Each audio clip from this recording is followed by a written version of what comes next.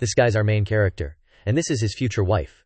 A super hot, super powerful cultivator at the great ascension stage that every bro simps for at first sight. That's right, our guy Ming was a demon lord in his past life who slaughtered the entire pig clan, so he was hunted down by so many people that he had to self-destruct and be reborn back to the time when he first met his wife. But right now, his wife has no idea who he is. Stay tuned to see how our main character uses his bullshitting skills and knowledge from his past life to win over a great ascension stage powerhouse. The story opens with a village being attacked by a pack of ferocious werewolves. Suddenly, the werewolves spot a frail and helpless girl and pounce on her, ready to tear her apart, but her face remains fearless as she waves her arm, sending the wolves flying for massive damage. She looks at the scene before her, feeling sorry for the situation. She never expected a normal village to be attacked by wolf demons. Poor mortals. Suddenly, our main character, who was sleeping soundly, sits up abruptly and starts rambling. Ah, am I not dead? Where the heck am I? He sees the hottie in front of him and instantly simps, yelling, Han Yan, why are you here? Did you save me? Han Yan's resistance seems a little weak. How do you know my name? Let go of me first, I don't know you.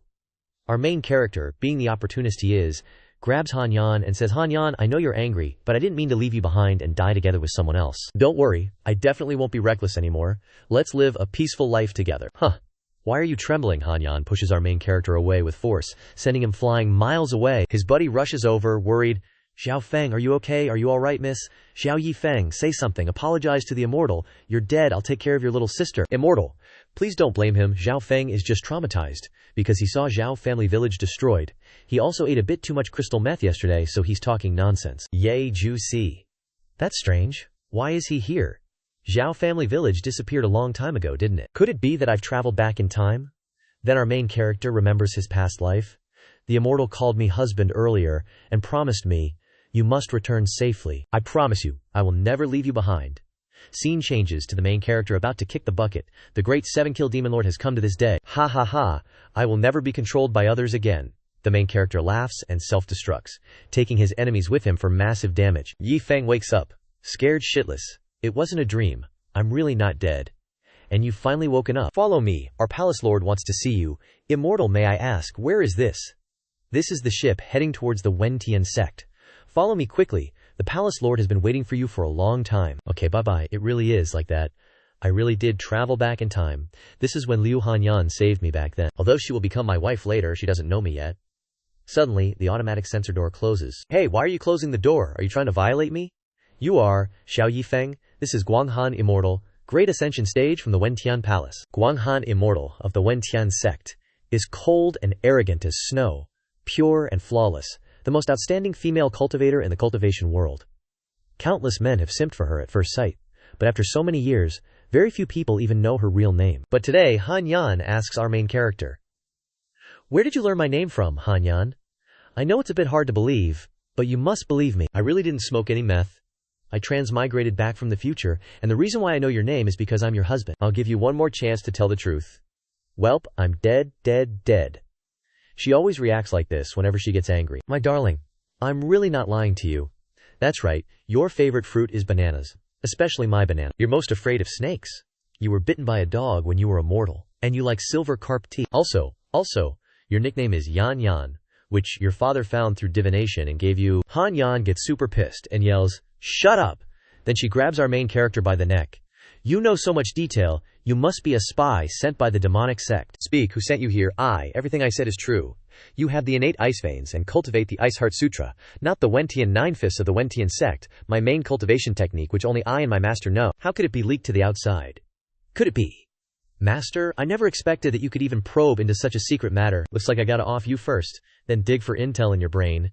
Seeing things go south, that dude Meng pulls out his ultimate move. She's got a red birthmark on her thigh, shaped like a teardrop. Hearing that, Han Yan immediately drops dude.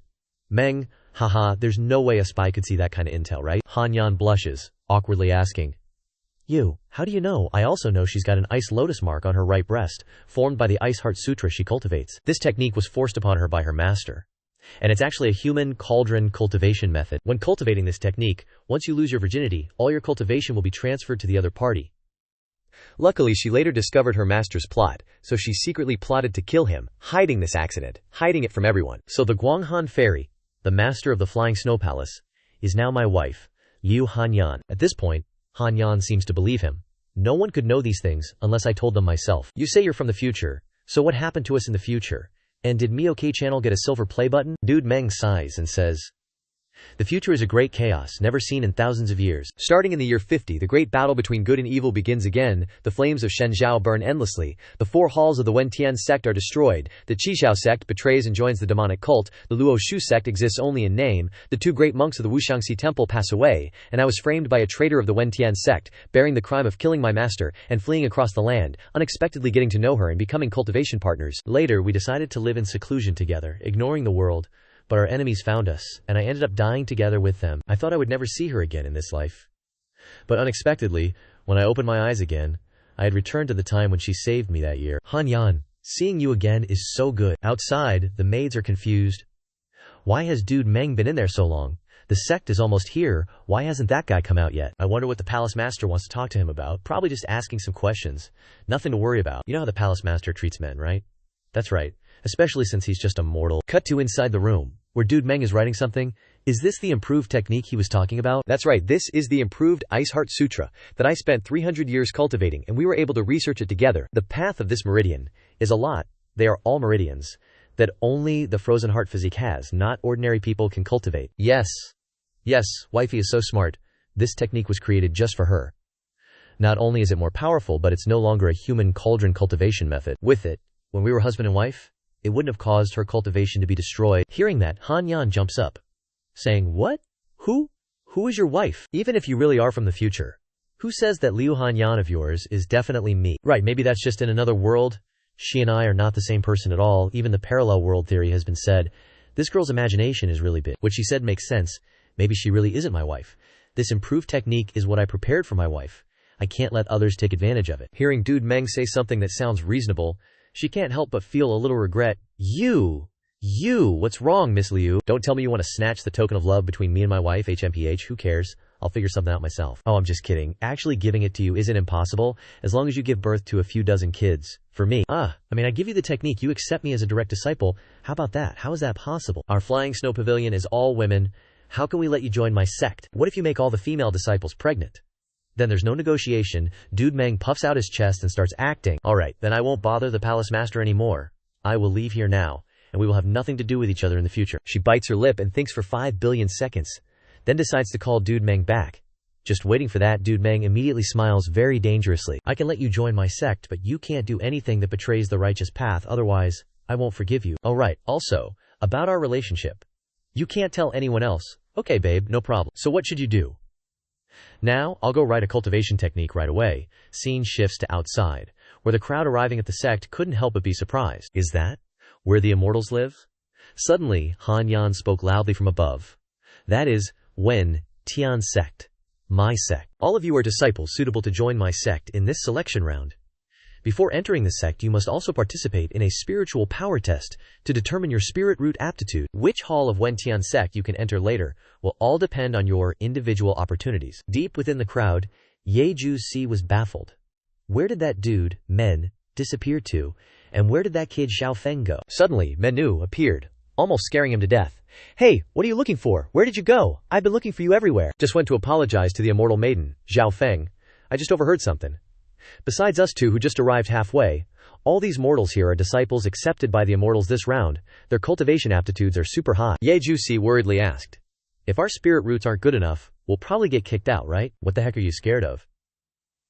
This cultivation stuff isn't just about talent, it's also about fortuitous encounters. Who knows, maybe your fortuitous encounters are really good, you make a lot of sense, I'll try my best. Haha kid, you definitely have great fortuitous encounters ahead. Who would have thought you'd be the one with the strongest aptitude among these disciples, way stronger than me. But this time, I've already prepared beforehand. Come on, let's go take the spiritual power test. Scene shifts to the sect's spiritual power testing area. Xiao Feng, look. All around us are immortals. And why are there empty spots in front of them? Those are the seats for the hallmasters of the 9 great halls of Wen Tian Pavilion. Look. Suddenly, 9 chairs appeared, and 9 pillars of light, representing the 9 hallmasters, emerged. Xiao Feng, quickly, let's bow. Don't be so impolite, Men. Also bowed. But his head was still peeking up to eye the girls. Dispense with the formalities. Welcome everyone to my Wen Tian sect. I am Guangling, the sect master of Wen Tian sect. All you young friends are chosen prodigies, hailing from different places, and are qualified to join my sect. However, before officially entering, You still need to undergo a spirit root test. Afterward, the true venerables of each hall will choose their disciples. Do you all understand? Okay, understood. Seeing his friend was a bit nervous, Men comforted him. Don't be scared, bro, you'll definitely get in. This item here is for the spiritual power test. Based on your spirit root aptitude, it can be divided into 4 types, A, B, C, D. When your name is called, please step forward, clearly state your name for attendance, then place both hands on the testing artifact. Zheng Niu. Yes, master, just place my hands on it, right? Okay, wood spirit root, mid B grade. Acceptable. Next, Zhang Ling Hang. Damn it, I don't even know what that kid's spirit root is. If it's a B grade, it'll be easier for me to find a reason to take him as my disciple. Guanghan Jr. Sister. By your expression, have you already found a disciple that caught your eye? Not yet. For now, it was Ye Juxi's turn to go up for the oral test, and his spirit root test revealed a peak A grade aptitude. Haha. Ye Junior brother, congratulations, congratulations. Tonight, come to my room, let's spar and discuss the Tao, okay? Guang Ling's eyes crinkled with laughter upon seeing such a high aptitude disciple acquired. Haha, not bad, not bad. I didn't expect to find such a talented disciple this time. Guanghan Jr. Sister. I heard this disciple is one of the 2 you brought up halfway. I wonder about the other person. Next up, Xiao Yi Feng. Sing. I didn't expect to have to experience this again. He gently placed his hand on it, as if he already knew what would happen. The orb displayed the words, Ding Jia, leaving the crowd speechless. Is that for real or fake? Am I seeing things? D lower. Did someone get high yesterday and still haven't sobered up? Weren't they all supposed to be chosen prodigies from various places? How can someone have that kind of aptitude, D lower? This aptitude is basically no different from an ordinary person, right? I heard at best, they'll just become a handyman. At best, they'll be a side character in some story. Want to try again? Maybe the test item was faulty? No need. How useless I am. Don't I know it myself? Hearing this, the examiner was totally dumbfounded. Why isn't this going according to the script? Something's off. Xiao Feng walked over to Ye Juxi with a smile. So, great genius. Aren't you way more outstanding than me? Xiao Feng, my apologies, I didn't know. Don't overthink it. If it's your innate talent, then cherish it. Besides, am I the kind of person who needs aptitude? I get it, huh? Why do I feel like someone's watching me? Haha, looks like she's pretty mad. Han Yan couldn't help but worry. How could this kid have such aptitude? Wu Ya Palace Lord, Su Tianyi, pissed as hell, slammed the table and chairs, saying, which damn bastard took money to shove a kid with this kind of aptitude into my sect? Taking money is one thing, but don't be so outrageous about it. Han Yan suddenly spoke up. I'm the one who let him in. Junior brother Tianyi. Do you have an objection? Even senior sister Guanghan shouldn't bring in a disciple with such aptitude, right? Didn't you check him before? Oops, I forgot. What's the big deal? I'll definitely remember next time. You forgot again.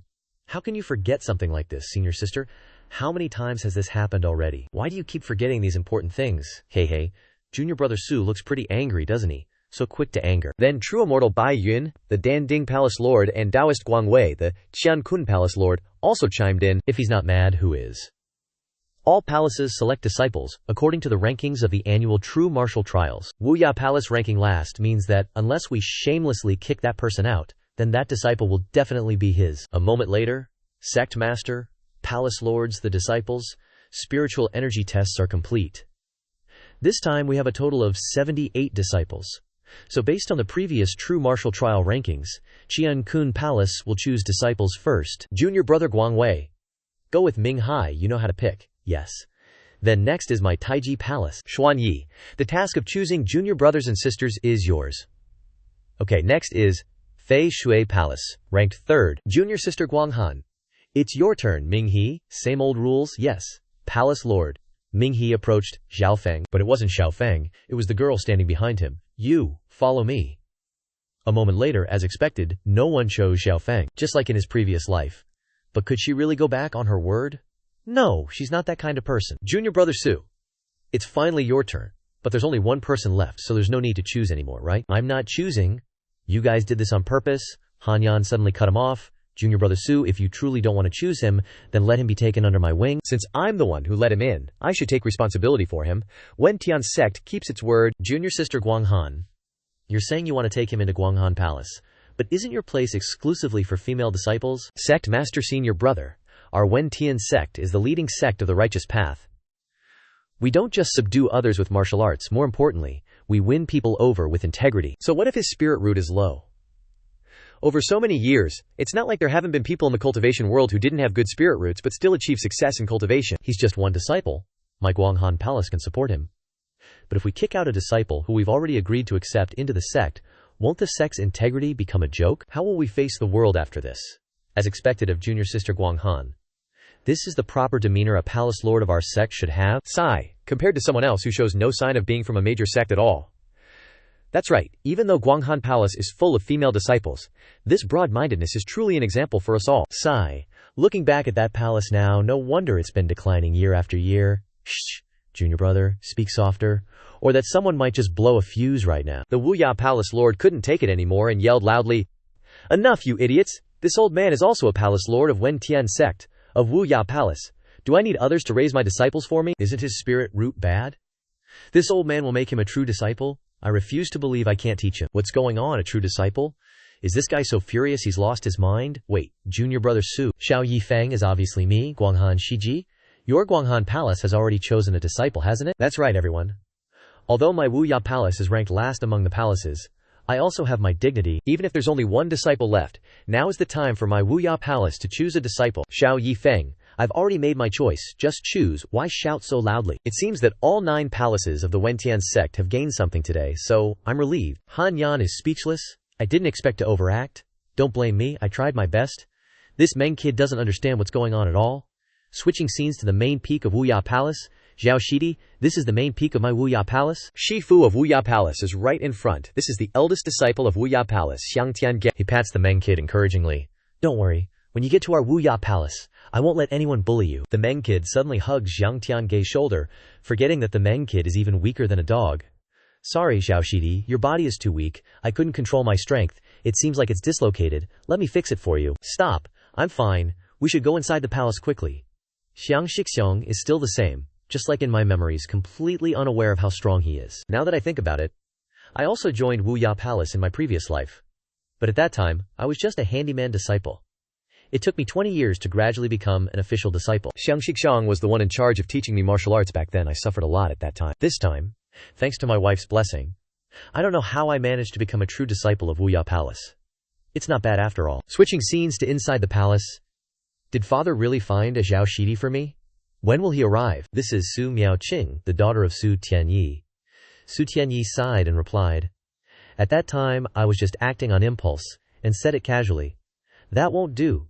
Father has already said that he would take him as a disciple in front of so many people. I think taking a disciple is also very good, didn't you say so?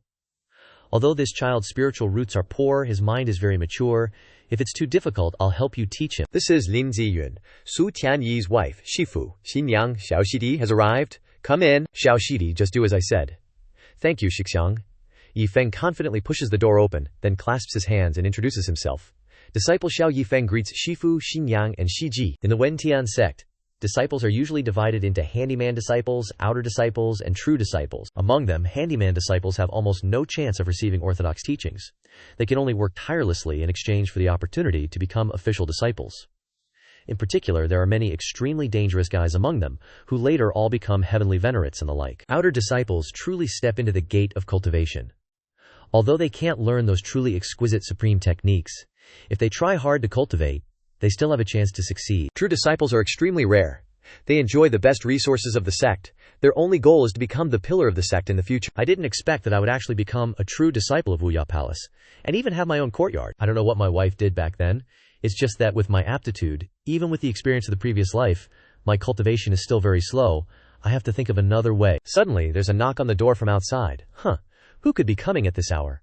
Coming! Beibot. The Meng kid opens the door and sees a big, gossipy salamander.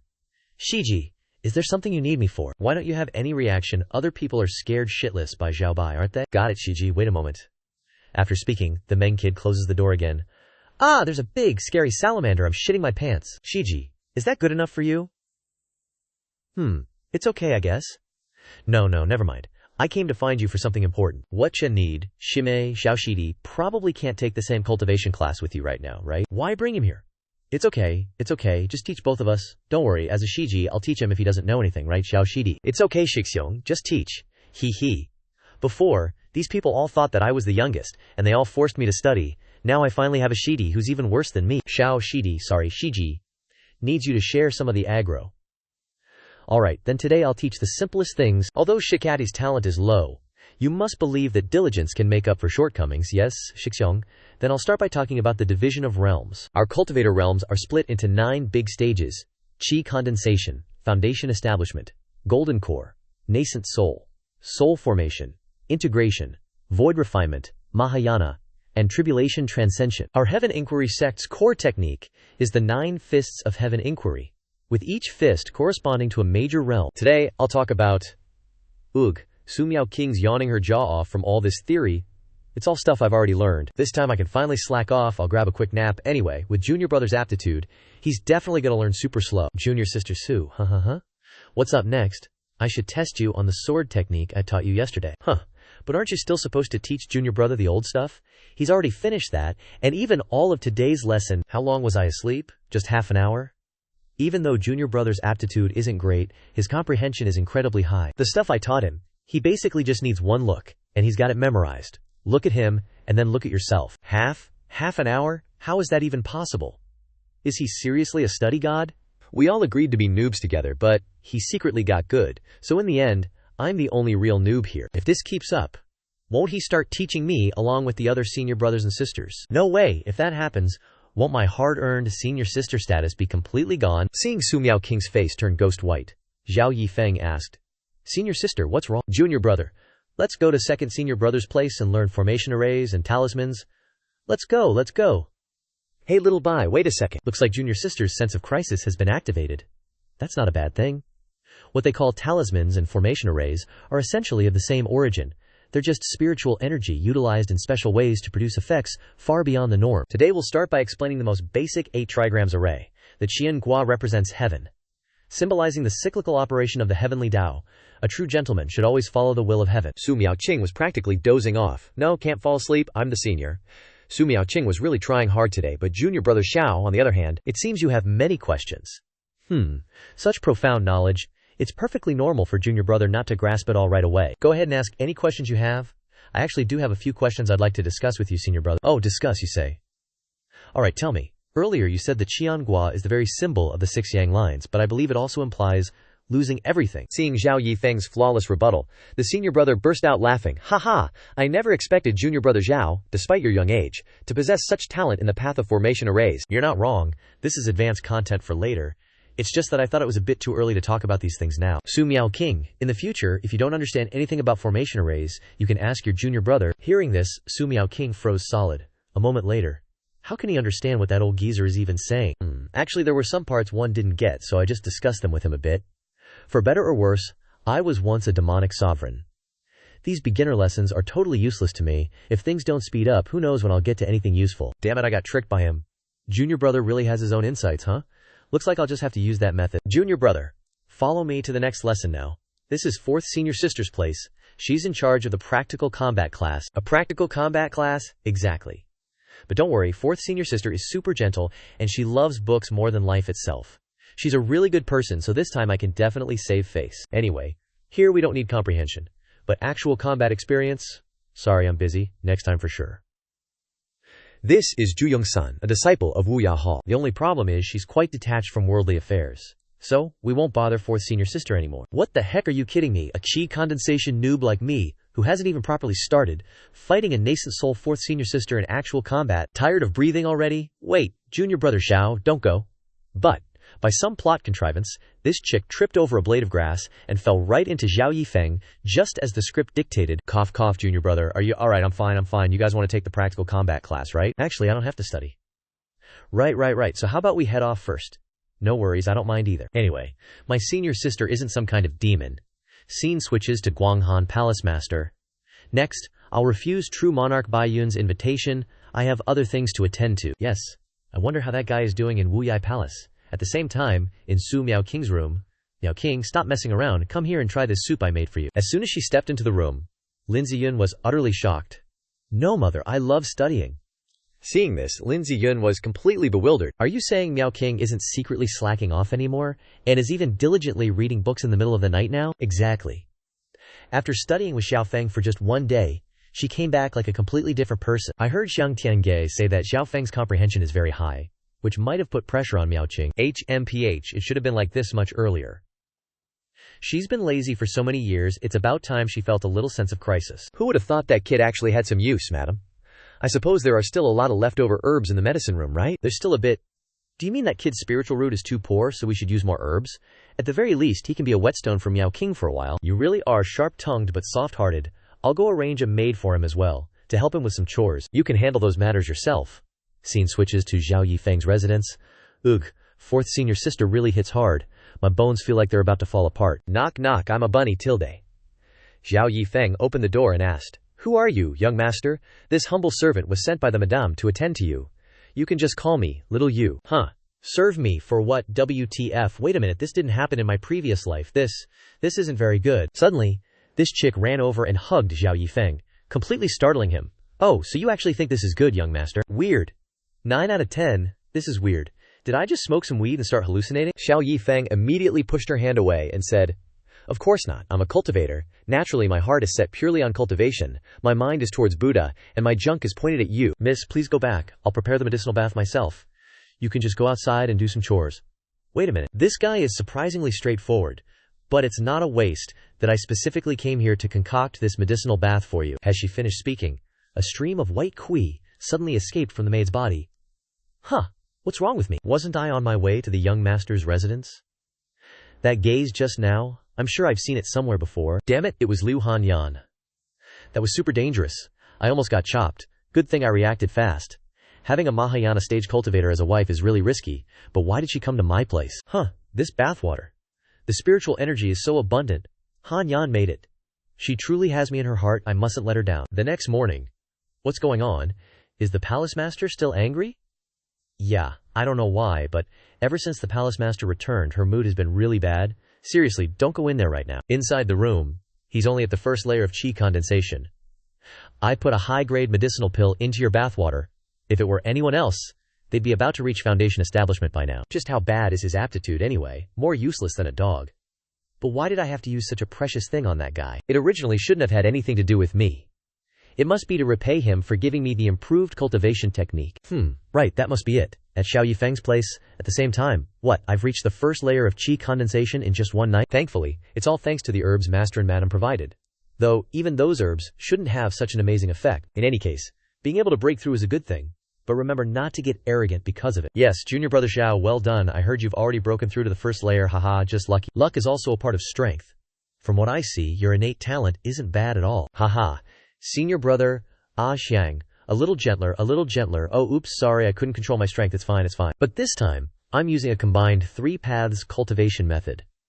Although my strength will be very great, my cultivation speed should have been much slower than in my previous life. What did the missus slip me back then? Could it be my cultivation talent actually got a boost? 2 years later, Skip, Miao Ting broke through to the 7th level of chi refining.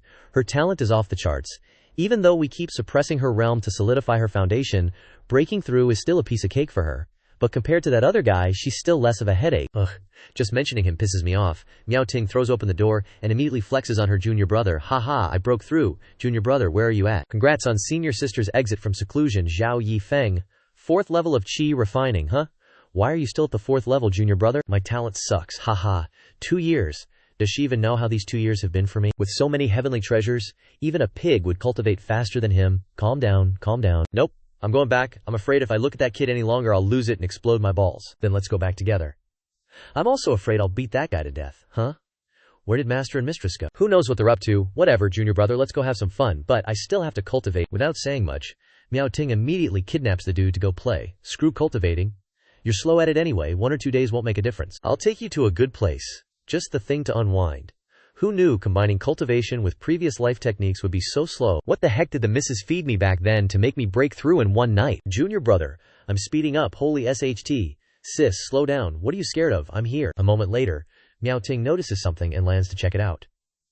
In front of them is a massive, supersized dog that's been mostly butchered. Judging by these bite marks, it was a fatal wound. This is a demonic beast we raise at Dianwun High. Who dares to attack our demonic beasts? Saying that, Miao Ting pulls out the Pokeball. Zhao Bai, you're up. Sniff around and find out where the culprit is. Senior sister, this Gale Wolf has at least the strength of the 5th level of Qi. Refining. It's highly likely the culprit is an even stronger demonic beast. Don't worry, this is the back mountains. The strong demonic beasts have all been taken care of by my dad. I can handle the rest. Hurry, follow me. Xiao Bai seems to have found something. After a while, Miao Ting also senses that Xiao Bai has transformed back to its original form. Xiao Bai, what did you find? Ahead is a pile of wolf corpses. While the two are paying attention to what's in front of them, a snake from behind is planning to hit them with the sneak attack. But the dude sensed the danger and scooped up Miao Ting, dodging a fatal blow. Immediately after, Miao Ting's mouth cannon was blasted away, badly injured. So Miao Ting recalled it. The dude is scared shitless, pointing upwards. Above is a giant boa constrictor firing Cam Roko with its mouth, planning to finish them off. Miao Ting immediately uses the Phantom Sword skill and launches it at the boa constrictor. Two attacks explode in a cloud of green smoke. This is bad. This smoke is poisonous. Xiao Feng is done for. Sis can't sleep. Just as the script says, the boa constrictor rushed to put the whole group on the scoreboard, but it was all a fake-out by Miao Ting to lower the boa constrictor's guard, using a magic formation to shock the ass out of the boss boa constrictor. Junior brother, good thing you were here, senior sister.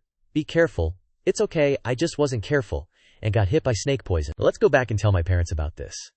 But the boa constrictor isn't dead, it's still alive and kicking. How is that possible? My parents once said that demonic beasts with chi refining cultivation definitely cannot escape this move. So its foundation establishment realm. This boa constrictor is a total scammer, acting poor. The boa constrictor is super salty and immediately charges. Miao Ting dodges successfully and slashes at the boa constrictor. No good. Its skin is tougher now. Gotta think of something. That's right, the eyes. Miao Ting jumps onto the boa constrictor and runs up. Its weakness is its eyes. It seems this boa constrictor knows Miao Ting's intentions and uses shockwaves from its eyes, causing the toxins in Miao Ting's body to spread faster. Seeing Miao Ting stunned for a sec, it seized the chance, using its tail to smack the crab onto the floor. Miao Ting kneeled on the ground, pleading, "Am I gonna bite the dust?" While lunging forward, it suddenly froze. That's because Meng grabbed its tail and yeeted it far away. Then Meng swaggered towards Miao Ting like a total badass. Miao Ting desperately told Meng to bounce, ASAP, but Meng was like, "Nah, fam." Then told Miao Ting to send a flare for backup. Miao Ting immediately fired a signal, but messed it up at first. "My bad. Don't worry, Shiji. Leave it to me now." Then, with a smirk, he said, "I'll use you as a warm-up." But as soon as he punched the eel, Meng's arm frickin' broke. No idea why he was hyping himself up about warming up. Meng clutched his arm, looking lost in thought. My arm's gone to pieces. The power gap is too damn huge. Though he dodged the eel overlord, he couldn't hold out for long. The eel was ready to throw hands like a boss. But Meng knew its game. He ran up and booted the eel in the face, making it spit out a geyser of blood. The enraged eel attacked Meng with its tail. But Meng was faster than a cheetah, vanishing into thin air. The eel turned around and saw Meng crawling all over it, so it shook its body to send him flying. Meng hatched a plan, using his fingers to poke the eel's pressure points, making it scream in agony. The eel flicked Meng off, sending him crashing to the ground, shattering a billion bones. Cough. Damn. Only managed to wound that beast. Total fumble on my part. In the nick of time, an attack zoomed in, stunning the eel. It's Xinyang here to the rescue. Meng Verer, are you okay? Wake up. Cut to Liu Han Yan, who was cultivating but ran into a snag. Weird. Bing Jin's technique was at a crucial moment. Why do I suddenly feel uneasy? The hidden danger should have vanished by now. Maybe I'll visit that guy. It's been years. I wonder how much he's improved. Just a peek. I don't owe him anything anymore. On the way, she bumped into an acquaintance. Isn't that Guangsheng Daoren? Guang Shixiang, hold up. Looks like you're headed to Wuyai Hall. What's the haps? Do you remember that disciple Yishidi? Took in a few years back, Yishidi just messaged me, saying that disciple is critically injured, on death's door, and asked me to come help light some incense? Can you believe it? Just a disciple with crappy spiritual roots. Before she could finish, Han Yan zoomed off at warp speed to Meng's location. WTF. What's wrong with Guanghan Shimei? Meanwhile, Miao Qing was getting healed by her Shixiang. How's Miao Qing? Got a few fractures, plus some eel venom, but I've purged it. She'll bounce back in a couple of days. The real problem is Xiao Shidi. De Shixiang. How's Shifu? Is Xiao Shidi okay? Injuries are too severe. Shifu and Xinyang barely managed to keep him hanging on by a thread. Don't worry, Shifu called Guangsheng Senior. He's a top-tier doc. I want to head to the back mountains. The back mountains are huge. What are you going to find alone? Yeah, Shixiang, chill a bit. Are we just going to wait here doing zilch? Hold up, some big shots are here. It's Han Yan and Guangsheng outside. Ha. Guanghan Shimei. I'm done for. Too tired. Need a breather. Guangsheng Senior? And Guanghan Senior? Why are you here? Where's Xiao Yi Feng? Xiaoshidi, Shifu, and Xinyang are healing him at the main hall. Hearing this, they both dipped ASAP, leaving everyone gobsmacked. Shifu even invited Guanghan Shishu. No clue. Cut to Meng's waifu. Let me take over. You get some rest. No need. I still have some juice left, but Xiao Feng's heart meridian is getting weaker by the sec. When is Guangsheng getting here? We're here. You're finally here, senior sister Guanghan. What's wrong with you? Hurry up and see how you can treat him. Hey, who orders people around like that? After checking out the dude's dried-up corpse, Guangsheng's face went pale as a sheet. Seeing this, Han Yan asked anxiously, "How's the situation?" "To be honest, this guy's injuries are critical, his meridians are damaged, I can fix him, but it's gonna cost ya." "How many medicinal ingredients do you need?" "I'll provide them." "How could this have happened? I'm his master, I have as many heavenly treasures as you need." "If you knew you were his master, then why did you let him get injured this badly?" "Seeing you're being such a drama queen," Xingyun shouted. "That's enough. Treat him first, senior brother Guangsheng. Just do your best to save him. Since you've all put it that way, I won't say any more." "Alright everyone, let's begin." 6 hours later. Basically he's out of danger now. "We were really lucky this time. Thank you, senior brother Guangsheng." "Haha, it's nothing, my ass. You call this lucky? Lucky my foot. Who spends money like you guys, picking only the most expensive stuff to use? You guys are all hallmasters, so of course you're loaded. You're the ones who forced the use of these spirit medicines to get him to this state. Now that everything's done, I should be heading back, senior sister Guanghan.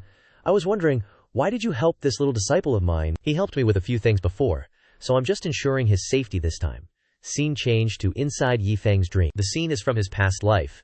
Back then, he watched too much JAV, went into a demonic state, and ended up slaughtering other sects. "In my past life, I was devoured by a remnant soul of a tribulation stage demonic cultivator, and was forced into a symbiosis with him. After a series of coincidences, he drove me insane, I fell into a frenzy, and was even framed for slaughtering a pig. Mo Tiang King, you entangled with me for half my life. In this life I will definitely not let you go." Just as the dude was tripping balls, his chick Miao Qing was by his side. "You really won't agree to forgive me?" "Wah, junior brother, I was wrong. How about you hit me? I definitely won't fight back." No, I was just dreaming." "Huh. What's that sound?" "Ah, young Master Xiao is awake." "How long was I asleep?" "You've been asleep for 10 frickin' years." 10 years? I thought it was 10 days. "Xiao Yi Feng is awake. How's his condition? Master? Mistress? No need to get up. I just came to check on him." "Xiao Feng, thank you for saving Miao Qing. If it weren't for you, I would have regretted it for the rest of my life." "Mistress, there's no need for that. I was just trying my best to fulfill my duty as a disciple. In my dream just now, I was being hunted down by the sect for killing a pig. I didn't expect to wake up to a scene like this for real." "My lady, take Miao Qing outside first. I want to talk with Xiao Yi Feng for a moment." "Why, I want to stay too, Dad. Don't give him a hard time. Be good. Your father just wants to thank Xiao Feng properly." "It's not like you don't know. Your father's very conscious of his pride. If we're here, he won't be able to act naturally." "Master, if you have something to say, just spit it out already. I've got cat videos to watch." "What is your relationship with Perfected Guanghan?" "Why do you ask, Master?"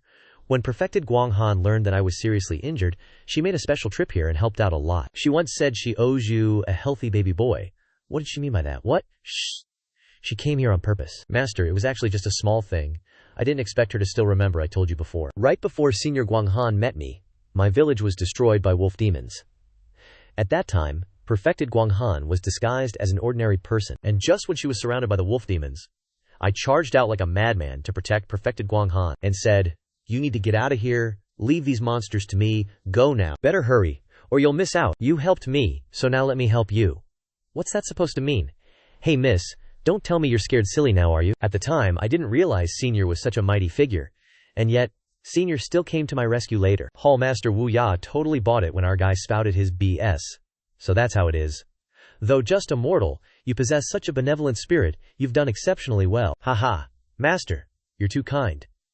Luckily, my past life wife's involvement can explain things a bit, but she really sacrificed a lot this time. If you ever meet her again, you absolutely must repay her with your whole being. Got it? Don't worry, Master, I'll engrave this kindness deep in my heart. Good then, recover well. I won't bother you any further. Farewell, Master. Oh, and about Miao Qing's matter, thank you. TCH, that arrogant old geezer. After the talk, our guy bounced up, full of beans. He got a huge favor from Liu Han Yan this time. Looks like he needs to boost his combat power quickly. Even if freeloading is awesome, I still need to be strong myself, huh? My cultivation base is at Qi Condensation 5th layer now. Coincidentally, Qi Condensation 5th layer is the threshold to unleash the Wuluo technique. There's finally one place I can go now. Scene change to a starry night. Our guy dashes to a certain cliff. This must be the spot. Immediately after, he jumps down. Below, there's a cave. Phew, thank goodness this place is still here. If I hadn't reached Qi Condensation 5th layer, I really wouldn't have been able to get in. He goes deep into the cave, finding a skeleton along with a sword inscribed with a few lines, like and subscribe. This is the inheritance left behind by a Mahayana stage cultivator. Perhaps this was the death place of a former enemy of the Wen Tian sect. As long as someone inherits his cultivation technique, they'll surely find an instant path to greatness. You must be thinking something like that, aren't you, Mo Tiancheng? After that, our guy tosses the flame in his hand, aiming to destroy the skeleton and the cultivation technique. The skeleton kept burning while our guy muttered BS to himself. Can you really endure this so well? Alright. Then I'll just keep burning your bones until nothing's left. Suddenly, a voice rang out from somewhere. Hold on, young friend. What's the rush, bro? A remnant soul emerges from the skeleton and speaks. Could it be that young friend is a disciple of the holy sect? Why do you know this venerable one's name? Or are you a fellow sect member? Enough talk. Our guy immediately attacks the remnant soul fragment. Mo Tiancheng, oh Mo Tiancheng, just look at your current state, truly shameless. At least you were once a tribulation transcending stage cultivator, yet you're groveling before a mere chi condensation realm guy. Utterly shameless. If it were me, I'd rather die of shame. Or maybe you want me to grant you an early release. What do you say? With that, our guy throws out several talismans, attacking Mo Tiancheng. Mo Tiancheng is scared stiff, soul-shattering talismans, specifically designed to attack the primordial spirit. You came here specifically to target me, fellow Taoists. We have no enmity, no grievances. Why are you treating me this way? You don't remember me. We used to be very familiar. You know, familiar, my ass. Damn it, if this keeps up, I'll definitely die here. I have to escape. Mo Tiancheng dodged all the talismans and quickly scurried out, though he was too rushed to even curse our guy. This debt today, this venerable one remembers. No matter who you are, I will make you pay a heavy price later. But our guy had already planned everything. He had set up a formation around the cave, trapping Mo Tiancheng like a dog in a cage. How do you like the taste of this 8 trigrams soul-locking formation? These are things I specially prepared just for you. Mo Tiancheng, today I definitely won't spare you. In my previous life, this guy almost successfully body-snatched me, leaving my consciousness muddled and chaotic for the rest of my life, constantly on the verge of Key's deviation. Seeing there was no escape, Mo Tiancheng immediately turned to attack our guy. Damn it, you mere chi condensation realm brat. You refused the toast, choosing the penalty instead. Today this venerable one will devour you. But our guy was unfazed. He raises his hand and shouts, 10,000 spirits immortal slaying sword. The sword stuck in the ground automatically flies up, then darts out, slicing Mo Tiancheng in half. Why, how can you control the Zan Xian? The dude yelled. Lock! A chain appeared out of nowhere, binding Mo Tianqing. The soul-locking chain of the Wen Tian sect. Are you one of them? Hee hee. God damn it. Even if I'm reduced to ashes, I'll drag you down with me. This is the soul-separating dagger of my holy sect. The dude started forming some hand seals. The Formless Sutra of the Formless Temple. The nature of rivers. Originally pure, inherently complete, neither arising nor ceasing, neither moving nor shaking, capable of generating all things. Yo bro, can we talk this out, Taoist friend? Hear me out. Oh. You still got something to say, Taoist friend. You're probably from some famous clan too, so you must know how many treasures a Great Ascension cultivator has. I can tell you the locations of all of them in exchange for my life. Sounds tempting. That's right, that's right. As long as you spare me, all those treasures will be yours. Taoist friend. All rivers flow to the sea. Learning from the strengths of others, you must need resources to cultivate, right? Give me a little time, and I can break free from this damned soul-locking chain. You make a good point. After I wipe you out, I'll find a chance to go grab those resources of yours, the dude shouted. Annihilate. Mo Tianqing's remnant soul vanished, just like that. Suddenly, something from the remnant soul entered the dude's body. Is something in me devouring Mo Tianqing's soul energy? A golden lotus bloomed from Xiao Yi Feng's hand. This seems to be the wrath of Buddha lotus of the Yan Emperor. What exactly is this lotus? In my past life, I almost got body snatched by Mo Tianqing. It was thanks to this that I was able to retain my consciousness. But back then it was just a bud. Whatever, I'll find out eventually. The fact that I can transmigrate back in time might be related to this. The most important thing now is, of course, to loot all these treasures. I wonder what this book is made of, that it didn't burn. These days, everyone uses jade slips. Only those ancient sects still use books for recording. This kind of precious relic is naturally for me to keep. This thing is good stuff too. You can tell at a glance it's a top-grade defensive magic treasure. Can't waste it. And a storage ring. I'm rich. Suddenly, the Zihan Xian sword emitted an extremely intense aura. Zihan Xian sword. This sword isn't easy to take. This Zihan Xian sword is an ominous blade, a weapon born from endless death. The power of this sword is immense. Many people have fought tooth and nail over it, but not everyone can easily obtain it. I was almost drained of all my soul energy by it. Not a drop left. Mo Tianqing turned into that ghostly form because of this sword too. Ha ha, well, maybe we'll meet again. The dude immediately hauled ass and ran, but the sword chased after him, not letting him escape. Crap, it can't be this bad, right? Suddenly the sword spoke. You smell so good, scaring the dude half to death. The Zihan Xian sword gradually transformed into a human form and said, Your soul smells delicious. Can I take a bite? Cough cough, I don't have enough for you to eat right now. How about this? You just follow me, wait till I fatten up a bit, then eat. How's that sound? WTF, dangerous, dangerous. If this thing takes a bite, I'll be drained dry. Follow you? You mean acknowledge you as my master? But you're so weak, why should I follow you? Wouldn't it be better to just eat you? Huh. Well, there's definitely a reason. Look, at least I'm more handsome than that skeleton, right? Damn, that's a good point. Alright, deal. I'll follow you for now. I'm sleepy, gonna take a nap. It's settled then. Next time I wake up, you have to let me. Hey, hey, hey. Lucky me, being handsome means I won't starve. Still gotta rely on my charm. This trip wasn't a waste after all. There are hundreds of high-grade spirit stones in this ring. Gotta dash, gotta dash. This is enough for me to cultivate for a long time. Next stop, the Arctic Ice Plains in the Northern Emperor City. The next auction item is the dragon-embroidered jade pendant for protection. This jade pendant was crafted by a senior from the Tribulation Transcending stage for their descendants. It doesn't require spiritual power to activate, and can unleash the protective power of a nascent soul cultivator 3 times. The starting price is 500 high-grade spirit stones. Upon hearing this, the auction attendees scoffed, saying it was just something for juniors, and unexpectedly so expensive. Who knows who would buy this for their disciples? Exactly. This is useless for experts and too extravagant for juniors. Are you kidding me? Unless you're a second-generation rich kid, does no one really need this starting at 500? This item is already a steal. Suddenly, someone bid 600 high-grade spirit stones, making the auctioneer burst into tears of joy. Guang Han Fairy of the Wentian sect has bid 500 spirit stones. Anyone want to go higher? Han Yan wants to buy this for Meng, otherwise he's as weak as a dog and will get his head smashed in. By the time I get back, that kid will probably be joining the enforcement squad training, so it should still be in time. Seeing Han Yan buy this item, the 2 disciples accompanying her couldn't help but be curious. Who do you think Master will give this jade pendant to? Could it be for him? Don't talk nonsense, I thought it was for you. As they were walking, someone cut in. Greetings, fairies, please hold your steps. It turned out to be the city lord of Beidi City. Lin Tianyo. I wonder what's the matter. This is Lin Tianyo, the city lord of Beidi City. He said, Guanghan Fairy is already leaving so quickly after just participating in the auction. We still have many precious treasures that we haven't brought out yet. If the fairy? No need. I'm not interested in other treasures. City lord, please return. Wait, the jade pendant the fairy bought earlier must be for some beloved disciple, right? I happen to have a bottle of enlightenment dew pill here. I don't mind giving it as a gift. Seeing this guy sticking around, Han Yan's 2 disciples drew their swords to threaten him. City lord, please hold your steps. Please don't make things difficult for us. Even her disciples have such a strong demeanor. What are you looking at? They've already gone far away. HMPH. Hey Laogi, why aren't you participating in the auction and running over here? Hey, what auction has such beautiful fairies, right? Don't talk nonsense. I'm just here to see them off. Alright, we're all familiar. Do I not know you? You've been looking at Guanghan Fairy for a long time, haven't you? Ahem. I'm just admiring her, Trisk. It's a pity I heard she's not interested in any men, otherwise I would definitely try my luck. Let's go back to the auction. You're not Meng, what makes you think you can hit on Meng's girl? Hearing this, the palace lord was still very determined. Thinking of a way. Not interested in men, huh? Scene change. To the Wunai Palace of the Wentian sect. Greetings, senior brother. Has junior brother emerged from seclusion yet? Not yet. Young master has been in seclusion for over a month, I understand. Then I'll come again in a while. As he was about to leave, a beam of light emanated from Meng's room. Looks like he's out of seclusion, eldest brother. Please come in. As Tian Get entered, he was greeted by an attack from Meng to test his strength. Tian Get smiled gleefully. Nice one. Then he raised his hand and flicked it lightly, and Meng's attack was nullified. Not bad, junior brother. Looks like you're familiar with the strength of the 7th level of Qi.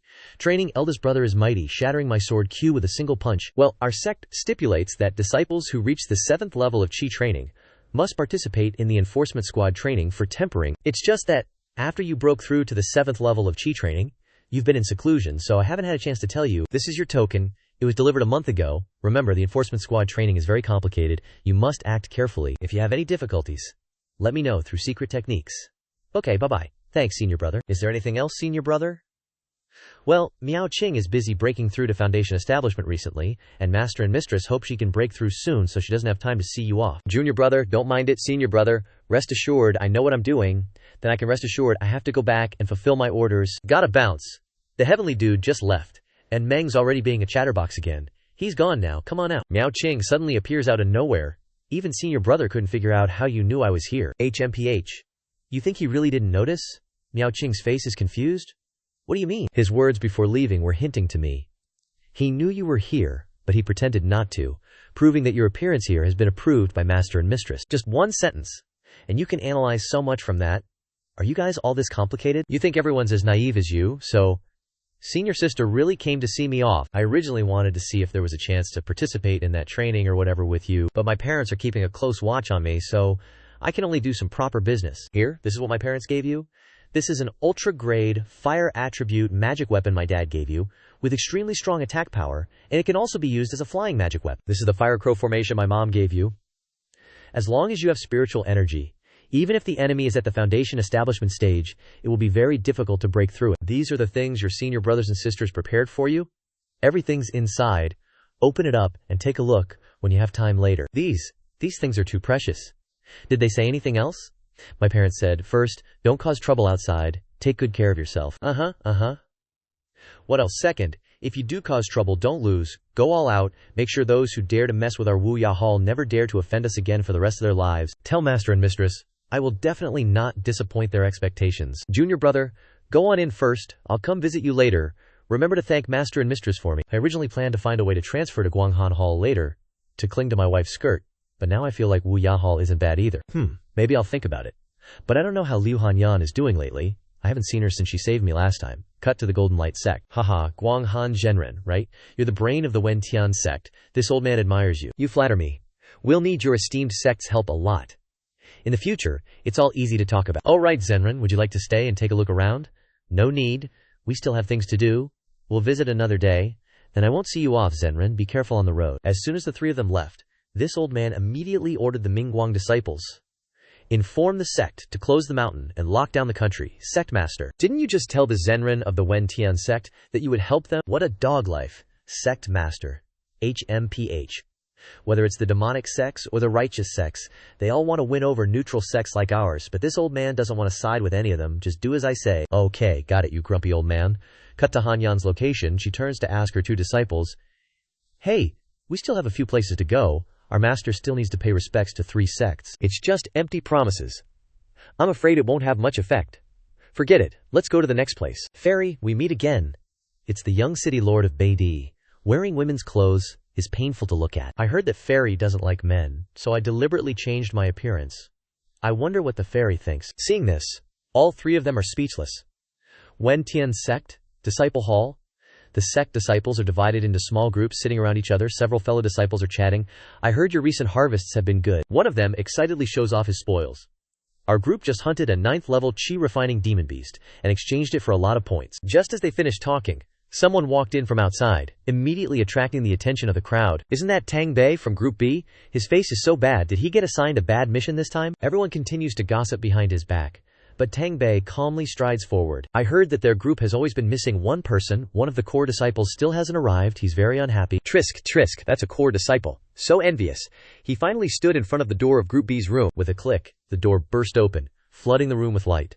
A few people were already waiting inside. Lin Mi greeted him as soon as he appeared, and team leader Li Feng immediately inquired, what's our mission this time? Tang Bei strode to the table and slammed his hand down, announcing, rotating shifts guarding Wentian River. Lin Mi nodded thoughtfully and replied, based on the available intel, the demonic beasts near Wentian River have been unusually fierce lately. Wentian sect disciple Zhao Ming chimed in, that's because it's the time of year when our sect harvests the inner cores of the azure-eyed swimming fish. The demonic beasts naturally know this, so they're extremely vigilant at this time. Li Feng cursed inwardly, slamming the table hard. TCH, that turtlehead still hasn't shown up. How are 5 people supposed to patrol Wentian River? As soon as he finished speaking, a voice came from outside the door. Sorry, I'm late. He held up a token and announced upon taking his orders, this is Team Yihai, right? I'm Xiao Yi Feng, here to participate in the enforcement squad training. Tang Bei frowned and glanced at him upon hearing his introduction. You're Xiao Yi Feng? You're a month late. I need an explanation. Yi Feng cupped his fist in a respectful salute to the team leader and answered, I just broke through to the 7th level of the chi refining stage. I was still in seclusion when I received the summons, so I was delayed for a while. Li Feng waved his hand dismissively. You sure know how to play it up. You think you're in the foundation establishment stage or something? Just chi refining, who secludes themselves for a whole month. He taunted Yi Feng. It's not that you didn't dare to come. Really think that everyone else is an idiot. Wuyai Hall really is full of turtleheads. Instantly, a hand shot out, and before he could dodge, he ate a stinging slap. And it wasn't just any slap. It sent Li Feng flying into the wall behind him. Yi Feng wasn't ready to let it go, and followed up with another punch. Li Feng shouted in fear. What do you think you're doing? Lin Mi and Zhao Ming were also startled. turning their heads to watch the commotion. The punch was right in front of his face, and he turned ashen. Breaking out in a cold sweat, Tangbei acted at the right moment, grabbing his wrist and reminding him, "Xiao Yi Feng, harming a fellow disciple, aren't you afraid of violating the sect rules?" Yi Feng scoffed dismissively. "So you do know the sect rules. Where were you when he was insulting my sect?" I also stepped in to mediate. All right, calm down everyone, we're all fellow disciples, don't ruin the harmony." Tangbei released his hand. Hearing everyone's words, the anger in his heart subsided a little. He bowed his head and apologized. "That makes sense, Li Shixiong. I'm not the best with words. Please forgive me if I offend you next time." Li Feng was still fuming. I will remember you." Team leader Tangbei got down to business. "Alright, now that Xiao Yi Feng is here, we'll split into teams of 6 this time. Wentian River has a total of 4 branches that need patrolling. We will naturally divide into 4 teams." He started assigning the small teams. Zhao Ming, Lin Mi, you 2 are 1 team. Hearing his assignment, he happily whistled, Li Feng, you and Ling Cc are a team. Now there's only the team leader, and Xiao Yi Feng left. I see that your strength seems to be quite good, so you and I will each be a team. Do you have any problems with that?" Yi Feng agreed. "I'm fine with that." As soon as he finished speaking, a voice objected. "I object." Sisi prettily looked at the team leader to make a suggestion. "I want to be on a team with Xiao Shixiong." Seeing that the girl he liked was repulsed by him, he ran over to explain, "Shimei, I was just suddenly ambushed and didn't have time to release my magic." She also looked sad and replied, "I know. Although Li Shixiong isn't good looking and isn't good at close combat, he is still very strong as long as he prepares well." Hearing her say that, Li Feng almost had a stroke. Tangbei immediately agreed with his fellow disciple's opinion. "Alright, if that's what Shimei wants, then you and Xiao Yi Feng will be on 1 team. Then everyone, let's set off." The 6 members of their team Yihai began their new journey. Yes? The key of the sword slashed through the waves. They were riding on a long sword together. "Ling Shimei, why did you join my team?" Yet she replied frankly, "Li Shixiong is really too ugly. I wanted to look at someone more handsome." Yi Feng glanced back and thought highly of Cc. This Shimei's mouth is as sweet as honey. However, she then patted and punched him. "Although I heard that you are the lowest qualified direct disciple in recent years, I say that, will you not be angry?" His face turned grim, feeling uncomfortable in his heart. He is so big, and still hasn't been beaten to death. It seems that this woman is not simple. Yi Feng also secretly assessed this woman, Ling Cc, heavenly talent Yi level, born with a water-attributed spiritual root and is a direct disciple of the Rufeng Hall. Because of her cute and pretty appearance, and gentle personality, she was very well liked by all the senior and junior brothers. At least, that was the case before she opened her mouth. As soon as she saw her 2 relatives land, she greeted them incessantly. "Master, senior brother, welcome back." But the next second, in what could truly be considered a disaster, she immediately started asking questions like 10,000 arrows piercing the heart. Senior brother failed to confess to senior sister again. This is the nth time, right? Is it that senior sister isn't interested in you? Her senior brother instantly felt his mood plummet to rock bottom, hastily clutching his aching chest. Junior sister, please stop." C spared no one, young or old. All were wounded by her ignorant questions. "Master, why is your hair getting thinner and thinner? Is it because you're too old?" The old man felt the same as his disciple. Recounting the events, she stood akimbo, displeased with their hastiness. "As soon as the enforcement team training started this year, Master and senior brother rushed me in here." CC muttered accusations, showing not the slightest hint of reluctance.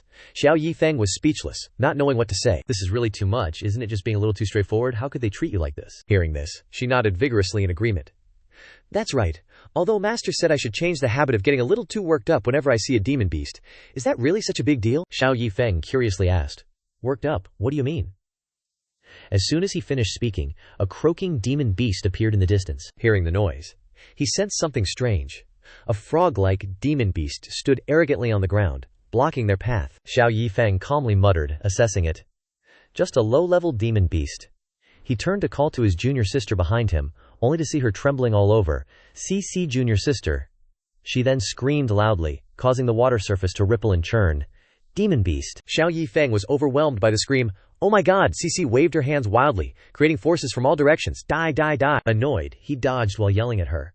"Hey, calm down, you're hitting the wrong person." But 6C still wouldn't stop. Still completely worked up, demon beasts must die. The water surface created a violent surge. The demon beast was finally defeated, kicking the bucket right on the water. Only then did CC calm down. She then remembered Xiao Yi Feng, and looked around. "Senior brother, where are you?" Xiao Yi Feng descended when he felt safe. "Here." She tearfully grabbed Xiao Yi Feng's arm. "I was scared by a demon beast again." Demon beasts are indeed terrifying. Xiao Yi Feng awkwardly didn't know what to say. Are you sure you're the one who's scared by it? Xiao Yi Feng pondered this woman's power. Although this girl is timid, she can use magic to spread it on a large scale so easily. CC was still hugging his side, wailing intensely. Demon beasts are the scariest. Xiao Yi Feng glanced over, puzzled. This widespread attack ability is too wasteful to use for single target attacks. He planned to lead her further. Junior sister, I know a patrol route where you almost never encounter any demon beasts. Hearing this, her eyes lit up like crystal lamps. Really? After taking only a few steps, another demon beast appeared. As more and more appeared, he feigned innocence and said to CC, "Oops, looks like we've walked into a demon beast den." CC was immediately triggered, unleashing powerful attacks. While Xiao Yi Feng stood by and watched the fun, he maintained his principle of leading her to demon beast dens. Oops, wrong one. Each time, CC was triggered, and her attack power was unleashed powerfully. Kill. Xiao Yi Feng just stood behind, cleaning up the mess. He appreciated this girl. Undeniably, this efficiency was truly fast. At this rate, the patrol can be completed very quickly. Xiao Yi Feng grinned happily. This is the correct way to use a junior sister. They had cleared so many dens, and still hadn't arrived. C found it strange. Senior brother, where is this safe place you were talking about? Xiao Yi Feng gently patted her shoulder, comforting her. Don't worry, we'll be there very soon. Just persevere a little longer. The water surface suddenly changed color strangely, attracting his attention. There are still some stragglers. It wasn't just one area. They were all surrounding where CC and Xiao Yi Feng were standing. He frowned and exclaimed, "Something's not right." Ye Feng quickly grabbed CC's arm and flew up high, dodging. An arrow shot up from underwater towards the sky, as if trying to take them both down. The terrifying scene unfolding before her eyes made C frantically pat his shoulder. What is that? A giant, terrifying monster called the Foundation Establishment Stage Crocodile Demon Beast. Yi Feng frowned in anger. Foundation Establishment Stage? C's face turned green. How can there be a Foundation Establishment Stage Demon Beast here? What do we do?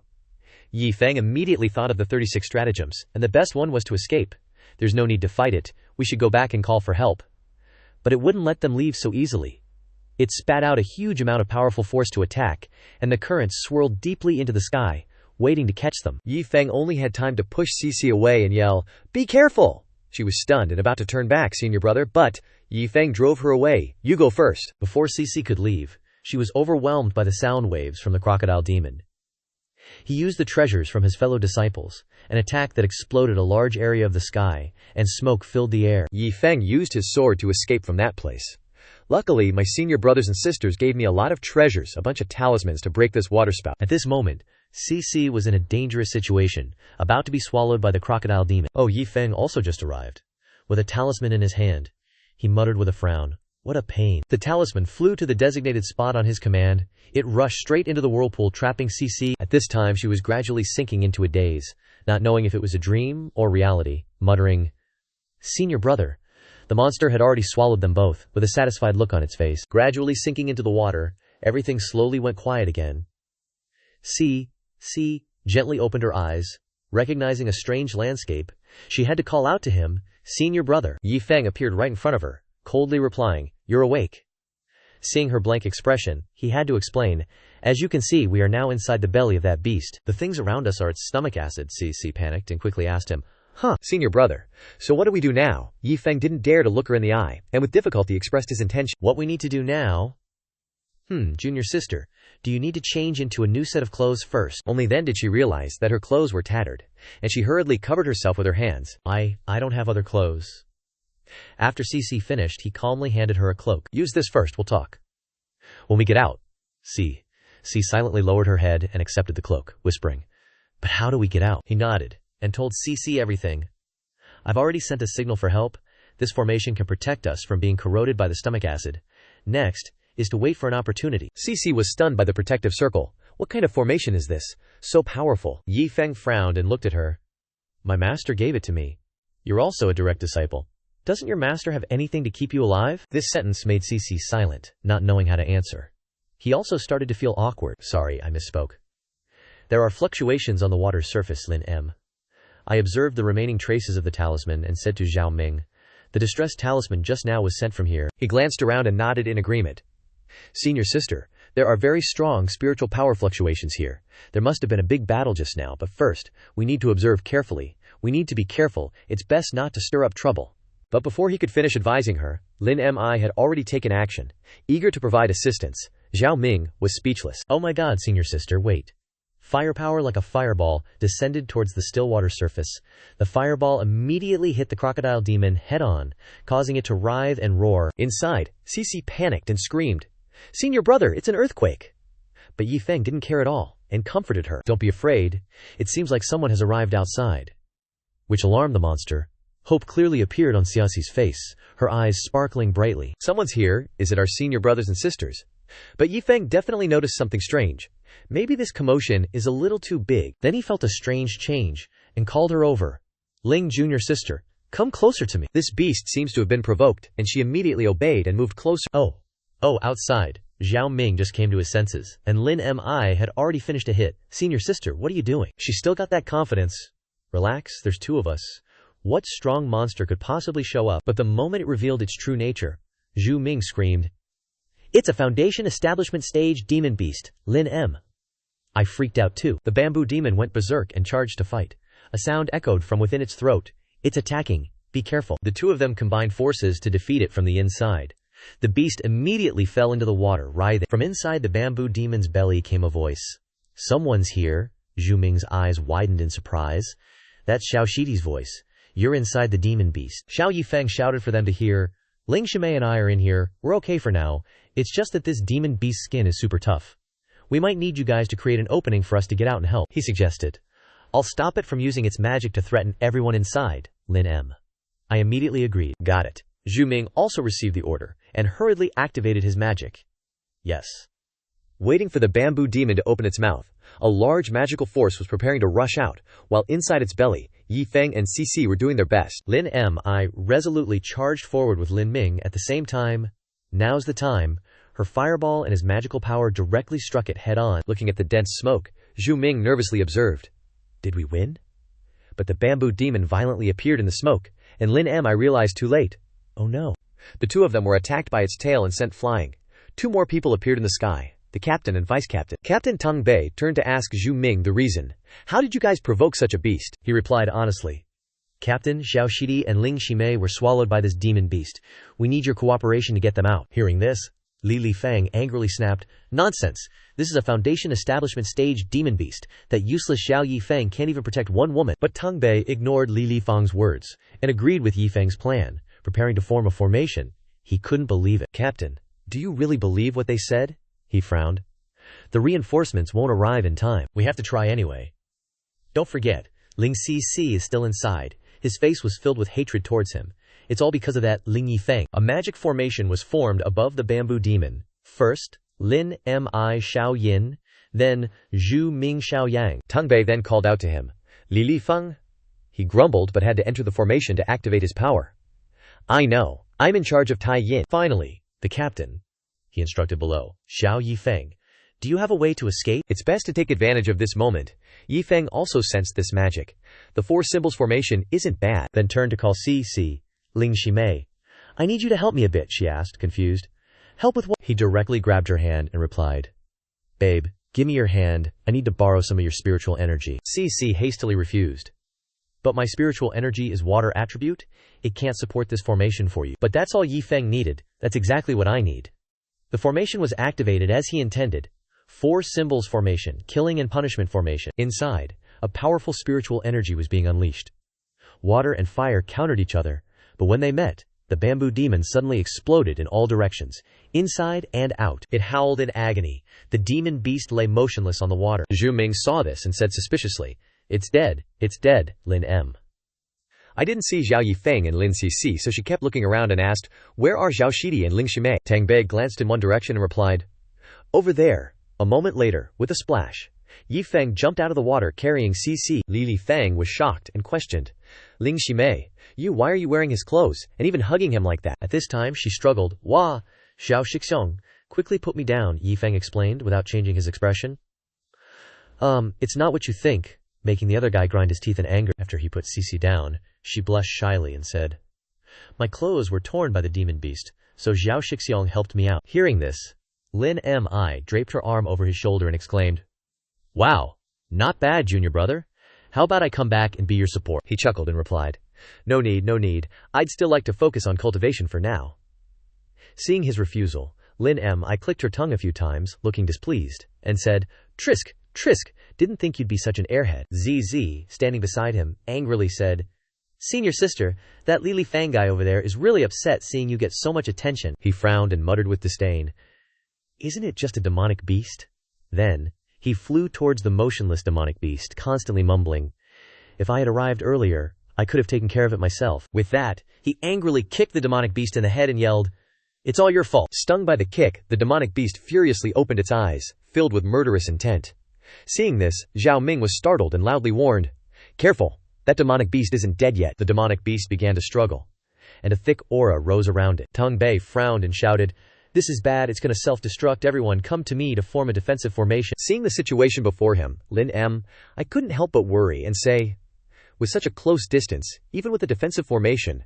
Suddenly, Xiao Yi Feng shot straight towards the demonic beast from behind. The people behind him cried out in alarm, "Junior brother!" He ignored their calls and relentlessly charged towards the beast. A strange gold token suddenly appeared in his hand, and he launched it straight at the demonic beast, giving it no time to dodge. With a loud bang, the beast exploded into pieces. Seeing the sudden scene before her, Xingzi exclaimed, "It doesn't seem that scary after all." Zhao Ming next to her couldn't help but be suspicious.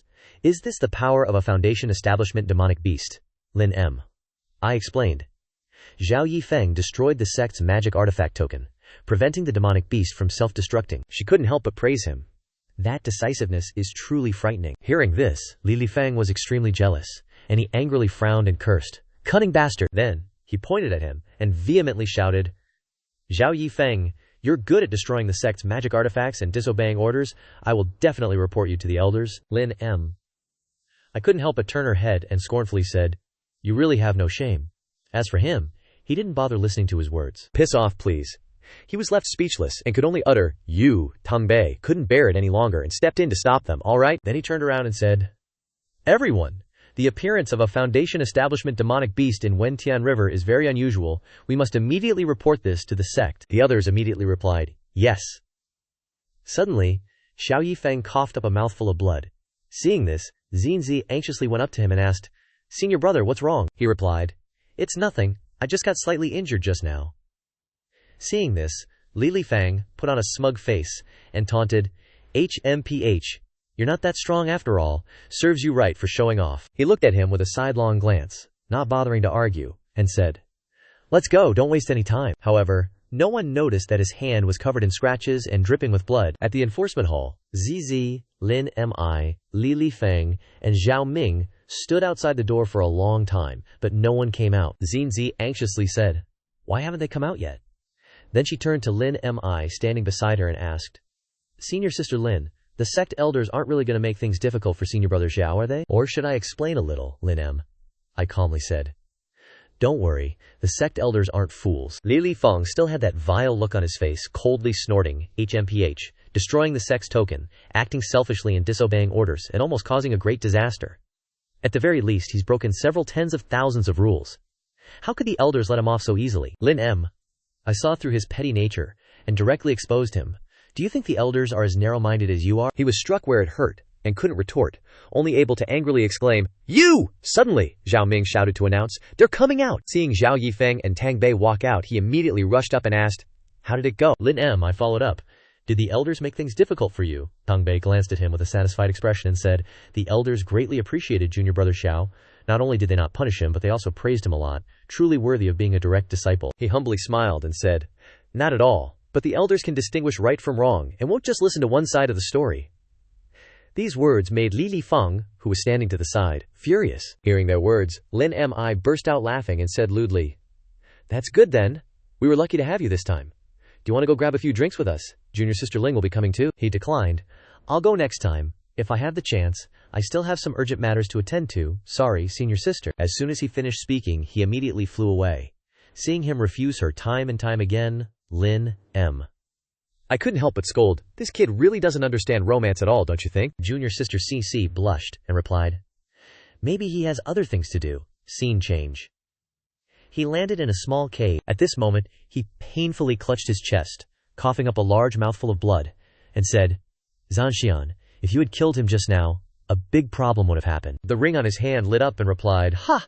I was just hungry. Besides, I didn't like that snobby little waiter, so I wanted to finish him off for you. A stream of energy flew out, then transformed into a little girl who continued. I really didn't expect you would rather use your own blood essence to let me drink than let me kill him.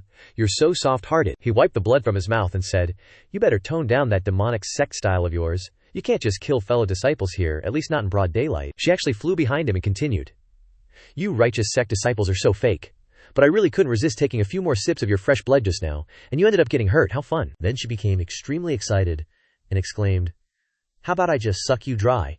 Once you're dead, it won't hurt as much. He wasn't fazed at all and reasoned, If you just suck me dry like that, isn't that a one-time deal?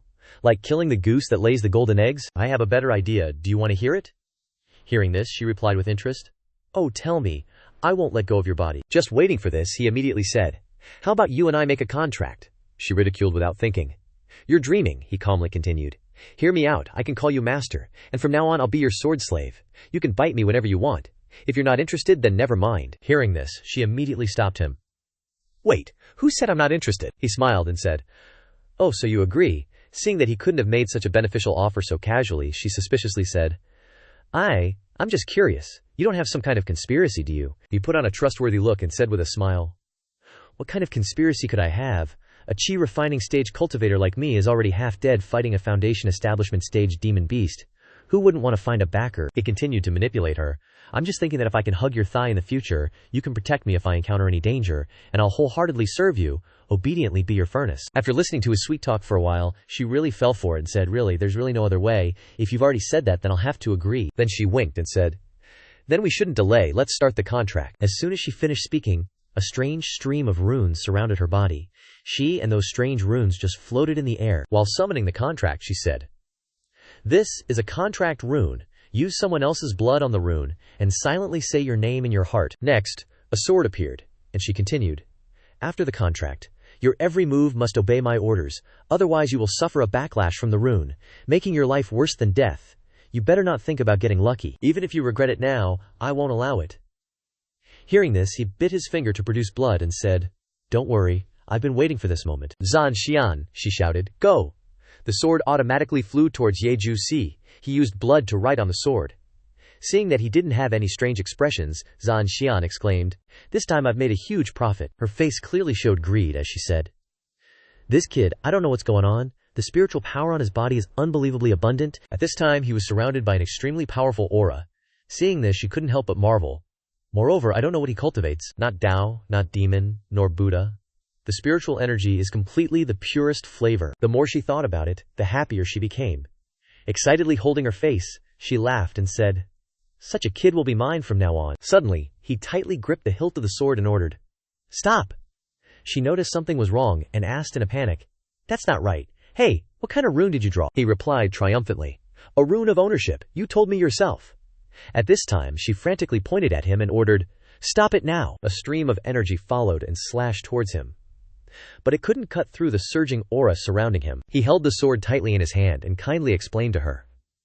During the process of the sword recognizing its owner, it will automatically create a barrier to prevent external objects from disturbing it. This is the will of the sword itself.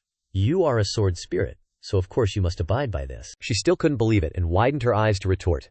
The sword body protects the body. This is a real rune of ownership. How could this be? My natal rune. No one but me can know it. Suddenly the sword in his hand began to be out of his control. Seeing this, he frowned and wondered. What's going on? Zhan Xian smiled and said, I told you, you only have that little bit of blood essence. How can you satisfy the Zhan Xian sword? Hold up. Hearing this, he seemed to realize something, muttering with a mysterious expression, So that's how it is. Then, his eyes instantly turned sharp as he said, It's just a little bit of essence blood, take it. After the shout, he used his bloody hands to firmly grip the sword's tail. Zhan Xian was shocked and wide-eyed. Are you crazy? That's absorbing your original essence blood. You really want to die. He laughed and replied, Ha ha, if I can't even get through this hurdle, what regrets would I have left? With that, he roared, his white eyes revealing a fresh red aura which burst forth around him. After the loud shout, he collapsed. He slumped on the ground, muttering as if he had no strength left. Finally, it's done. As soon as he finished speaking, he couldn't hold on any longer and fell directly onto the ground. Zhan Xian walked to Xiao Yi Feng's side, wondering, A natal rune. If I hadn't volunteered, no one else could have known. But why don't I remember having this memory? Then she reached out towards him, reading his memories, constantly muttering, You can't feel anything at this moment. If I risked being backlashed by the rune, I might not have a chance to escape this contract. Then, she couldn't help but curse. Damn it, what exactly happened between you and me before? The scene changes to Xiao Yi Feng's memory, where he's sitting arrogantly on a chair, with the sword in his hand, with Zhan Xian beside him. She said with a smile, Xiao Yi Feng, there's no guarantee you'll survive this trip. Do you have any last wishes? This servant can consider helping you fulfill them, he replied with a mocking expression. Zhan Xian, you've been proud your whole life, and still don't really want to admit that I'm your master. If I don't die this time, how about you acknowledge me as your master? She said with interest. It's rare for the first-generation demon lord to still be joking at this point, but I like this bet. With that, she took Xiao Yi Feng's hand and wrote something on it. As she wrote, she said, This is this servant's natal rune, if you can really survive. Then she used a finger to lift his chin and continued, It's not impossible to give you a chance, but secretly thought, it's a pity I have to wait until the next life. A few days later, at Tiancheng Market, Cici walked around, constantly looking around and sighing. Is this the market jointly managed by Wen Tian sect and Xingshan sect? It's my first time here, Li Feng, who was walking beside her, laughed when he heard this. I know this place very well. If junior sister is interested, I can take you around. Cici ignored him and walked quickly towards him, saying, Xiao Shixiong, let's stroll around here together in the future. He replied emotionlessly. Not interested. Tangbei walked ahead, looking at them sternly, and instructed. The task this time is to guard the market with the Qingshan sect. Everyone remember to be cautious and don't embarrass the sect. Suddenly a voice rang out. Yo, team leader Tang is manager Lai. He grinned and said, You're all here. He led everyone in front of him, and said politely, Manager Lai, these are the disciples of our sect on rotation this time. Sorry to trouble you. He replied with a smile. Look at what you're saying. How could I not trust the disciples of your esteemed sect? Lin I also carefully reminded from behind. Everyone pay attention. Although the Qingshan sect is a small sect, they have always been allies of our sect, so try not to break this relationship. Manager Lai continued to say with a smile. Then next, please follow my arrangements. I will definitely not mistreat you. With that, he pointed at Tang Bei and Zhu Ming and instructed, Team leader Tang, you and this one go to North Street. It's easier to patrol there. Hearing this, he called out, Zhu Ming, follow me. Zhu Ming replied, yes. As soon as he finished speaking, the two of them flew away directly. Then he said again, you two girls, go to East Street. The people there have high status, so there won't be any conflicts with you two. Lin Cici looked at Xiao Yi Feng with reluctance, but Lan I couldn't bear it, and pulled her away, saying as she pulled her, don't worry about him, I'll take good care of you this time. After the two of them left, he pointed in one direction and said to him, this one. Please go to South Street. He asked, puzzled. Why am I alone? He pretended to explain. You see, the market has 4 streets, but you have 6 people, so generally there will be one person alone. He didn't bother to argue. Okay, South Street, right, I got it. With that, he also left directly. Li Feng grinned smugly, crossing his arms. Second uncle, thanks a bunch. I'll definitely put in a good word for you with my master. The guy just sighed. Your business is my business. Just relax. Tangnan is a total mess. 10 guys couldn't keep that place in line. I even arranged for some extra troublemakers. There's no way he'll finish your patrol duty. Then, he clapped Li Feng on the shoulder, grinning. Come with your second uncle to Tangxi for a drink. They got some real lookers over there. Li Feng couldn't help but grin back. Thanks, second uncle. Hiding behind a door, Ye Jusi overheard their little scheme and scoffed. So that's the plan. Meanwhile, in Tangnan's Qingtian district, chaos reigned. Everywhere you looked, people had scary faces, and the streets were full of fighting and looting. Ye Jusi landed on a nearby rooftop and yelled, Listen up, everyone! He held up the Wantian sect badge and announced loudly, I'm Ye Jusi, the Wantian sect disciple assigned to patrol and maintain order here. A huge, mean-looking dude saw him and sneered. Another one. And a chi-refining noob at that. Another scoffed. How many days did the last guy last? He was crying and running back to his master. A chick nearby chimed in. Wonder if this one can handle it. In a corner, 3 masked dudes were whispering, one ordering, remember? Steward Lai made it clear, no matter what he says, we all gotta yell and object. Trash his stage. Another replied, got it. One of them even guaranteed, relax. He won't even know what hit him. Yi Jusi ignored them and said, alright then, I'm announcing my management rules. First, starting today, Tangnan's tax collection will be reduced by 1 share of the capital that must be paid.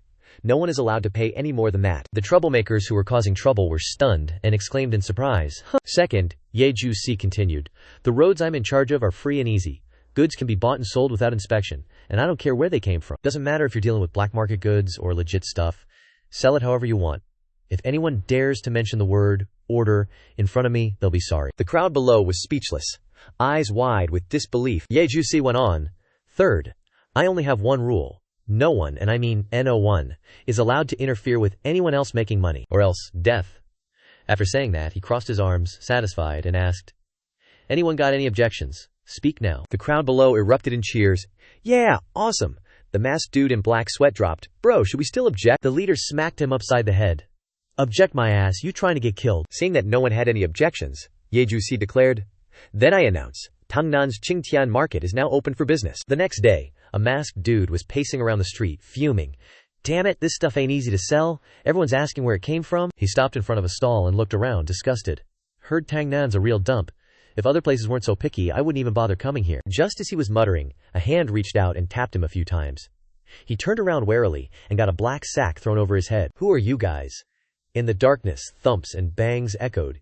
He was dragged away by some dudes. As soon as the sack was pulled off, he burst out, furious. "What the hell are you doing? Do you believe that?" But he noticed that he was surrounded by tall and strong men.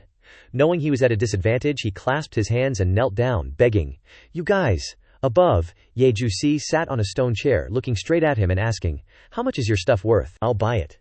Hearing someone wanted to buy his stuff, he replied tearfully, 500. "Big brother." Ye Jusi nodded and snapped his fingers. Another big, strong dude stepped forward, and he panicked, quickly correcting himself. 300. "My stuff is, forget it, I don't want the money anymore, please spare me." Suddenly, a bag of money was tossed in front of him. 500 spirit stones, not a penny short. "Count it," he muttered tremblingly as he touched the bag of money. Ye Jusi also instructed the others below. "Tell the brothers, in the same industry as you, that if you have anything good in the future, just come to me." He frowned and pointed at him.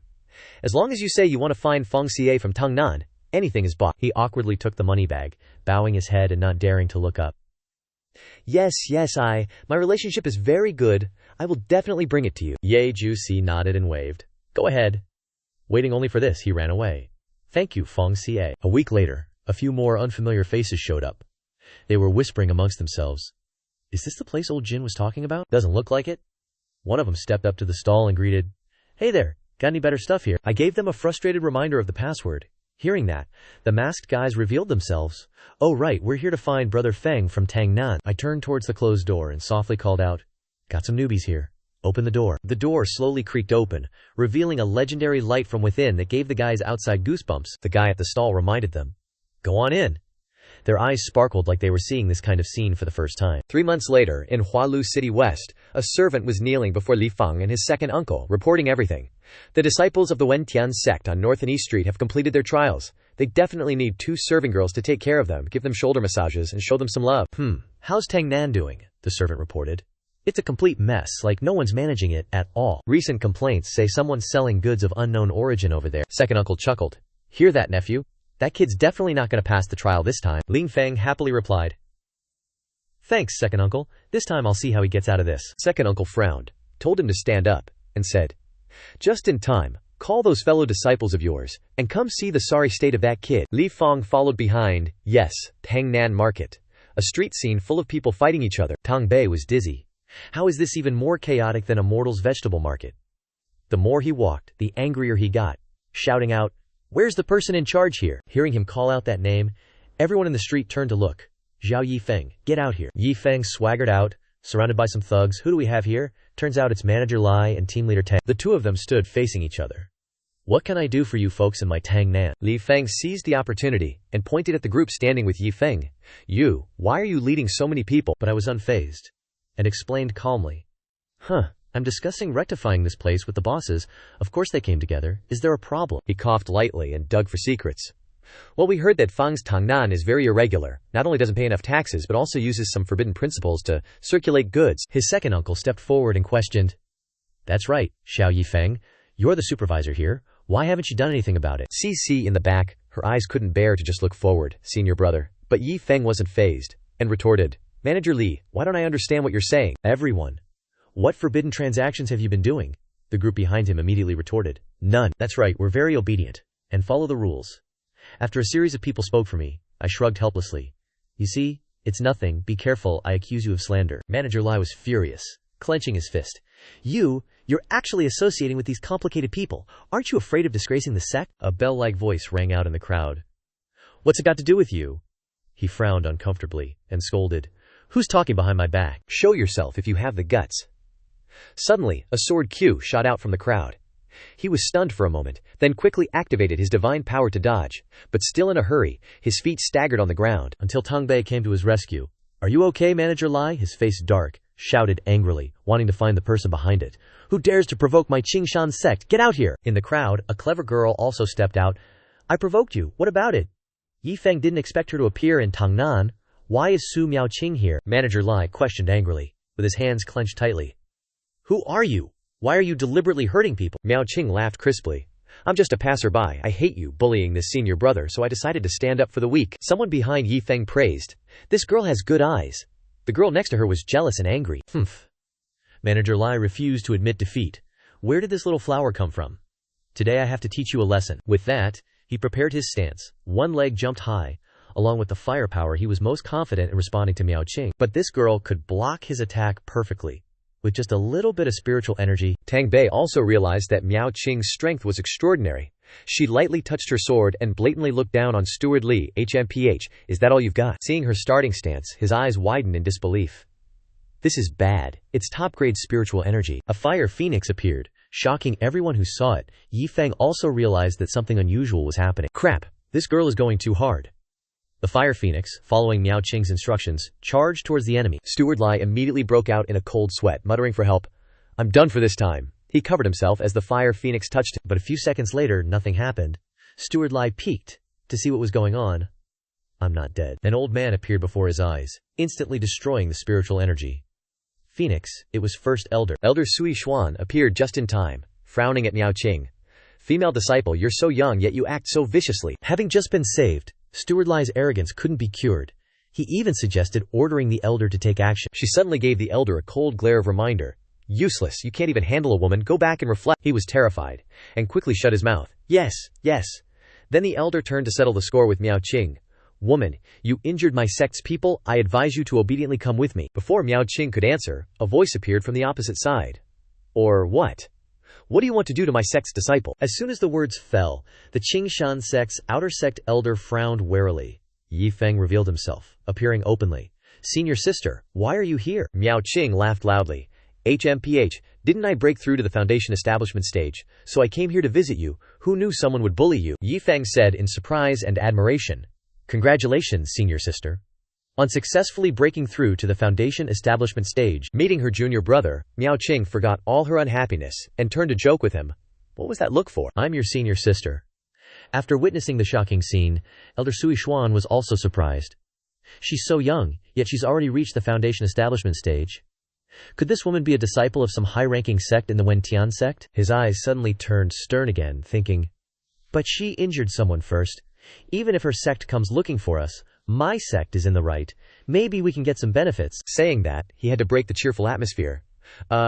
You two," the elder acted coldly, issuing his judgment. "Since you're disciples of the Wentian sect, you shouldn't injure my sect's disciples even more. The Qingshan sect has always had a good relationship with your sect. I must clarify this matter with your sect." Yi Feng also turned to frown at Miaoqing. "Senior sister, you really went a bit too far just now." But Miaoqing still pretended to be innocent. Smiling carelessly, "I just learned a new technique. I haven't been able to control it yet." He stepped forward to mediate. "You're right, we really went a bit too far. It was really our fault." Steward Lai was watching the show from behind. "HMPH, weren't you very capable just now?" Zizi was still worried about Yi Feng's safety. Senior brother Xiao Yi Feng blatantly looked down on him. "Let's see how you explain this to your sect this time." At this time, Yi Feng revealed his true nature, smiling disdainfully. "How about this? For your sake, I won't pursue the matter of your sect's disciple bullying me." Elder Sui Xuan was stunned. "Huh?" He frowned angrily, shouting, "You dare to play with me? Unforgivable." This time he launched into action quickly. "Looks like you won't take the toast, you'll have to drink the forfeit. Today I will teach you a lesson in place of your sect." Seeing Yi Feng struggling to resist, Miaoqing stepped forward and blatantly looked down on him. "HMPH, don't be afraid, junior brother, watch me call someone." But in the next second, she fell into a passive position.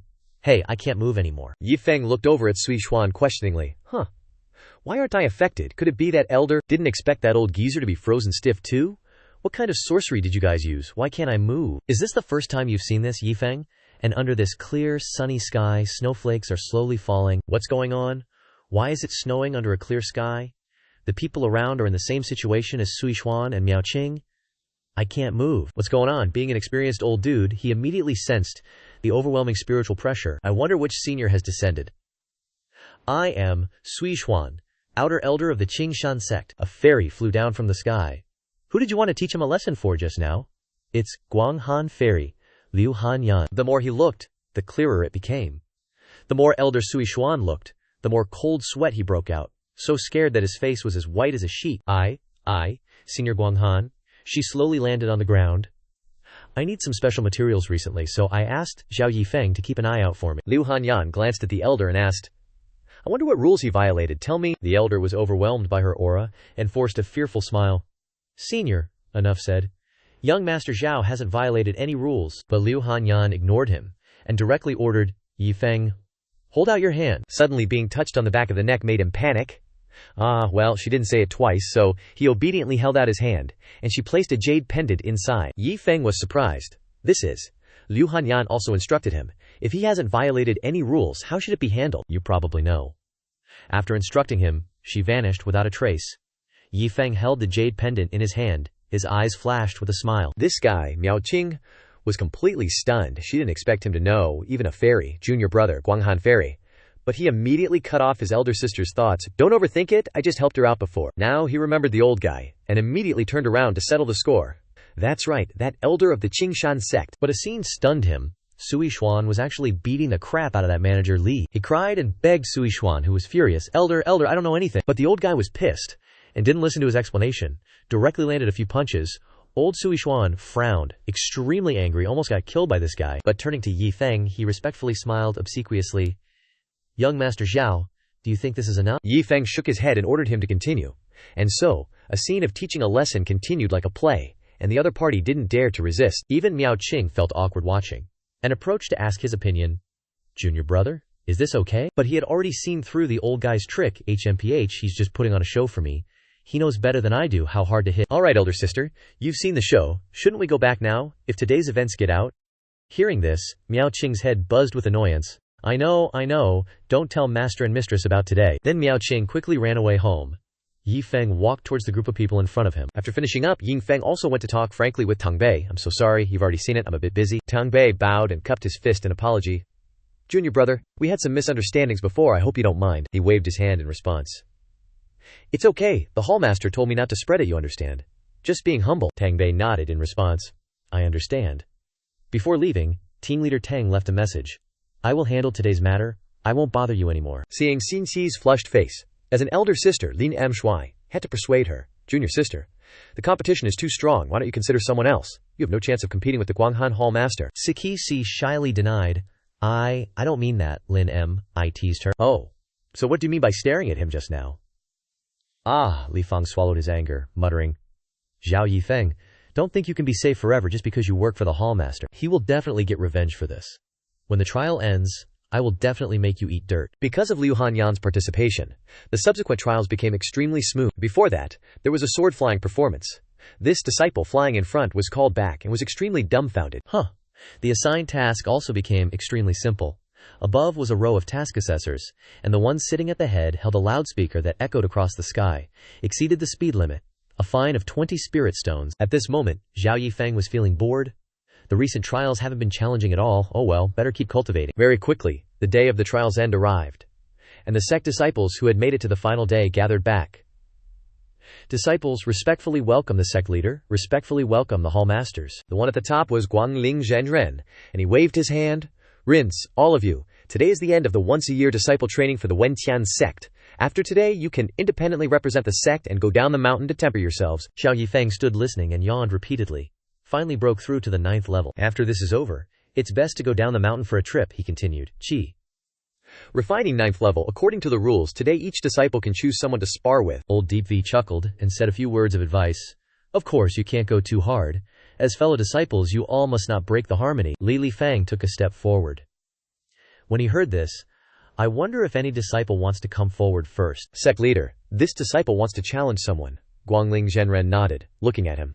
Oh, not bad. You've actually broken through to Foundation establishment. I wonder who you want to challenge. Su Tianyi angrily slammed his hand on the table, scolding, nonsense. He frowned tightly, loudly questioning. A Foundation establishment disciple challenging a Qi refining disciple. Isn't this bullying the weak? Guangling beside him laughed a few times and then pretended to be righteous, saying, Why is Martial Brother so impatient? This kind of sparring can be refused, have you forgotten? He snorted coldly and retorted, You just want to see our hall make a fool of itself? Suddenly, a voice rang out, interrupting their argument, making both of them extremely surprised. I agree. Guangling stroked his long beard and confirmed. You're sure? Xiao Yi Feng calmly replied. The world is vast. How can one always only encounter enemies of the same level? It just so happens that this disciple also wants to experience the difference between foundation establishment and Qi refining. With such a rare opportunity, how could this disciple miss it? Also, many thanks to senior brother Li for giving me this opportunity. Su Tianyi saw how confident Xiao Yi Feng was and couldn't help but worry, pointing at Xiao Yi Feng and saying loudly, what kind of logic is that? This brat? And the old Guangling sighed and mocked. So young and doesn't know his own limits. Liu Han Yan, who was sitting next to them, spoke up at this moment. I'm actually quite optimistic about him. Then she took out a sparkling spirit pearl from somewhere. This top-grade treasure, I bet on Xiao Yi Feng to win. Then she turned to the old Guangling sitting next to her and asked, do you dare to bet? He saw the spirit pearl in Liu Han Yan's hand, and his eyes lit up, his face full of confidence as he laughed. Ice Soul Pearl, good stuff. My Guanghan Shimei, don't regret it later. Then he conjured a talisman. The talisman was surrounded by a strange light. He clipped the talisman in his hand and said, this is an annihilation talisman. It took me several months to make. If Xiao Yi Feng really wins, then this talisman will belong to you, Liu Han Yan continued. Then let's look forward to it together. Then, she looked at Xiao Yi Feng with anticipation. After discussing it, Guangling announced. Then, apart from not being allowed to kill, there are no other restrictions. Do you guys have any objections? Li Feng, unaware of his own limitations, looked at Xiao Yi Feng with a haughty gaze, and then replied very confidently, rest assured, I guarantee I won't kill him. In his heart he felt secretly pleased. I've already broken through to foundation establishment. And I also have a way to restrain him. Receiving his answer, he announced. The competition begins.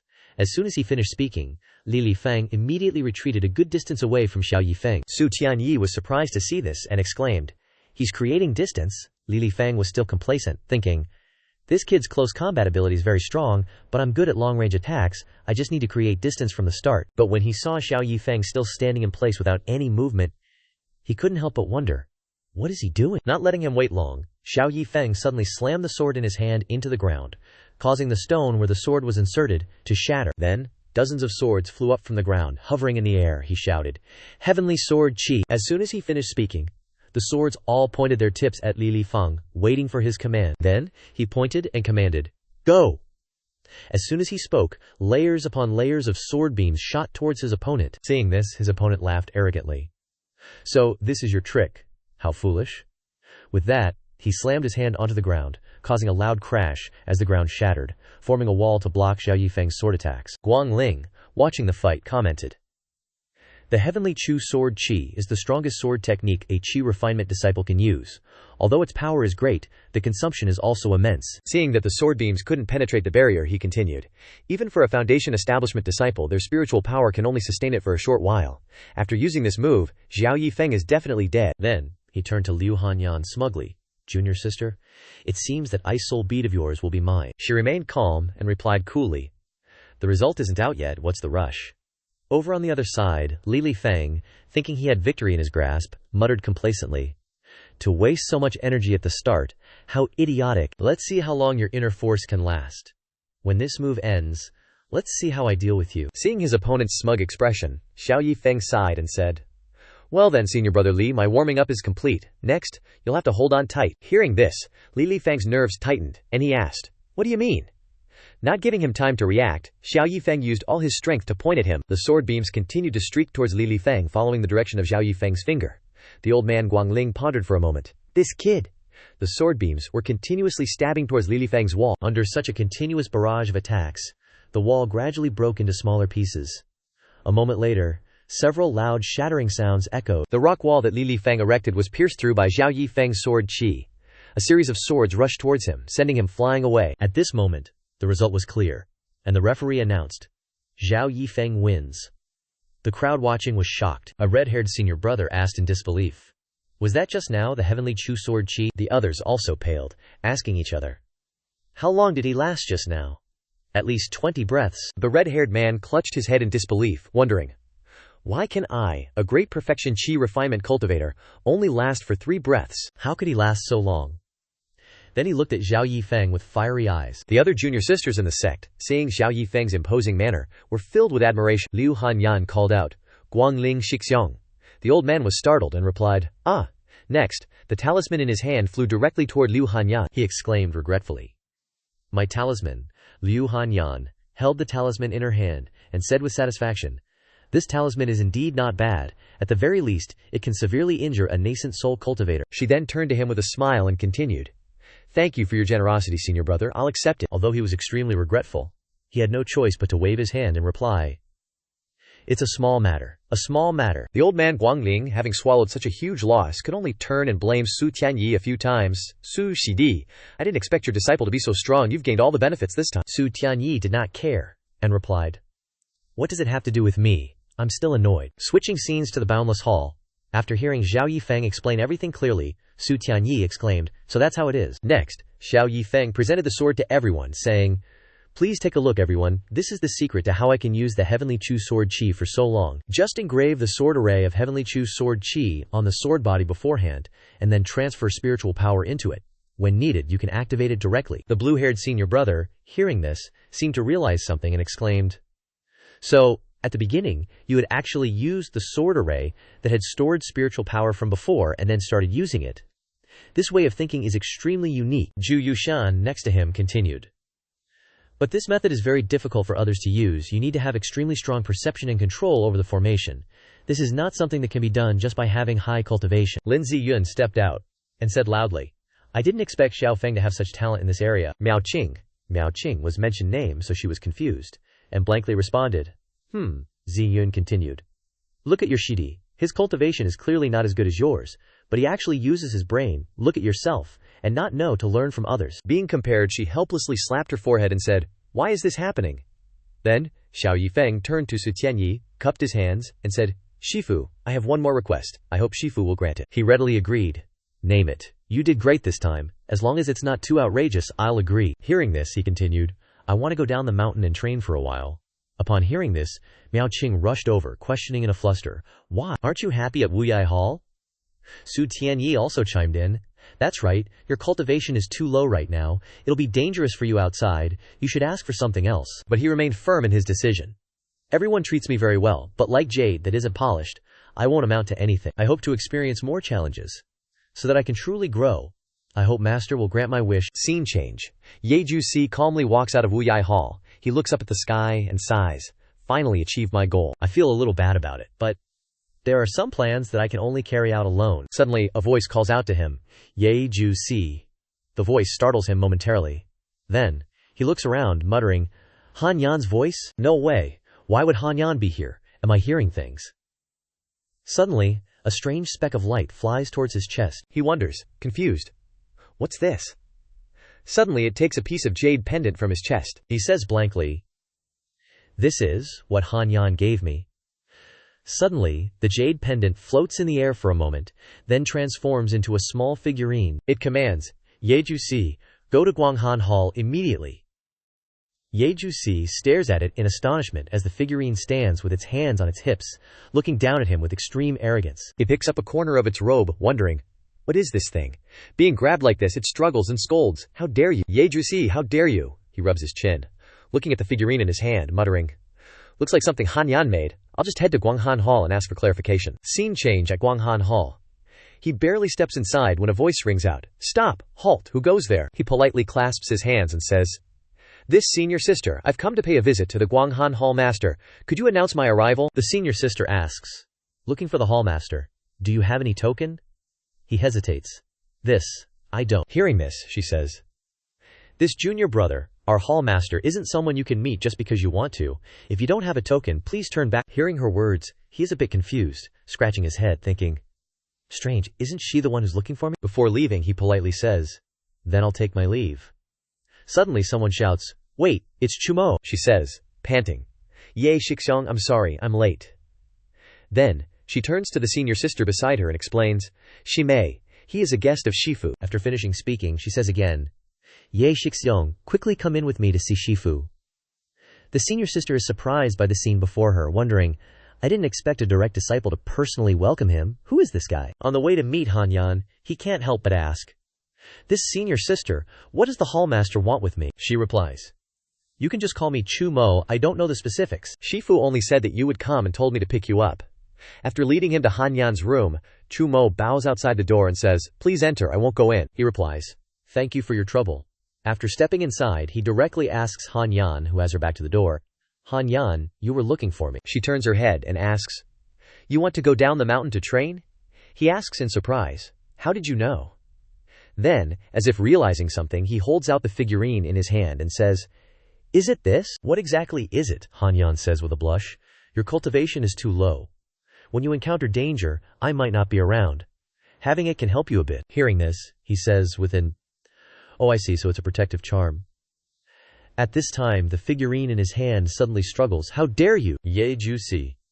Seeing this, he says helplessly, "This is," Han Yan explains shyly, "I'm not good at puppet techniques, so I put a part of my divine soul into it, so it might be influenced by me." He looks at the angry figurine in his hand and says with a smile, "So that's how it is, thank you, wife." Hearing this, her face turns even redder, scolding, "Who's your wifey? I've already said. I'm not the same as that person in your memories. It's just that this Zhen is really curious. Why would the other me take a fancy to you? I heard you've been quite popular recently.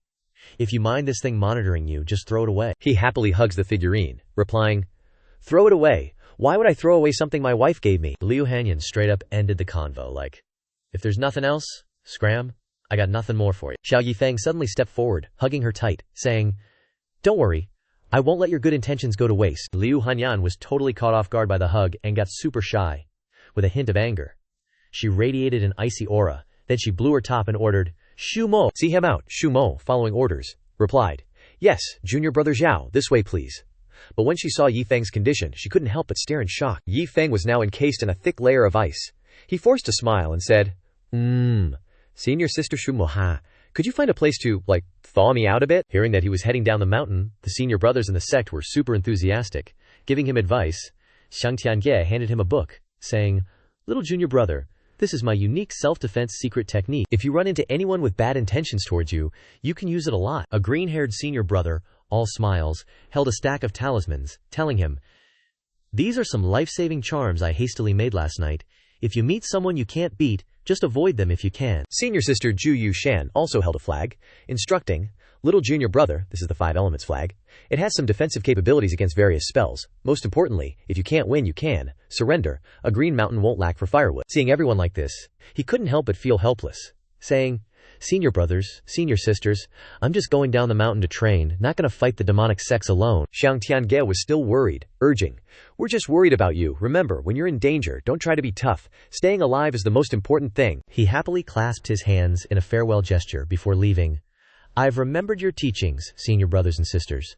Farewell." As soon as he finished speaking, he flew away on his sword. Xiang Tiange watched his receding figure and couldn't help but sigh. Xiao Shidi must be rushing down the mountain to cultivate, because the true martial ranking is coming up soon. He's really motivated. Senior sister Zhu Yushan then spoke up, asking, "Now that I think about it, why didn't little junior sister come? Aren't she and Xiao Shidi close?" The green-haired senior brother heard this and calculated for a moment, then sighed, saying, "That girl's really got some guts." As he rode his sword, he secretly planned, "Now, first I'll head to the nearest Wangtian city for a bit." Suddenly, a scream rang out. "Help!" It was Miao Qing. She was tied to a tree, shivering as she cried out for help. "Help me, is anyone there? Save me!" The people in front of her laughed mockingly, replying, "Keep yelling. Even if you scream until you're hoarse, no one will come to save you." Miao Qing looked up at the sky, saw Yi Feng's sword silhouette fly past without stopping, and immediately cursed in anger. "Hey, are you guys not yelling seriously enough?" Seeing her appearance, they took a few steps back in fear, saying, "Heroine, miss, we really were serious." Yeah, I'm already hoarse from yelling." Suddenly, a shout rang out. "What are you guys doing?" The leader was surprised and startled when he saw him. Then he went into full acting mode with an extremely fake expression. The two beside him also chimed in. "Boss, what's wrong?" The leader continued to act. "So that's an immortal, such kingly vibes, how can I withstand it?" He even patted his chest vigorously, making the other two panic and call out for their boss. Then they helped the injured boss to leave, with the two of them not forgetting to add a dramatic line, "Just you wait." He looked at Miao Qing with resignation and said, "Senior sister, explain yourself." She hesitated and replied, "I wasn't passing by this road, I accidentally got caught by bandits." He didn't believe her at all and shot her a sharp look. She was seen through and had to confess, "Okay, fine, I wanted to go out and play with you." He questioned again with doubt, "Did master and mistress let you go like that?" She avoided his gaze, stammering a lie. They agreed. They totally didn't object." He didn't investigate further and said decisively, "I got it. Then follow me to Wangtian City. Waiting for just that, she happily broke free from the rope and shouted, "Okay!" Seeing her like that, he could only helplessly think, after a few days in Wangtian City, surely master and mistress will come to pick this girl up. Not long after, the two of them flew away together. The leader of the group from earlier couldn't help but breathe a sigh of relief, saying, "That killing star is finally gone." The other two couldn't stop bootlicking. "Boss, you're so awesome. You actually escaped from the hands of those immortals." "Boss is mighty? We're really alive?" He happily rubbed his head and said, "That's right. Has your boss ever lied to you? This is called surviving a disaster brings good fortune. We'll definitely be able to find a fat sheep to rob later." Suddenly, a sweet voice rang out. "Excuse me, have you guys seen a person named Lin Ziyun? She came this way." The two small fries looked at each other and chuckled. "Boss, this is definitely not a mistake. A fat sheep." So the three daredevils approached Lin Ziyun with greedy looks, saying in unison, "Little beauty, are you out here all alone?" At night, the town was sparkling and dazzling with lantern light. It seemed like it was a festival today, and the dragon dance area was packed with onlookers. In the middle of the road, some children were playing, and a little girl chased after her friend, yelling, "Give me back my kite!" The kid holding the swallow kite grinned mischievously. "Catch me if you can." Yi Feng and Miao Qing strolled through the streets. She looked around, admiring the hustle and bustle, and couldn't help but exclaim. Seeing her reaction, he turned to ask, "Never seen this before?" She innocently replied, full of delight, "Never. Fang City is much more interesting than the sect." At this moment, the two arrived at a stall, and the stall owner greeted them. "Young lady, would you like to buy a sachet? I made them all myself." Miao Qing didn't hesitate at all, and immediately agreed. Yeah, I'll take one." Then she smiled, and was about to take out spirit stones from her sleeve. "How much does it cost? I have high-grade ones." But before she could finish, he pushed her aside and took out some coins himself. "I have money here." After finishing up, he gently explained. "Senior sister, people in the mortal realm don't usually use spirit stones. They're really valuable to them. Normal money is fine." She blankly repeated. "Normal money? Done." She was still wondering about this just now, but the next second, her attention was caught by something. In the direction she was looking, a crowd was gathering, making a lot of noise. Inside the circle, a hammer slammed down. The brown-haired guy smashed the heavy stone on his partner's body in one go.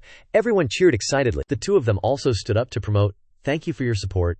Anyone want to give it a try? 10 taels of silver for one hammer. Our strongman can definitely handle it."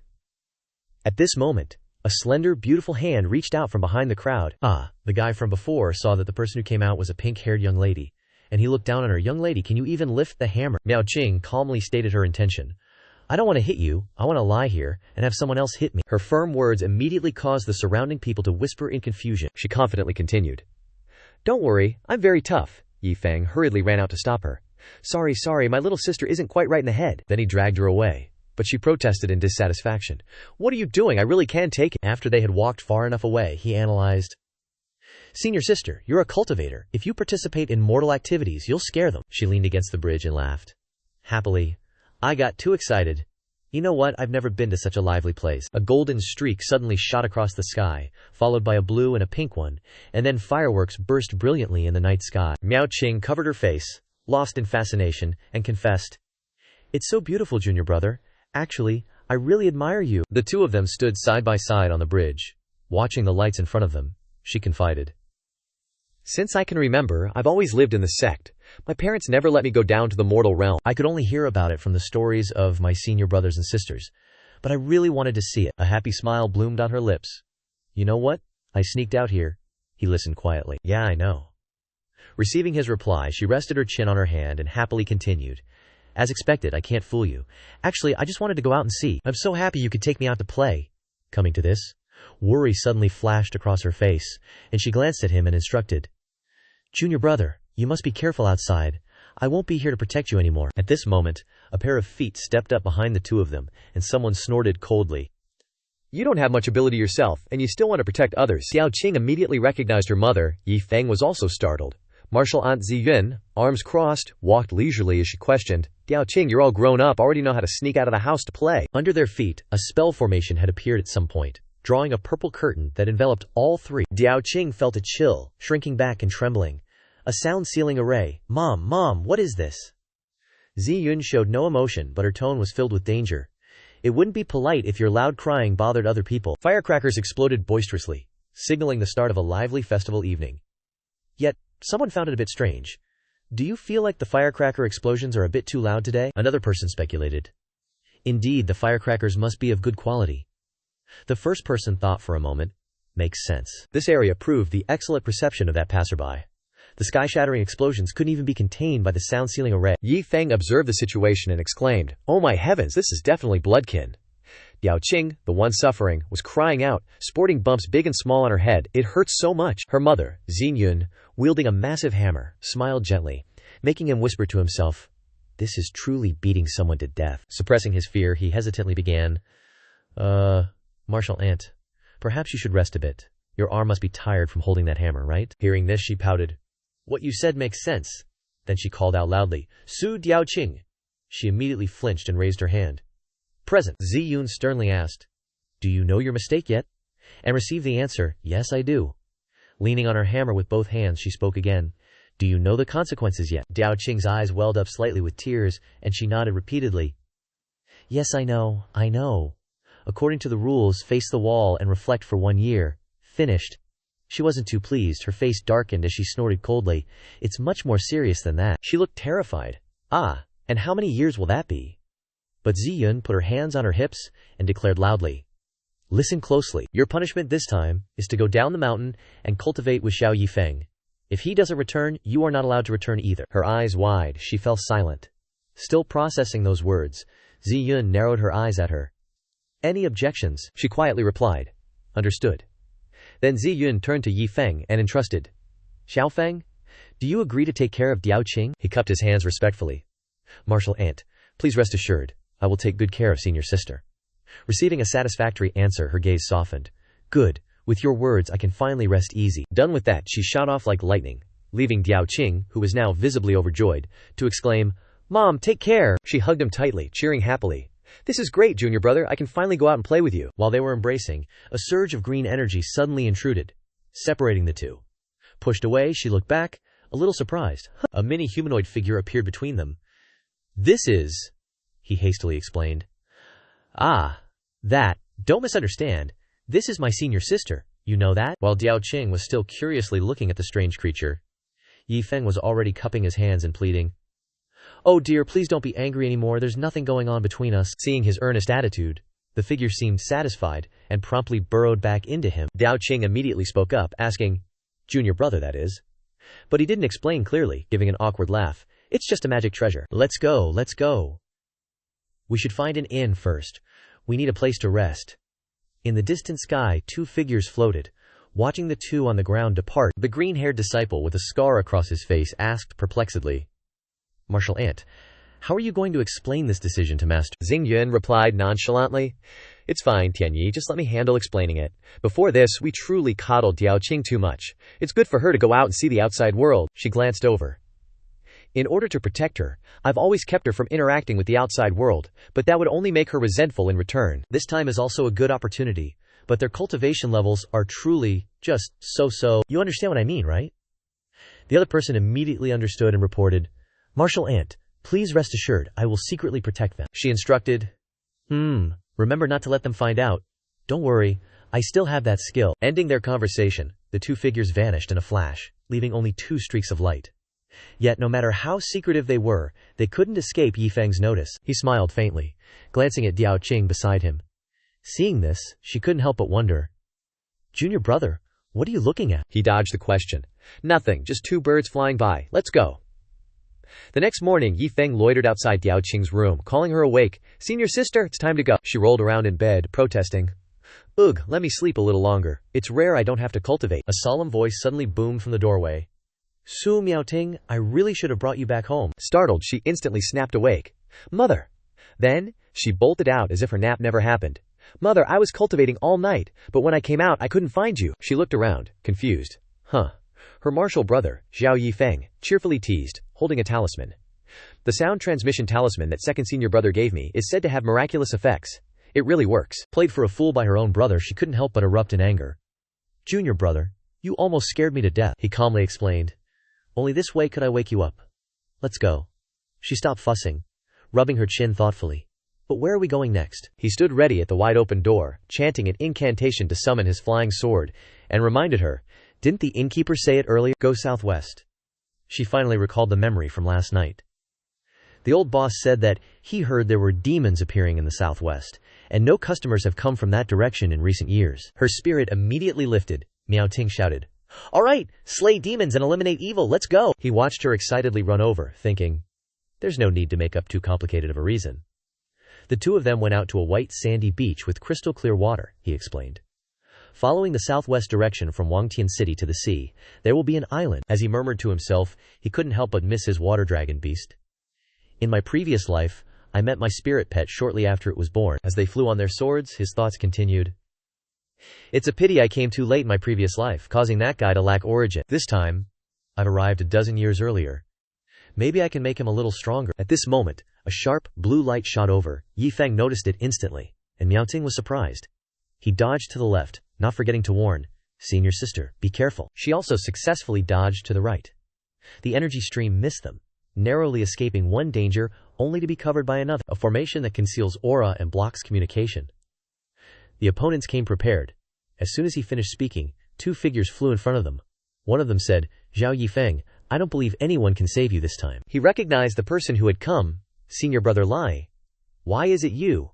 You don't mind the trouble, but I find it very annoying." Miao Ting didn't even bother to look at the two guests who had just arrived. Just two losers.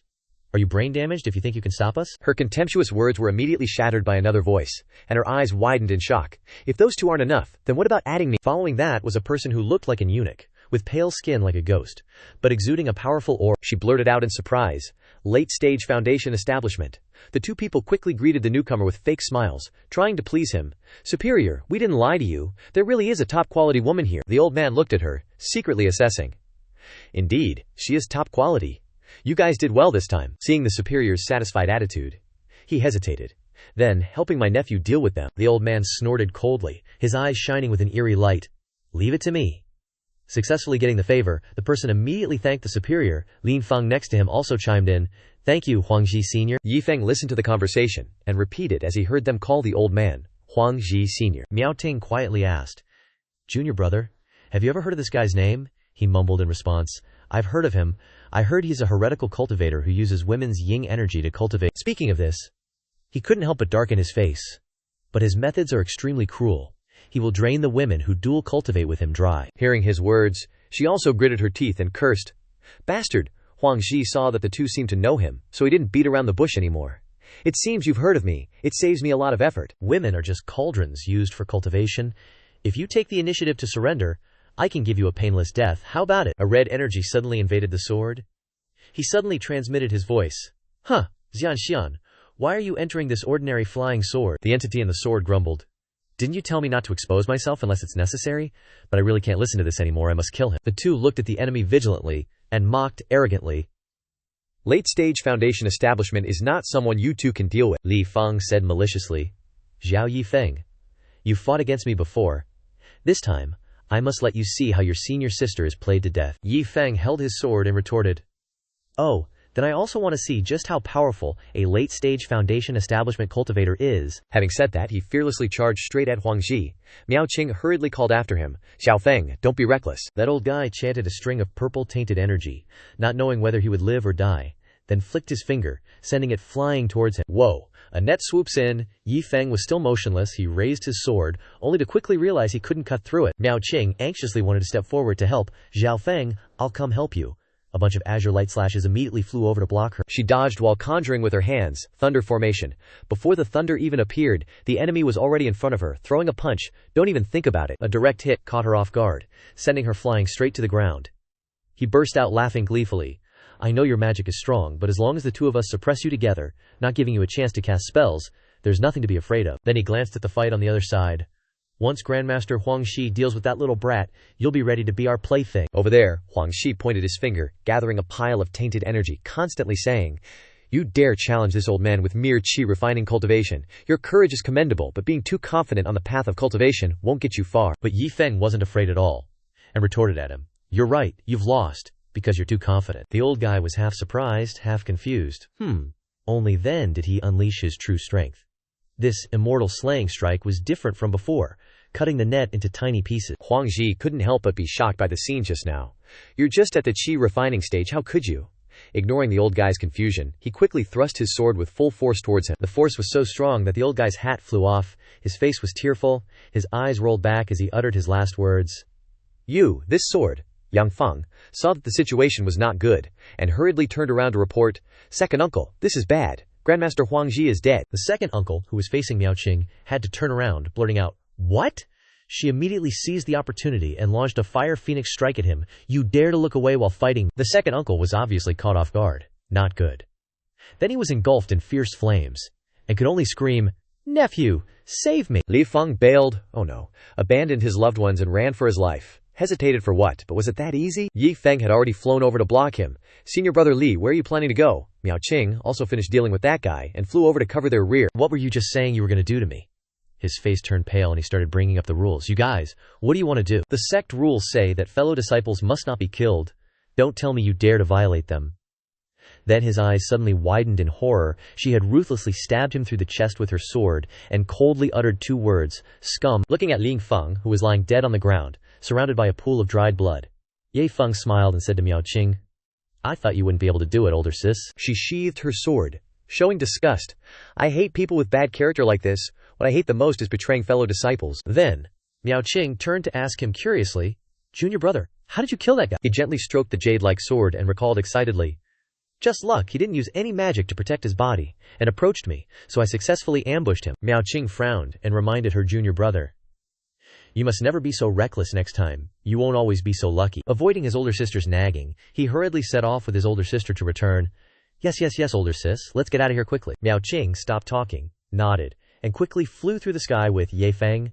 That's right. Under the dazzling sunlight shining on Li Guangxi's face, his hands finally moved again after the fierce battle just now. Li Guangxi suddenly sat up, clutching the soil tightly in his hands, remembering the feud of today. "Wen Tian sect, Su Miao Qing, I'm not done with you." At this moment, a strange voice rang out behind him.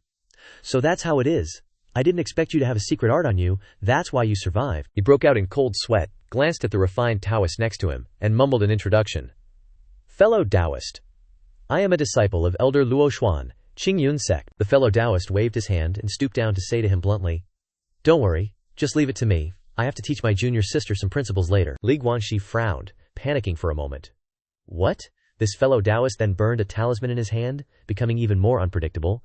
Killing someone requires destroying the body and erasing all traces. In the sky, there were still 2 streaks of light whizzing past, and they finally slowed down to observe the ground below. Miao Qing muttered, looking down below, "Shidi, are those rampaging demons really that far away?" But not entirely sure himself, he scratched his head, guessing, "Those demons are probably on some small island. Let's keep looking." Based on the remaining memories of Yi Feng, he guessed, "According to my memory, it should be near here. It should be a broken coral island." Suddenly, Miao Qing shouted loudly, attracting his attention, "Shidi, look ahead!" Over on that side of the sky, a thunderstorm was brewing, filling the entire space. This phenomenon is really strange. Could the island where the demons are be there? Ye Jusi responded to Miao Qing's question. "Let's go over there and take a look. Remember to be careful." The 2 of them approached the source of the lightning. "Shiji," Miao Qing exclaimed in surprise. "There really is an island." Before them was a tall tree that was emitting earth-shattering scenes. Miao Qing excitedly flew over. That ancient tree must have some treasure, which is why it's causing such a phenomenon. But the closer he got, the darker Yi Feng's expression became. "Shiji, fall back." The water surged more violently, and Miao Qing retreated further and further back in shock. It was from beneath the violently surging ground that rocky outcrops gradually rose to protect the strange, massive, ancient tree. Then a voice echoed far to where they were. "Humans, leave." Yi Feng clasped his hands apologetically. "It can transmit divine thoughts. This is at least a Yuanying stage demon beast." "Senior, we apologize for the intrusion. We'll leave immediately." The 2 of them retreated to observe from afar. From a distance, both of them clearly saw that the demon beast was a several 100-million-year-old turtle. Miao Qing breathed a sigh of relief. "Fortunately, it seems that this senior doesn't intend to make things difficult for us, otherwise it would be troublesome." Ye Jusi frowned, observing carefully before replying, "It doesn't have any good intentions, it's just not free to pay attention to us." The whole sky became increasingly gray. "Look, it's about to begin." In the sky the clouds parted horizontally, revealing a new formation route. Miao Qing was extremely surprised. Could this be the turtle, roaring fiercely amidst the dark clouds, undergoing tribulation? Looking at the entire scene, coupled with the dense dark clouds and dangerous lightning, Ye Jusi almost understood everything. "So that's it," he explained to his Shiji. "This island is actually a part of this large turtle, but when I arrived, this place was already a partially destroyed ruin, and the giant turtle demon beast was still releasing a large amount of power to face the lightning. Yejusi continued. This giant turtle failed its tribulation. What I saw that year was its remains. This time, I arrived earlier, and the two forces are directly clashing. Shiji Miaoqing muttered in response. Block it. Undergoing tribulation shouldn't be too difficult. But his eyes became more determined as he looked ahead. This is just the first wave. The stronger the demon beast, the stronger the heavenly tribulation it faces. The lightning above struck down even more powerfully, like a kind of punishment. But the giant turtle demon beast refused to yield. Around it was a solid magical formation, and the two sides continuously attacked each other, the punishment from heaven and earth becoming increasingly intense. Shiji Miaoqing muttered, riding her sword and not missing a single section. Truly magnificent. Yejusi also nodded in agreement. Being able to see this scene can also be considered a rare kind of fate. She quickly turned around and pointed to the back. A demon beast eagle is swooping towards them. What's coming over there? The demon beast was swooping over, and he just happened to turn around to see it attacking directly. But just as the two were panicking, the demon beast flew past in astonishment. Yejusi soothed Miaoqing's panic. Its target isn't us, its destination now is the giant turtle demon beast. As soon as it arrived, it unhesitatingly created a vortex, immediately attacking downwards. Zhuge was reinforced by power from outside the formation, helping it protect the formation that was gradually weakening. But Gang Feng still didn't want to let it go, continuously sending down terrifying divine power arrows. Yejusi frowned and muttered, the protective barrier has been consumed a lot by Gang Feng.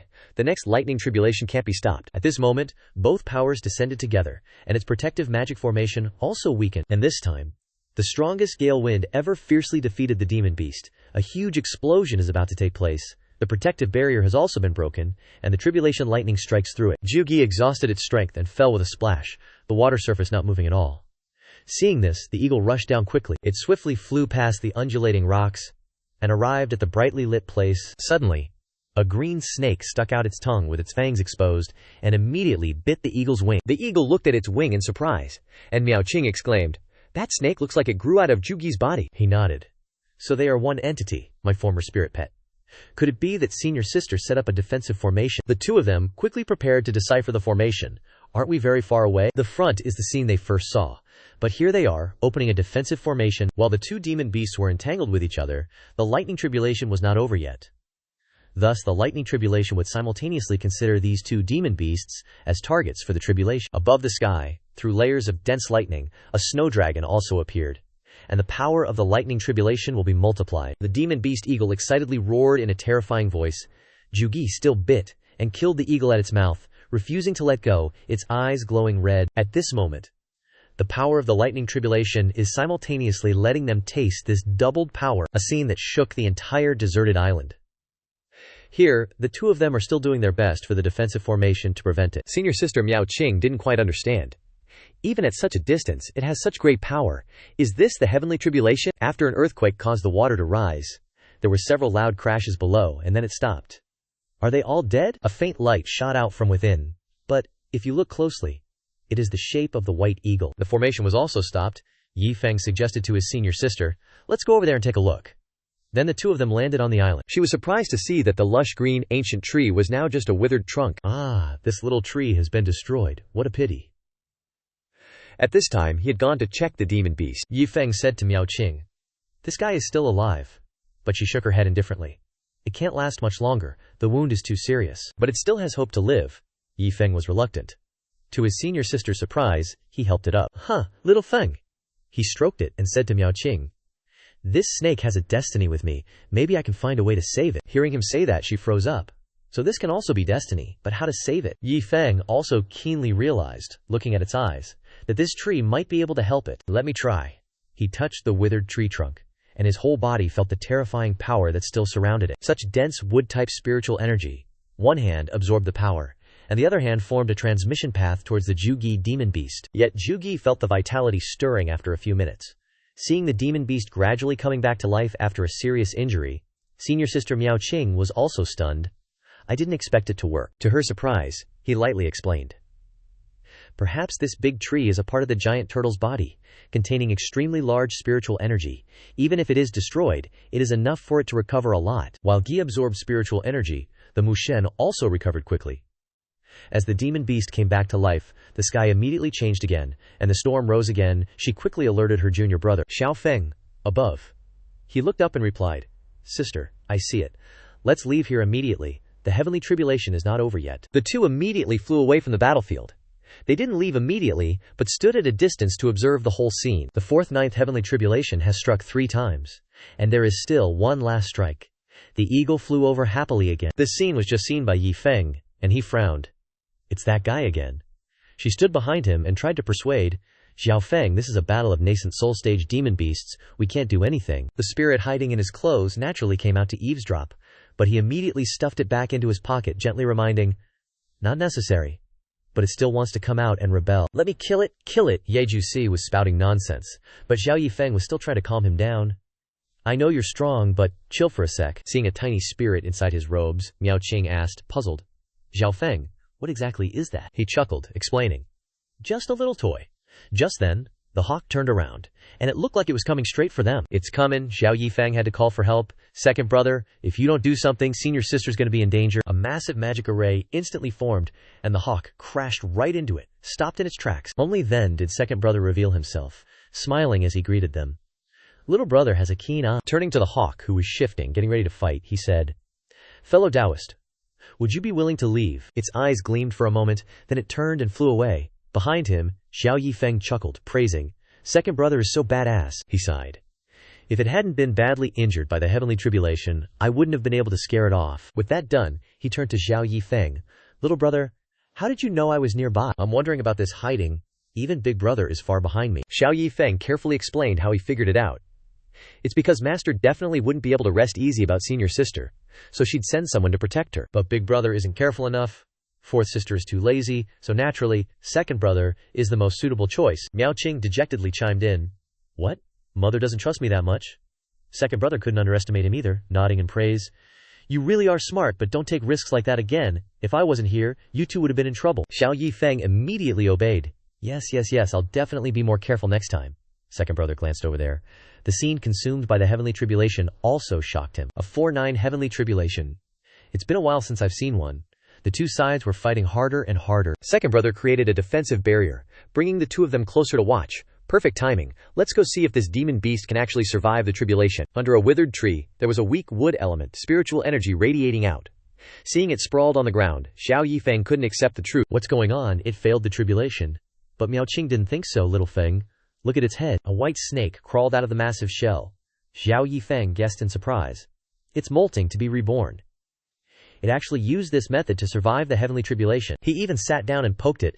It survived the tribulation, but it looked so weak. But the snake didn't recognize that he'd saved it before, and bit Xiao Yi Feng's finger hard. He panicked, trying to throw the snake away, but it clung to his hand, making senior sister Miao Qing freak out too. Eyes wide open. Why'd it bite you? Second brother chuckled, explaining, that's what you call destroying the old to build the new. Because its original form was destroyed during the tribulation, it relied on molting and rebirth to escape the final heavenly tribulation. Although it needs to recover starting from the foundation establishment stage, its future is wide open. Then it flew into Xiao Yi Feng's robes. He finally calmed down, looking at the wound and mumbling, it's nothing, it was just a light bite. Second brother stepped forward, praising, congratulations, little brother. You were able to tame such a spiritual beast. Looks like your karmic luck is pretty good. Xiao Yi Feng didn't forget to give thanks. It's all thanks to second brother's help. Remembering something important, he pointed at the withered tree that was absorbing wood element spiritual energy, and said to his brother, right, second brother, this spirit wood here looks really unusual, do you want to go take a look? As if he knew, second brother simply exclaimed, oh, this tree survived the heavenly tribulation? How interesting. Second brother stared at the tree for a moment, then said, I didn't expect it to be a rare divine wood core. He asked, hearing that, can this divine wood core still be saved? He replied, that's right. Natural treasures like this have extremely strong vitality themselves, but we need to quickly find a spirit pool. Hearing this, Miao Qing remembered something and exclaimed, spirit pool? There's one in the sect. Second brother turned around, his expression serious as he calculated. Even for me, it would take at least 3 days to go there and back. Then he continued, I won't be able to protect you two during that time. Xiao Yi Feng patted his chest, assuring, don't worry brother, just go back, we won't go causing any trouble during that time. Miao Qing chimed in quickly, that's right. Hearing them reassure him, he felt a bit more at ease and unleashed his magic to leave. But not forgetting to remind them before leaving, that's for the best, you two remember not to go, causing trouble, I'll be back in 3 days. With that, he sped off. Ye Feng watched his second senior brother's departing figure and said meaningfully, Looks like he's really gone. Miao Qing turned to ask, "What about us then?" He didn't say much, just replied with 2 words. "Let's bolt." Then he immediately flew away as well. While flying, Miao Qing couldn't help but wonder, "Xiao Feng, I thought you'd obediently listen to second senior brother." He chuckled and replied, "Are you kidding me? What kind of training can we do with him following us?" Then he said, "Let's go, we'll find a place and hide." Completely shake him off. Scene changed to another location, hundreds of ships sailing on the sea. Each ship had a red flag, embroidered with a strange golden dragon. On the largest ship, an old man stood silently staring at the sea ahead. Then, the old man turned and reported to a young teenager behind him. "Your Highness, the area ahead is the Sea of Yuanhai Kingdom." The teenager, Zhang Tianzi, heard the old man call him Your Highness, and stiffly reminded, "Taoist Chen, I'm no longer the crown prince." He thought to himself, "I hope this trip goes smoothly." Suddenly, he saw 2 people flying across the sky. Xian said to the person beside him, "Immortal elders, cultivators are here." He didn't flinch, and replied, "No need to worry, their cultivation is not much different from mine, and they don't seem to have any hostility." The 2 cultivators Tianzi spoke of were Yi Feng and Miao Qing. They stopped in front of their ship and politely asked, "Excuse me, how do we get to the Yuanhai Kingdom?" Zhang Tianzi clasped his hands in reply, "Greetings, immortals. I am Zhang Tianzi. This place is already very close to the Yuanhai Kingdom but still some distance away." Then, not knowing what he meant, he made an offer that made Taoist Chen very puzzled. "We also happen to be going to Yuanhai Kingdom. If you 2 don't mind, you can come with us, how about it?" Hearing this, Miao Qing happily said, Okay, Xiao Feng. I'm so tired, we've been flying for so long." Yi Feng also quickly nodded in agreement. Seeing that he didn't object, Miao Qing quickly landed on the ship. She exclaimed, "Yay, finally I can rest." So Tianjia ordered his subordinates to arrange rooms for the 2 immortal masters. He clasped his hands in salute. "Then I'll have to trouble you," he replied. "Please." Watching the backs of the 2 as they entered the cabin, he meaningfully asked Taoist Chen, "Immortal master, do you think these 2 could become our helpers?" He replied, "Your Highness is kind, but these 2 have extraordinary demeanor. They are likely from those orthodox immortal sects. Making connections is not difficult, but for you to be able to use them, I'm afraid it won't be easy." Zhang Tianzi's subordinates led the 2 of them to a room and bowed respectfully. "Immortal masters, this is where you will rest. I will take my leave first." At this moment, Miao Qing was a little puzzled and turned to ask him, "Xiao Feng, it seems like the people here are too polite. They just let us on the ship like that." He rubbed his chin, looking serious, and replied, "No kindness is without a reason. The fact that they treat us like this can only mean that they have something they want to ask of us." Hearing this, she was stunned and asked, "Then are we still staying on the ship?" He unhesitatingly headed towards the arranged room, saying as he walked, "Of course we're staying. Isn't elder sister tired already? We'll deal with whatever comes our way. If there really is a big trouble, we'll just leave directly." Miao Qing praised. "Great idea." In the dark night on the deserted sea, another fleet quietly approached Zhang Tianzi's ship. A soldier on night duty drowsily looked in that direction and mumbled, "Oh."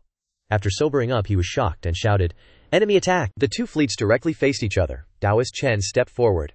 "Friends on the opposite side, may I ask who you are?" "This is the royal fleet of the Tianlong Kingdom." The other side didn't reply, but instead fired a rain of arrows at the Tianlong Kingdom's fleet, which left him dismayed. The rain of arrows flew closer and closer to them.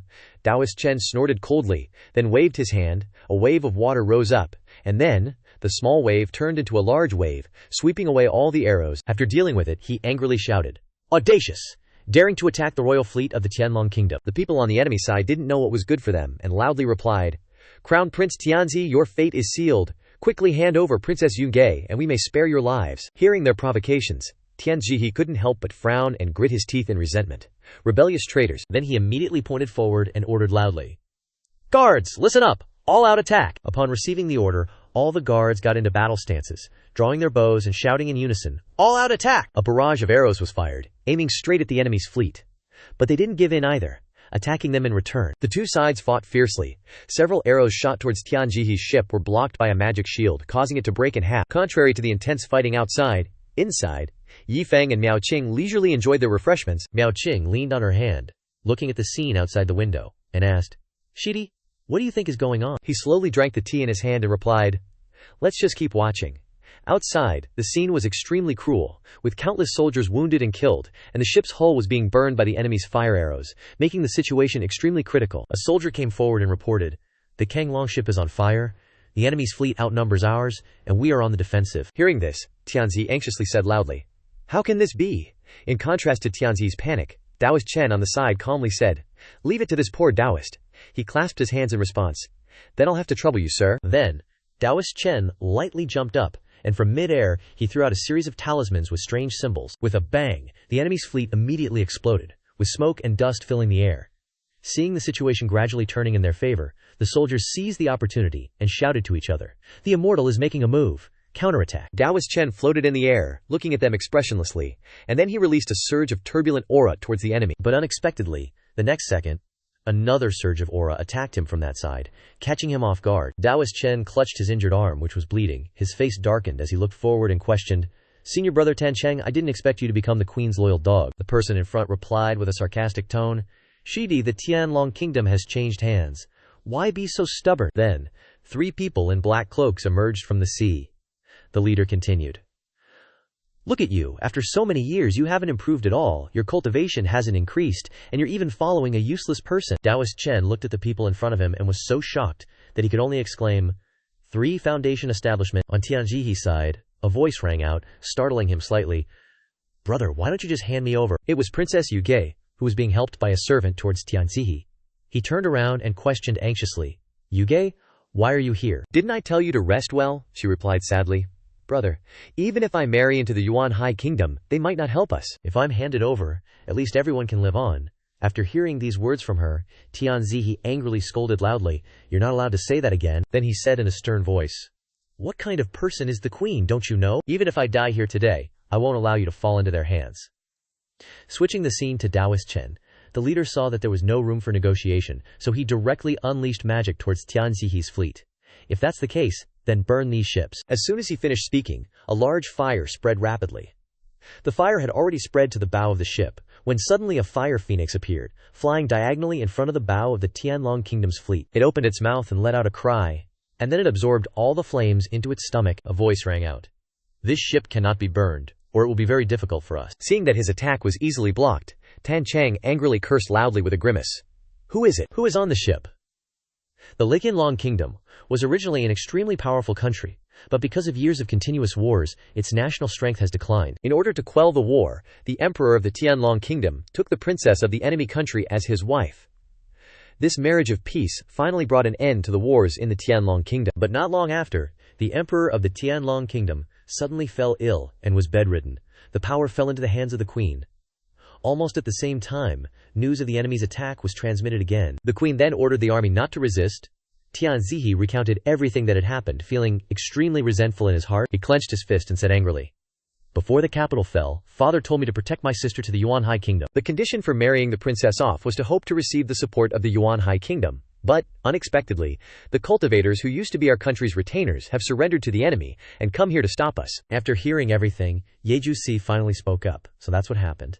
On the other side, the guy got even angrier when he didn't get a response. He furrowed his brows and said, "No response." Seeing this, the 2 guys behind him also started to act. One of them took out a map. After opening it, the map glowed with a strange blue light, and incomprehensible patterns were drawn on it. Seeing this, Shichen Daoren exclaimed in panic, "This is the myriad spell diagram." The guy holding the map snorted coldly and said, "HMPH turtle, since you're hiding on the boat, I'll force you out." With that, he slapped the map.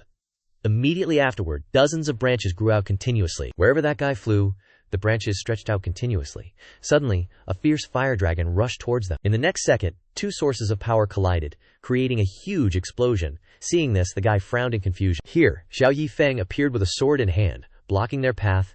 "Gentlemen, this ship works for me. How about you guys come back another day?" Seeing the sword in his hand, they couldn't help but be surprised, wondering, a top-grade sword immortal. One of them immediately became vigilant and said, "This person seems to be a disciple of a major sect. We must be careful." Jin Cheng, not knowing the limits of his own abilities, sneered, "A sword immortal has scared you guys like this, so what if he's a disciple of a major sect? He's just a small completion stage chi refinement cultivator." Then he ordered, "Leave that old fart Xin Chen to me. You guys go kill him." Receiving the order, they shouted clearly, then immediately rushed towards Yeju. Yeju quickly used his sword to block his attack. However, a shameless guy ambushed him from behind. He reacted quickly and dodged this attack. The guy in front took advantage of his loss of balance and slashed at him. A powerful sword Keese rushed forward and slashed across his body, causing his blood to splatter. Seeing this, the guy said arrogantly, "A small chi refinement cultivator dares to be arrogant in front of us." Another one pointed his sword at him shamelessly and said, Hand over the immortal sword, and I'll spare you from death. Ye Jusi scoffed and replied, Who said I was alone? Then, a powerful raging column of fire rose up. Seeing this, Jin Cheng panicked and realized, exclaiming, Crap, it's a large-scale fire-type magic. That dragon wasn't unleashed by this kid. Miao Qing appeared from within the flames. She pointed the sword in her hand towards the sky, and above her, a bagua formation and a huge flame appeared. Below, the fleet was still standing firm. Miao Qing narrowed her eyes and ordered, Disperse. The huge flame then split into small clusters of fire, carrying immense power, and flew towards their fleet. Each cluster of fire fell like meteorites, breaking their formation. Enemy ships were constantly destroyed, and fell to the bottom of the sea. Seeing the scene before him, Xin Cheng shouted in panic, Kill her! Otherwise, the entire fleet will die. The two guys received the order and immediately attacked her. A loud shout rang out, Stop! Xiao Yi Feng flew over, confidently saying, Senior sister, if they attack you, just leave them to me. She smiled and replied, Xiao Yi Feng, I'm leaving them to you. At this time, the paper doll of Lin Ziyun also appeared, and it called out, Xiao Yi Feng. Yejusi crossed his arms, raised an eyebrow, and said, Give them a big one. It quickly nodded. Then, with a fierce expression, took a stance and kicked the sword next to Yejusi hard. A powerful sword kui shot towards the three of them. Seeing the scene before them, they couldn't help but panic and ask each other, What is that? It's rushing towards us. Then, they quickly joined forces to create a shield. Quick, block it together. However, the shield they created was easily pierced by the sword ki. Losing their protective shield, Xin Cheng was quickly injured by the sword ki. He looked at his injured arm, stammering in fear. What is this? He was extremely panicked in his heart at this moment, thinking, if his attack was off by just a bit, I would definitely be dead. I have to get out of here. Thinking this, he quickly flew straight into the sea. One of the guys cursed, Damn it, let's get out of here too. The other guy, equally quick on the uptake, said, Screw the boat. Saving our skins is what matters. Seeing this unfold, Yi Feng couldn't help but exclaim, Damn, that's OP. Didn't my wifey say you weren't that strong? Miao Qing, now flying over, said to him, That's all folks, Xiao Feng, let's head back. The people on the wrecked boat were screaming for help, some even jumping into the sea to escape. Help us! The immortal master has abandoned us. We surrender. Seeing that it was all over, he agreed. After this, cultivators shouldn't be meddling. The couple returned to Tianzihi's ship, and he immediately clasped his hands in gratitude. Many thanks to you both for saving our lives. He chuckled. It's nothing, just consider it our toll for passing through your territory. Miao Qing, beaming with pride, pointed at herself and said, Wasn't I awesome? Yu Gei then spoke up. What is a small matter for you two is a life-saving grace for me. I am deeply grateful. As soon as she finished speaking, she couldn't help but cough incessantly. Seeing this, Tianzihi quickly went to support her and ordered, Get a blanket. The maid beside her immediately instructed. Quick, bring the brazier over here, he asked curiously. What's this? Senior sister Chen sadly explained. Princess Yu Gei suffers from a strange ailment. Every month she has this period where she feels extremely cold and is in terrible pain. I don't know anything about this. He rubbed his chin and asked, Her whole body feels cold. Then he walked towards the princess and said, Please, princess, offer your hand and let me take a look. She readily extended her hand for him to take her pulse. Seeing this, senior sister Chen anxiously asked, Does Immortal Master know about this illness? He frowned and blurted out, Innate frozen veins. In his heart he was shocked, thinking, I never thought her constitution would be exactly the same as my wifey's. Then he said to them, This is a special constitution. I can't cure it completely, but I have a way to make the princess more comfortable. They excitedly said, Then that would be wonderful. He then produced a prescription and instructed, Get the medicine according to this prescription and have the princess drink it 3 times a day. It can greatly alleviate her pain. Tianzihi received the prescription and immediately knelt down to express his gratitude. Such great kindness I will never forget. If the Tianlong kingdom can ever rise again, I vow to climb mountains of knives and dive into seas of fire for you, immortal master. He said nothing and quickly left with Miao Qing. The people of the Tianlong kingdom watched the two of them leave, feeling a sense of loss. 5 days later, in the Yuanyang Sea kingdom, Yi Feng and Su Miao Qing were strolling through the market together. She asked, Xiao Feng, we've been here for days. Are you looking for someone? Yi Feng replied honestly. There is indeed an old acquaintance here, but it seems they're no longer around. It's alright, let's go to the Imperial City first. Miao Qing couldn't help but wonder. To the Imperial City? What for? He replied nonchalantly. To do a job for someone. Miao Qing had only one reaction, exclaiming in surprise, Huh. Rewinding time to half a month ago, Yi Feng was sitting and drinking tea in the manor when Xiao Yu came over to ask for a favor. Young master, if you go down the mountain, could you help me with something? Yi Feng, being easygoing and generous, asked without hesitation, What is it? Just tell me. Xiao Yu then expressed her thoughts. If you have the time to go to the Yuanyang Sea Kingdom, Please deliver this item to the Empress of the Yuanyang Sea Kingdom, who is also my mother. Hearing this, Yi Feng gave a gentle smile, reassuring Xiao Yu. It's just a small matter, don't worry about it. But she seemed to still have reservations, lingering and hesitating. After a while, Xiao Yu finally told everything. Besides my mother, the others in the royal family are not good people. If they are disrespectful to you, young master, please feel free to teach them a lesson. Carrying Xiao Yu's sincere reminder, Yi Feng arrived in the capital city. Upon arrival, greeting him and Miao Qing were the angry shouts and threats from the guards. The royal palace is a forbidden area, stop right there. Yi Feng, without wavering, held up a token and solemnly asked them, do you recognize this? The two soldiers turned to look at each other blankly. It's a royal token, Yi Feng, a straightforward person, confidently greeted them in a manly voice. I am here on the orders of Princess Lian Yu to deliver a letter to the queen mother of your esteemed nation. The two guards immediately became timid, changing their tone instantly. They gently reported to him, isn't Princess Lian Yu already in cultivation? So you're a celestial being, your grace? Please wait a moment, I'll go report this at once. Miao Qing, standing beside him, couldn't help but comment, so Xiao Yu is a princess of a kingdom. She never told me before, Xiao Yi Feng then said. Even if she's a princess of a mortal kingdom, in the immortal sects, she'd just be a servant girl. But it seems like the people here don't know that. The two of them waited there for a while, and after about 20 minutes, a man came running out of the city in a fluster, greeting them warmly. Greetings, immortal masters. This humble servant is late. He smiled kindly, his attitude full of respect. His Majesty and the Empress are waiting inside. Please follow me. Miao Qing smiled gleefully and commented, how courteous. The two of them, under the guidance of this official, entered the palace together. Miao Qing observed for a while, then seriously reported to Xiao Yi Feng. Xiao Feng, I feel like the men here are all lacking in yang energy. Why is that? Xiao Yi Feng was taken aback by this. He cleared his throat and said, ahem. The men who serve the royal family in the mortal realm are all like this. Miao Qing was still not satisfied with the answer, and asked further, why is that? Is the emperor absorbing the men's yang energy? Xiao Yi Feng also replied enthusiastically, it's not really. The official leading the way in front heard their conversation, and his face froze, utterly apprehensive. Finally, the two of them entered the main hall. The eunuch's sharp voice rang out, the immortal masters have arrived, pay your respects. Zhang Tianzihe slightly rose, and he exclaimed in surprise, Xiao Engong, Su Xianzi. Miao Qing immediately recognized them. Xiao Feng, look, it's those two from Tianlong Kingdom. Xiao Yi Feng wondered in his heart. Strange, it's been a few days. Why are they only meeting the emperor today? Suddenly remembering that they hadn't greeted anyone yet, Xiao Yi Feng and Miao Qing bowed respectfully. Disciples of the Wentian sect, pay respects to your majesty. As soon as the king glanced over, Miao Qing opened her mouth flirtatiously. Ah, a beauty. Miao Qing remained standing quietly in front of the two. The woman with a bewitching and shrewd expression sitting beside him leaned over, pinched his cheek, and asked resentfully, your majesty, do you like this? He replied without any sense of shame. Who wouldn't like such a beauty, if I could bring her into my harem? Hearing this, the empress looked troubled, and she gently chided.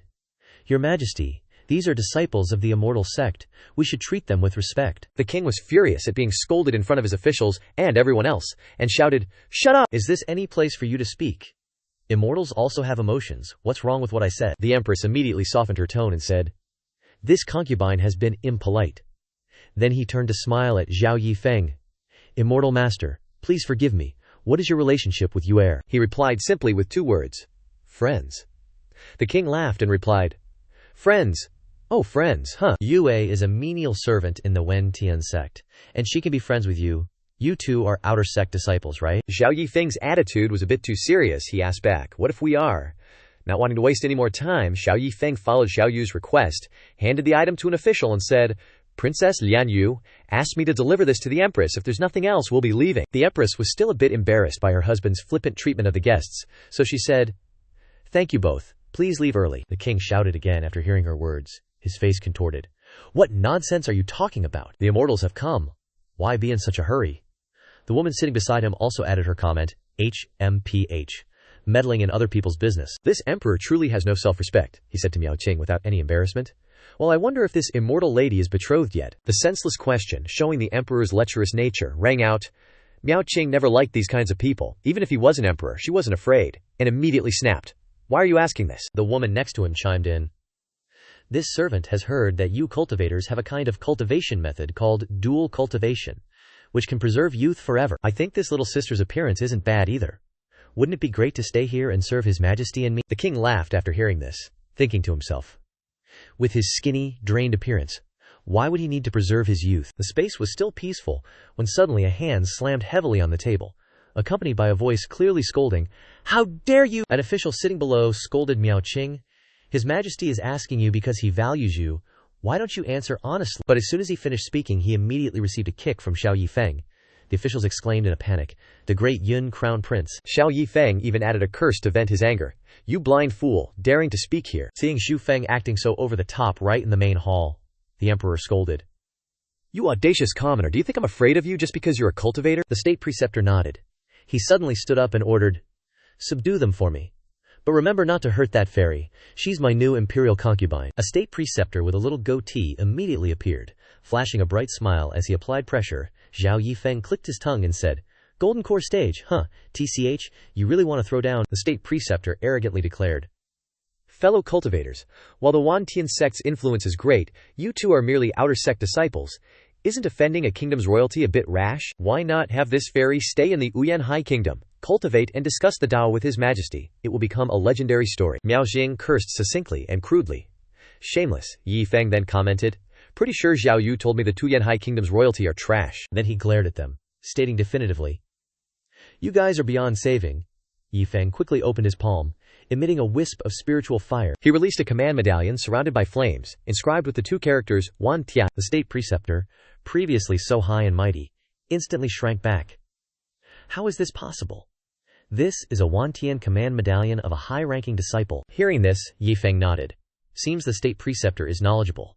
We too are true disciples of the Wantian sect, and the one you were just rude to is the sect leader's beloved daughter. Then he stood with his hands clasped behind his back, loudly asking those present, "Now I'll ask one more time. Does the Tuyan High Kingdom want to be annihilated?" The emperor stammered. "True disciples. The sect leader's daughter, the Dai Van Crown Prince." The guy who just got kicked by him stood up and said, "What the hell are you talking about?" Though blood dripped from his mouth, his words were still full of bluster. "You really think my Uyan High Kingdom has no one? Father, kill them. What Wantian sect?" Before he could finish, Yi Feng threw a talisman straight at him. After a few seconds, the talisman was stuck tightly on the Dai Van Crown Prince's mouth, shutting his foul mouth up immediately. If he wanted to talk, he could only moan a few words, The state preceptor realized the situation was turning unfavorable and hastily smiled apologetically. "Misunderstanding. This old Taoist has eyes but couldn't see Mount Tai. I apologize to the two of you." The emperor immediately changed his tune. "Before, I was just joking. Absolutely had no intention of making things difficult for you two honored immortals." Still annoyed, Yi Feng continued, "Oh, so the one next to your majesty who is trying every possible way to provoke the Wantian sect, shouldn't he give me an answer too?" That woman also didn't dare to act haughty anymore, pretending to be gentle as she said, This humble servant did it all for your majesty." The emperor was so despicable, he immediately turned into a petty man, shifting the blame. "Honored immortals, I was allured by this woman. I'll immediately hand her over to the honored immortals for disposal." "Oh, I'm dumbfounded, huh?" Understood his nature, she gnashed her teeth and glared. "HMPH, as expected of a useless emperor, knew I should have drained you dry." Turns out she was actually a demoness. And immediately, having been betrayed by the king, she lunged out with the intention of killing him, releasing a dense cloud of demonic energy. A shout rang out, "There's a demon! Cough cough, protect the emperor!" A cloud of smoke flew out of the main hall, but she still managed to leave a threat. "Xiao Yi Feng of the Wantian sect. Hey, this humble servant remembers you?" The crowd around became chaotic. Lin Fei turned into a black cloud and flew away, indignantly denouncing. Lin Fei bewitched the emperor, offended the honored immortals. This is all due to the demonic concubine. "Your Majesty." The person on Yi Feng's side turned to Miao Qing and asked, "Senior sister, what do you think?" She sneered. "HMPH, where there's smoke, there's fire." Suddenly she stood on tiptoe. Miao Qing quickly appeared in front of the emperor. She decisively slapped him, catching him off guard and knocking him off his seat. "Ah!" The state preceptor widened his eyes in panic. Yi Feng grinned mockingly. "State preceptor, your noble country's emperor used his face to hit my senior sister's hand. But we won't pursue this offense. What do you think?" Knowing it was difficult to argue, he could only force a smile. Of course.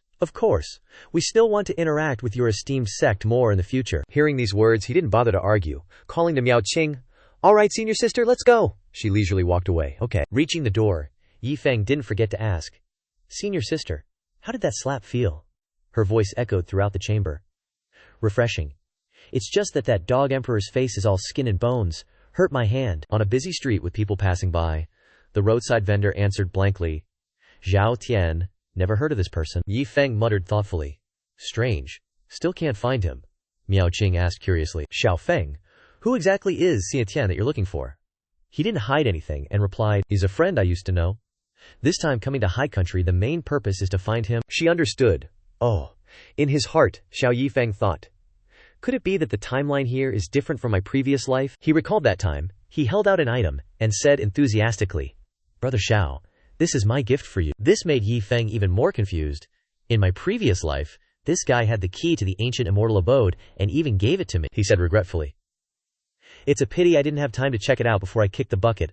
I can't miss it this time. Miao Qing interrupted. Zhao Feng, is there a place there that we haven't searched yet? He turned back curiously. Where, logically, we should have searched already, right? Following her direction, he immediately realized, we really haven't searched the brothel. At this time, in the Guanghan Hall of the Yuntian sect, Chen lightly stepped down the stairs. The owner of those feet was Han Yan. Seeing the person who had just appeared, Chu Mo happily called out, Master, you've come out of seclusion. Han Yan slowly said to her disciple, I still need a little more time, but I've encountered a bit of a bottleneck. Chuk Mo, go find your senior brother and get some pills for me. She clasped her hands and accepted the order. Yes. Han Yan's eyes softened, and she sighed. That guy's ice heart art is truly amazing. More than half of the illness in my body has been eliminated. I wonder how he's been cultivating now. Suddenly, a thought flashed through her mind. Or, should I take a peek? No sooner said than done. Han Yan raised her hand to prepare, reassuring herself, I'm just worried about his safety, definitely not peeking. Besides, his cultivation is so low anyway. On the other side, Yi Feng hurriedly said to Miao Qing, Senior sister, that place isn't really suitable for you to go. She replied nonchalantly. What's wrong with that? Who says girls can't go to brothels? Let's go. Han Yan was quickly connected. The scene before her eyes showed many scantily clad women. Everyone sweetly called out, Esteemed guest, come here, come in and take a look. Seeing this situation, Han Yan couldn't help but fall silent. Is this even reasonable? Outside Guanghan Hall in the Wentian sect, Chu Mo soon returned, holding a vial in her hand as she entered. Master, the pills you need. But she was blocked by the closed door, with a sign hanging above, In seclusion, do not disturb. Chu Mo was extremely bewildered. Didn't she encounter a bottleneck? Why is she in seclusion again? Maybe I should just wait. On the side of Yuanhai Nation's capital, Miao Qing asked unhappily, Why didn't you take me, Yi Feng? Afraid of her misunderstanding, quickly replied, It's not that I didn't want to take you, but that place doesn't allow women in. She crossed her arms and asked him back. There's such a rule. At this time, Han Yan's avatar had climbed onto Miao Qing's shoulder. It tried to pluck a strand of her hair. Miao Qing narrowed her eyes and suddenly said, I'm suddenly so sleepy. But as if an order was issued, her eyes widened. Miao Qing said lucidly, You mean as long as someone else invites me? There's no problem anymore, right? She stepped forward without paying attention to Yi Feng. Let's go. Suddenly the two were stopped by a delicate female voice. Guests, please stop. May I ask if you have a VIP invitation? He was a little flustered. VIP invitation? A person in the distance, with his arms around a beauty, sarcastically explained. You want to enter Qingwan without even a VIP invitation? This isn't a place that any Tom, Dick, or Harry can enter. Oog. Yi Feng then summoned a small sword. He asked, Can I enter with this? The woman who was rude earlier then corrected herself. So it's an immortal, please come in. Looking at the girl next to him, he naturally followed, making her surprised, and called back. Wait, this young lady, Miao Qing replied indifferently. My tastes are special. I was born disliking men. Can't I enter? The woman heard this for the first time. Seeing that it was reasonable, she replied, Of course you can. Please come in. Looking at the backs of the two people, she sighed. As expected of immortals, their thinking is so open-minded. Seeing that she wasn't being harassed, Yi Feng asked curiously, What did you say, Shiji? Why does that girl have such a strange look in her eyes? Miao Qing replied vaguely. Nothing. Just casually dealt with her with a few words. He felt a sense of unease. Is it just my imagination? Why does Shiji feel so strange? As they entered, they were greeted by someone. Esteemed guests, please come in and rest in the private room. As she pushed open the door, she introduced herself. I am Xiao Qing, responsible for serving this young master and sister. Yi Feng asked her. Besides us, are there any other esteemed guests today? Xiao Qing gave a standard smile and replied. This matter, the identities of the esteemed guests, are not something I can inquire about. Anyway, the esteemed guests who came today are all aiming for Sister Yu, NHU. They must all be great dignitaries. He asked in surprise, Wait, who did you say, UNHU? Miao Qing suddenly turned to see if she was making Yi Feng flustered. The more I look at you, the stranger I feel. No, this dangerous aura. Since when has Shiji given me such a great sense of pressure? Then he thought of a possibility in panic. Wait, could it be? Xiao Qing giggled. Sister UNHU is the most famous headliner in the capital. Today is her first time putting up her sign. Surely young master came for her, right? These words successfully interrupted his doubts. Yi Feng immediately retorted, "No, I didn't. Don't talk nonsense." Miao Qing replied calmly, "We really came for her." She looked at him with dangerous eyes.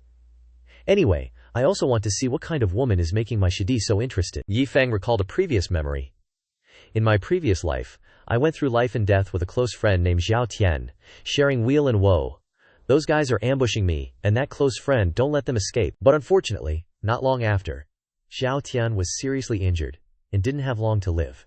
He supported him, trying to encourage him, hang in there. But Xiao Tian clearly understood his own condition. He tried to pull out a token, thanks to Yi Feng. I'm about to be finished. They came for this, good brother. I'll leave this to you." Moreover, Xiao Tian also had a regretful wish that had not been fulfilled. But he could not wait until that time, so he had to let go and bid farewell to the world. "It's just a pity that I can't see UNHU anymore. So now that girl is still a mystery to him," he muttered. "UNHU. Could this be my sister-in-law? She was originally a courtesan." Miao Qing frowned uncomfortably as she looked over. "Are you missing her?" Yi Feng immediately widened his eyes and denied it vehemently. "No way!"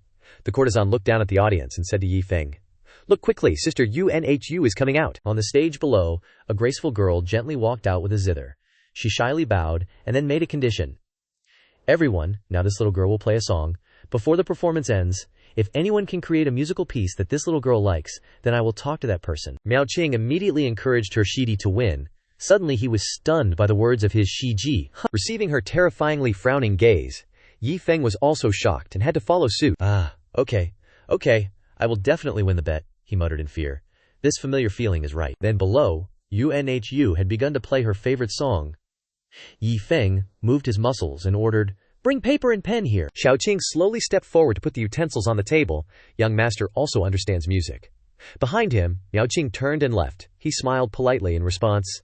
"I'll start taking a paper and pen and focus on writing the lyrics I understand a little bit." Yi Feng clearly remembered every word, so the brush gracefully moved on the paper. "Xiao Daige used to sing this song. It will definitely be able to attract Yunhu's attention, but I'll modify it a bit." Below, UNHU was also wholeheartedly dedicated to the song.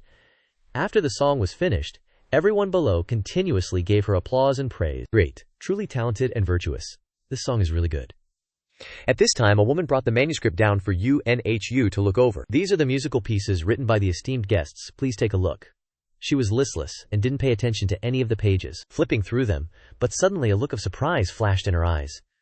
Then UNHU announced to all the special guests standing in the private rooms, "Next, UNHU will perform the best melody among those written by everyone to express my gratitude." The two of them had stepped out of the railing to feel it. Miao Qing asked Yi Feng in confusion, "What song did you write?" He smiled and replied, "It is a song for the most important person to me." Below the stage, the musical piece was also being played attentively by UNHU. "Looking at the southern chi trees brings endless sorrows. Gazing at the divine maiden is an unattainable desire." Miao Qing was stunned the moment the music started. "This is..."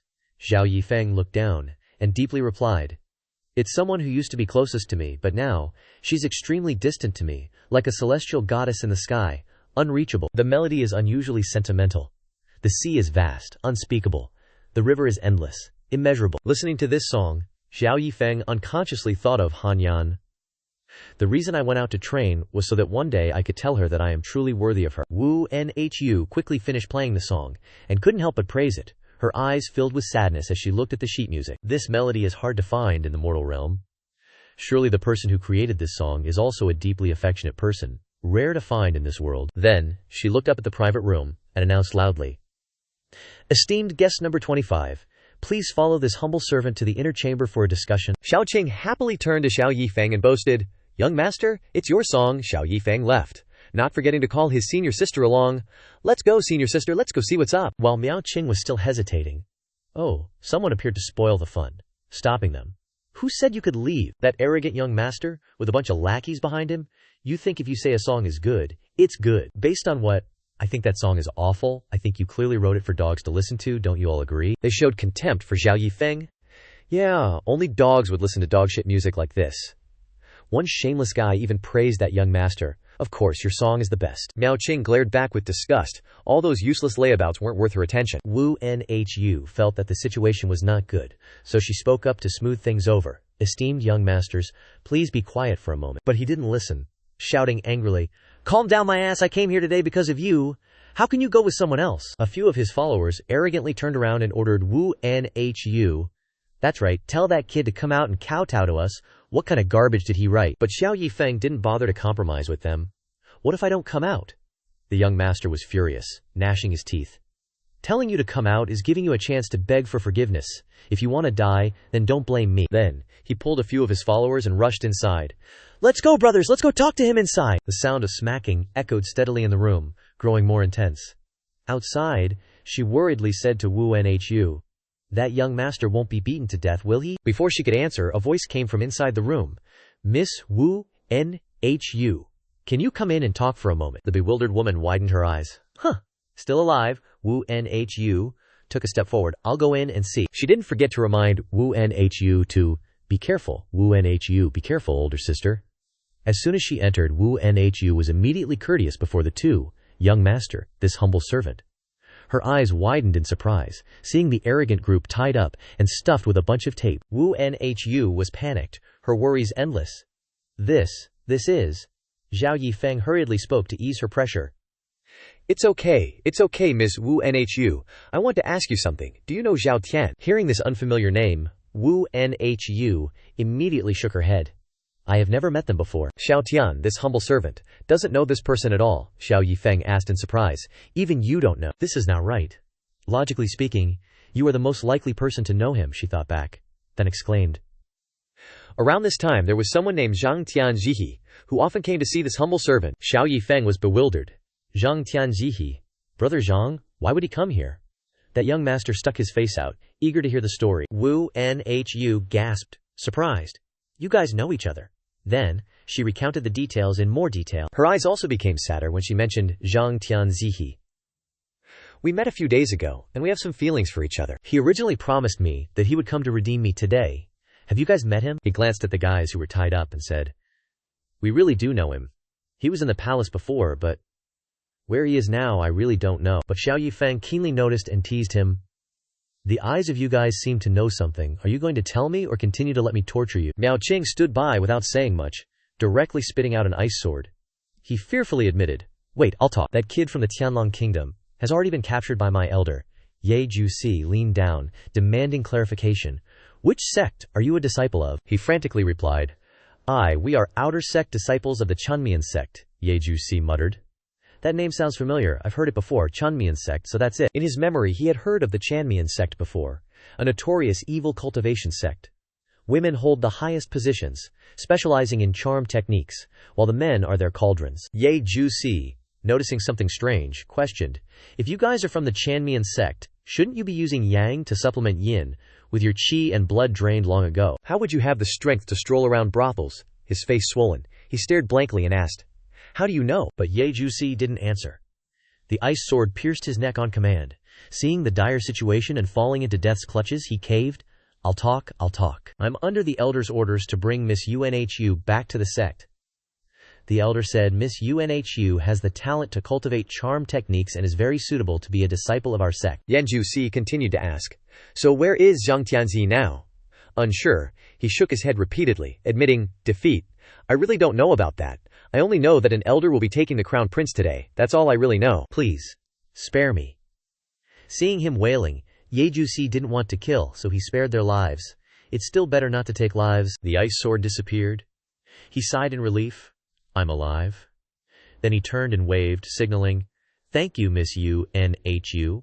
Please go outside first. I'll come find you later. Unhu respectfully left the room. Yes, this humble one takes her leave. As soon as Unhu left, Ye Jusi knelt down on both knees. He immediately hugged the bewildered Miao Qing, crying and begging, Wife, I was wrong. Miao Qing, actually Han Yan disguised by Guang Han, explained, I just came to check on your behalf for your master. If you knew you brought his daughter to this kind of place. Ye Jusi knelt and smiled, thanking her. Wife, you're truly understanding. I just wanted to investigate the whereabouts of an old friend. Now I have some clues. Han Yan reminded. Alright, stop sweet-talking me. Remember not to come to places like this in the future, Ye Jusi obediently replied. Wife, you're right. At that moment, as if she wanted to say something important. Right, there's still something I haven't finished saying. She fainted and fell into Ye Jusi's arms. Han Yan suddenly woke up, returning to the sect, muttering, Why did I suddenly lose contact? She tried to reboot, but it was interrupted.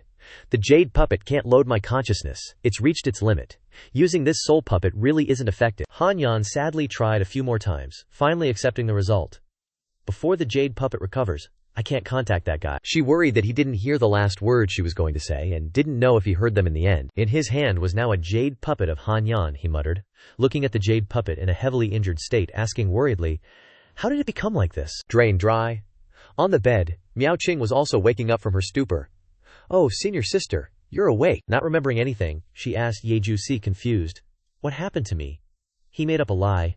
Ah, you fell asleep in the brothel, so I brought you back here. Miao Qing exclaimed in panic. Fell asleep? Why don't I have any impression at all? The performance of the brothel's big sister. He shrugged casually, replying. It's over. Miao Qing started to cause a commotion in the room. Ah, it's over. I haven't seen anything yet. I still wanted to sing with the pretty sister. Why didn't you wake me up? She even questioned him angrily. Are you hogging all the fun?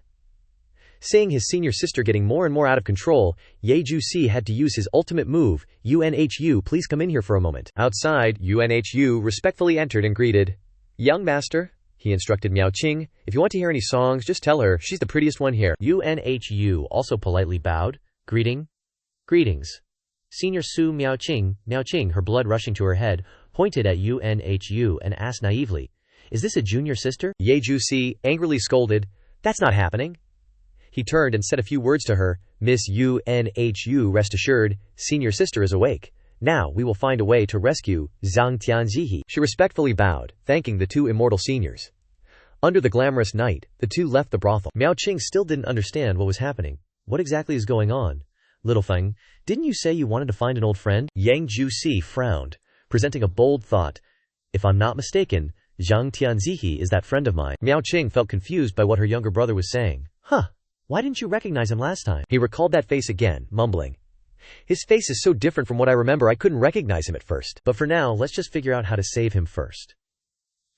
The Crown Prince probably has some intel. Imperial Palace, Crown Prince's residence. The two hid in a corner, observing the strict guards. Miao Qing also noticed the opposite side. You, look over there, below. A bunch of people are setting up a formation, and there are cultivators here too. Looks like the Crown Prince's residence truly is hiding some secrets. She slyly divided the task. Xiao Yi Feng, I'll lure those guys away. You take the chance to go in. Before she left, Xiao Yi Feng reminded her to be careful. Don't get into a direct conflict with them. Stay safe. Miao Qing patted her chest confidently. Don't worry, I'm super reliable. I definitely know how to act with moderation. A huge explosion immediately erupted in the courtyard below, and the guards on duty rushed after the intruder. Enemy attack. The enemy is a cultivator. Quickly, report to the senior immortal. A group of pursuers scoffed. Where did this little thief come from, daring to wreck the imperial palace? Kill without mercy. Xiao Yi Feng sighed exasperatedly. I knew I shouldn't have trusted her. Acting with moderation, nonsense. Oh well, I'm sure senior sister won't be in any real danger. Below, there wasn't a single guard, he mumbled while observing for a moment, then leapt down. I should still go into the Crown Prince's residence and check first. And at the gate, not a single guard. Xiao Yi Feng felt even more suspicious, logically speaking. The cultivator from Chanmian Pavilion should be guarding the Crown Prince. After all, they couldn't have been lured away by senior sister. There might be a tough fight ahead. He walked in just in time to catch a good show inside. See how amazing I am? The Crown Prince was fooling around with Lin Fei, the woman from Chanmian Pavilion. Inside the room, you truly are a captivating little vixen, humph. Isn't it because that royal father of yours is too useless? Xiao Yi Feng stared wide-eyed at the scene before him. His jaw dropped as he yelled, oh my god, that's a huge info dump. Inside the room, even more suggestive things were unfolding. You rascal, you! The Crown Prince was still lost in lust. Don't you love how wicked I am? Lin Fei further teased him, playing on his mind. Have you thought it through? I'm your father's concubine, you know. There's no turning back now. But he wasn't scared of a thing, still acting haughty. HMPH. What is there to be afraid of? With you and the cultivator backing you? I can overthrow that old geezer in less than a year. Xiao Yi Feng clicked his tongue, giving a sarcastic compliment. What a filial son indeed. Hearing a sound, he frowned and turned around. Who's there? He still stood at the door, clapping in mock praise. Wow, I didn't expect you two to play such wild games. I'm truly ashamed of my inferiority. The Crown Prince loudly reprimanded. You're that disciple from Wentian Pavilion. What are you doing breaking into the Eastern Palace in the middle of the night? He raised an eyebrow and replied, I just heard there was someone from Chanmian Pavilion here and wanted to ask her a few things. He then glanced at the scantily clad woman below and nodded. I guess the person I'm looking for is Lin Fei. She immediately struck a revealing pose, trying to tempt him. Oh, want to play with big sister? But Xiao Yi Feng didn't care at all, getting straight to the point and questioning, I'm not interested in your kind. I just want to ask where that brother and sister from Tianlong Kingdom are, but she didn't care. HMPH. They can go wherever they want. How should I know? Xiao Yi Feng was already prepared, secretly holding a glowing orb in his hand. How about this? If that's the case, this bro's orb just recorded that lively moment. I guess handing these images over to the Emperor of Yuanlong Kingdom wouldn't be a problem, right? The Crown Prince, scared stiff, immediately spilled everything. Wait, I'll talk. That man already ran away, and the woman is locked up in my place. Lin Fei cursed at him angrily. Useless trash. Xiao Yi Feng stepped closer, nodding. Now that's better. Looks like Daeyun Crown Prince still understands the stakes. Seeing him approach, he backed away in fear. You, what do you want to do? He grabbed his face, then shoved a pill into his mouth, not forgetting to solemnly introduce. This is called the 7-day soul-severing powder. After you swallow it, your internal organs will slowly rot, and in 7 days, you'll turn into a puddle of blood. Xiao Yi Feng even covered his mouth, making him swallow it. At this moment, Daeyun Crown Prince tried to vomit, but nothing came out. He ordered, "Lead the way. If you want the antidote, you'd best not try anything funny." Frightened, he obeyed. "Master Xiao, don't worry, I'll lead the way once I'm dressed." Lin Fei, finding the sight unbearable, angrily spoke up. "What kind of righteous path do you call those methods you just used?" He laughed out loud. "Couldn't care less. You're not wrong. I've never exactly been considered righteous." They gradually went deeper into the dungeon. The great Yun Crown Prince then took Yi Feng to a prison cell. "You see, Princess Yu Ge is still here, safe and sound." "I haven't touched her yet." Yi Feng frowned, threatening. "If you touch her, don't even dream of getting the antidote." He trembled, stammering, "Yes. Yugi vaguely woke up, disturbed by the noise. Its benefactor. The bracelet was also destroyed by him. Yu Ge fell weakly into Yi Feng's arms, unable to even stand properly, her voice growing weaker. "Benefactor," Yi Feng frowned. "Don't talk, I'll get you out of here first." Seeing that he was taking Princess Yu Ge away, the great Yun Prince stopped them.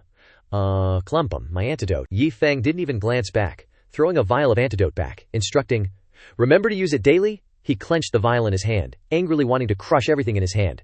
"I've remembered this debt. Wait until I inherit the throne." Outside the wooden frame of the prison cell, a loud noise was ringing out. "Look! What's that in the sky outside? Flowers, look!" He angrily stepped outside, yelling, "What's all the commotion?" The great Yun Crown Prince's eyes widened in disbelief, his face drained of color. The image of the ball from before was projected throughout the main hall. The soldiers' shouts rang out continuously, wishing great Yun Crown Prince and consort Lin Fei 100 years of happiness together. Carrying Princess Yu Ge on his sword, he asked, "Has the princess ever experienced flying before?" Looking down at the town below, she replied in a broken voice, "I have. Taoist Tichen took me to pray for healing, and let me fly before. My ancestors once did a favor for Taoist Tichen, so he has always protected us." But then she continued, "Before, to cover for my elder brother's departure, he was captured by the 100 sect of the national teacher." He calmly reassured her, "It's okay, if it's the national teacher's sect, it'll be easier to negotiate." Finishing his words, he said again, "Let's go save Taoist Tichen first." Then, with a swoosh, the two quickly flew away. Not long after, the two flew to the cultivation sect of the Immortal Master. Before their eyes now was a magnificent and prosperous town. Seeing this, Princess Yu Ge couldn't help but exclaim, "This is the cultivation sect of the Immortal Master. So magnificent." But Yi Feng seemed to see through some hidden secret, sneering contemptuously, "This sect is really poor, probably some trashy tier 18 sect." As he spoke, he took out a faint gold talisman from somewhere. Hearing this, Yunger's face was filled with confusion, asking back, "Huh?" He didn't directly answer but threw the talisman in his hand straight down. The talisman seemed to hit some invisible wall, and caused a huge explosion in the air. Not long after the explosion occurred, a group of people quickly flew over.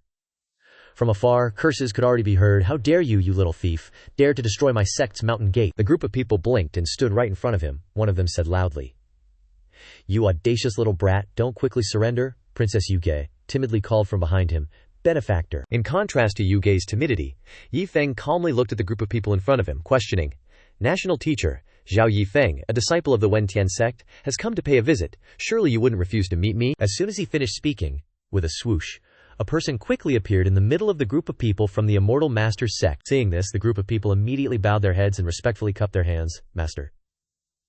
The national teacher finally showed his face, and as soon as he appeared, he said in an angry voice, "Young Master Xiao, I used to be polite to you out of respect for the Wentian sect behind you.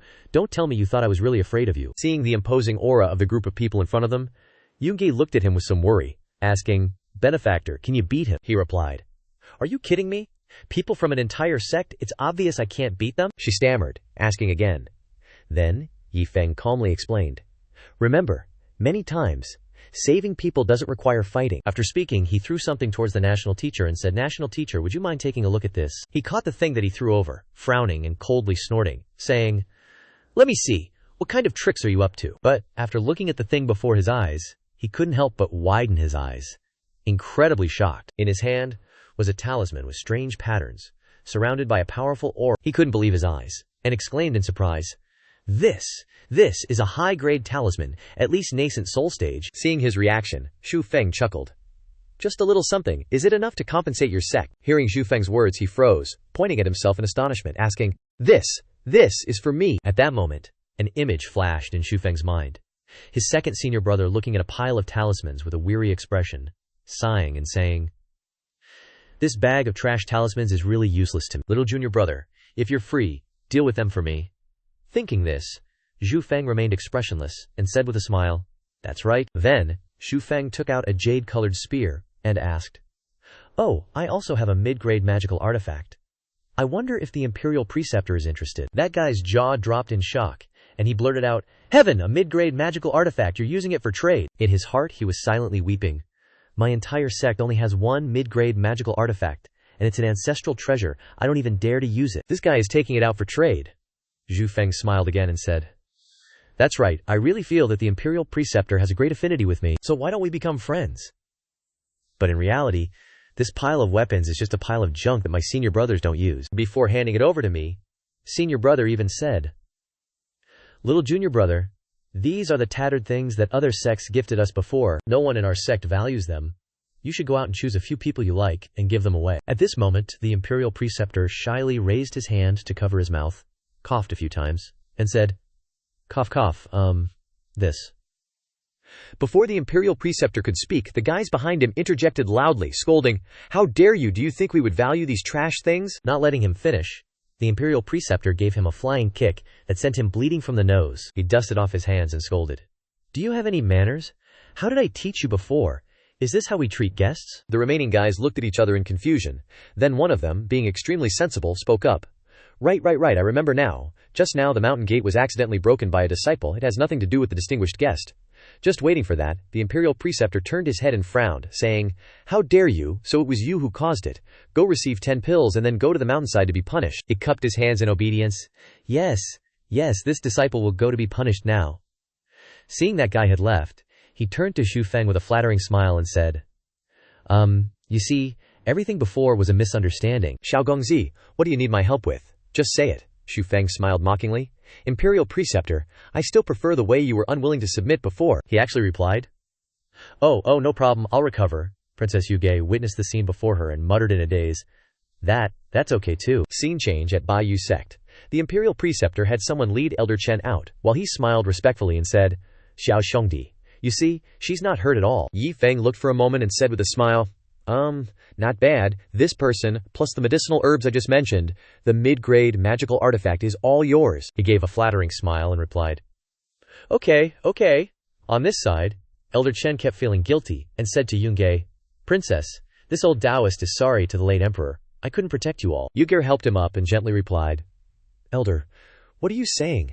You've protected us for so many years, you've long been exhausted." Seeing this, Xiao Feng spoke up and said, "The elder is already exhausted. Plus Princess Yuge, I'm afraid it's not suitable to ride a sword." Hearing this, Elder Chen's expression became even sadder, regretfully saying, "This poor Taoist is ashamed." Yi Feng suddenly raised his hand to his chest and commanded, "Little Bing, come out and work." Following his hand movement, a flash of blue light appeared. The next second, an ice dragon instantly appeared. Xiao Feng continued, "Princess and Elder, rest on the back of the spirit beast. That way it will be more convenient to travel." So the spirit beast was ordered to let them onto its back and take them back. Elder Chen, sitting on the back of the spirit beast, couldn't help but exclaim, "This is a spirit beast, look, at least Foundation Establishment peak." Before leaving, Xiao Feng didn't forget to leave a sentence to provoke the Imperial Preceptor. "Thank you for your help this time, Imperial Preceptor. I'll take my leave first." The Imperial Preceptor watched their departing backs and couldn't help but gnash his teeth, only to see his disciple standing behind him constantly sighing, "Shizun, is that the great sect? Does everyone have such powerful spirit beasts?" So that guy directly became a punching bag for the Imperial Preceptor to vent his anger on. He turned around angrily and clenched his fist, scolding, "Bullshit, this old man hasn't never seen disciples from great sects. Are you saying our sect is poor?" Seeing his attitude, that guy was scared out of his wits and quickly denied, No. Then he turned and entered the sect, saying as he walked. Let's go, no more sighing. As long as you guys work hard at cultivation, sooner or later you'll be like him, you brats. The disciples obediently replied, yes. But at this moment, the national teacher was so angry that he was puffing and panting. He gnashed his teeth and muttered, pissing me off, damn it. Comparing people is infuriating. Scene changed to Xiao Yi Feng. He suddenly asked, Daozhang, where's Zhang Tianzi? Sister Chen Daozhang replied, at that time, I was covering the crown prince's escape, and we got separated. He said again, then let's head to the docks to meet up with Shiji first, then we'll figure out a plan. Suddenly, Xiao Bing roared loudly. Yuge princess, seeing this, asked what was wrong. He replied, Xiao Bing seems to have detected something. Sister Chen Daozhang also said, I don't sense anyone. But he still frowned, carefully observing his surroundings. Then, he shouted, stop hiding, my spirit beast has already found you. Suddenly, a delicate voice rang out. Shaolin told me that a disciple of Wen Tian's sect ruined her good deed, but didn't tell me there was also a spirit beast that has reached the peak of Foundation establishment. Following that, a beautiful girl appeared. She was Mei Shi of the Entanglement Pavilion. As soon as she appeared, she introduced herself.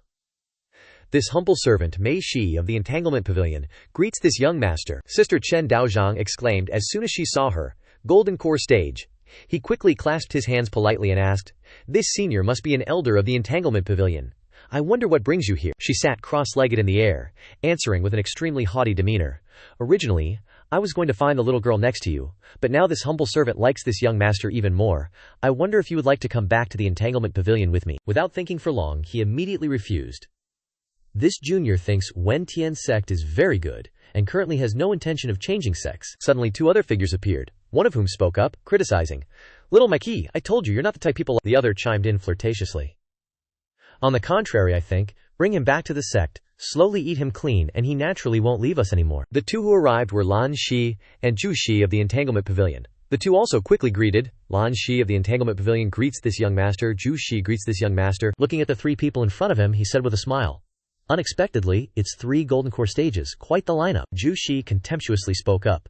Young master, don't resist anymore, your strength is far inferior to ours. Hearing this, his face suddenly became extremely gloomy, his voice was extremely cold, and he ordered, Xiao Bing. Hearing this, Xiao Bing let out a powerful roar. Mei Shi stepped back slightly, and laughed mockingly. Young master is really impatient. He continued to shout, Zan Xian. After his shout, Zan Xian directly stabbed towards her from somewhere. With a whoosh, Zan Xian directly cut her in half. Seizing the opportunity, he ordered, go quickly. Mei Shi's body was able to regenerate on its own. Seeing this, Zhu Shi ridiculed who was the one who got defeated. Lan Shi also retorted, defeated by a little Qi refining stage kid, truly embarrassing. Being ridiculed like that, Mei Shi snorted coldly and said, instead of laughing at me, why don't you go chase after them? Zhu Shi's expression became extremely dangerous, she confidently said. Rest assured, he can't escape. As soon as she finished speaking, the 3 of them quickly chased after him. Seeing that they were closely following him, he muttered, although Xiao Bing's speed is already extremely fast, it's still a whole realm lower after all, can't shake off those demonesses. At this time, Sister Chen Daozhang also spoke up and said, young Master Xiao, this is not a solution, how about listening to me for a moment? Hearing this, he turned to ask, what suggestion does Sister Chen Daozhang have? He clasped his hands and continued, although I have been seriously injured, if I burn my origin I will still have some final strength, at least I can help you lure away a portion of the pursuers. At that time, I hope young master will take care of the princess. These words from the old man startled Princess Yuge next to him. He did not agree and spoke up in opposition. No, this is a path with only death. Sister Chen Daozhang stroked his beard and laughed loudly. So what? Although I have the Taoist name Pai Chen, I have been living in the mortal world my whole life. It's just returning to the mortal world. Saying that, he glanced at the 3 demonesses, his expression becoming extremely serious. If young master says any more, this old Taoist will rush over there and self-detonate. At least it can secure a chance of survival for the princess. Seeing that he was so determined, he didn't stop him anymore and directly took out a golden token, saying, I understand, this is a top-grade magic artifact that I made myself. Give it to Daozhang. Holding the golden badge, he replied, a top-grade magical artifact in the hands of rogue cultivators like us is enough to cause a bloody and tragic battle. It's worth it even if it can only be used once. Then, he turned to Princess Yunge and bid farewell. Take care, princess. Bian Chen is leaving now. With that, he left Xiao Bing's back and flew in a different direction, catching them off guard for a moment. Mei Shi said they should split up. Lan Shi next to her said, I'll chase after him. So she separated and pursued senior priest Bian Chen. She suddenly felt that something wasn't quite right, muttering, burning his source. Is this a feint? Suddenly, a burst of power struck towards Lan Shi, but she managed to dodge it. This sneak attack annoyed her greatly. She glared at Senior Priest Biachen with murderous intent, snarling, "You want to die?" Then she flew into a rage, spitting out each word. "You good-for-nothing priest, today I will definitely tear you apart, strip your bones and skin. You're dead meat today." Senior Priest Biachen, though seriously injured, still wore a provocative smile as he replied, "Biachen, this old bum, has always had dull talent.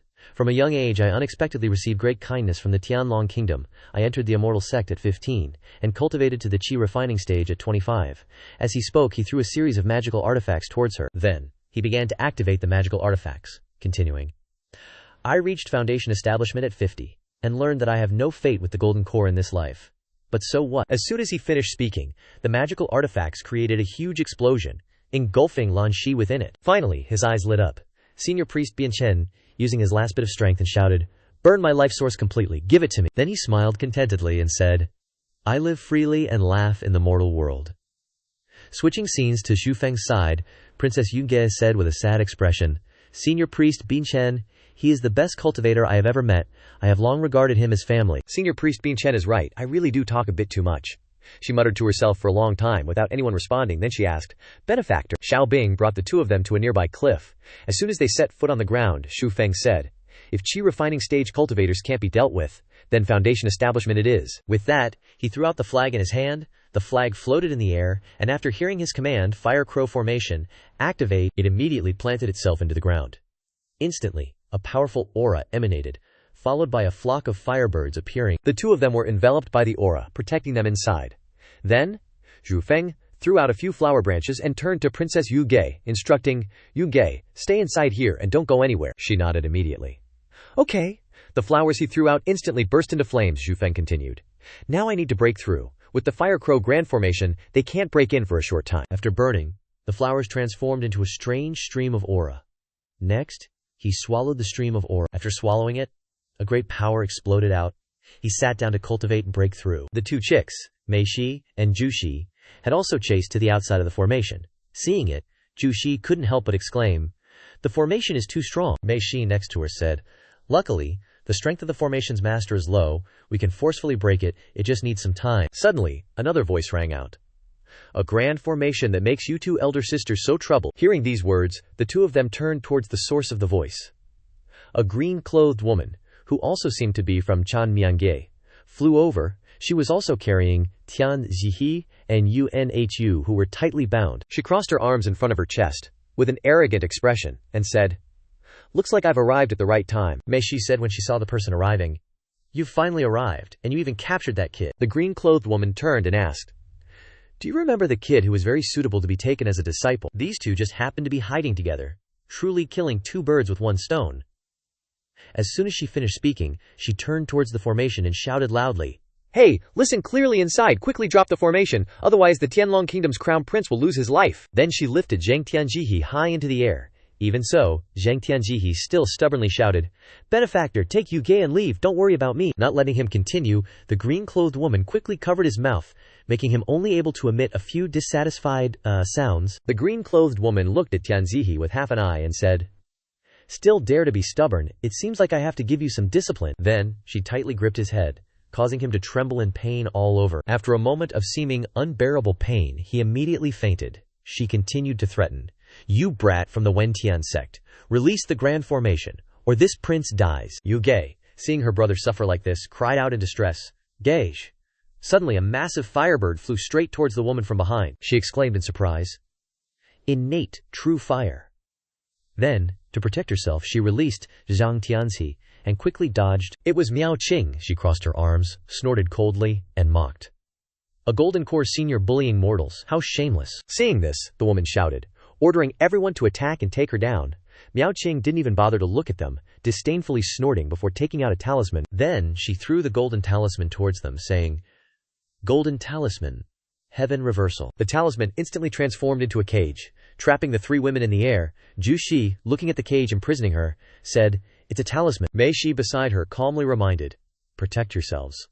Although the talisman is powerful, the power she can activate is limited. We just have to wait for it to expire." The woman in green robes glared at them, saying with resentment, "Just wait. I'll definitely make them pay." Miao Qing quickly helped Unhu and Tianzi up, heading towards Xiao Yi Feng. Seeing Tianzi's current state, he finally began to understand. This was the original appearance of Xiantian. So, the Xiao Tian I met initially was Zhang Tianzi, after his life essence had been extracted. Princess Yu Ge immediately rushed to hug Tianzi, calling out, "Garage!" Miao Qing walked up to him, hands on her hips, asking, "When the qi in your body was about to break through, I waited for you at the academy but didn't see you, so I guessed you might be in trouble," he replied. Facing 3 golden core cultivators, "Wasn't I already out of options?" she confidently said.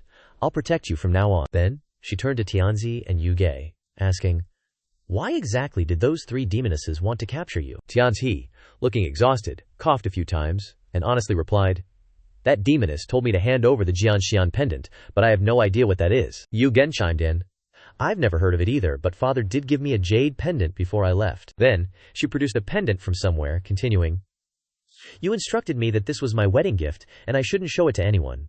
Upon seeing the item in Yuge's hand, he exclaimed in shock, "So the key to the immortal abode I've been searching for is on Yuge. No wonder I couldn't find it no matter how hard I searched." At this moment the golden talisman heaven reversal was shattered by the 3 demonesses. As soon as she escaped, the furious Zhu Shi yelled, "I've had enough, I'm going to kill them immediately." Mei Shi, standing in the middle, commanded, "Use all your strength to destroy their formation." As soon as she finished speaking, the 3 women fiercely attacked the formation, protecting them. Seeing the situation was not good, Miao Qing said, "We can't just wait like this, I'll go out and hold them back." Xiao Yi Feng also summoned Xiao Bing. Hearing his master's call, Xiao Bing roared loudly. He continued to instruct, "Go and help too. Remember, just stall for time. After I break through, I'll have a way to deal with them." 3 streams of power slammed into the protective shield, creating a massive explosion. Cracks appeared where the 3 women attacked. Zhao Zhu cheered. "We're about to break the formation," Mei Shi then instructed. "A little more strength." Then, suddenly a bird flew out from within. Miao Qing hovered above. Zhao Zhu sneered, "A mere foundation establishment little girl dares to come before the 3 of us." She didn't reply. Showering them with talismans, Mei Shi and her companion quickly retreated. She didn't forget to remind them, "Be careful." Zhao Zhu complained annoyingly, "This name is such a pain in the ass." Before she noticed the dragon spitting ice at her, she only managed to say, "Not good." In a moment she was trapped in a block of ice. Inside the ice block, Zhao Zhu slightly shifted her eyes, and she shattered the ice as easily as lifting a feather. Zhao Zhu laughed in admiration. "Hee, a very powerful spirit beast." She drew her slender sword, facing it, and said, "Looks like I have to play seriously with you, you beast." "Over here," Miao Qing said. 2 elder sisters bullying the younger. Truly shameless. Hearing this, Zhu Shi provoked, "HMPH? If you have the ability, don't use magical treasures. This sister will fight you one-on-one." Mei Shi beside her added, "Don't hold back. This girl has many magical treasures, and her strength is limited anyway." Xiao Yi Feng, who was still refining qi in the forest, looked up at the chaotic sky and sighed, "It's just a foundation establishment. Is this tribulation a little too big?" Then suddenly, Xiao Yi Feng turned around alertly. Back towards Miao Qing, she tried to attack with all her strength, but it was not easy. Her breathing quickened. "Haha," Madame Mai stood there, sneering. "Looks like you don't have much spiritual power left." Madame Zhu noticed the changes in the sky and asked, "Why is there lightning?" Hearing this, Madame Mai anxiously shrieked, "That's not right." A delighted laugh rang out. "Hey, pretty sisters, come and play." Both were utterly panicked. It's a heavenly tribulation. If we get close to him, we'll be sucked into the tribulation. With that, the 2 quickly fled. Scatter. Xiao Yi Feng gleefully teased from behind Madame Mai. "Sister, what are you running for?" she angrily cursed. "Are you crazy? Aren't you supposed to quietly undergo tribulation? Why are you joining our fight? Do you have a death wish?" He innocently retorted. "Undergo tribulation? My ass, I'm just a chi condensation realm cultivator, trading blows with a golden core expert. That's too much, don't run." Catching up alongside Madame Mai, Xiao Yi Feng yelled, "Don't run, you scoundrel." Madame Zhu saw him chasing her, and let out a sigh of relief. Good thing that crazy guy isn't chasing. Just then, a voice spoke from behind her. "Looks like you don't care about your companion at all," she casually explained. "That's a heavenly tribulation. We were just doing a small task. Who wants to risk their life for this?" With that, Madame Zhu glanced over.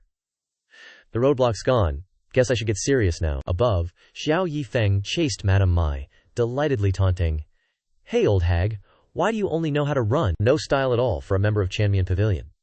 Is it because you're too ugly to show your face?" No, it's fine, I don't mind," she furiously cursed. "Damn you. Just wait till the lightning tribulation strikes you dead, then we'll see how cocky your mouth still is." But the sky gathered more and more lightning, making Madame Mai freeze. Oh no, the lightning tribulation is striking. She couldn't run any further, so she conjured a protective shield around herself. This heavenly tribulation was too powerful. Even with preparation, Madame Mai couldn't avoid being covered in injuries. She trembled and gasped, realizing this wasn't going to cut it. The tribulation domain's range is too vast. Seeing Xiao Yi Feng still charging toward her, Madame Mai felt uneasy. If this continues, we'll really perish together with that guy. He caught up and chuckled. Who knew a beauty from Chanmian Pavilion could look so pathetic sometimes? Madame Mai said, trying to appease him. Kid, let's negotiate a bit. You just focus on undergoing tribulation, and I won't deal with your friends anymore. We'll both take a step back. How about it? How could Xiao Yi Feng possibly let this go? He replied. No way. If I die during tribulation, I can at least drag a beauty along as a cushion. You wouldn't normally get this kind of opportunity, so how could I miss it? Knowing she couldn't say anything more, she decided. If you're so intent on dying, then let's die together. Xiao Yi Feng lightly uttered. Immortal slaying. A blazing sword appeared, and he gripped it tightly, charging forward. Xiao Yi Feng decisively swung his sword fiercely at Madame Mai. The immense power was unexpected, making her eyes widen. As the sword passed, it scattered petals. Madame Mai's entire right arm was sliced, turning into petals. She recovered, growling. What kind of weapon is that? And what is this form you're taking? Are you from the demonic sect? Xiao Yi Feng coldly replied. You've talked too much already. The two landed on the ground, and he slowly declared, Seeing me in this form, you must die today. Madame Mai submissively said, Please, don't be like that. Actually, our Chanmian Pavilion and the demonic sect used to be considered part of the same family. There's no need for us to fight to the death. In the sky, more and more bolts of lightning gathered. She proposed. The next lightning tribulation is about to strike. We should really work together to resist it first, otherwise we'll all die. Xiao Yi Feng looked at the situation with mild disinterest and said, All right, Madame Mai secretly thought. Just stall for now. If I leak this guy's demonic sect identity later, Wen Tian sect will definitely not let him off. As long as I can set up the formation, I can withstand this lightning tribulation. Just as the lightning struck, Xiao Yi Feng's figure vanished. Madame Mai's face went pale. Devoid of color, Xiao Yi Feng had, at that moment, pierced her with his sword. Madame Mai disbelievingly gasped. You. Then. The lightning tribulation struck once more. On the ground, only Xiao Yi Feng remained, lying in the center of a deep crater, his eyes unfocused, but a sigh of relief escaped his heart. Cough, cough, looks like I won the gamble, good thing I didn't die. The immortal slaying sword appeared in human form, and chided. You were too reckless. Do you know I had to block the last lightning tribulation for you? Am I all out of juice? He sat up, laughing. That was a golden core cultivator, all right. If I didn't take advantage of the heavenly tribulation's power, there's no way I could have won. Ye Feng told her. How about this? Next time, I'll definitely find you a really good spiritual object to replenish your spiritual energy. Zhan Xian's sword nodded. That's more like it. Suddenly, a small flame appeared between them. Zhan Xian's sword recognized it as a Dao seed. Yi Feng smiled happily. Ah, I know what this is. After each major breakthrough, cultivators get a chance to choose a talent from the myriad of Daos. It's just that this talent is completely random, purely based on luck. Zhan Xian's sword excitedly urged him. Quick, try it out, let's see how your luck is. Yi Feng reached out to touch it. The flame quickly circled around him, and with just a bit of focus, the sparks entered his body. Zhan Xian's sword curiously asked. So, what talent is it? He was ablaze with flames, feeling it out as he answered. Fourfold heavenly talent. When using techniques, there's a chance to trigger resonance with the heavenly Dao, and it can be cast 4 times. Zhan Xian's sword mused. I've heard of this talent before. They say the activation rate is really low. It's the type that occasionally produces miracles, but overall it's neither good nor bad. Ye Feng stood up and said to her. It's fine. Talents are just supplementary. The most important thing is your own cultivation love. Then he tilted his head slightly and said, Let's hurry back and support Shiji. Zhan Xian's sword floated behind him, reminding him, Be careful. You're seriously injured right now, and I'm out of juice too. If you can win with brains, don't force yourself. On the other side, Miao Qing crossed her hands, the atmosphere around her growing more dangerous. Zhao Zhu laughed loudly. Hey, what's wrong, little Shimai? Don't you have a lot of high-level spiritual treasures? Use them all, Miao Qing thought warily. This guy's movements are too fast. In a situation where she is prepared, it's almost impossible to attack her, and instead exposes flaws. Moreover, the other problem is that Xiao Feng's spiritual pet seems to be at its limit. Zhao Zhu jumped up and mocked. A peak foundation establishment demonic beast, and you've made me waste so much time. Looks like I'll have to take your core to replenish myself. At this moment, Yi Feng also flew over, shouting, Evil woman, Mei Shi is dead. Surrender now, or don't even think about fleeing. Without stalling for time, he quickly used the heavenly sword art. Swords appeared all around, as if multiplied, and charged at her. Ye Feng blurted out in surprise. Holy crap, it actually triggered the talent. I told you the probability was extremely low. Zhao Zhu created a protective barrier, muttering warily. He can unleash so much sword energy. Could it be that Mei Shi didn't even manage to injure him? Zhu Shi anxiously stepped forward and asked her, Xiao Zhu, this isn't right. Should we still fight? Yi Feng suddenly shouted, Myriad swords of the heavens, heed my command. Seeing him like this, Zhao Zhu decided to retreat. As soon as the words left his mouth, they both fled quickly, leaving behind only a streak of light. Miao Qing shouted. They're trying to escape, Xiao Feng. Yi Feng stopped her. Shiji, don't chase them. With that, he fell freely towards the ground. Miao Qing exclaimed in panic. Huh, Xiao Feng. She reacted quickly and swooped up. Just as Yi Feng's body was about to hit the ground, she caught his arm. Miao Qing looked at his condition and said, Junior, you're badly injured. Yi Feng wiped the blood from the corner of his mouth, reassuring her. Cough, cough, it's okay. Let's get out of here quickly. Those demonesses aren't stupid. They'll realize something's wrong soon enough. I know. You rest first, and leave the rest to me. On a ship far offshore, Yunge said, looking around, unable to help but exclaim. Is this the flying magic treasure of cultivators? So awesome, Tianji added. Taoist Bi Chen used to talk about treasures like this, but he said he'd never gotten to ride one. Ye Feng spoke up from behind. The speed of the flying boat isn't as fast as a spiritual beast, but Xiao Bing is seriously injured right now, so we can only use this treasure for the time being. She curiously repeated. Benefactor, Taoist Bi Chen, he then said. In my divine sense, the magic treasure I gave him has already been destroyed. Yuge said softly with a regretful expression. Perhaps he's still alive, Ye Feng then said. The magical artifact I gave him couldn't be destroyed by a mere golden core cultivator. The only possibility is that he detonated himself. Tianji clenched his fist beside her, saying with difficulty. If Taoist Bi Chen is gone, then the only support for the Tianlong kingdom is our fleet. Miao Qing also landed on the boat, politely interrupting. I apologize for disturbing you two princes and princess, but there's something I need to show you, she continued. Please look at the surface of the sea. Tianzi was shocked, his eyes widening. I can't believe the desolate scene before me. Our fleet. Overwhelmed by this, Tianzi vomited blood. This reaction made Yunge and Wu Ru worried. Brother Tiange, he quickly reassured them. It's nothing, it's just thinking about the last vestige of the Tianlong kingdom being burned away like this. Coming to the Sea Kingdom this time was a mistake. Fortunately, I at least got to know Miss Wu Ru. Miao Qing's eyes lit up at this. What's going on between you two? Wu Ru shyly explained. After young Master Xiao left, Tianji and I met, and we fell in love at first sight. Tianzi turned to ask Yi Feng. I heard that Benefactor and Wu Ru knew each other before. He shook his head in denial. I only helped her casually. In short, congratulations to you both on finding love. In his heart he happily thought. Fortunately, this sister-in-law is still a sister-in-law after all. Yu Ge said softly. Miss Wu Ru, my brother isn't feeling well. Please help him go rest. The two slowly walked away. Leave it to me. Tianji and Wu Ru quickly went inside the boat. Watching the backs of the two as they left, Yi Feng asked Yuge. It seems the princess has something to say. She clasped her hands in gratitude. You two benefactors have saved us from danger many times. Yuge doesn't know how to repay you. After thinking it over carefully, I think only this item can serve as repayment. Looking at the glittering item in her hand, Yi Feng said in surprise, I'm sure you can also guess that those demonesses were actually after this item. Yuge replied softly. Although I am a mortal, I can see clearly. It's just that this item, for us, will only bring disaster if we keep it. Moreover, Benefactor is probably looking for this item, right? He happily clasped his hands again. I do indeed need this item. If the princess is willing to give it to Xiao Yi Feng, thank you very much, the Benefactor told them.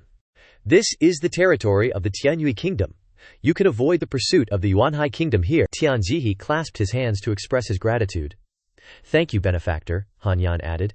Take care, Benefactor. They also said goodbye, hoping to meet again later. The flying boat left. And Miao Qing asked, Xiao Feng, what exactly is this thing? Yi Feng asked her before speaking. Senior sister, have you ever heard of the immortal abodes of ancient powerhouses? Miao Qing replied, Of course I've heard of them. He answered in more detail. It's said that those ancient powerhouses, before they died, would often leave their legacies in their immortal abodes, just to prevent their inheritance from being cut off. Since ancient times, many geniuses have risen to prominence in one step, precisely because they found the treasures of ancient people in those immortal abodes. That's right, this jade pendant is the key to one of those ancient powerhouses' immortal abodes. Miao Qing gasped in surprise. How do you know? Yi Feng said calmly. It's written in books. Who told you not to read usually? Miao Qing regretted. Really? So there's this kind of knowledge in books. I need to read more books in the future. Yi Feng thought in his heart, full of deceit, deceiving Miao Qing. Anyway, senior sister doesn't usually read books, so I can just say a few words and trick her. Night fell, the flying boat was heading forward, and Yi Feng flew happily in the sky. Fu Zan Xian, thank you. If it weren't for you concealing my aura, I definitely wouldn't have been able to hide it from senior sister. The immortal sword was also very surprised. I was just curious. You said you were going into seclusion tonight and told me to conceal your aura for you. What exactly do you want to do? He told the immortal sword his new plan. To find those two siblings to do things that a Wentian sect disciple shouldn't do. The immortal sword questioned. You wouldn't be having some restless thoughts about those two young ladies, would you? Yi Feng didn't think so, denying it immediately. How could I? I just want some people to gather information about the mortal world for me. Those siblings can just happen to help me. He took out a mask. Wait for me to change my appearance first. On the road, Tian Zihi was driving. He said to the two people in the car, Yuge, Wu-Ru, just hold on a little longer, we're about to enter the city. Yugen tried to appear okay, but she was shivering from the cold. It's okay. With the young master's prescription left behind, I'm much better. On the road, there was suddenly a call and laughter. I didn't expect to find a congenital frigid meridian. How interesting, Yunge worriedly said. This is? Tian Zihi looked up and shouted, who's pretending to be a ghost? Could it be the fiends from the entanglement pavilion? A voice grew closer. To think a mere mortal like you would know about the entanglement pavilion? Xiao Yi Feng descended with a mask. To compare this old man with them, you're quite impolite, little one. Yunges blankly asked. Brother, who is this? Tian Zihi, unfazed, said. Yunges, wait in the carriage. Leave this to me. Yuge remained calm, she said to Tian Zihi. Brother, we can't stand against a cultivator. I heard his tone just now. He seems to be looking for me. Let me ask him. Xiao Yi Feng laughed upon hearing this.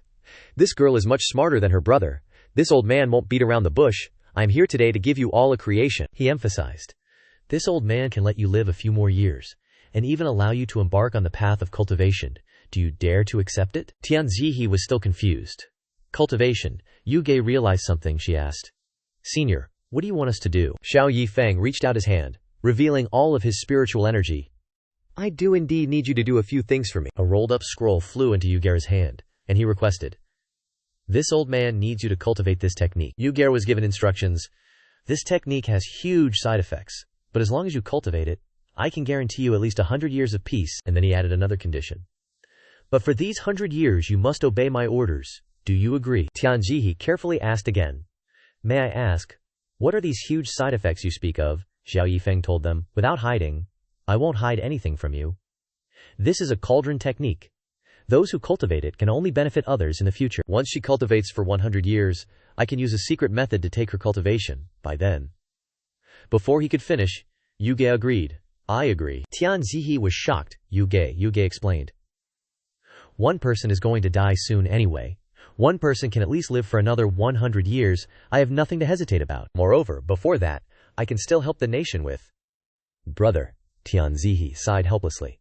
If you've already thought it through, then so be it. Xiao Yi Feng also brought out another one. This crown prince, I also have a technique for you. The demonic technique also landed in Tian Zihi's hand. He carefully instructed. If you can truly master this demonic art, then the great cause of restoring your nation will not be difficult for you. The demonic scroll glowed. The techniques I'm giving you only have the first 2 levels. If you want the later levels, it will depend on your performance. Devouring heaven. Demonic art. Xiao Yi Feng carefully requested. In 3 years, I want you to develop a large force for me. Restoring your nation is fine. Or you can build your own country. In short, you must establish a force for me. This is the test I'm giving you. Tian Zihi was determined. Alright, I agree. I will definitely make those who destroyed my homeland pay the price. Xiao Yi Feng laughed. Good, that's the spirit I need. Then he flew away, not forgetting to make an appointment. I will check your results in 3 years. I hope you don't disappoint me. Xiao Yi Feng sighed in relief after completing the mission. Phew, done. Xianjian suspiciously asked him, Hey, are you really using that cauldron technique? Xiao Yi Feng denied. Of course not. It's just that modified version of the technique. I can't trade so easily. It's best to find an opportunity to ask if Han Yan is taking in disciples. That would be better. Then they prepared to return to the ship. Let's go. Back to the ship first. Staying out for too long will be discovered by senior sister. Xianjin shook his head in confusion. Trisk, I also don't know what kind of supreme nascent soul did you attract? Huh. Scene changed to the fleet on the sea. Miao Qing asked in surprise. Zhao Feng, what's this? Ye Feng replied calmly. This is the next training plan. I have listed all the places we can go. If we are lucky, we may be able to find natural treasures. Miao Qing didn't believe what he said. Do you think they are white radishes? Those natural treasures cannot be found without extremely good luck. Ye Feng affirmed. How do you know if you don't try? He thought to himself. This is where I heard there were good things in my previous life. I don't believe that I can't find treasures if I sweep SS once. A gorilla was roaring. And Miao Qing finally believed it. Wow. This is earth element gold. It is really a natural treasure. Meanwhile, Yi Feng hurriedly said, Hurry, let's go. That guy's about to catch up. Miao Qing looked around suspiciously and asked, Is there really a treasure here? Doesn't seem like it. Yi Feng pointed ahead. Take a look at that, sis. Miao Qing gasped in amazement. Oh my god. 9 flame flowers. After grabbing them, they were chased by a group of people. Return the treasures. TCH, we obviously snatched them first. The two of them hid behind a rock, eavesdropping. Wow, the big shots are fighting. How exciting. Keep it down. Let's see if we can pick up anything useful later. 2 years later, he held a jade pendant in his hand. Xiao Feng, are you really not some kind of chosen one? These past 2 years, we find lucky encounters wherever we go, and treasures even here. Miao Qing still couldn't believe her eyes. To even find another immortal abode jade pendant, she seemed unwilling to accept it. What's even more outrageous is, why is your cultivation higher than mine? Yi Feng wasn't surprised. Just prepare yourself. This time, for the sect's true martial ranking, we can give those masters quite the surprise. Miao Qing mocked. More like a shock. Xiao Feng, when will this immortal abode key open? The jade pendant in her hand suddenly lit up. Huh, Miao Qing said in surprise to Yi Feng. Xiao Feng, look at this jade pendant. Yi Feng understood. The time has come, it's glowing, I knew it. It seems the immortal abode is about to open. The jade pendant announced to them. The reincarnation immortal abode is about to open. Confirm whether to enter. Those who enter, please transfer your spiritual energy. Miao Qing was surprised to see such a strange thing. It can even talk. She turned, looking eager. Xiao Feng, should we go in? I think. Yi Feng hesitated a bit. The immortal abode only opens once every 50 years. I missed it in my previous life. But entering this immortal abode at the foundation establishment stage is extremely dangerous. Something crawled out from inside his clothes. That small creature came from inside the jade pendant. I'm reliable. Yi Feng was happy. Oh right, you've recovered, so there really is hope. Yi Feng turned to Miao Qing.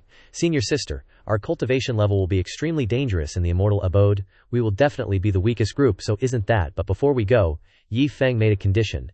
But it's not hopeless. As long as senior sister agrees with me, you must listen to me completely after entering. She agreed. Okay, I will definitely listen to you. Yi Feng began to transfer his spiritual energy. Then, let's transfer our spiritual energy in and see how our luck is. Miao Qing followed suit. The jade pendant flew up. A powerful beam of light erupted. Miao Qing was startled. Wow, what is that? Yi Feng reassured her. The avatar of the heavenly Tao. Don't be afraid, it's just checking if we're qualified to enter. The red eye announced. Meets the requirements. Yi Feng stepped in. Let's go in. A beam of light sucked them in. Miao Qing looked around curiously. Is this really the immortal abode? Why isn't it like I imagined? Yi Feng reminded her. Shh, someone's coming. A voice and laughter came from somewhere. This time I, Wang the Wicked, will definitely obtain the immortal abode's inheritance. Immediately, Yi Feng recognized that the person was at the golden core stage, and a master among golden cores. That guy continued to sneer. HMPH, Wang the Wicked, you're really daydreaming. Liu Yu landed on a rock, he provoked. If you want to take things from the immortal abode, you have to ask my Blade Master Liu Yu's permission. Yi Feng immediately became alert. At least mid-stage golden core, and not the trash 8th grade golden core like Mei Lan Zhuju. This guy is at least 3rd grade or higher. Miao Qing sighed dejectedly. Even if those who came here have Dharma artifacts given by their parents, I'm afraid there's no hope. He immediately had an idea. I have a way, senior sister. Give me all the magic treasures and talismans that master and mistress gave you. Miao Qing took out a ring. There's quite a lot left, they're all in the storage ring, but what are you planning to do? Yi Feng grinned. He came up with an idea. We can impersonate golden core stage experts. Miao Qing couldn't believe it. From the entrance there were many stone statues, all standing tall and guarding the people below. Everyone was already waiting outside, asking each other with curiosity.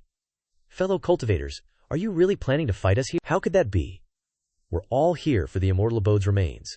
Of course, we should put our righteous and demonic disputes aside for now. The real person turned around. Someone else is coming. Ye Juxi and Miao Qing were riding the stone dragon, flying over. They discussed the two people together. Seems like they're from the Wentian sect. Can't gauge their cultivation level. One person questioned. Taoist friend is a disciple of the Wentian sect. Ye Juxi also introduced himself. Wentian sect, Wu Chen. The old man recognized him immediately, praising endlessly. So it's Taoist friend Wu Chen? This one is Ling Yun from the Stargate. I've long admired Taoist friend Wu Chen's great name. Meeting you today, you truly are a young talent. Ye Juxi glanced. HMPH. He turned to Miao Qing and said, Disciple, just stay by my side, don't wander around. The people below were extremely curious. That person is the Wentian sect's golden core stage genius, Wu Chen. I've never met him. This kid is really arrogant. Look at that handsome face. Many women are swooning. This Wu Chen Shixiang is a super shut-in. Hasn't left his door in 1,000 years. But his reputation is quite something. He can be useful.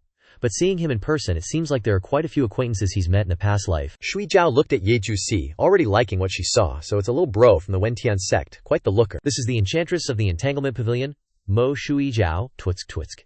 Looks like the righteous path has more golden core stage cultivators than us. Lin Xiao also admitted. This is Lin Xiao of Azure Flame City. known for being ruthless. A maiden in green also came forward to greet them. "Greetings, Taoist friends. Is this the Luhoshu estate? I'm not too familiar." Ye Jusi looked at the large crowd. He was also a bit apprehensive. Didn't expect so many people. Not going to be easy. The order was announced. The time to open the immortal abode of reincarnation has arrived. This immortal abode will only allow 9 people in. When only 9 people are left on the field, the immortal abode will open. Those who forfeit can transmit half of their essence blood into the immortal abode jade pendant to leave. Everyone was bewildered. What, only 9 people? Mo Yun declared aggressively. You below the golden core stage, are you going to leave on your own or do you want me to send you off? Lin Xiao smiled lightly, telling Mo Yu, take it easy, there are ladies here too. Shui Jiao couldn't help but tease him upon seeing this. Oh, young Master Lin knows how to cherish flowers, so you must take care of me later. The others were amused. Interesting. The demonic and righteous paths both have to drive away those with lower cultivation than themselves. I think it's better for us rogue cultivators to be free. One person was unwilling, he said loudly. Based on what? That's half of our essence blood. Do you know how many years this old man has cultivated? Before he could finish speaking, his head flew off. Mo Yun acted like a thug. Now you don't need to cultivate anymore. Then he turned around to question. So is there anyone else who doesn't want to cultivate anymore? All the remaining people trembled like leaves. Wait, I'll leave on my own. Me too. In her hand she held a piece of jade pendant. A burst of power struck down, shaking the heavens and the earth. The surrounding rocks also fell along with it. Lin Zhao questioned. Fellow righteous path friends, our side has already swapped out someone who doesn't want to enter. What about you? The others were apprehensive. Seniors, you wouldn't want to, would you? Liu Yu took a breath. Then he announced to everyone. Giving you all a chance. If anyone here can defeat me, then I will voluntarily give up my spot. The man was indignant and shouted loudly. You are unworthy of being the righteous path. Another person standing in the crowd also chimed in and took a step forward. That's right. How can we defeat you golden core stage cultivators? Aren't you forcing us to offer half of our essence blood? Ye Jusi stood far away, seeing this scene, and smiled slightly. A bunch of idiots. The one standing opposite the commoners folded his arms and explained. First, even if you enter, you won't be able to protect yourselves. Second, he said sternly, the so-called righteous path isn't about yielding benefits to others, doing the work of a saint. If you don't even know this principle, and don't dare to challenge me, then scram while you still have the chance. In the hand of the man below, a blazing golden flame suddenly appeared. The tall man's mouth slowly opened. That's more like it. But he quickly circulated his Q weak. With just a very light strike, the 2 commoners were easily knocked back far away. Both of them fell to the ground painfully. The sound of impact echoed in the air. He asked aloud, anyone else want to challenge me? Everyone there was hesitant. No one dared to step forward. Above a large rock outcrop was a door leading to another world, Mo Yu announced loudly. Now there are only 9 golden core cultivators left, but it seems like there's one extra person. Saying that, he turned to ask Xiao Yi Feng. Fellow Taoist, you yourself are at the golden core stage, but you also plan to bring your disciple in. He didn't deny it, but frankly replied, I do have this intention. Hearing this, Mo Yu's intention became clear, and he laughed loudly without showing any respect. Could it be that you want to give up your position to your disciple? That's fine too. When we get inside, I'll take good care of her for you. Xiao Yi Feng also looked at him with a sharp gaze without any politeness. As long as you kill someone else, won't there be a position? I was originally thinking about who to choose, but since you want to die so much, then I'll choose you. Before Mo Yu could reply, Xiao Yi Feng flew into the sky and transformed into many identical swords. Myriad swords art, he commanded silently in his mind. Zhao Yan. Use your charm. Zhao Yan behind him nodded in agreement. More and more swords appeared around Xiao Yi Feng. Lin Zhao observed the situation for a while, gently waving the small fan in his hand. The myriad swords art doesn't seem like much. Mo Shui Zhao, standing next to him, also chimed in with disdain. The power of this move is very ordinary. Is Wu Chen only this strong? Mo Yu was furious with murderous intent. I've really been underestimated. In the next second, the myriad swords art swords shot straight toward one point, covering the area in gray smoke. Mo Yu didn't know when he had appeared behind Xiao Yi Feng. The Asking Heavens sect is only so-so. He calmly glanced at him. Oh really? Xiao Yi Feng began to reveal his true power. At this time, Mo Yu knew what fear was. He fearfully raised his hands to shield his body. Crap, this is the nascent soul stage. The atmosphere between the two was now surrounded by a radiant golden circle. After a tense battle, Mo Yu stared blankly at him. A small hole had been pierced through his chest. Mo Yu stared down in a daze as Xiao Yi Feng's great sword rushed toward him, the sharp point piercing straight through Mo Yu's body in his astonishment. Xiao Yi Feng slowly spoke. I'll take your golden core. Immediately afterward, Mo Yu's heavy body fell straight to the ground. Xiao Yi Feng slowly landed from above. Everyone. The quota should be enough now. The white-haired man widened his eyes in shock. Just now that young man next to him replied, I don't know, but one thing can be confirmed. The two just stood there watching the figures of Xiao Yi Feng and his disciple enter the door. not provoking this person unless absolutely necessary. The announcement sounded again. There are only 9 people left on the field, meeting the conditions for opening. Everyone was frozen when the announcement was made. The ghost gate opened, and bursts of aura flew into the door one after another. After a few seconds, they still didn't stop. Liu Han Yan was surprised to see this scene and wondered, is this really an immortal abode? The gate named Ghost Gate is open, welcoming everyone. The man with the snow-white head smirked. HMPH. Playing gods and ghosts. Let me see what kind of tricks are being played here. So in the next second, he immediately flew inside. The crowd outside couldn't wait any longer. Let's go in and see. We've already come here. There's no reason to retreat.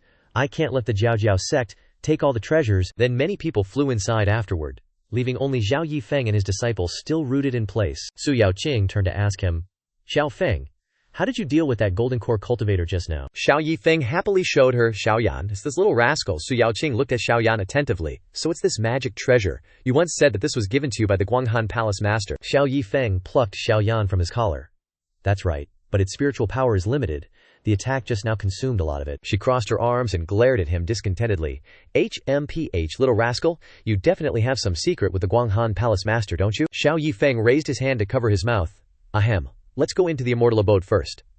Senior sister, I roughly know some of the situations inside the immortal abode, so remember it carefully. He began to seriously instruct her. After entering the immortal abode, the first level will be an illusion. You must be awake. Su Yaoqing continued.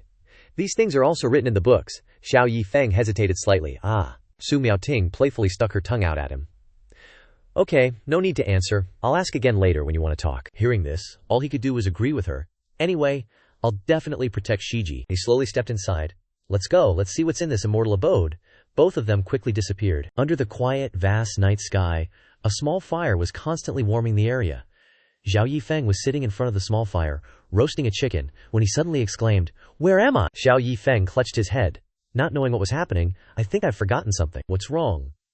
A voice softly spoke from an unknown direction. Husband, Liu Han Yan, gracefully walked towards where he was sitting. What are you spacing out about? Xiao Yi Feng replied, his head throbbing. Wife, I think I've forgotten something, but I can't remember what. Hearing this, she felt a bit guilty, not daring to look Xiao Yi Feng in the face. It's all my fault. We just went into seclusion, but you fought relentlessly against those enemies who came looking for us to protect me, which injured your soul. She walked up, looking directly into his eyes with unwavering determination. It doesn't matter if you can't remember the past. I'm here, and I'll be by your side forever. Xiao Yi Feng felt a bit happier. So that's how it is, Liu Han Yan gently instructed him. I'll go get some medicine to heal your injuries. Wait for me a bit. Xiao Yi Feng smiled lovingly at her. Then I'll trouble my wife. After Liu Han Yan left for a while, Xiao Yi Feng started to fall into deep thought. My soul is injured, so I lost my memory. I just feel like something is off. A gentle voice spoke again, startling him. Great Demon Lord, so you're here. Xiao Yi Feng looked up at the voice. Huh. Lin Fei approached with an extremely seductive demeanor. Great Demon Lord, you don't remember me anymore. But what Xiao Yi Feng's gaze was drawn to was definitely not her face. He tried to act like a proper, dignified person. The world is so big. No, that's not right. Sorry, I don't remember who you are. Seeing this, Lin Fei immediately ran over and hugged him tightly. Woo-woo, I'm Zhao Lin, your 88th lover. You forgot about me. Hearing this number, he gasped in shock and shouted, How many?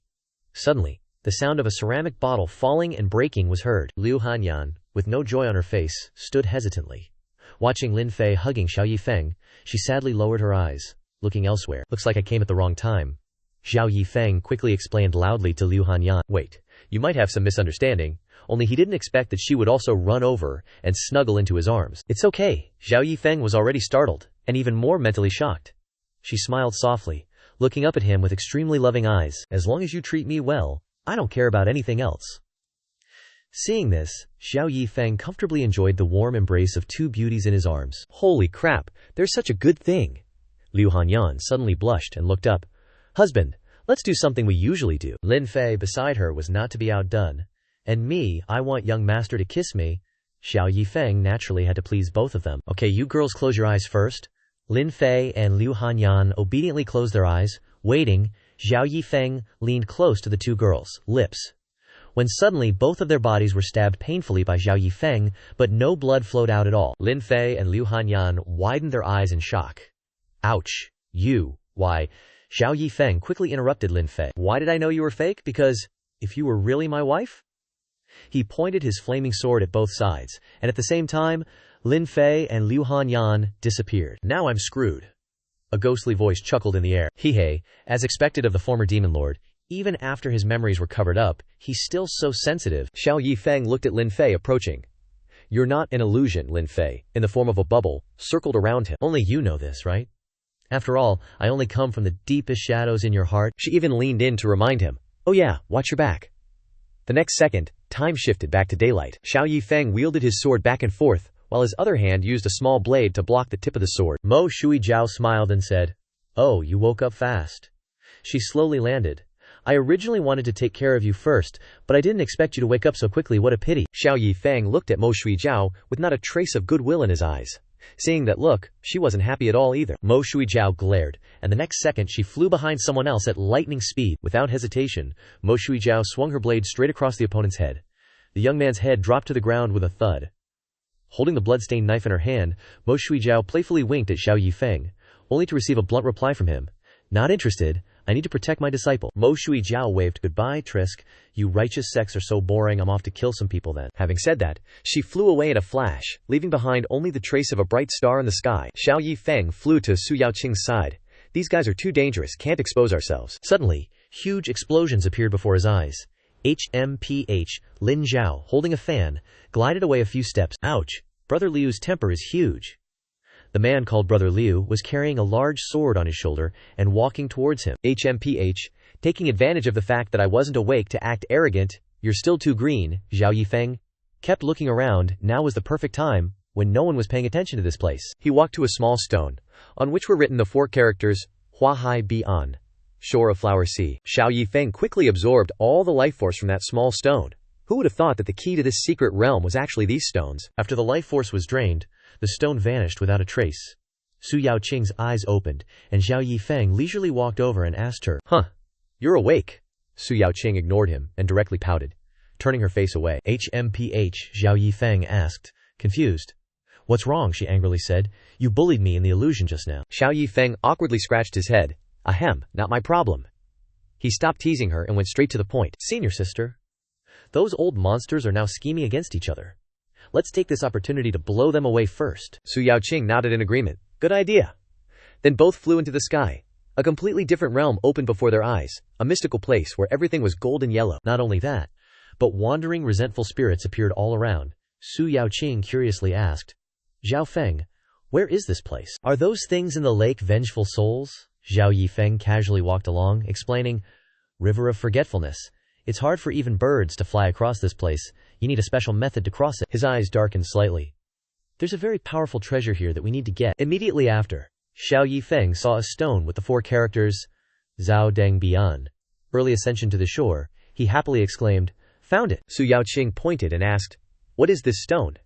Xiao Yi Feng also looked up and explained, "The reincarnation stone is the key to this immortal mansion, but this stone is even more special." He gently placed his hand on the stone's surface. "This stone is nourished by the river of forgetfulness year after year. It has a trace of spirituality and can show a person's past life." Xiao Yi Feng continued to ramble on about it.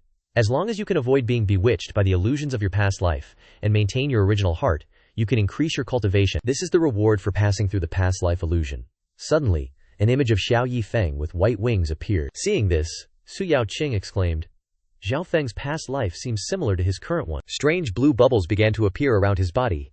Xiao Yi Feng breathed out a sigh of relief.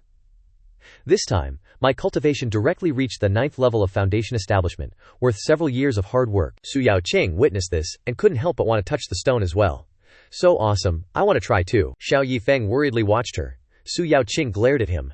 Then she touched the stone too. Su Yaoqing's transformation was a magnificent and brilliant fire phoenix, its fiery red light shining everywhere. Xiao Yi Feng was scared out of his wits at the sight, eyes wide like saucers and mouth agape in utter shock. In another scene, the two are strolling on a lush green lawn. Lin Ziyun speaks to the man beside her. "Qing Shayer is always mischievous. But I didn't expect Xiao Yi Feng to join in the chaos, actually kicking you away and taking the chance to run." The two soon arrived in front of the Heavenly Soul Hall. Luckily, the soul lamps of both of them were still fine. She went to open the massive door. Suddenly, Lin Ziyun's eyes widened.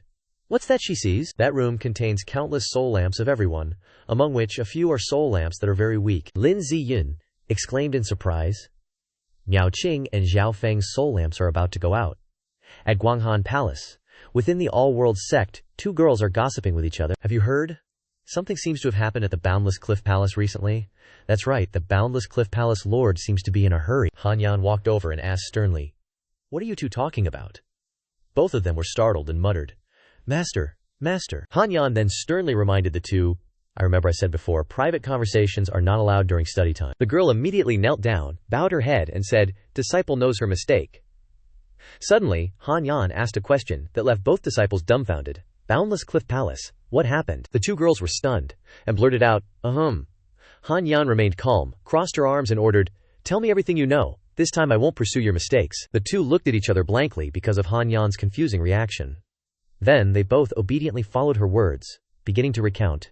"Master, it is said that the daughter of the Boundless Cliff Palace Lord is missing, and a disciple named Xiao Yi Feng is also missing." After hearing this, Han Yan immediately turned around and left, also instructing, "This lecture ends here, go back." The two girls still didn't understand what was going on, just standing there dumbfounded like two idiots.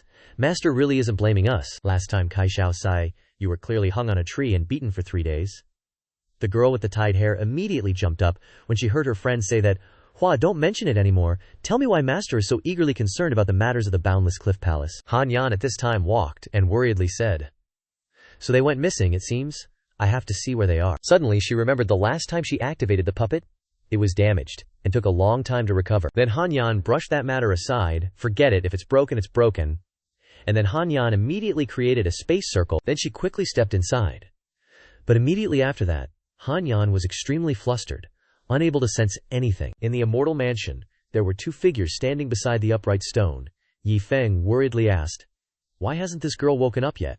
With such a commotion, I'm afraid those old monsters will discover us." In the meantime, Su Miaoqing was still focusing her divine power. Finally there seemed to be results. A thick white smoke emanated from the stone. Miaoqing happily said, "Xiao Feng ah." But Yi Feng quickly instructed her, "Quickly take the stone away. Let's leave here quickly, someone is coming." Then the two disappeared immediately.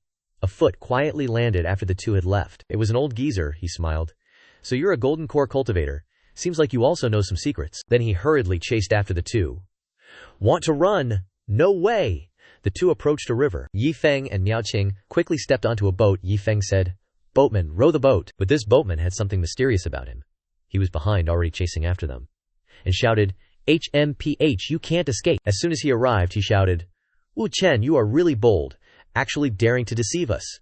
Yi Feng stood on the boat leisurely saying, "So what if I deceive you? Chase after me if you dare," he gently said. "HMPH, this river of oblivion cannot be flown over. You think I don't know?" Then he also chose a boat, and then ordered the boatman to chase after them. At this time, Yi Feng and Miaoqing were standing on the boat. The water surface was already tinged with twilight. Suddenly something rushed over unexpectedly. Very quickly the puppet created a barrier to protect them. That stream of power was blocked upon encountering the barrier. Miaoqing vigilantly called out, "Xiao Feng, the guy behind is catching up." Yi Feng stood there calmly, reassuring her, "Don't worry, he won't be able to chase after us anymore." Immediately. Then he took out 2 stones. "Boatman, please speed up a bit, this is our boat fare." Seeing the 2 gray stones being offered, the boatman reached out to take them, politely responding, "2 Samsara stones. I see. You are honored guests." Miaoqing couldn't help but exclaim at the remarkable speed. "Whoa, we're speeding up." Seeing this, Ling Yun, who was behind them, turned to look at his boatman. He then suggested, "Hey, can you go a little faster?" But the boatman completely stopped his movements, looking at him, and spoke in an even tone, "Guest, please pay the fare." Ling Yun asked in confusion, "What do you mean, fare?" The boatman then explained, "Only by paying with reincarnation stones or souls can one cross the river." Feeling scammed, he angrily swung his horsetail whisk. "You're just asking for death." The boatman, being a mere mortal, instantly collapsed after taking that blow, his entire body splitting in half. Ling Yun angrily cursed, "HMPH, a mere charlatan." Suddenly, the boatman burst out laughing, uttering cryptic words, "Thank you, fellow Taoist, for freeing me." As he finished speaking, his body gradually vanished. Ling Yun cautiously watched something flying towards him, mumbling, "What's that?" The boatman's tattered straw hat landed right on him. Venerable Qing Shu cried out in confusion, "Get off me, don't come near me." He kept cursing but couldn't move. "Get out, scram!" Miaoqing turned back to look behind them, reporting in surprise, "Ling Yun is wearing the boatman's clothes now." Yi Feng also turned back and explained to her, "If you don't have reincarnation stones, you either pay with your soul and become a walking corpse, or you're trapped here and become a boatman of the river of oblivion." Miaoqing replied in surprise, "This path is way too dangerous." Looking ahead, he softly said, Every path is like this. Others have probably already discovered the use of reincarnation stones by now. The two quickly reached the shore. Yi Feng turned to her and said, "Let's go. Up ahead is probably the final trial of this immortal abode." Meanwhile, with Liu Han Yan and a man, a horde of evil spirits was rushing forward. He assessed the situation before him for a moment. Damn it, there are so many golden core stage evil spirits here. He immediately handed Liu Han a reincarnation stone, saying, "Fairy Luo, you take this reincarnation stone first, and open the barrier ahead. I'll hold back these evil spirits." She didn't hesitate. Tightly gripping the stone in her hand, she softly said, "All right, be careful, senior brother." A large sword quickly appeared in his hand, and he replied, "Don't worry, these guys have no true sentience. They're far inferior to actual golden core cultivators." With a powerful sword stroke, each evil spirit was cleanly split in half, looking completely bewildered. But they weren't mere corpses. They spewed out their aura to attack him. Facing this onslaught, he stood his ground, ready to defend. Very quickly, he was surrounded by a protective shield. He hastily said to Liu Han, "Fairy Liu, quickly open the barrier." She replied, "Brother Liu, the barrier is open. You can retract your protective spell now." He turned his head, his face unable to hide his joy. "That's great." Before he could finish speaking, a sword pierced straight through his chest. Liu Han said coldly, "But you'll stay here, inheriting this immortal abode from my little disciple," adding another layer of victory. The scene then shifted to a serene, lush, green mountain forest. There, Miao Qing and Yi Feng slowly advanced a distance, and she couldn't help but ask, "Xiao Feng, have you noticed it's getting hotter and hotter here?" He looked around and told Miao Qing that this was the path to the final gate. The reason for the heat here, he added, was due to the guard along the road in this quiet place, making her puzzled. A guard, Yi Feng, then pointed forward. "Look, over there, a massive chicken is blocking the path," Miao Qing suddenly exclaimed. "What in the world is that?" He then whispered, "It's a golden rooster. One on its own is easy to deal with. Its strength ranges from foundation establishment to golden core. But these creatures live in flocks, so absolutely do not let them detect us." He excitedly pulled out a talisman and stuck it on himself. "But don't worry, for some reason, these guys have terrible eyesight. As long as we use a concealment talisman, we won't be noticed. Wait here, I'll go try." After using the talisman, he confidently ran past the sleeping golden rooster. After getting past it, Yi Feng happily turned back, giving a thumbs up. "Don't worry, it's safe." Seeing how easily he got past, Miao Qing confidently stuck a concealment talisman on herself, then slowly approached the golden rooster. Even with the talisman, she still placed her feet down as lightly as possible. But just as she stepped closer, the golden rooster's eyes snapped open wide, making Miao Qing freeze. She panicked, not daring to move. "I didn't stick the wrong talisman, did I? It must be a coincidence, right?" The golden rooster let out an ear-splitting crow, and its kin, hearing it, immediately took flight and soared towards them. Seeing the situation was bad, Xiao Yi Feng yelled, "Run!" Just then, two more people arrived. Shui Jiao and Lin Shi were together, and she complained, "It's your fault for having to snatch its reincarnation stone." Lin Shi retorted, annoyed. "Who knew it was playing the pig to eat the tiger? Turns out it's a golden core stage perfection expert." But suddenly a boulder fell, making them both slam on the brakes. He frowned and said, "We're blocked." Shui Jiao also confirmed that flying is prohibited in this area. A person appeared behind them, and he raised his voice. "Where do you guys think you're going?" He licked his sharp sword with a dangerous look on his face and said, "You guys have reincarnation stones too, right? Hand them over, and I'll spare your lives." Seeing this guy's goal, Lin Ji turned to her and asked, "Should we risk it?" Suddenly, earth-shattering sounds made all three of them look around in surprise. What was that? The guy also turned back in surprise. What is that? Xiao Yi Feng and Miao Qing were running as fast as they could. He happily called out, "Fellow cultivators, thank goodness, turns out you guys are here." Seeing people arrive, the guy smirked cunningly and muttered, "Heh, perfect, I can just snatch their reincarnation stones too." But when he looked behind them and saw a huge flock of golden roosters chasing after them, his face paled. What is this? Seeing things were bad, he used his strength to break the boulder blocking the road from before. All five of them ran for their lives, not wanting the reincarnation stones or anything else anymore. Damn it, why did you guys provoke these beasts? You're asking me, I'm asking who? Anyway, let's run first and figure it out later. They all focused on speeding up, but the speed of these golden roosters wasn't slow either. The white-haired guy said, "Aren't these things supposed to have terrible senses? Why can't we shake them off?" Xiao Yi Feng ran while seriously thinking, "Strange. These golden chickens seem to be chasing us non-stop, ever since they saw Miao Qing." Suddenly a thought flashed through his mind. Golden chickens. Su Miao Qing. Wait, could it be that time? Xiao Yi Feng ran alongside and asked, "As for the inheritance from your past life, if you think about it carefully, besides increasing your cultivation, is there anything else?" She replied, "There's also a strange technique," he suggested trying it. "Try using that technique." Miao Qing clenched her fists and felt it, then told Xiao Yi Feng, I know, but I need some time. He turned to the others and asked for help. Everyone, I have a way to get rid of those golden chickens. Please help me hold those monsters back. Shui Zhao and Lin Ji looked at him suspiciously. Are you serious? If you're lying to us, you know the consequences? The white-haired guy also cooperated, not forgetting to warn, you better be telling the truth. He glanced over and decisively threw out his weapon. The dagger flew straight at a golden rooster. Shui Zhao and Lin Ji also stopped, and she reminded, Taoist Wu Chen, if you have a way, just do it. He turned to call out to Miao Qing. She understood and replied, Okay. Miao Qing raised her hand and pointed to the center of her forehead. In less than a second, golden wings appeared on her back. The condensed power was transmitted to her whole body. Seeing this, Lin Shi exclaimed in surprise. Such pure fire attribute source power. Very quickly, Miao Qing transformed into a vermilion bird and flew up. She stood there, concentrating and condensing her power. The chickens immediately stopped and stood in a line. Some that were already flying had to back up, and they ran away in fear. The other chickens ran away in droves, Xiao Yi Feng realized. As expected, those golden chickens were aiming for the source power that Miao Qing inherited. After this scene, the white-haired guy became even more covetous. Fire attribute source power. I didn't expect that this woman has something like this in her body. He fondled his weapon, thinking he would act on his desires.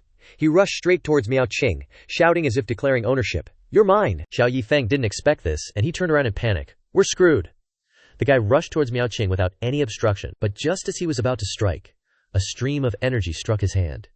He paused and looked down, wondering, what is this fire? The spot he touched was as if it was ignited by fire and spread all over his body, making him panic and curse. Damn it, I can't put it out, but I can't let it stay like this. He turned the hilt of his sword down with his other hand and decisively chopped off the arm that was covered in fire. His arm, covered in flames, fell to the ground, and he held his bleeding arm, angrily demanding, All right, who was it? Get lost, Miao Qing asked at this time. What's going on? Suddenly, a long ooh sound was heard. Xiao Yi Feng shouted worriedly, Not good, after him. The white-haired guy growled angrily, You little bastard, I want to see what dares to hurt me. Shui Zhao suggested chasing after him. Lin Xiao agreed. I think so too.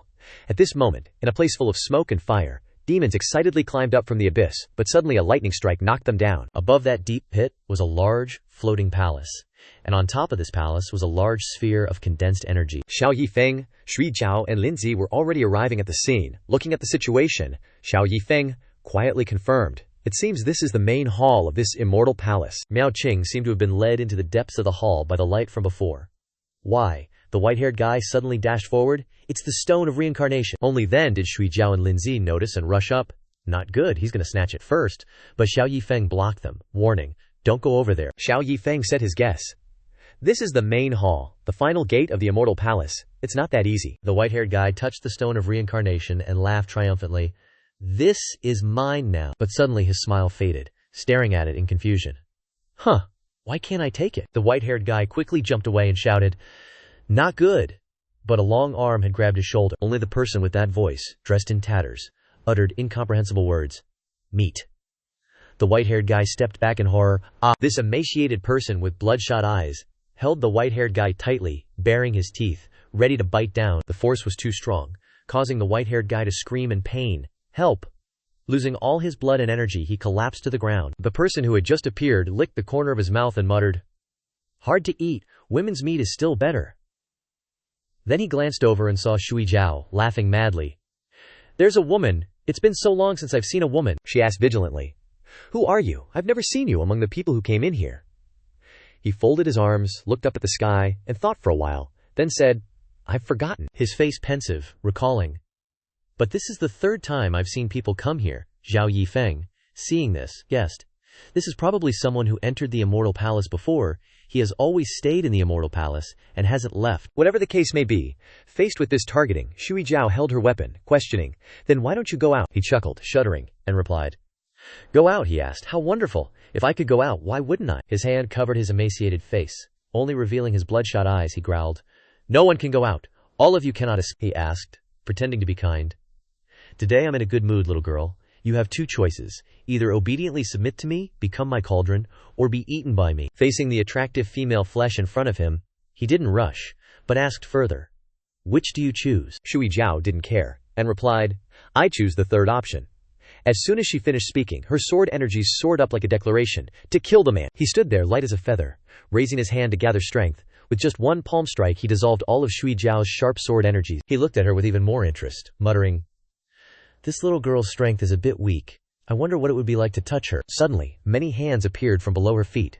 Grabbing at her, Shui Jiao quickly teleported away. After the contact, she realized and retreated behind Lin Xiao and Xiao Yi Feng, warning, "Be careful, he's an old Yuanying monster." Wang Laojie lightly sniffed the scent on the cloth. It's the scent of the Entanglement Pavilion. He widened his bloodshot eyes, exclaiming, "Entanglement Pavilion is great. The women of the Entanglement Pavilion know how to play the most, so many good tricks." Lan Shi gripped the knife in her hand, shouting, "Senior, you're actually a Yuanying stage. Why can you enter here?" He owed again. So this immortal palace can't allow Yuanying stage cultivators to enter anymore. That's great, Wang Laoji laughed perversely. Today I'm feeling charitable, beauty. I'll give you another chance. Honestly submit to me, and I can let you live. How about it? Lan Shi frowned. Don't even think about it. Before she could finish speaking, Xiao Yi Feng spoke up. "Fellow Taoist Mo, if you don't want to become his toy, then listen to me." She wondered. "Fellow Taoist Wu Chen, do you have a way?" he replied. "That weirdo hasn't attacked us yet. He's just blocking us at the stairway to heaven." Speaking of this, Xiao Yi Feng revealed his guess. "Is it possible that if we can get on that stairway to heaven, it will cause trouble for him?" Lin Xiao fanned himself with his fan, saying, "So that's how it is. These immortal palaces all have restrictions. That stairway to heaven must have them too, but how do we get over there?" So he said, "Why don't you two use your charms to keep him busy for a bit?" Lin Xiao was dumbfounded. "Do I have to?" Xiao Yi Feng patted him on the shoulder. "Lin bro, with your jade-like looks, you gotta have faith in your own appeal." Lin Xiao angrily retorted. "Shut your mouth." Lan Shi on the other side had already started putting the plan into action. "If you're a nascent soul powerhouse senior, are you a man of your word? If I follow you, will you really not harm me?" Wang Laoji countered. "What nonsense are you spouting? How could this old man possibly deceive a golden core little brat like you?" As for the other one, with that, he unleashed a massive magical orb in his palm, yelling, "Let this old man give you a taste of true bliss." Suddenly, the orb in his hand vanished. Turns out, he was already trapped within the 9 Dragon Thunder prison sword formation. Wang Laoxie was stunned. The questioning heaven sect's trap formation could only hold this old coot for 5 breaths, max. Lan Shi and Lin Xiao had already reached the next step.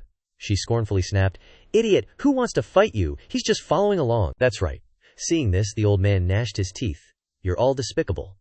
Just then, a beam of light flashed towards them. Liu Yun also appeared, saying, "Sorry, I'm late." Lan Shi poked fun at her. "Not early, not late. Showing up at just the right time. Bet you were lurking in some corner waiting for your chance, huh?" These words left Luo Yun speechless. On the verge of tears, she said, "How could you misunderstand me like that?" Lin Xiao turned to Xiao Yi Feng, asking, "Why hasn't fellow Taoist Wu Chen arrived yet? That old geezer is about to break free." At that moment, he was standing right in front of Wang Laoxi, teasing him. "Old man, how does it feel to be hooked?" The old man angrily roared, "Kid, when you get out of here, I'll definitely kill you." Hearing this, Xiao Yi Feng raised his hand high. "Well, you might be out of chances then." Seeing his movement, Wang Laoxi suddenly panicked. "What do you want to do, wait?" He naturally didn't listen, directly channeling spiritual power into the old man. Wang Laoxi was knocked back by his strike, crashing into the stairs, leaving all 4 of them staring blankly at each other. Yi Feng defeats a nascent soul stage freak, then sends him flying toward the 3 people standing on the stairway to heaven. Lin Zhao howled in protest. "Wu Chen, you bastard, why'd you throw him over here? Who throws people into danger like that?" Shui Jiao frowned, observing the freak, then quietly said to Lin Bro, "Wait, he doesn't seem to be trying to attack us." Lin Zhao's jaw dropped in astonishment. "Huh." Yi Feng, on the side, smiled and nodded, offering words of reassurance. "Relax. There are restrictions everywhere on this stairway. Every step must be taken with caution. If he doesn't want to die, he can't cause trouble." The nascent soul freak clenched his fists, seething with anger. "This old man can wait for you here. See if you have the guts to stay there forever." Yi Feng went along with his wishes, shrugging dismissively. "Suit yourself," he thought to himself. "Who knows how long it'll take to walk up those steps one by one?" Miao Qing has no idea what the situation is. With that, he slowly walked towards the one sprawled on the ground, looking for something. It is to thank that ugly thing, Wang Laoxie, should have a few reincarnation stones on him. A bag of stones was found on the old Xi's body, making Yi Feng overjoyed. "Got it?" Luo Yun gently turned and took a step onto the stairway, turning back to say to them, "Looks like fellow Taoist Wu Chen doesn't want to enter the immortal mansion. Ladies, I'll take a step ahead." Luo Yun slowly walked up the Zhao ladder, and a space gradually appeared in front of her. Shui Jiao stared blankly back at the guy, and Lin Xiao observed. "She's in an illusion, it seems. This is the test of the stairway. Only by overcoming the illusion can you continue to move forward." He also nodded, turning to tell her, "We can't waste time either. Let's enter the immortal mansion first." Yi Feng stood below, looking up, his heart filled with doubt. Just now, the red light guiding senior sister looked very familiar. He recalled the past, having seen a strange scene. In my previous life I came to the immortal mansion 50 years later. At that time I saw a skeleton inside and a sword. Yi Feng drew the sword from its scabbard and examined it carefully. That sword is the Mo Shu sword, the inheritance of the Boundless Cliff Hall, and the skeleton is that of the previous hall master of the Boundless Cliff Hall, real person Qing Shu. In my previous life I also gained quite a bit of inheritance because of this. His gaze deepened as he stared at the immortal abode. But this time, I'm 50 years early. Qing Shu Zhenren is still alive. Yi Feng realized. The events of this life and the previous life are not happening at the same time. That's right, Miao Qing was taken away after displaying the Firebird blood. The bloodline of the Boundless Flame Hall has always prioritized fire-type spiritual roots, and Qing Shu Zhenren is naturally the same. He bit his fingertip to draw blood. Looks like this is the only way. Then, he imprinted it on his forehead, forming a burning formation. Yi Feng's whole body was surrounded by the spiritual power of flames. The freak Ying Qi glared down, not understanding what was happening. Kid, why are you suddenly channeling fire-based techniques? He knelt down, clasped his hands together, and respectfully looked up towards the immortal abode, disciple of the Wen Tian sect, Boundless Flame Hall, requests an audience with Qing Shu Zhenren. This disciple possesses an important treasure that will benefit Zhenren. Please grant me a meeting. The freak Ying Qi crossed his arms, watching the drama. Stop pretending to be a ghost. No matter what tricks you pull, you won't leave this place. But then, a crimson sun appeared in the sky. A bloodline from inside the immortal abode surged out in an S shape, instantly rushing towards Yi Feng, constricting his waist, and then pulling him up from the ground. The freak looked up in astonishment, his mouth agape in anger. Are you kidding me? How can everyone cut in line like that? He started to panic and shout, trying to get them to come back. Damn it, get back here. Inside the Zhao Abode was a peaceful mountain forest scene. Beside an old Qing Shu was Miao Qing, standing like a guardian watching over his meditation. Seeing Yi Feng, Miao Qing happily ran over to greet him. Xiao Feng, you're here too, I'm here. She led him over to Qing Shu, who was meditating, gently reminding him, Xiao Feng, quickly pay your respects. Before Miao Qing could introduce him, Yi Feng knelt down and respectfully bowed his head. Disciple of the Wentian sect, Xiao Yi Feng, pays respects to Qing Shu Shizu, the #1 grandmaster of unparalleled peak, wielding the Moshu sword to slay demons and vanquish evil. Qing Shu Zhenren, former hall master of the Boundless Flame Hall, Dai Cheng stage, once wielded the Moshu sword to eliminate evil everywhere. Revered by the disciples, not only for his profound Taoist magic, but also for dedicating everything to the disciples. And Yi Feng knew all these things clearly, so he rattled off a series of Qing Shu's famous deeds from the past. The name of Shizu has been like thunder in the ears of this junior. Since entering the sect, Qing Shu woke up from his meditation, stunned, and asked the reason. Why do you know that this poor Taoist is sitting here? He remembered when Miao Qing was taken away by the fiery rope. The red light that Shizu released earlier was the crimson spiritual energy of the Wen Tian 9 scrolls, which only high realms possessed. And this junior usually likes to study some ancient books, and luckily read about some of Shizu's deeds in them, so I boldly guessed once. Miao Qing also had a bewildered, different look at Yi Feng. Shidi, so you usually read so much. He sighed. Alas, this poor Taoist relied on my deep cultivation that year, and came to this immortal abode, never expecting to be trapped here, truly ashamed to my sect. Qing Shu then asked for Yi Feng's opinion, wanting him to tell him about his hometown. Can you tell me a little about how the Boundless Flame Hall is now? This poor Taoist misses home. At the Wen Tian sect, Boundless Flame Hall, Tian Yi was worried about the situation of Yi Feng and Miao Qing. How is it? Have they been found yet? A disciple bowed respectfully to Tian Yi and replied, Shizun, the first group of disciples has returned, but they didn't find any trace of Miao Qing and the little Shidi. The second group of disciples is still investigating and searching. Xinyang sighed, her heart filled with worry. It's all my fault. I shouldn't have let them go down the mountain. Tian Yi had to turn to remind his worried wife. Furen, don't worry, their soul lamps are still lit, which means that, at least nothing has happened yet. This is the best news. But she still couldn't ease the worry building up in her heart. However, neither divination nor the Wentian method can find their whereabouts, only knowing that they are not in the 3 realms, not in the 5 elements. Where on earth are they? At this time, a disciple below offered an opinion that piqued her curiosity. Shizun, Xinyang. This disciple has thought of a way instead, he replied, with a look of recalling the past. In fact, this hexagram appeared once, not many years ago, at our Boundless Flame Hall. Tian Yi pondered for a moment and then muttered a name. You mean Qing Shu Shizu? She also remembered the incident from that year and turned to her husband, saying, I remember now too. After Qing Shu Zhenren disappeared that year, his soul lamp also dimmed. The divination hexagram is exactly the same as today's. Moreover, after half a year his soul lamp completely vanished. Tian Yi Zhuzun immediately issued an order. You continue to arrange for disciples to investigate.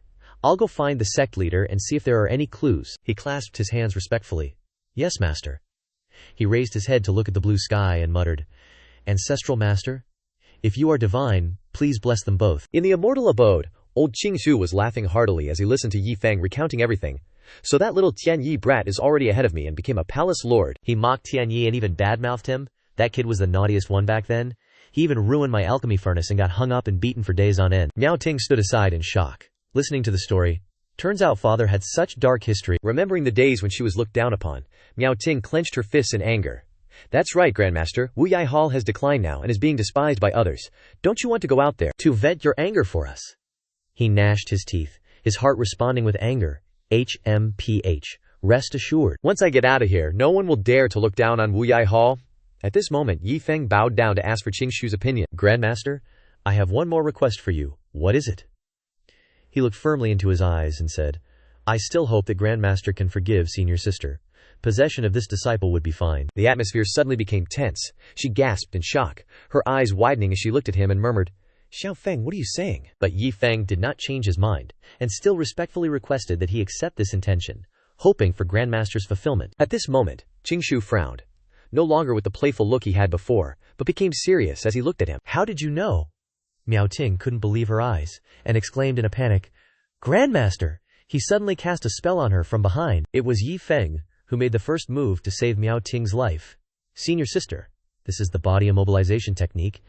It won't harm you, but it will prevent you from speaking or acting for half an hour. But you can dissolve it yourself very quickly. Qingxu smiled faintly. Looks like you saw through it long ago. He stepped deeper and deeper, poking at the truth that Qingxu Shizun was hiding. I once encountered a remnant soul of the earthly ascension stage, so I was fortunate enough to know the current state of Grandmaster. If Grandmaster wants to leave this place, you must have a body, Yi Feng emphasized. And Grandmaster, you are the fire spirit physique, extremely outstanding. This is the reason why you lured her here. Qingxu Zhenren frowned and sighed. You are indeed loyal and righteous, knowing what I'm about to do and coming here proactively. Hearing Qingxu Zhenren say this, he thought things could go smoothly, so he bowed his head respectfully and said, Then can Grandmaster agree? Not letting him finish, he flatly interrupted. But I refuse, he asked in confusion. Why? He pointed at Miao Ting and said firmly, That girl is the immortal bird's physique, a rare fire spirit body under heaven and earth. How can I be wrong? He retorted. But after all, senior sister is a woman's body, and Grandmaster is a man. He stroked his beard in response. That makes some sense. If I possess that girl, I can use a woman's body to express myself later. Saying that, his voice became extremely excited, continuing, Just thinking about it makes me excited. After hearing his answer, his expression froze, and the corners of his mouth twitched as if he wanted to scold him on the spot, but he could only utter, Damn, you can't help but feel disgusted in your heart. Cursing inwardly, Damn it, are you a pervert? He didn't bother arguing with him anymore and directly stood up and said loudly, All right, why should you cultivators care about men and women? Next, I will have to possess this girl. He stretched his muscles and continued to say to Miao Ting, Don't think about resisting. Your strength and mine are far apart. It's just that out of respect for your father, I will let you disappear without pain. Hold on. He suddenly spoke up from behind, asking, Grandmaster, what if I have a better physique for you to possess? He turned his head in surprise and asked, What did you say? He patted his chest confidently and replied, I'm not lying to you, my body is even rarer than senior sister's. He heard this as if he had heard a joke, so he laughed and said, Do you really think I can't see through it? How can your trash spiritual roots be as meaningful as the immortal bird's physique? Seeing that he didn't believe it, he immediately pressed his hand on his forehead and continued, Please take a look, Grandmaster. Then he shouted, Mind power manifestation. After his shout, a fiery red skull, an electric ball, and a Bagua symbol appeared one after another. Qingxu Zhenren was stunned at the sight, muttering, A demon inscription path cultivator who cultivates 3 systems simultaneously. How is this possible? This requires extremely resilient meridians. Seeing his expression, Zhu Feng asked, Shizu, can integrating 3 systems of mind methods into my body compare to a spirit fire physique? He couldn't deny it, replying, I must say, it's indeed more valuable than even a spirit fire physique. However, he then lowered his head, saying calmly, But you have too many secrets, kid. I don't want any more trouble. He continued, With the seizing possession technique, even if your consciousness is strong, if the original body doesn't agree, it will still take a long time to consolidate the soul. Seeing that he still didn't agree, Xu Feng said, Shizu, this disciple will give you another creation. With that, a golden aura instantly appeared, surrounding his hand.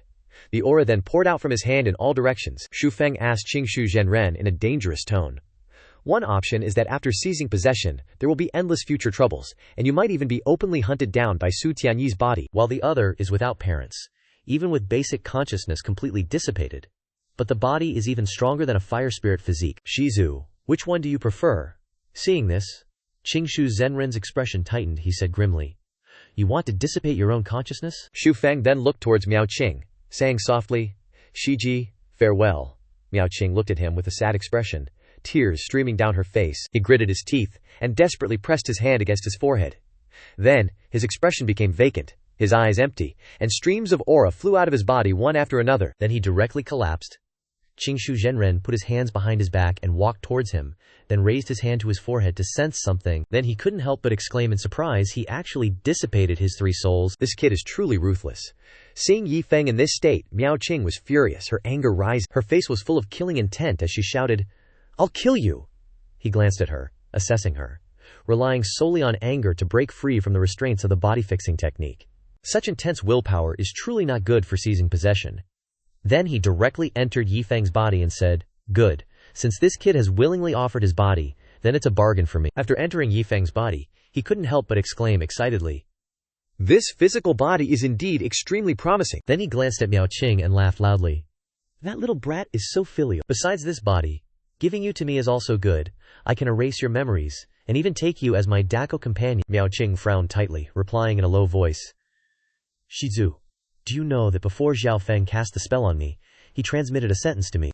He asked in surprise. "Oh, what did he say?" Her expression changed 180 degrees, her eyes carrying a hint of mystery as she continued. He said, "When you completely occupy my body, that will be the time for us to flip the table." He asked doubtfully, "What do these words mean?" Suddenly he was startled and his eyes widened. An aura like a rope was slowly binding his body, causing him to shout in panic, "Damn it! What is this? Why can't I control my spiritual power?" Zhu Feng's voice suddenly came. "Shitsu, is my junior's body not bad?" "If you've already entered, then don't leave." He held his head and gritted his teeth, asking, "You're not dead yet?" Zhu Feng replied, "Even if Shifu loses his physical body, he can still survive for many years, so how dare this junior fall behind? Why not enter the sea of consciousness so we can chat a bit?" With that, the aura tightened even more around his body, causing the old man to cry out in pain, "Ah!" Then, his body directly slumped down, as if there was no soul inside anymore. Miao Qing stood by, constantly encouraging, "Xiao Feng, hang in there. I'll find that guy." The old Qingshu Zhenren was brought to the sea of consciousness. He looked around in panic and muttered, "The sea of consciousness, it's actually this vast. Where did this kid come from?" Xu Feng appeared from behind and replied, "Shizu is about to face a great calamity, and you're still concerned about my origins. No wonder you were once the boundless Cliff Palace Lord." He turned his head towards the direction of the sound and snorted coldly. "You're rejoicing too early. No matter what, I am still a great cultivator at the nascent soul stage. Devouring your soul will be easy." Xu Feng crossed his arms provocatively. "I'm so scared." Then he turned to the Zaxian sword and said, "Zaxian, when you chop him up later, you can have half of his soul." Hearing this, Zihan Xian replied with great interest, "Sounds pretty exciting, huh?" Seeing Zihan Xian appear beside the boy, the old man broke out in a cold sweat, asking in a panic, "The Zihan Xian demonic sword? You're actually a sword." Seeing someone recognize it, Zihan Xian let out a sarcastic chuckle. "Heh, it's rare for anyone to recognize me. No wonder you old geezers live so long, huh?" Seeing this, he quickly started scheming. This demonic sword is notoriously evil. He absolutely couldn't underestimate it. But if he could just escape it, then devouring that kid would be easy. As if reading his mind, the boy immediately dashed the old man's hopes by saying, "You must be planning to deal with me, right?" "Come here." Mo Tianqing made a grand entrance. As soon as the boy finished speaking, Mo Tianqing appeared right beside him. He panicked. His face stiffened as he questioned, "Mo Tianqing, how do you know Mo Tianqing?" Without letting him say another word, both Zihan Xian and Mo Tianqing lunged towards him. Seeing this, he could only curse. What the hell, how am I supposed to fight like this? Zhan Xian sliced him in half directly, but one half of his body quickly escaped. As he fled, he cowardly threatened, "This Taoist will go kill that little girl first. Let's see how Wu Ya Palace deals with you then." The boy called out loudly, "Senior Qing Liqian, please help me. Otherwise he might really get away." Just then, dozens of tentacles shot up from under the sea, then tightly wrapped around Qingshu Zhenren's body. He cried out in fear, "What in the world is this?" Then he struggled and helplessly screamed, let me go now." Not long after, the old man was defeated by Senior Qing Lian. Seeing it was about to devour his entire soul, the boy quickly called out, "Senior Qing Lian, hey, don't eat it all, leave some for me." After consuming a portion of the soul, it dove back into the sea. A portion of Qingshu Zhenren's soul then flew before the boy. Seeing this, he silently wondered, did it really only leave that little? Xiao Yi Feng stood there, staring intently, his face devoid of expression. He reached out a hand, smiling as he gently approached, "Su Miao Qing, senior sister, I'm back. She pointed her sword directly at Xiao Yi Feng and slowly retreated, then angrily yelled, "Stop right there!" Her face resolute, she probed the person standing before her. "How can you prove your little Feng?" He broke out in a cold sweat, quickly raising his hands to explain. Calm down, let me think." He began to gather spiritual energy in his hand, forming a small, faint green flame. "Senior sister." Then, the flame gradually took the form of Taoist Qing Shu. "This is the remaining soul of Taoist Qing Shu. I have absorbed his memories. This is all that's left." Su Miaoqing lowered her blade, confirming once more. "So, you really won," he replied with a cheerful smile. "Still, I have to thank you for trusting me, senior sister. Your acting earlier was really too convincing." Miaoqing said nothing more, just rushed forward and hugged his waist, surprising Xiao Yi Feng. "Oh." Her face fell, showing a worried, dejected expression. "That wasn't acting. I was really worried if something actually happened to you." Xiao Yi Feng gently embraced her, soothingly comforting her. "It's all right now. I've got a lot of tricks up my sleeve." Suddenly, he noticed something and grew alert. The two stood there, looking towards the skeleton, which was enveloped in an incredibly powerful spiritual energy. The sword, as if controlled by spiritual energy, shot straight towards Xiao Yi Feng. Su Miaoqing said, quite surprised. "This is the ultimate inherited treasure of Wu Ya Palace, the Moju sword." Xiao Yi Feng took the sword before him, examining and feeling it absorb Taoist Qing Shu's soul imprint. "His contract has also transferred to my body." The two looked towards the skeleton. Xiao Yi Feng continued to explain to Miaoqing. "Also, I know he actually assimilated the power of a portion of the immortal abode. It's just that since he lost his physical body, he couldn't take half a step out of here." Xiao Yi Feng bowed his head, a look of regret on his face. Otherwise, he surely would have left long ago. Su Miaoqing immediately put her hands on her hips, grumbling with an annoyed expression. "HMPH, that disrespectful old geezer, he deserved to die here." Meanwhile, Xiao Yi Feng, standing beside her, could only chuckle foolishly as he listened to her scold. "So now you've also inherited a portion of the immortal abode's power." Seeing her like that, Xiao Yi Feng also began to suggest. "That's right. Plus, we have our physical bodies. I'll take you to a hidden treasure trove, so go plunder all the treasures of that immortal abode." Hearing this, Su Miaoqing immediately leaped up excitedly. "Sounds good." Scene change, Lin Xiao and Luo Yun were walking together down a corridor. Lin Xiao, with a slightly annoyed expression, turned to Luo Yun and asked, "Fairy Luo, are you sure the Heavenly Fate book is in that direction?" Ye Yun glanced at him, replying with a serious and calm expression. "I can sense the special aura of natural treasures. The direction of the immortal abode is where I sense it most clearly." Lin Xiao said in surprise. "There's something ahead." Entering the room, a book was floating on the bookshelf. The two slowly approached, and Ye Yun spoke. "According to our agreement, the Book of Destiny can be given to you, but you must share its contents with me." Lin Xiao turned to look at her, his face determined and certain. "Rest assured, I will abide by my promise." He then channeled his inner energy and flew towards the book, reaching out to grab it. But before he could touch it, another source of spiritual power ambushed him, surprising and hurting him. He spun around, clutching his chest, and looked at immortal Ye Yun. Her face was smug, holding a zither, mocking him like Liu Yu. "You men never bother with defenses against women. Turns out, that's a good thing." Then, Lin Xiao painfully collapsed to the ground, passively, his spiritual power devoured and gradually dissipated. Suddenly, applause rang out. Clap, clap, clap. Making Ye Yun frown unhappily, Mo Shuijiao was standing behind her and Lin Xiao. She clapped and praised incessantly. "Immortal Ye Yun is so cunning, I was wondering where Liu Yu went." "So you killed her?" Mo Shuijiao turned to Lin Xiao and scolded. "You lost. I told you this woman was no good." Lin Xiao replied calmly to Shuijiao. Yeah, I lost the bet. I'll give you the elixir when you get back." He frowned, looking annoyed at Ye Yun. "Immortal Ye Yun. What I hate most is women who deceive people's feelings." Ye Yun maintained a nonchalant expression and retorted to the two. "The path of cultivation is like this. What are you two pretending to be righteous for?" Without another word, she channeled her energy and flew straight towards the book, catching the other two off guard. The two realized the problem, and quickly chased after her. Shuijiao shouted, "Oh no, she wants to snatch the Book of Destiny." Lin Xiao then said, "Stop her." Su Ye Yun revealed an extremely smug expression. Just as she was about to reach out towards the book, a red and orange stream of spiritual energy appeared. A hand reached out, knocking her away. She was shocked and pained as she was sent flying and spat out ketchup, looking up to see it was. So, the one who struck was Wang Laoxi. "The Book of Destiny is mine, and you're mine too." He stood in front of Ye Yun, clenching his fist angrily and roaring, "If I kill you now, then refine you into a puppet, or make you my cauldron, which do you choose?" Ye Yun clasped her hands respectfully, not daring to resist, knowing she couldn't win. This junior is willing to be senior's cauldron, as long as senior spares my life. She took out a glowing jade from her sleeve and offered it to Wang Laojie. Looking at the sparkling jade, he was delighted. Okay, hand over your immortal abode jade pendant, or don't blame me for being rude. Ye Yun then replied, yes. He outwardly instructed, but his face was full of greed.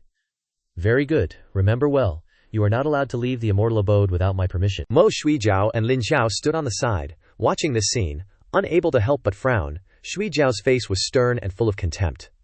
I thought immortal Ye Yun was someone respectable, but she's just a groveling toy. Ye Yun stood up and immediately turned to the two standing behind her, scolding, reminding them, a wise person knows when to submit.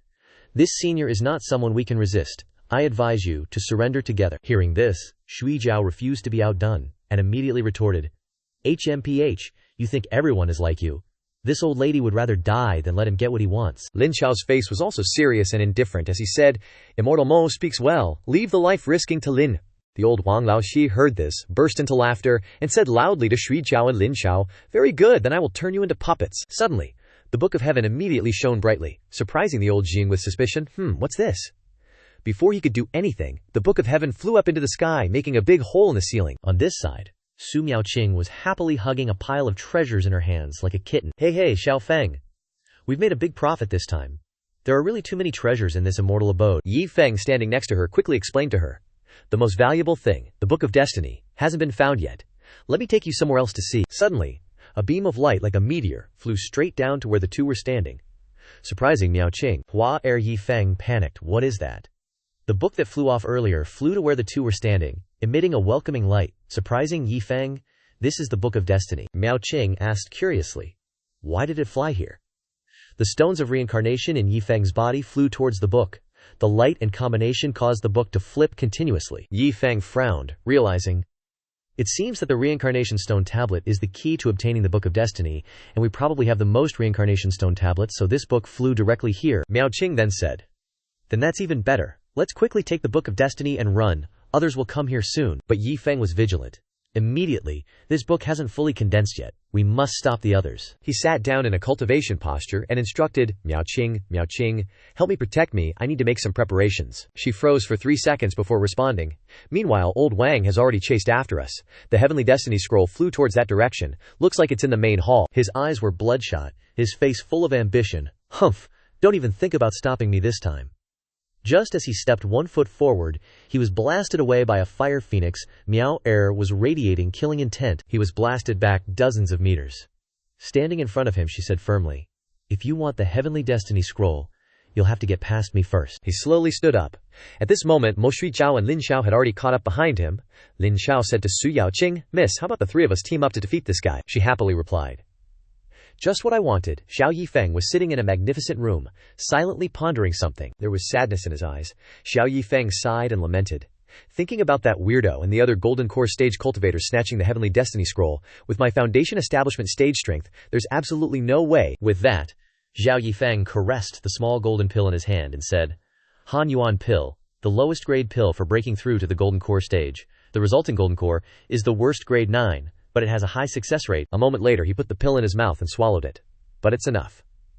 Elsewhere, in a room, Su Yaoqing, Lin Xiao, and Mo Shuijiao were surrounding that old Wang bastard from 3 sides. His eyes were bloodshot. As he glared resentfully at them, old Wang said, I originally wanted to capture you alive, but you're wasting too much of my time. As soon as he finished speaking, he attacked, his movements as fast as lightning, appearing and disappearing, rushing towards them with a reddish-pink aura surrounding him. Seeing this, Lin Xiao shouted a warning to Su Yaoqing and Mo Shuijiao. Be careful, this is his nascent soul clone. But even before Lin Xiao could finish speaking, Su Yaoqing had already been grabbed by the throat. She struggled uncomfortably, only able to make sounds like, ugh, ugh. Then Su Yaoqing was pushed hard and fell backward. Lin Xiao rushed forward to attack him, but was blocked by his aura. He irritably snapped, damn it, I'm completely suppressed. Mo Xianzi, can you help a little? Seeing this, Mo Shuijiao also approached to attack him. She said, I'm also in danger alone. Just as she predicted, he launched a direct attack at her with lightning speed, but luckily she managed to jump up and dodge the attack. Mo Shuijiao paused for a moment, calculating. I can't keep going like this, I have to think of something. But just as she let her guard down, a bad premonition flashed through her mind, and Mo Shuijiao suddenly cried out, this is bad! Her arm had been grabbed tightly by that old Wang bastard. He quickly grabbed both of her hands, raising them above her head, immobilizing Mo Shuijiao. She looked at him angrily. but he was instead smiling with great interest, saying, "I've got you." His lewd gaze was fixed on Mo Shuijiao's hot body as he said, "What a waste of my effort, but this beautiful body can't be wasted." With that, he used his hand to cast a spell, shooting a dazzling aura into Mo Shuijiao's body. Seeing herself humiliated by such a rogue, Mo Shuijiao angrily roared, "I'll fight you to the death!" But her body couldn't move. Mo Shuijiao helplessly cried out.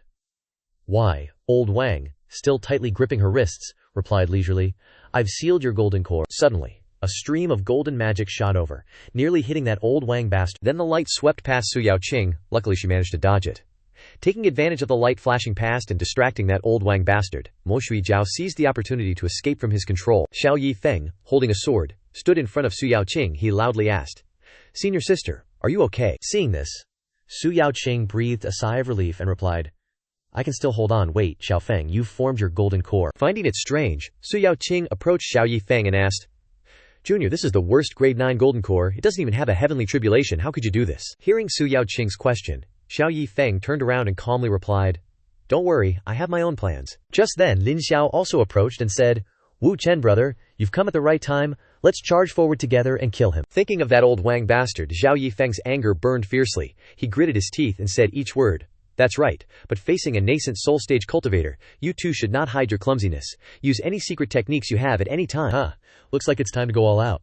On the other side, Mo Shuijiao also spoke up, "Even if I'm bedridden for years after this, I'm killing him today." No sooner had she spoken than Mo Shuijiao unleashed a fiery red energy circle, the blood sacrifice grand technique. Lin Xiao on this side was no slouch either.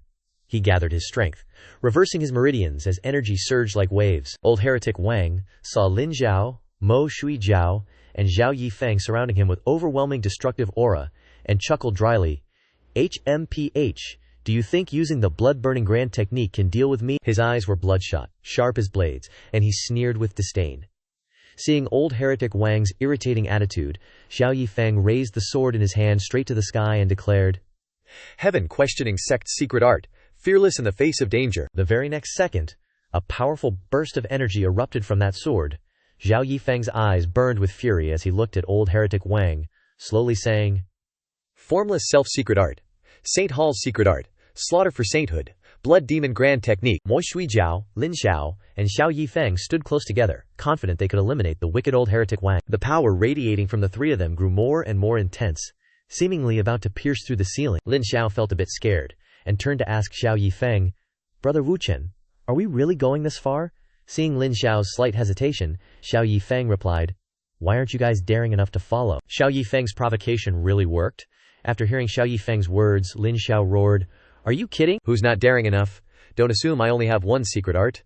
Seeing this, Mo Shuijiao agreed, "Wu Chen, you're looking down on us too much." And after that provocation, their already high momentum soared even higher, the energy radiating from them continuously growing stronger. Seeing this, old heretic Wang was not to be outdone. He said, "HMPH.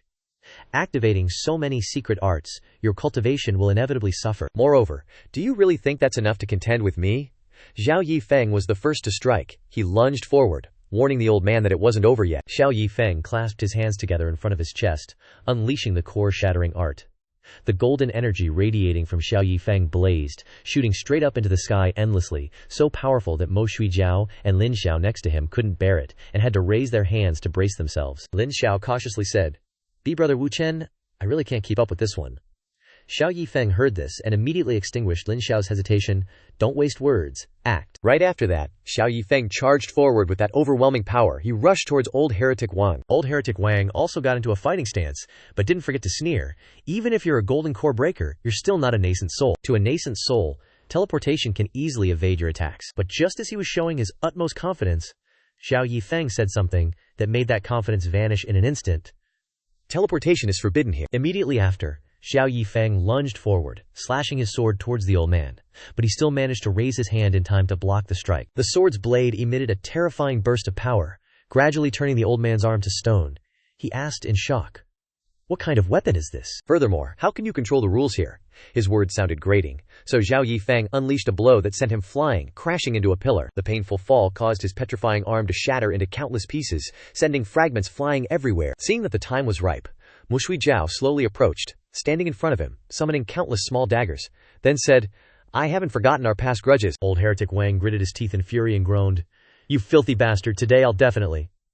Suddenly, he looked to the side in confusion. At that moment, a massive boulder shot towards him. Standing on the boulder was Lin Xiao, who laughed gleefully. Try this out. And just like that, the enormous boulder slammed directly into old heretic Wang. Denting the ground, Lin Xiao quickly jumped off to avoid getting hurt. The three of them approached the boulder. Mo Shuijiao asked. Is it over? Xiao Yi Feng remained vigilant, saying, doesn't seem like it. Suddenly, the boulder exploded like a massive blast. Old heretic Wang emerged from beneath the large rock, staggering but still cursing wildly. You all, you dying worms. His pupils were bloodshot. He whirled around and snapped, what are you still standing there for? Hurry up and help me. Right after old heretic Wang's words, Luo Yun, who knows where she came from, suddenly leaped out. Seeing this, Mo Shuijiao, annoyed, asked, Luo Yun, is she really determined to risk her life against that guy? Luo Yun landed, then continued to leap towards the main gate. At this moment, old heretic Wang raised his hand and screamed, you dare to steal my book of heavenly fate. Damn it, damn it.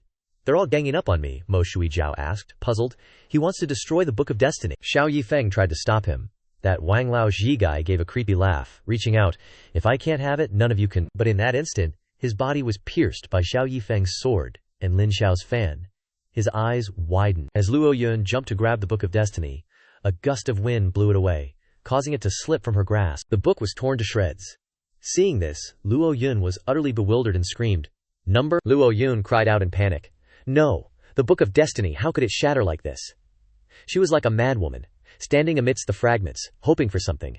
The fragments, that's right, the fragments, then jumped up to pick up the pieces of the book of destiny. The book of destiny is mine. Seeing this, Yi Feng called out to Miao Qing, collect those fragments.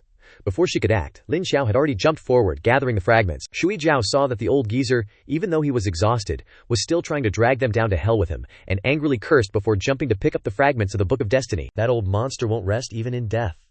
Seeing her attitude, Lao Xie was even more amused and challenged her. Ha! Chase after it, you'll never get the complete book of destiny anyway. Lao Xie then collapsed, completely spent. Miao Qing was trying to hold onto a fragment of the chosen one. Don't run. Finally, it stopped and didn't fly any higher. Miao Qing told everyone, I've got it. Yi Feng warned her to be vigilant. Don't relax, those two are still watching. Miao Qing looked at Shui Jiao and Lin Xiao and bluntly asked, so are you guys planning to snatch our stuff? Lin Xiao didn't hide his intentions. If it's not necessary, I wouldn't want to. But I think, once fellow Taoist Wu Chen's shattered core kinetic grasp effect ends, even if I don't snatch it, Mo Xianzi will make a move. Shui Jiao told Yi Feng, fellow Taoist Wu Chen, the law of the jungle, I don't think I need to say much more, right? Yi Feng found them laughable, and challenged them without hesitation. In that case, it seems we're destined to fight. At this moment, a slight tremor suddenly occurred.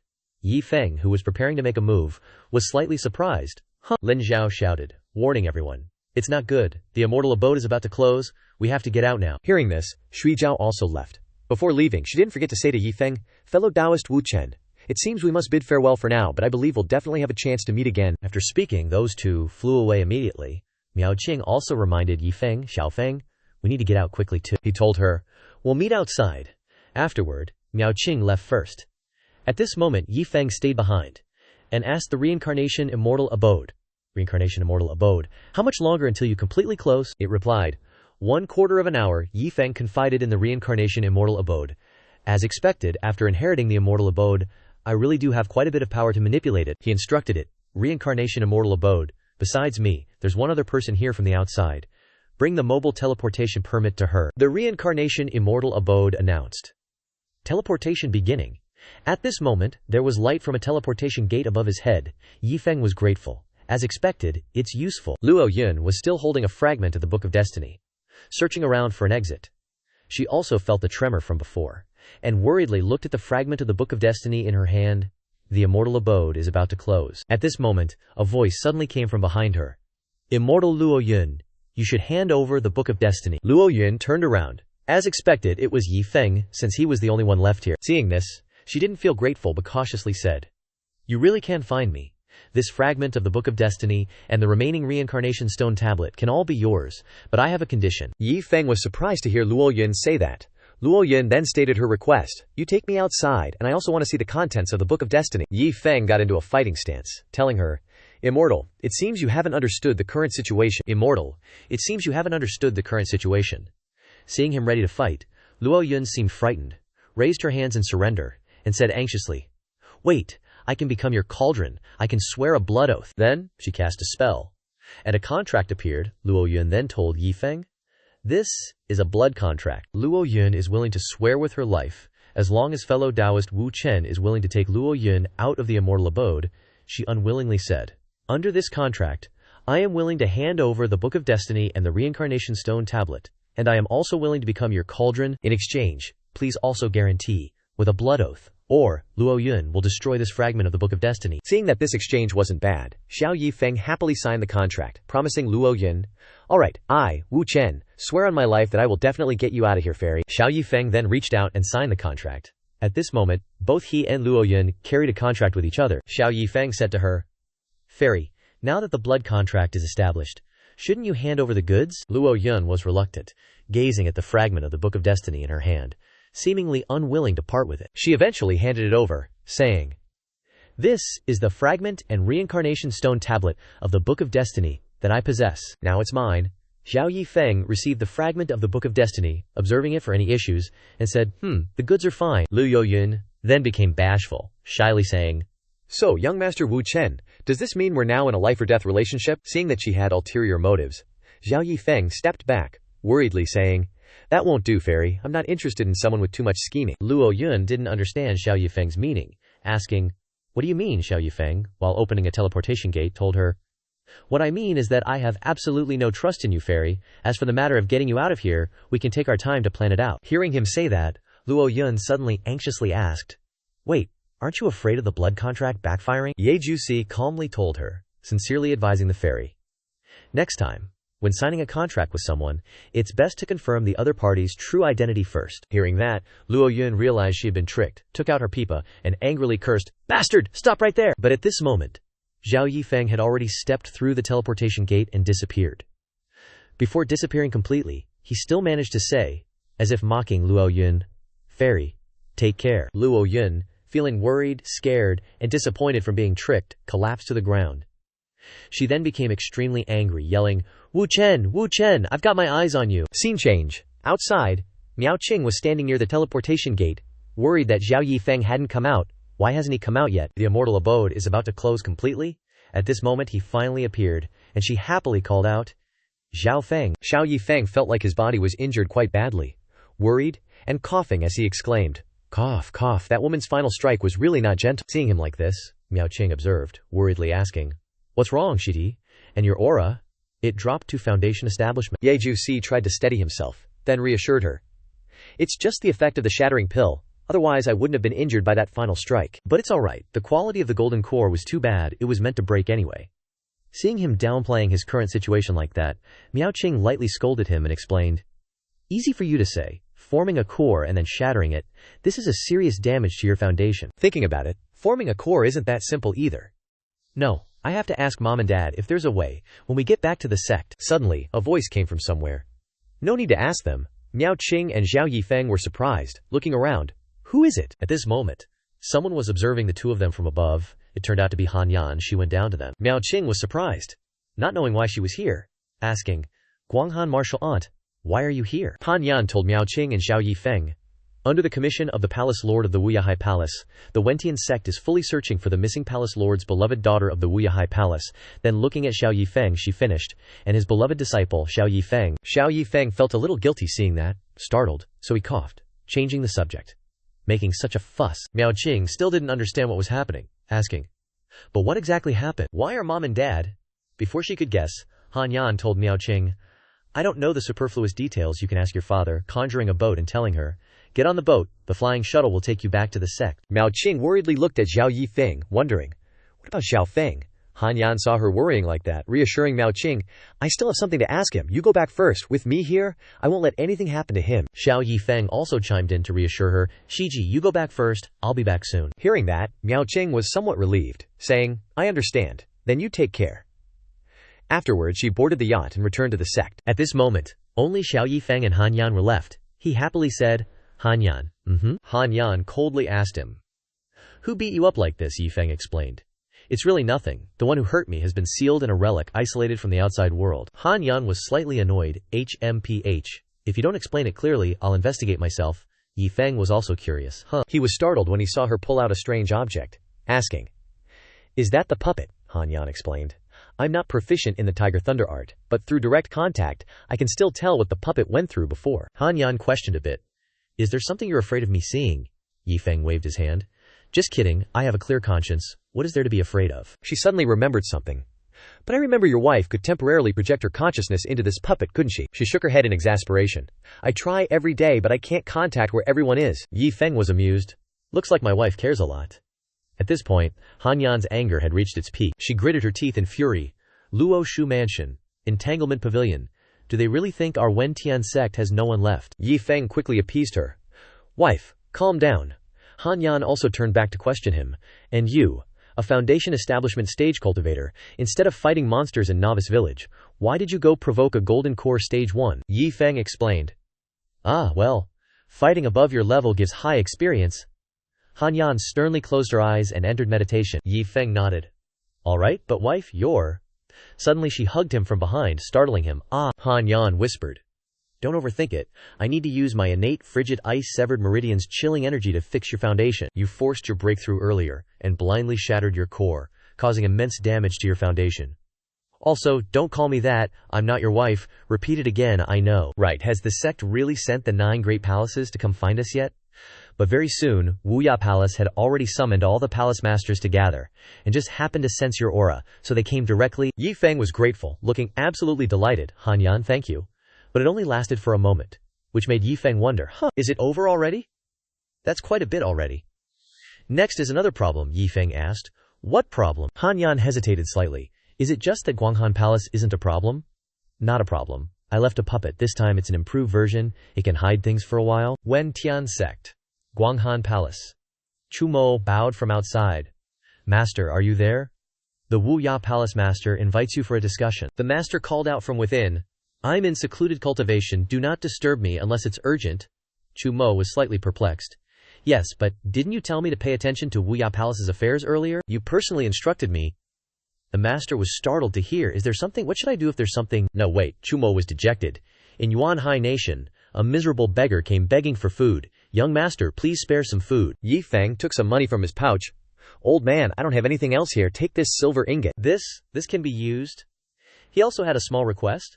"Just take it, and just answer a few questions for me." The old man clasped his hands in thanks. Thank you, benefactor, Yi Feng subtly asked. "Old sir, why has Yuan Hai Nation become like this?" "I remember the last time I came here, the people here could still live normally," the old man explained. "Benefactor hasn't been to Yuan Hai Nation for many years, huh? The world has changed. We are in a war here." Yi Feng scratched his chin, looking puzzled. "War? Who against whom? This Yuan Hai Nation shouldn't have any external enemies." The old man's face was pensive. "Benefactor, 2 years ago the Crown Prince rebelled." Hearing this, he was startled. That day Yun Crown Prince rebelled. He recounted. Benefactor doesn't know. 2 years ago, some immortal, I don't know who, exposed the affair between the Crown Prince and the imperial concubine to everyone. The emperor was enraged, and the Crown Prince also revolted. The conflict has lasted 2 years. Just as the Crown Prince was about to be captured, several immortal maidens suddenly appeared from the sky to help him. The army was utterly defeated by those immortal maidens. They were no match at all. Later the Crown Prince became the current emperor. After recounting this, the old man sighed in exasperation. After the Crown Prince became emperor, he was even more tyrannical than the old emperor. Almost all the grain was collected, and taxes from every household increased several times over. Everyone who could run has fled, but I'm too old to leave." Yi Feng was filled with remorse. "I can't believe that saving the Crown Prince's life back then would cause such huge trouble, huh?" After asking, both of them quickly left. "It's nothing. I still have things to do. I'll go first. You take care of yourself." No. With the silver ingot benefactor gave me, this old man, can hold on for a long time. Benefactor, go safely." Yi Feng discussed as he walked. "My dear, it seems those demonesses from Chuchan Mian Pavilion are now with that Crown Prince." Han Yan was also interested. "Perfect, let's go check it out." Inside the imperial palace, the Crown Prince was having fun with all his fresh young beauties. "Beauty Wang, tell me, am I amazing or is that old geezer amazing?" She seized the opportunity to flatter him. "Of course your majesty is amazing. This servant has never seen a man as masculine as your majesty." But then she also egged the Crown Prince on. "Dayun, you're the emperor now. Why haven't you killed that old geezer yet? And the empress, what's the point of keeping her alive and locked up?" Dayun was annoyed upon hearing this. "Do you think I don't want to?" "The main problem is, the empress has some connection with Yi Feng of Wentian sect. I'm afraid of things getting complicated." Lin Fei continued to fawn. Your Majesty, rest assured. If that punk dares to come, he'll come, but he won't be leaving. But to their surprise, Yi Feng had already entered. Several years no see, and you two still miss this humble one so much. This Xiao is truly touched. One girl shrieked in fear. Dai Yun roared in anger. It's you again, Xiao Yi Feng, but this time you're definitely dead. Lin Fei alerted the three elders. Lin Fei feigned a threatening posture. The three elders would arrive immediately. Xiao Yi Feng said, I advise you to just surrender obediently. Those three aren't people you can go up against. Of course, Yi Feng remained calm. He even provoked them. Oh, really? Then they better hurry up. I also have some old scores to settle with them. Immediately, the three maidens appeared. One of them saw him and asked, So it is you. You killed one of our sisters before, and then you flaunted your power and tricked the three of us. This time, you've walked right into our trap. The three of them immediately surrounded him from all sides. Another maiden declared firmly, This time, we absolutely won't let you escape. Attack! Yet there was no movement at all. Seeing this, Dai Yun grew anxious. Three elders, why haven't you attacked yet? The maiden in red panicked. Why can't I move? A voice echoed. It was you guys who almost caused his downfall back then. Han Yan stepped in, and the other maidens were also startled. Who is this person? When did she appear? Zhu Xi angrily stepped forward, wanting to fight the maiden in front of her.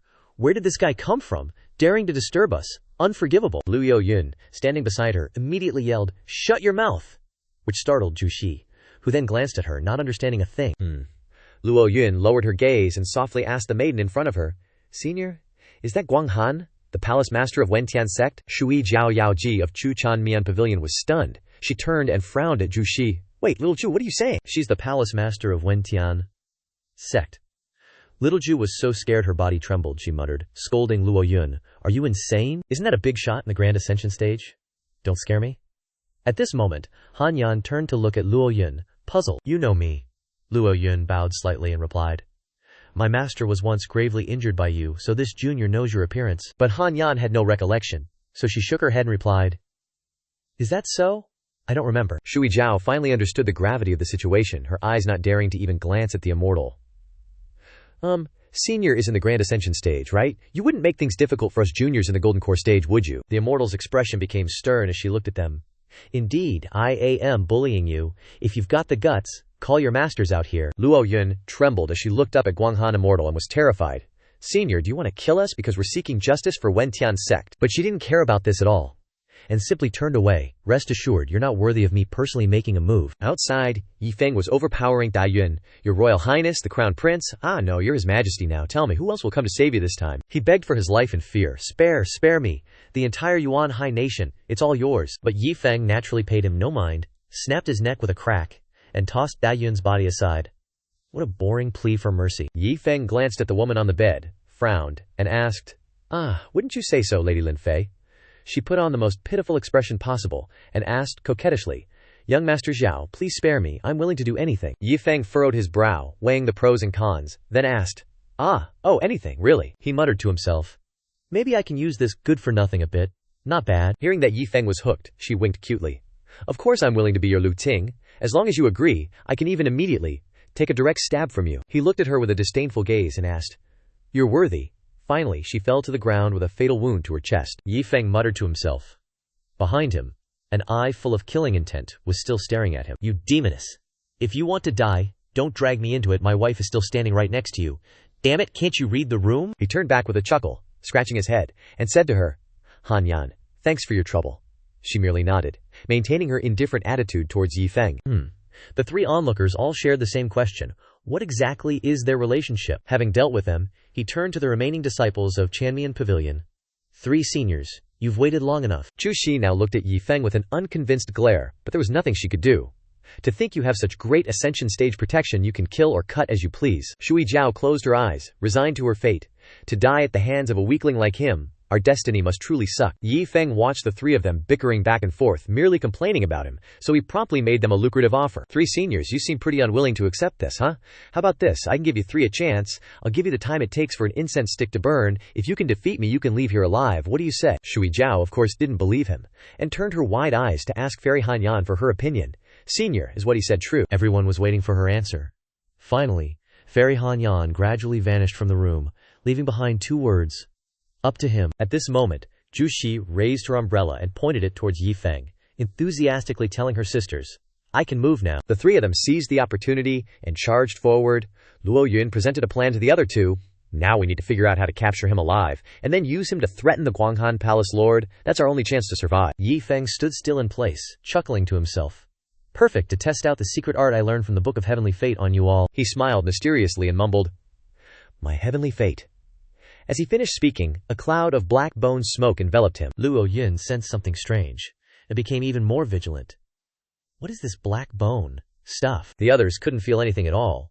Luo Yun clearly remembered Yi Feng's terrifying face, and as she muttered, her thoughts became even more complex. She yelled, "Where is he hiding?" Then suddenly, Luo Yun had no choice but to slam her hand, imbued with spiritual energy, onto the floor of the myriad bamboo forest. Immediately, a series of bamboo stalks sprouted around her, and as soon as she activated the bamboo forest formation, a chilling scream echoed. Luo Yun was stunned. Recognizing that voice, that sound, Zhu Shi appeared from behind, clutching her arm, still holding her injured arm, glaring angrily at Luo Yun. What are you doing? Why did you suddenly attack me? Luo Yun mumbled in shock. I clearly just attacked. As the two stared at each other in bewilderment, an interrupting voice rang out. Whoa! Looks like you're pretty dangerous. Little Zhu cautiously slashed her sword in a practiced, phantom-like art. A shrill scream immediately rang out. Ah, Little Zhu, are you dazed and dumbfounded? Shui Jiao appeared, muttering angrily to her. Little Zhu, are you crazy? Luo Yun also realized something was wrong, cautioning her sisters. Don't get emotional. It seems like this bone smoke is playing tricks on us. It's best we don't lose sight of each other. Yi Feng, standing outside, smiled eerily.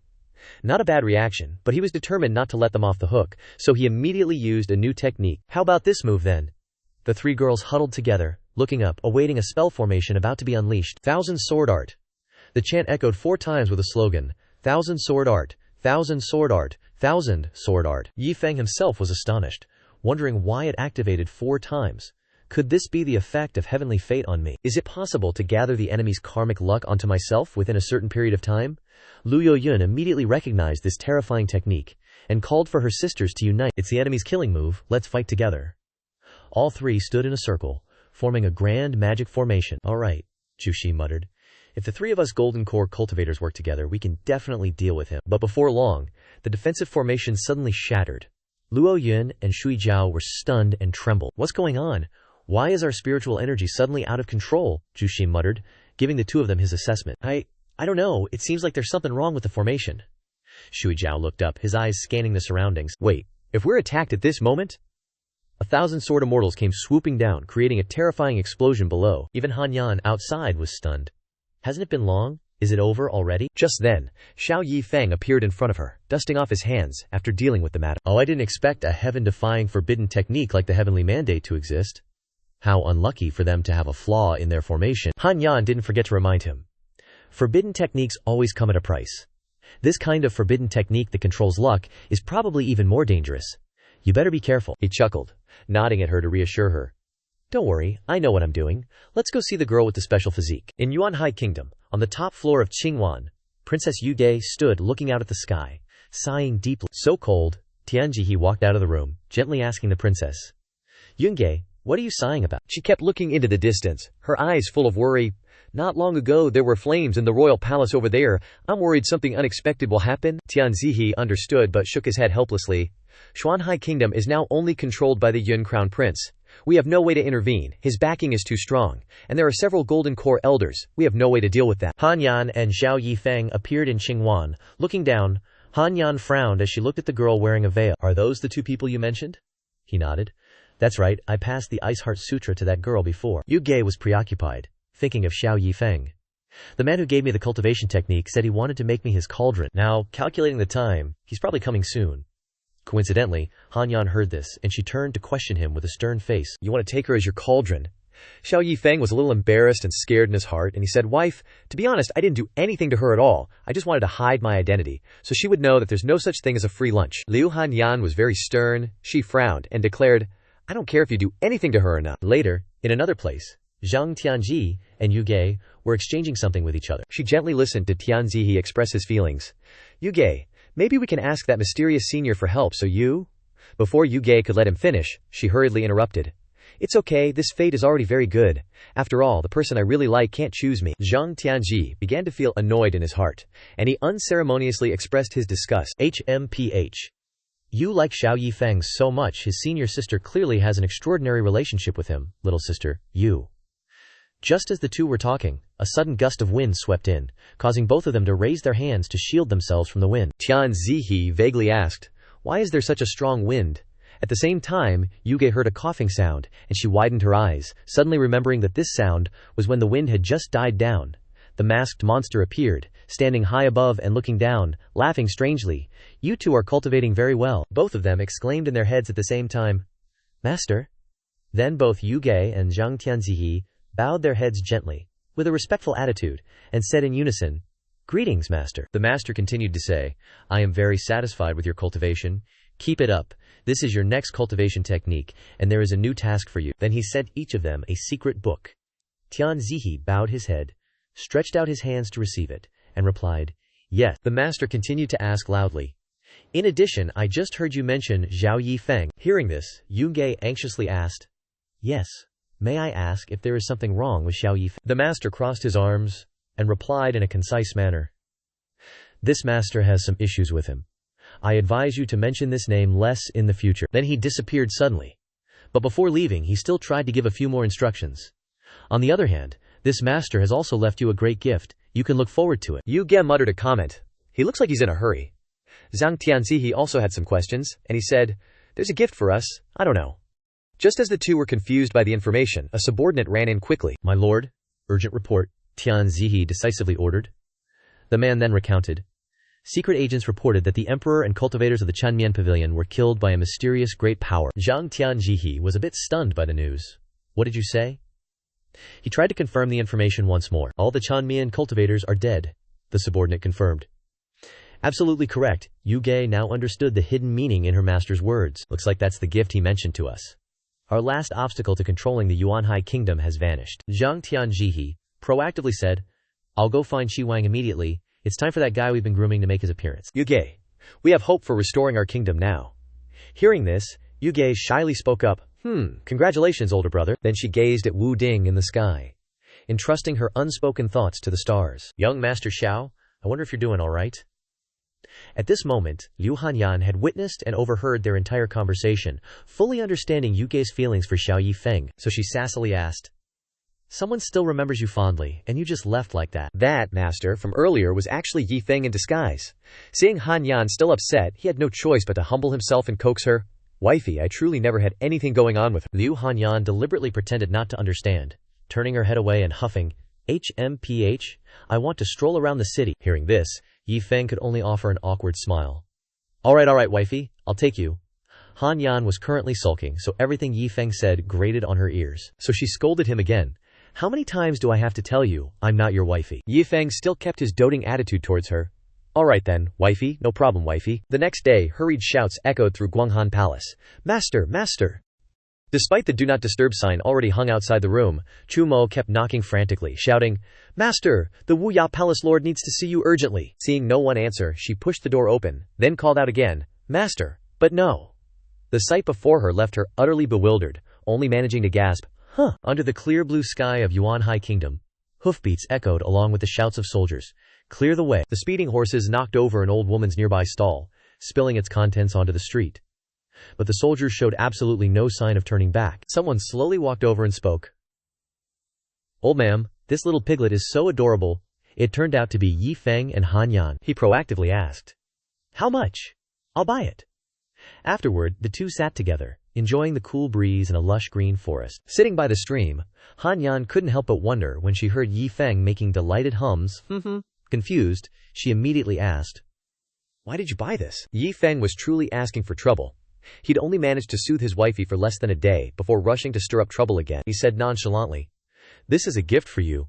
Don't you think you look a lot like it? Especially when you're sleeping, you're both equally silly." Han Yan immediately retorted, her voice rising.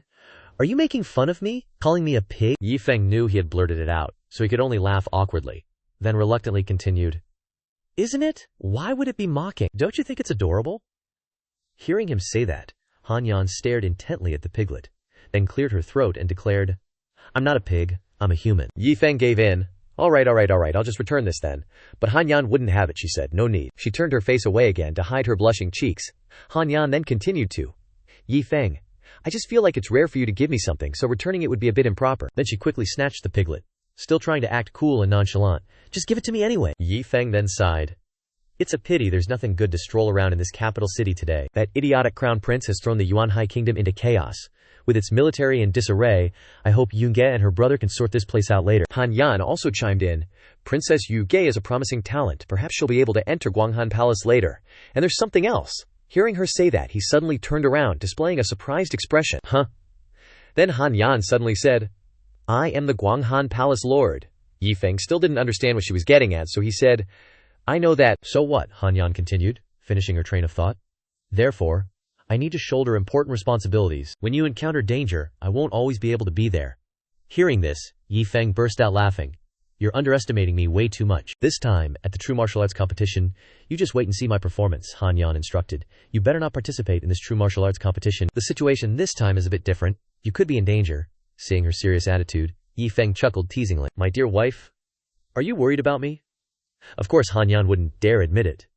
She deliberately looked away, then mumbled, Yi Feng, being the man he is, didn't wait for Han Yan to admit it, and pulled her into a warm embrace. Han Yan was touched, but she still tried to act aloof. What are you doing? I'm not. Yi Feng gently pushed her back so he could look her in the eye and continued. You're not my wife, I know that, but I'm still me. Then Yi Feng became more serious and said, This true martial arts competition is a must for me. It's the key to being with you in the future. Hearing this, Han Yan stopped avoiding the subject. She shyly leaned her head against Yi Feng's chest and whispered, Don't do that again next time. Just as the two were parting, a streak of red light flashed before their eyes. Yi Feng was dumbfounded. Huh? Why is Bing heading here? Han Yan replied. Looks like my time is up. Then, she quickly reached out and controlled the light, Yi Feng murmured, looking at the jade scroll in Han Yan's hand. So, she's explaining it to me. Guanghan Palace is urgently summoning me back. Suddenly, Han Yan remembered something and lingered for a moment to add, Oh right, this is for you. Yi Feng took the red wooden box and asked Han Yan. What is this? Han Yan told him. A first-grade golden core and an ice phoenix talisman made with my essence blood that can unleash a refining void strike in case you absolutely have to participate in the true martial arts competition. With these, at least you'll be a bit safer. Then, she shyly turned her face away to hide the embarrassment welling up inside. Han Yan continued to express. Consider it a thank you for that pig earlier, right? A magnificent and imposing great hall with a packed martial arts arena in front. A disciple from the Wen Tian sect's Wu Ya Hall, acting as a referee, announced, Greetings, fellow disciples. Today, Wu Ya Hall will be holding preliminary selections within the hall for the true martial arts competition. The participating disciples listened quietly. As usual, participants in the true martial arts competition are all direct disciples, but anyone can earn a spot by challenging a direct disciple. Suddenly, someone spotted Miao Qing. Look, Su Miao Qing is back. Two people who saw her huddled together and whispered, Since when? Everyone was looking for her. A long time ago, I heard that Guanghan Zhenren, from Guanghan Palace, found her. Before we begin, the referee announced one thing. Currently, there's one direct disciple missing, Xiao Yi Feng. He'll be back today, so everyone wait a moment. Upon hearing this, some of the contestants were indignant. TCH. Just to wait for that good-for-nothing, everyone in the hall has to listen. This price is too high, he's a direct disciple, has good connections. What can we compare to him? In the crowd, one person spoke out. What direct disciple? Just a chi refining realm cultivator. Wait till he gets back, I'll beat his teeth all over the ground. While he was ranting, a voice interrupted. Zhu Wendao, you're not allowed to talk about Gongzi like that. He turned toward the voice.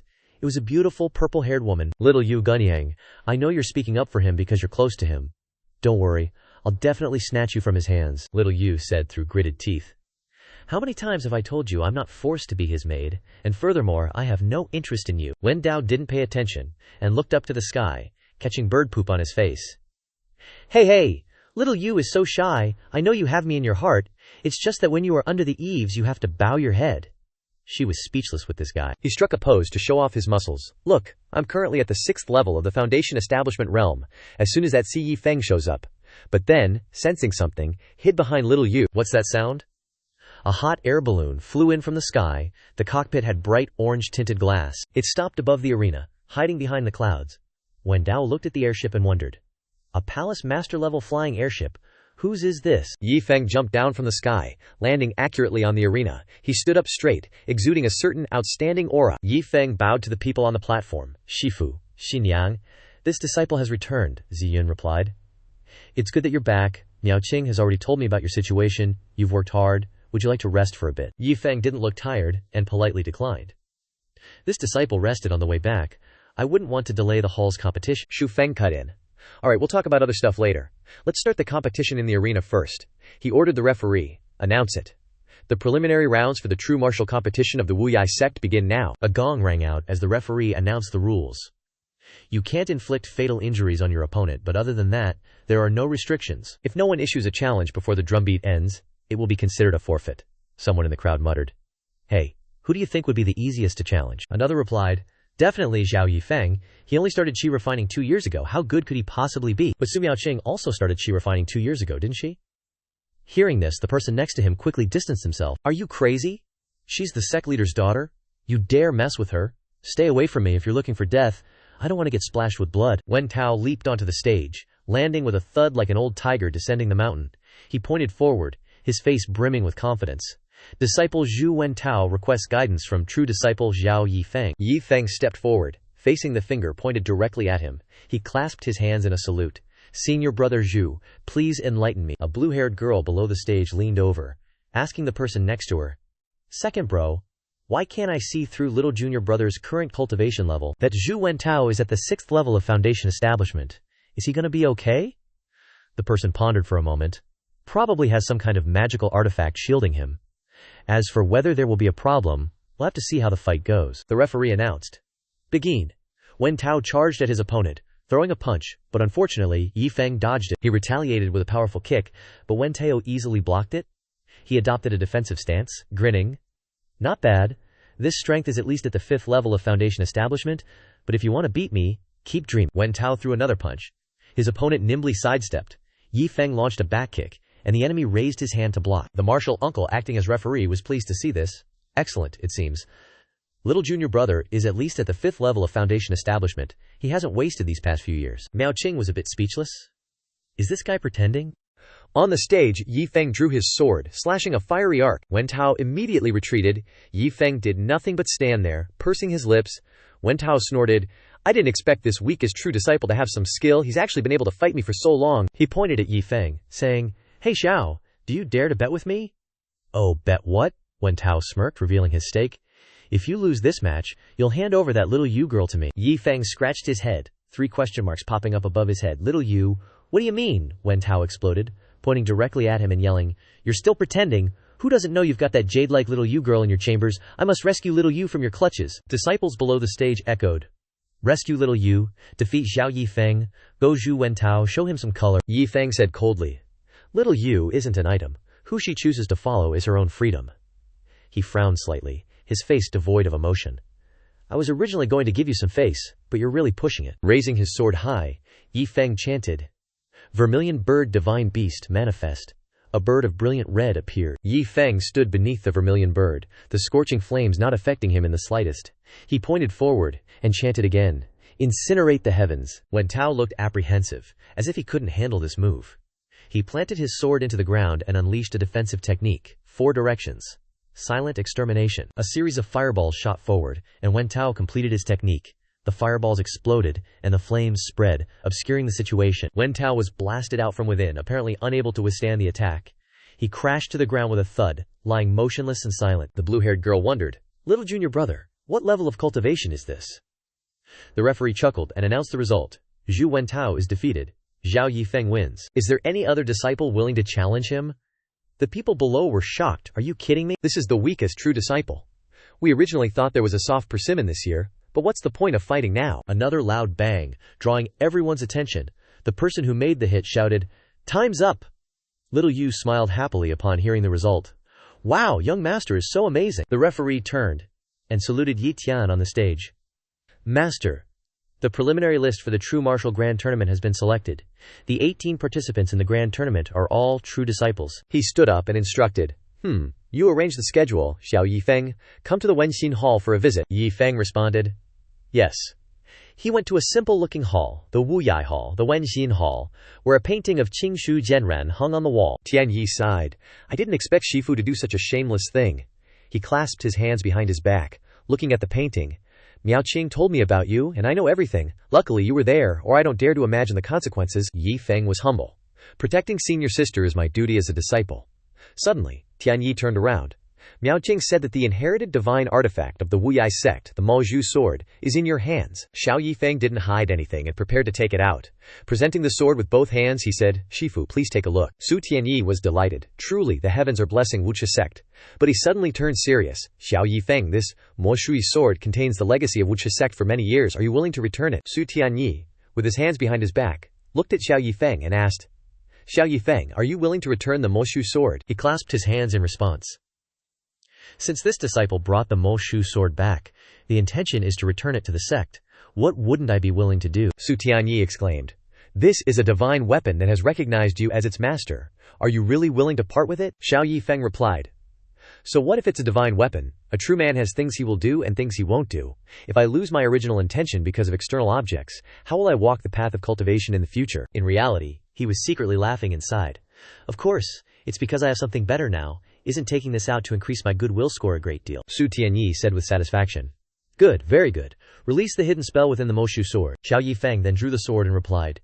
Instantly, countless incantations appeared, floating in the air. Su Tianyi took out a scroll and softly shouted, "Go!" The scroll extended, flying towards the sword. It encircled a large area, enveloping all the characters floating in the air.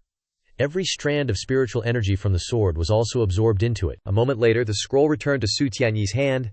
Xiao Yi Feng pushed the sword towards him. "Shifu, the inherited techniques of the Maozhu sword are all here. Please take back this sword as well." Unexpectedly, Su Tianyi said, "Keep this sword safe for now." These words surprised Xiao Yi Feng a bit. "Ah," Su Tianyi explained. "The great true martial tournament is just around the corner.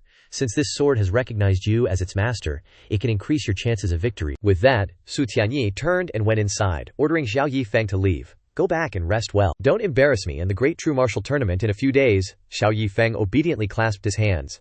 "Thank you, Shifu. This disciple will certainly not disappoint you." Just like that, the vast hall was left with only Su Tianyi. Su Tianyi suddenly asked, "Esteemed elders, what do you think of this person?" The soul of an elder appeared and exclaimed, "This person has great perseverance. He remains unmoved even when faced with a divine weapon." "Ah, value him," another elder said. "But I still feel that we shouldn't just give the Maozhu sword to him like that." A voice rang out, reminding them, "Don't forget the rules of Wuxia sect. Whoever possesses the Maozhu sword will be the next sect leader," the middle elder said. "Previously, it was precisely because you didn't have the Maozhu sword that the other elders were not convinced by you." Su Tianyi lowered his head and replied, "I have made up my mind. This time, our Wuxia sect must achieve the best results in the great true martial tournament. There must be no mistakes." Someone asked, "Why is that?" The elder on the left chimed in, "It's not like we haven't been last before. We can think of something later." The person on the right also said, "That's right, why does it have to be this time?" Su Tianyi explained. "This time, Lin Shu Shui from Luo Shu Manor is coming to observe the ceremony." Upon hearing this, they exclaimed, "So it's the wife's family coming? No wonder.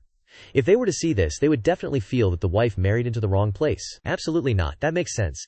This involves the reputation of our Wuxia sect. It is indeed a major matter." Speaking of this, the middle elder reminded, "But Tianyi, you value him so much. Don't forget your daughter." This time, she obtained the immortal phoenix bloodline, while Xiao Yi Feng is just a mixed spiritual root. Su Tianyi softly replied, "Although Miaoqing has opportunities, she lacks the will to fight. And this Xiao Yi Feng hides himself very deeply." 3 days later, a female cultivator riding on an airship curiously asked her master, "Shifu, is the great true martial tournament of the Wentian sect significant?" Lin Shu Shui spoke. "In any case, the Wentian sect is the #1 sect in the world. It is full of talented individuals, but you must not disgrace Luo Shu Manor." The female cultivator revealed an excited expression. "Shifu, look ahead." She saw a large Bagua formation appear before them. As their ship approached, it proactively split open. The girl couldn't help but exclaim, "As expected of a righteous behemoth, how much money must this mountain protection array cost?" Lin Shu Shu also became sentimental. "It's been decades since I last saw her. I wonder if Ziyun Shimei is living well after marrying into Wuxia sect." At this moment, a crowd gathered noisily in the courtyard of a grand mansion. Suddenly, someone among them excitedly shouted, "Come, take a look. As long as you have the guts, golden cores will be trampled underfoot. Get rich today." Xiao Yi Feng happily ran up, holding a sparkling blue stone in his hand, and said to the person in front of him, "Shixiong, I've brought the spirit stone." Seeing Xiao Yi Feng appear, Jin Dao raised an eyebrow and asked suspiciously, "You actually brought a spirit stone?" "I don't know how much it's worth." Xiao Yi Feng held out the shining spirit stone in his hand and carefully asked, "How much do you take for this thing?" Jin Dao was a little absent-minded, and then sighed. "A supreme grade spirit stone. I didn't expect you to be able to find one. This isn't easy to come by for a foundation establishment disciple. Then he pointed to the betting table and said simply, "Alright, just write the name of who you want to bet on these nameplates. I'm busy." Xiao Yi Feng excitedly continued. Wait, I didn't say I only had one, making Jin Dao, who was already surprised, even more stunned. Huh, how many spirit stones do you have? Xiao Yi Feng held up his right hand, signaling the number 2.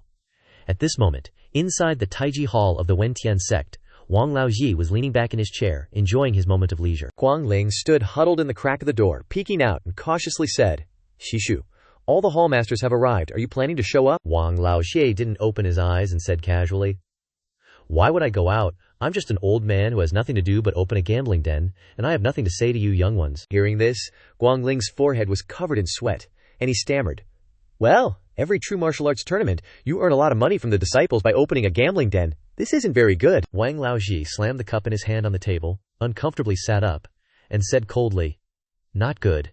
Did I force them to bet?" He crossed his arms and explained, "This old man is just looking for a job to support my retirement. I'm not stealing or robbing. If they lose spirit stones, it's because they're incompetent. Why blame me? If they really don't like it, then just let me lose money. If I lose money, I naturally won't do it anymore. Why are you talking so much?" Guangling stuttered a few times, bowed his head, and clasped his hands. Suddenly, at this moment, a figure rushed in hastily and loudly reported, "Great Elder, this is terrible." He went inside, respectfully cupping his hands towards Guangling to pay respects to the sect leader. Wang Laoxi uncomfortably said, "Why are you bowing to him? Just say what you have to say."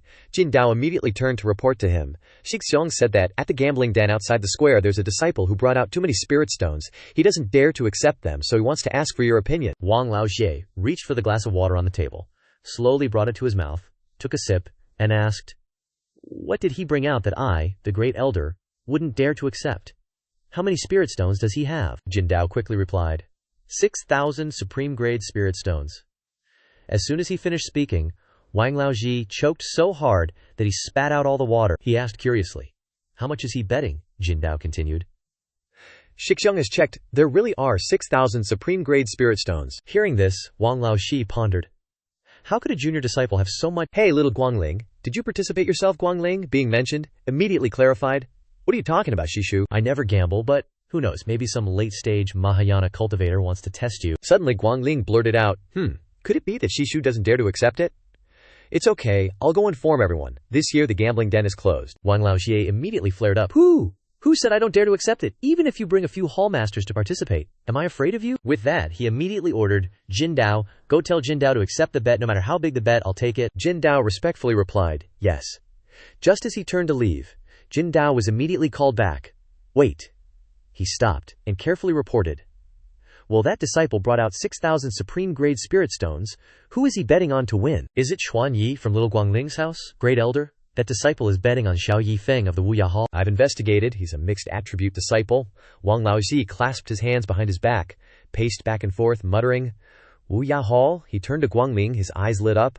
"Little Guangling, this true martial arts tournament, I have to personally see what kind of person this Xiao Yi Feng is. This is awesome." At this time, outside the courtyard, several people were anxiously waiting, pacing back and forth while discussing, "Why haven't we heard any news yet?" Xiao Yi Feng crossed his arms and sighed.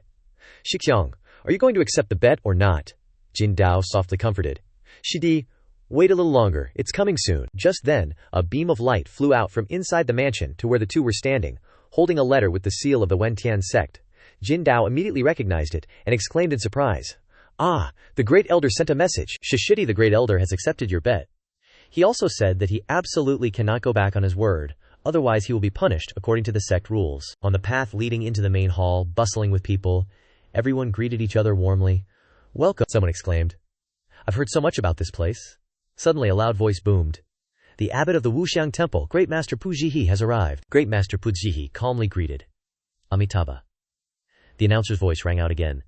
"The Xuan Yu Palace Lord, Lord Lin, has arrived." Lord Lin saw Great Master Pujihi and greeted him. "Oh, Master, you're here too," he said. "The once-in-a-decade grand event of the Wentian sect. How could this humble monk not attend?" The announcer's voice continued. "Luo Shu Manor. Senior Lin Shu has arrived." Looking to the side, Lord Lin also greeted enthusiastically. "So it's Fairy Lin." Great Master Pujihi then asked, "Fairy, would you like to join us at the Taiji Hall?" Lin Shushue replied. "So it's you. It's been many years. I plan to visit my junior sister at Wuya first. The two of you can go ahead," she mused. "It's been many years. The Wentian sect feels much more lively now. Along the road, countless vendors shouted, "Look, look! As long as you're brave enough, you can step on golden cores." The newest, most complete information on disciples participating in the competition, come by it now. Among the guests, someone called out, "Give me one." Xiao Yi Feng also appeared here. He asked curiously, "Hey, may I ask this senior brother, what's going on here?" That guest then said, "You don't even know this, it's a betting pool," he explained. "See over there. Everyone is guessing who will be the champion of this true martial grand tournament. Both the genius group and the talent group have open bets." "Senior brother, do you want to try your luck?" Xiao Yi Feng then asked the counter attendant. "May I ask how big a bet you can take here?" He replied, "What nonsense are you talking about? This betting pool is personally opened by the Supreme Elder. We accept bets of any size." He then said, "So that's how it is, I understand. I'll come later," the counter attendant muttered. "If you don't have money, you don't have money. What are you pretending for?" Lin Shushu was sitting and talking with Su Tianyi on the other side. "Hey, have you really not bullied my junior sister these past few years?" he hurriedly clarified. "What are you saying, Fairy Lin? I, as one of the 10 halls of the Wentian sect, how could I let Yunjir suffer any grievances?" she then asked. "But why did I hear that your Wentian cliff is always at the bottom of the Wentian sect?" Su Tianyi frowned and clenched his fist, saying, "Nonsense. These are just rumors." At this moment, Xiao Yi Feng came over and called out to his master. Su Tianyi hurriedly said, "Ahem, it seems my disciple has something to ask me," Lin Shuzhu casually said. "It's okay, go ahead." He ran over and hurriedly asked, "What are you doing here?" He then said, "Master, lend me some spirit stones." Su Tianyi was stunned. "Borrow spirit stones? What do you want to do?" Xiao Yi Feng explained. "Master, it's like this. I saw that the Supreme Elder opened a betting pool on the square. He looked suspicious. Are you sure you have a chance of winning?" He smiled brightly and affirmed with certainty, "Definitely." Su Tianyi then threw the spirit stones to him, instructing, "Take it. Remember to pay back 10 for every 9. Xiao Yi Feng smiled and said, "Yes, master." Lin Shushu saw him leave. Curious, who is that disciple? "Why haven't I seen him before?" Su Tianyi then said. "He's our Wu Ya Hall's secret weapon." Fairy Lin, you should watch this true martial grand tournament. On the other side, Liu Han Yan was quietly sitting cross-legged in cultivation. Suddenly her eyes opened, and then she asked, "What do you want from me?" Xiao Yi Feng scratched his hair. "That, wife, can you lend me some spirit stones?" she asked back succinctly. "How much do you want?" He also stammered. The more the better." Liu Han Yan then threw him a storage ring. "Take it." Xiao Yi Feng then asked, "You're not going to ask me what I'm going to use it for," she said again. "If you came to find me, you must have a use for it." "There's no need for me to ask too much," Xiao Yi Feng emphasized. "Rest assured, this time I will definitely let you make a big fortune." After saying that, he hurriedly left. Liu Han Yan said softly, "Who cares?" Holding the wooden token with the red thread in his hand, Xiao Yi Feng exclaimed, "This is indeed a big gamble. But there's one issue to consider, and that's the odds." Thinking of the scene of the girls around him looking at him with admiring eyes full of little hearts, and endless praises ringing out, "Guga, so cool. Xiao Garage is so handsome," he then pondered, "If I show off too much, I'm afraid too many people will bet on me. That would greatly affect the odds. It seems I have to find a way to pretend to be weak to deceive my opponents. But the chance to win?" Suddenly, something caught his attention. Reflexively, Xiao Yi Feng looked up, where something seemed to be happening lively. He then said, "Looks like the martial arts tournament is about to begin." Seeing the colossal sword before him, his expression softened with nostalgia. "Every time I see the Wentian sect's sky-shattering sword, I still feel that same thrill as before." Just then, the sword plunged powerfully into the ground, letting out a resounding boom. Guangling stood imposingly on the sword's hilt. The crowd below respectfully clasped their hands. "Greetings, sect master." Guangling began to announce the tournament details. "Everyone, this is the Wentian sect's decennial martial arts tournament. As per tradition, it will still be divided into 2 groups. The Heavenly Prodigies group for those with cultivation at or above Golden Core, and the Human Prodigies group for those with cultivation below Golden Core. The rules are incredibly simple, with only 3 conditions. First, no taking lives. Second, no using demonic methods. Third, throughout the martial arts tournament, each person only has 3 talismans." Xiao Yi Feng happily exclaimed, "Yeah, that's a clever trick." At this moment, Guangling swung his horsetail whisk, conjuring a brilliant golden light, then firmly shouted one word, "Manifest!" Instantly, golden patterns appeared, enveloping the sword. He continued to explain. The inscriptions on the sky-shattering sword show each person's opponent and their arena location. The martial arts tournament is divided into many different arenas, with matches taking place consecutively until the finals are held in the main arena. So let the martial arts tournament begin. Xiao Yi Feng meticulously scrutinized the colossal sword before him, muttering, Let's see, where's my spot? Right then, the inscription Xiao Yi Feng vs. Shipo Tian at Dingzile caught his eye, making him perk up and exclaim, "Aha, found it!" Behind him, Ye Jusi stood there with a familiar demeanor, calling out, "Xiao Feng." Xiao Yi Feng turned, recognized the person before him, and said, "Ye Jusi." Ye Jusi walked closer, placed a hand on his shoulder, and invited, "I see you're also at Dingzile. Want to head over together?" He wasn't overly enthusiastic. "Oh, you're here too," Ye Jusi replied. "Yeah, too bad we're not fighting each other, but just so you know, I won't go easy on you." Xiao Yi Feng was unfazed. "Same here." At the Dingzile arena, Ye Jusi powerfully shouted, "Heavenly Sword!" His sword point powerfully aimed forward, showing his advantage. Immediately after, with a decisive hup, he swung his sword to attack his opponent, sending them flying out. The referee loudly declared, "Ye Jusi wins." His opponent was struck so hard they face-planted into the ground. Witnessing the swift end of the match, Xiao Yi Feng couldn't help but marvel.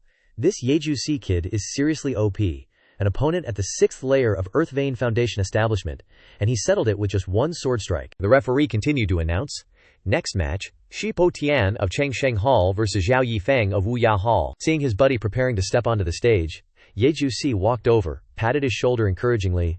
"Xiao Feng, don't disappoint me." Xiao Yi Feng rubbed his neck and chuckled. "Cough, cough, I'll try my best. Shipo Tian, who had already heard of Xiao Yi Feng's name, cautiously said, "Junior brother, please advise." He thought to himself, "I heard this guy is a core disciple, looks like I can't be careless." Xiao Yi Feng held his sword, replying with a smile, "Senior brother, watch closely." In his heart he had already made his calculations. "For the money, I gotta put on a good show." The Begin cry echoed, and Xiao Yi Feng, like a playful child, swung his sword haphazardly forward, then giggled goofily at it. "Here." This series of actions made Shipo Tian helplessly rub his forehead, muttering, "His stance is totally wobbly. Where did this clumsy kid even come from?" Immediately after, he summoned rings of green energy, showing his preparation for the match. Shipo Tian realized Xiao Yi Feng had no strength at all, and immediately unleashed his Wind Thunder sword. Seeing his opponent make a move, Xiao Yi Feng immediately cried "Wah!" and swiftly retreated. This made Shipo Tian hastily rejoice and conclude, "Looks like I got lucky and ran into a total noob." After that strike, Xiao Yi Feng's antics turned the arena into a comedic stage.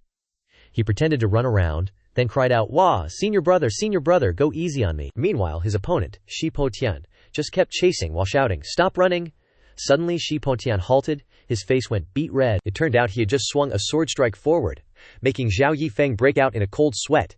He fearfully said, "Holy cow, that was close." Then he stood up straight, raised his sword, and declared, "If I can put up with this, I can put up with anything. Check out my swordplay." That ultimate move was basically a joke.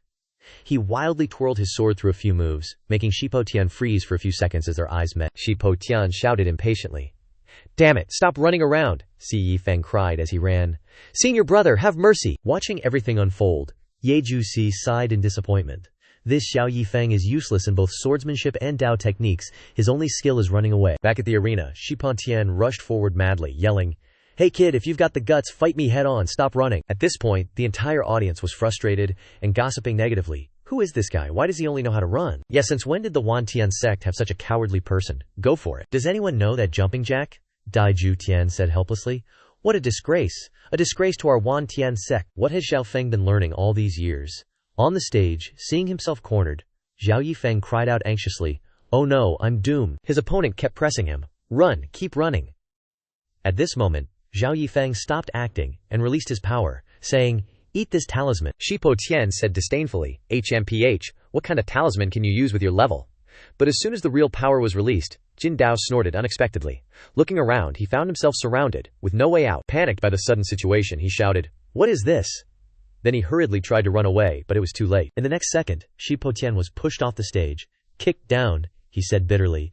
You ambushed me." Xiao Yi Feng proudly put his hands on his hips and replied, "Senior brother was being polite."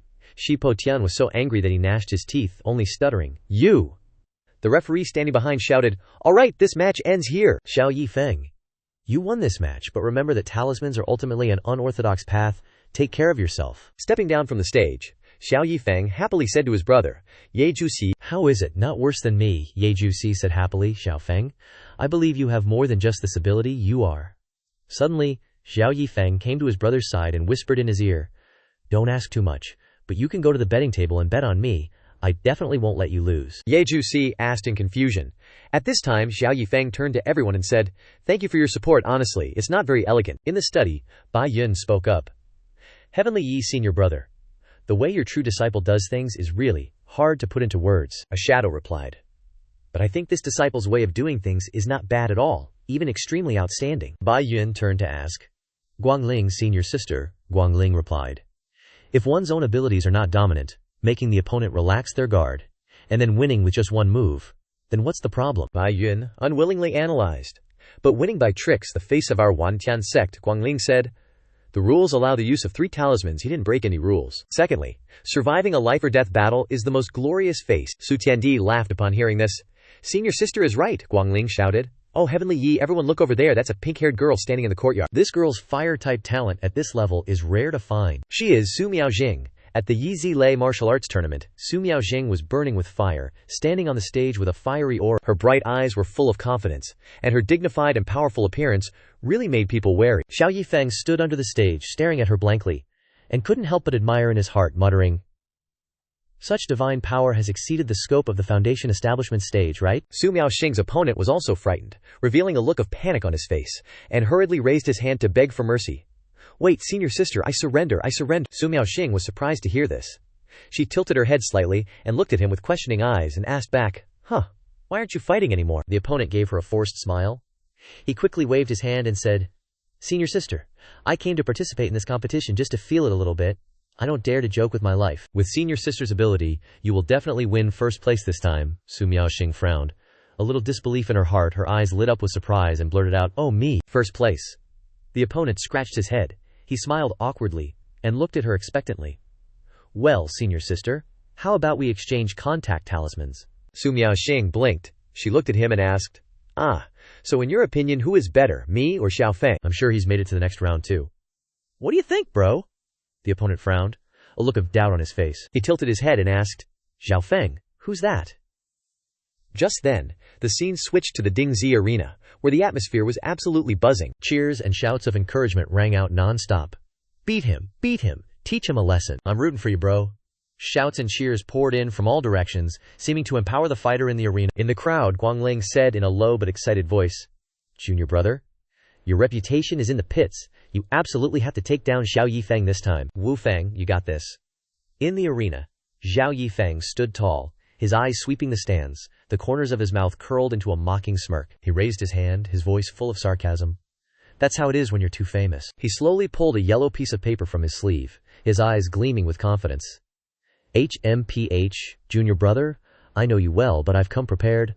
Look, I've got a golden core talisman too. Xiao Yi Feng was surprised to hear that. He frowned and asked blankly, a non-direct disciple with a golden core talisman? Seriously? In the Taiji hall, Su Tiandi sat upright in his chair, his eyes gleaming with smugness, the corners of his mouth slightly upturned in a faint smile. HMPH, just some talismans. Let's see how you compete this time. He glanced at Jin Dao, nodding with satisfaction, and praised, Jin Dao, you did well this time. Go get a pill later. Jin Dao was overjoyed to hear that. His eyes lit up with joy. He quickly bowed, his voice full of excitement. Thank you, Grand Elder. On the arena, Si Yi Feng's opponent chuckled. He looked at Si Yi Feng and said leisurely, So, junior brother, how about we don't use talismans? These things are super expensive anyway. Why don't we just use our real skills to practice? What do you say? Wu Feng, this is a talisman that the elder specially gave you. You absolutely have to show them what you've got. Recalling when someone came up and put a golden talisman in his hand, Wu Feng couldn't help but think, lucky that a fellow Taoist suddenly gave me 2 talismans, or I wouldn't know how to deal with you. Xiao Yi Feng remained nonchalant. He took a talisman from his pocket and held it up, his tone a bit mocking. Oh, but yours isn't as high grade as mine. Wu Feng was shocked to see that, he exclaimed. A Starblood talisman. How do you have that? The atmosphere in the stands was extremely tense. Bai Yun watched the match closely. He gritted his teeth and slammed the table, his voice full of anger. This is too much. This kind of talisman needs a great ascension stage cultivator to make with their fresh blood, taking time and effort, and you're just giving them away like that. Su Tiandi clicked his tongue and shrugged beside him, his voice with a hint of indifference. I don't know what you're talking about. Bai Yun glared at him, his eyes full of anger. Stop pretending. Su Tiandi's heart was turbulent. He narrowed his eyes and thought, isn't that the life-saving talisman I gave to Miaoxing? Why is it with this little punk? The moment the words were spoken, the golden talisman was activated, and in an instant, a dazzling fire phoenix appeared in front of Wu Feng. He widened his eyes and blurted out, Who's afraid of who? I've got 2 talismans. Streams of magic kept colliding with each other, bursts of brilliant light erupted in the air, boom, and then another boom. The audience below the stands stared in astonishment. Their eyes followed every movement in the arena, holding their breath, not daring to blink. But after all that, both people in the arena were safe and sound. Wu Feng exclaimed with joy. He laughed. I'm okay. These two talismans can indeed negate the Starblood talisman. He raised his chin at Xiao Yi Feng, his voice full of provocation. Kid, you're out of talismans. Let's see how you fight me next. Xiao Yi Feng winked. He smiled meaningfully, his tone teasing. Have you forgotten? Each person can use 3 talismans in the martial arts tournament. Sorry, being rich really does let you do whatever you want. Late at night, under a clear moon at the Wentian sect, laughter and chatter echoed from the Tianya Hall guest room. This martial arts tournament is really interesting.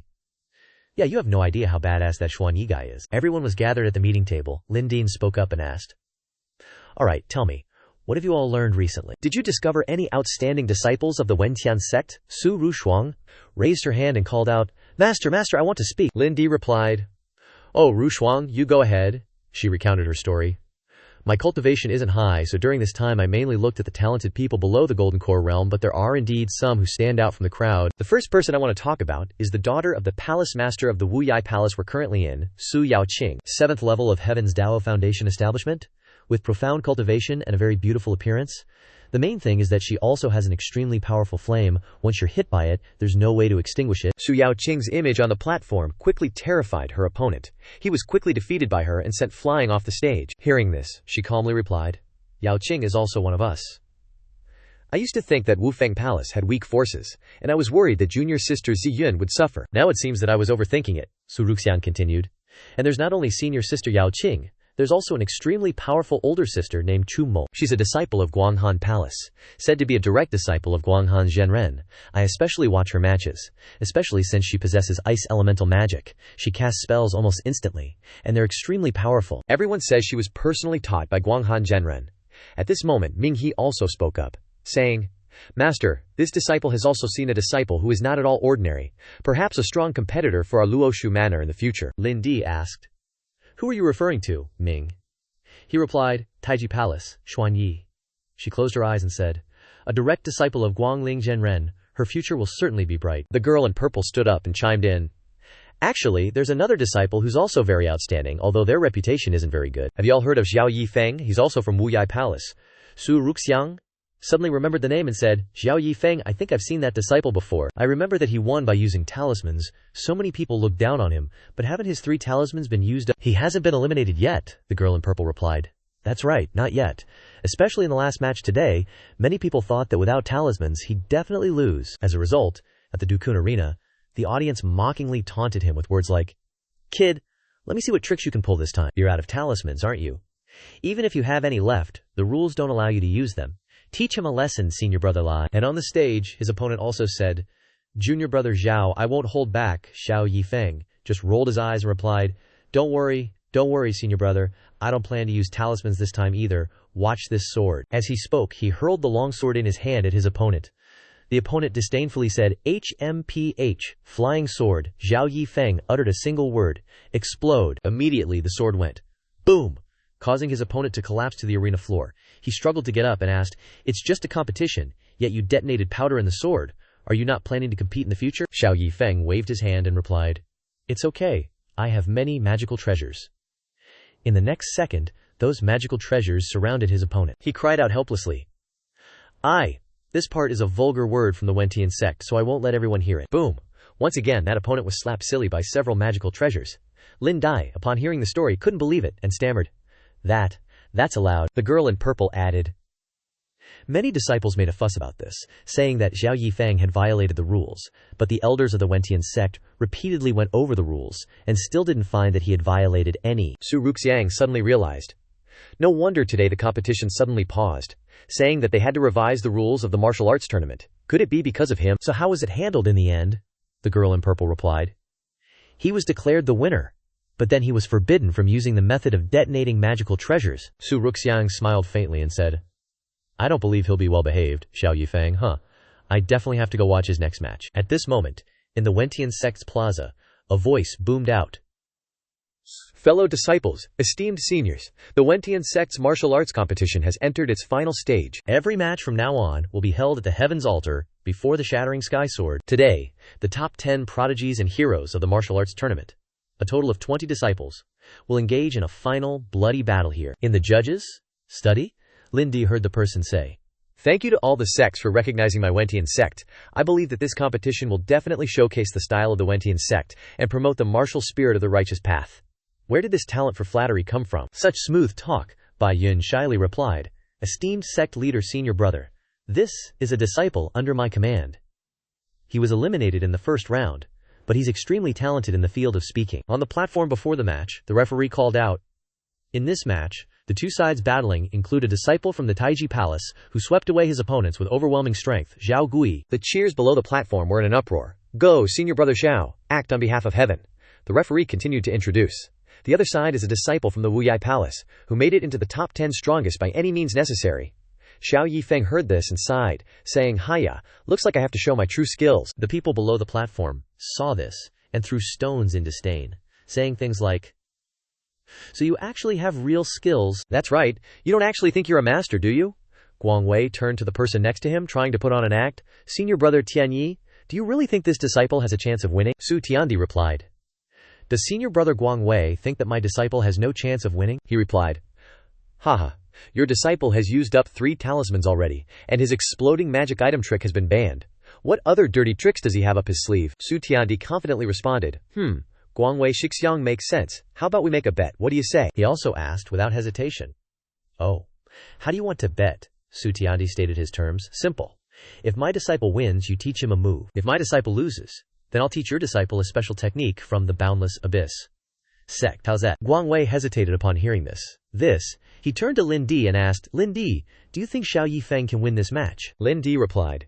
He was still at the qi refining stage 2 years ago.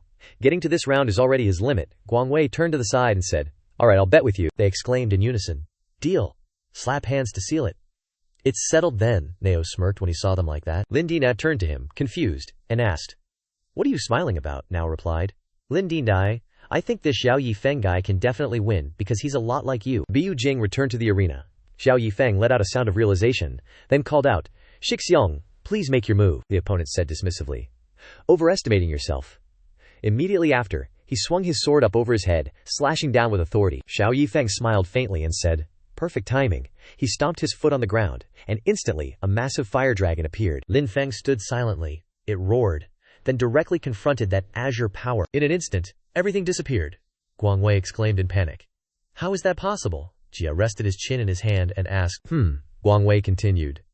This kid actually has some skills. This match is finally getting interesting. At this moment, Xiao Yi Feng called out. Zhao Shixiong, my next sword strike. Brace yourself. Heavenly sword art. Immediately, the swords split into hundreds of other swords, flying into the air. The battle is about to begin. The atmosphere is heating up. Yi Feng made his move. Thousands of swords were split, and above them was a huge red dragon roaring. Wu Feng was slightly worried. Heavenly sword art. It's not like it can't be dealt with.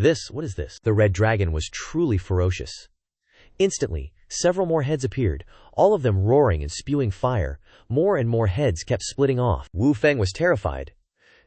What is this? Guang Wei explained.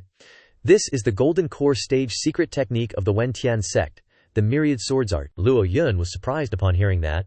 What? You mean this disciple has a Golden Core Stage cultivation? Then why is he in the Prodigy Squad? Shouldn't someone at this level be in the Heaven's Chosen Squad? He added.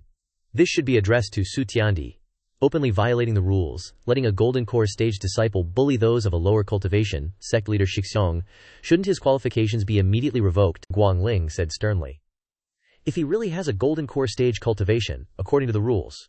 Wait, Han Yan immediately spoke up. Take another look. Is that really the Myriad Swords art? Guang Wei affirmed. Look at the number of flying swords yourself. How could it not be the Myriad Swords art below the Golden Core Stage? There's absolutely no way he could release this move otherwise. But Guang Ling had already seen through it. Doesn't seem like it. It's really not. He pointed ahead, signaling them to look. Guang Wei, take a closer look at those swords. Looking at Yi Feng's current state, he judged. This sword technique looks like the Myriad Swords art. But those flying swords, aside from a portion of them, the rest of the flying swords don't have traces of spiritual power controlling them, Han Yan continued. Meaning that among the myriad flying swords, only about 1,000 are truly controlled by him. Xiao Yi Feng isn't actually at the Golden Core Stage, but Guang Wei still didn't believe it, he questioned. But if it's not the Myriad Swords art, how could he control so many? Tianyi didn't back down either. He asked him, What is it? Does Guang Wei Shixiong want to inquire about my disciple's secrets? Guang Ling advised everyone. Alright, don't make a scene. If Xiao Yi Feng hasn't violated any rules, then just enjoy the competition. I didn't expect that our sect would have such a talented disciple. Great. Yi Feng provoked his opponent. Little senior brother, why don't you just admit defeat? Don't even mention you. I can't handle this move myself. Wu Feng was still a bit hesitant. He couldn't process it. Is he just unlucky, or am I just that lucky? How could he activate 4 layers in a row? Aren't the odds of triggering this talent supposed to be super low? Yi Feng was a bit puzzled, thinking, so my talent seems a bit different. Ever since I got it, it's been triggering pretty much every time I use a big move. He shouted decisively. This little one has never had the habit of admitting defeat, Yi Feng calmly thought. Alright, tough enough. He began to unleash his moves. Ya. Wu Feng didn't flinch either. He wasn't about to back down. Unleashing a move created a green halo, and a cry of shock rang out. Guangling was a little worried. If that's the real 10,000 Swords art, this little guy won't be able to hold out for long. But to be able to unleash such stunning attacks with foundation establishment cultivation, it's even more precious than a golden core cultivator. A huge explosion occurred, and Wu Feng was already lying on the arena floor without doing anything. Yi Feng walked over. Wu Feng opened his eyes and said falteringly, I admit defeat. The referee's voice announced, Wuya Sect's Xiao Yi Feng wins. Yi Feng looked at the audience and said happily, Thank you for your support. Thank you. Everyone was furious at being tricked. Turns out this kid really has the goods. He shouldn't have pretended to be an idiot earlier, costing me everything, damn it. Zhu Si disappointedly walked away. Heng, where are you going? He said with reluctance. One more round. I'll bet on Xiao Yi Feng to win one last time, make back whatever I can. Yi Feng sighed deeply. Causing such a big stir this time, the odds definitely won't be high anymore, he thought. Worried sick, how much money is this going to cost? Xiao Yi Feng. A fellow disciple reminded Yi Feng, drawing his attention. What can I do for you, senior brother? He reminded him softly. You're invited to the VIP area. The sect leader wants to see you. Upon arrival, he was introduced. Sect leader. Xiao Yi Feng has arrived, Guangling asked. I remember you. You're the mixed spiritual root disciple from 2 years ago, right? Yi Feng also bowed. Yes, disciple Xiao Yi Feng of the Wuya sect pays respects to the sect leader, the hall masters, and all the seniors. He looked at Han Yan, she said softly. We called you here actually to ask you a few questions, but whether you answer is up to you, we won't force you. Guang Wei stroked his beard, thinking to himself, we didn't discuss this earlier. Junior sister Guang Han, this is Yi Feng. He asked politely. Senior aunt Guang Han, please speak freely, don't hesitate, Han Yan asked sternly. We want to know how you used what seemed to be the 10,000 Swords art just now. Have you formed your core yet? He replied calmly. This disciple has not yet formed a core. Senior aunt Guang Han can check for herself. She waved it off. No need. Then Yi Feng continued. As for the move just now, it's actually just the Foundation Establishment Heavenly Sword Art, but it triggered my Heavenly Dao Foundation Establishment talent. Doubled. Quadruple. Guangling was curious. Quadruple. So that's what your Foundation Establishment talent is, Luo Yun recounted with great interest. This quadruple talent, my disciple also has it. You could say I'm quite familiar with this talent. As far as I know, although the effect is powerful, the activation rate is only 1 in 10, yet you activated it twice in a row just now. It's truly a once-in-a-century occurrence. Guang Wei was a little displeased. You mean not yet, she replied. For the time being, it can be said to be so. On the path of cultivation, even the smallest probability can occur. Clearly, this little brother is indeed a lucky person. Yi Feng was also surprised after hearing this. Unexpectedly, the probability is less than 1 in 10, Ru Yang smiled after hearing this. Seems like this kid triggered it for the first time too. Looking at his expression, he probably didn't expect it himself. He doubted. Something's not right. According to my probability, 50% is an understatement. Tian Yi reminded Yi Feng, don't say too much, good disciple. Today's senior aunt Guang Wei has a great gift for you. Why don't you thank her quickly? And don't forget to roast my senior brother, right? He said angrily. HMPH, come over here, he approached. Senior aunt Guang Wei. He put a sword to Yi Feng's neck. Well, next, I will transfer to you the Qiankun Hall's ultimate technique, the 7 Tribulation Heaven-Severing Art. Remember, you must never pass it on. Yet he clasped his hands in thanks. Thank you, senior aunt, he ordered.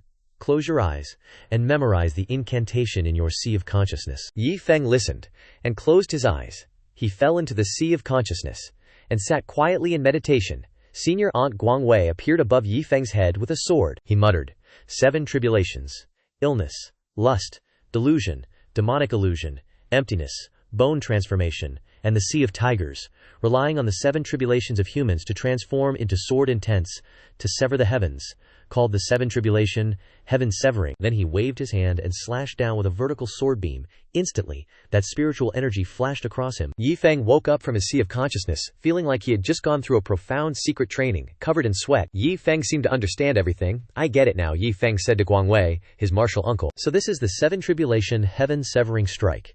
Truly worthy of being the Qiankun Palace's secret technique. Thank you, martial uncle. He was stunned and nodded.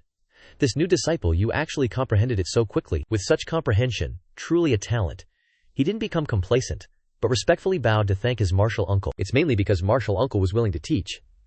Otherwise, no matter how high my comprehension, there's no way I could have learned it. Tian Yi appeared behind them, glancing at the martial uncle teaching.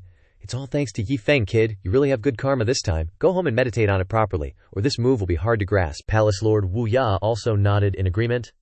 That's right, you've received the qualification to enter the finals. You can rest and recover well during this time. Go back and rest. Hearing this, he respectfully bowed to thank the martial uncles once more and asked to leave. Yes, seniors. Xiao Yi Feng takes his leave. Watching Yi Feng leave the room, Ru Shuang looked towards the door, secretly praising Yi Feng's talent. This person is much stronger than those who do nothing but read books in our sect all day. Ru Shuang's eyes became even more infatuated as she looked at him. Shu Shu sighed beside her. Why are there more monstrous disciples in the Wentian sect every year? Yi Feng walked out of the room, laughing loudly about the great harvest today. The Seven Tribulation Heaven Severing Strike this time is truly a great gain. Just in time, Miao Xing's match was about to begin. I promised that girl I would go see it earlier. He had just taken a few steps when a voice came from behind. Are you Xiao Yi Feng? Yi Feng frowned, turning around to look at the person behind him who seemed to be filled with killing intent. Yes, may I ask who you are? He just threw a piece of wood over. Yi Feng caught the piece of wood. Frowning in confusion, he turned his head and left as soon as he instructed him with one sentence. Shorty, the message has been delivered. Deal with it yourself. After saying that, he disappeared in a flash. Yi Feng didn't even have time to call him back and ask what was going on. Wait a minute, he muttered, observing the piece of wood in confusion, asking himself, delivering a message, who would use this method to contact me? Yi Feng opened it to examine it, and only a few short sentences were written in the letter, stating the main point. Taiji Palace, Scarlet Ridge Pavilion has important matters to discuss. Yi Feng guessed, thinking of his wife, and couldn't stop laughing. Could it be Han Yan? Should I go meet them? After saying that, he disappeared to the meeting place.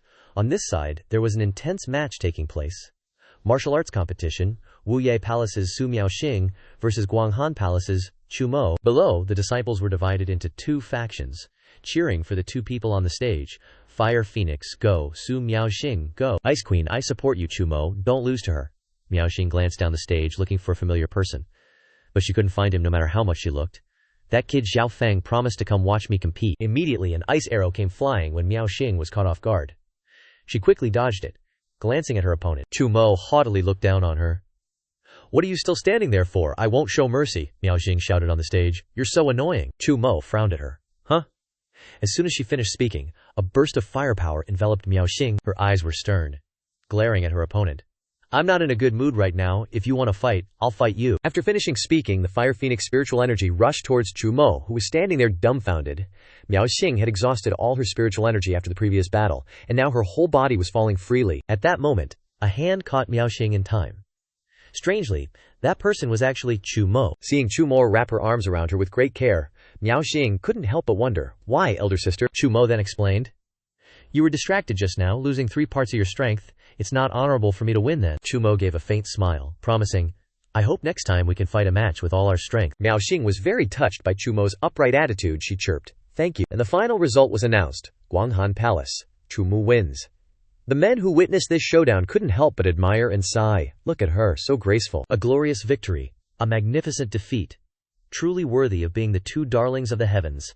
Miaoxing was walking through the crowd when someone suddenly shouted, Miaoxing. She was super surprised to see Xiang Tiange show up here, and blurted out, senior brother. Tiange didn't say anything more, just urged quickly, hurry, come back to Wuya Palace with me. Miaoxing suddenly felt uneasy and asked, what happened? Tiange explained briefly to his junior sister. Xiao Feng encountered assassins, but before he could finish explaining, Miaoxing disappeared, causing him to shout, hey, I haven't finished talking yet. Inside Wuya Palace, Yi Feng was resting inside the room, with whispers nearby.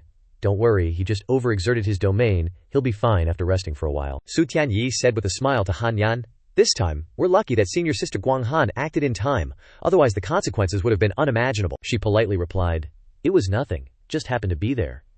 As the two were talking, Miao Jing's voice echoed from outside. Xiao Feng. She rushed in. Dad, how is Xiao Feng? Seeing Han Yan, Miao Jing paused slightly, and blurted out, Grand Aunt Guang Han. Su Tianyi seriously reminded her. Look at you, what kind of state are you in, panicking like this? Han Yan also asked. You're very worried about him. Miao Jing replied quickly. Of course. He is extremely important to me. Then suddenly, the two beauties locked eyes. A moment later, Han Yan exclaimed.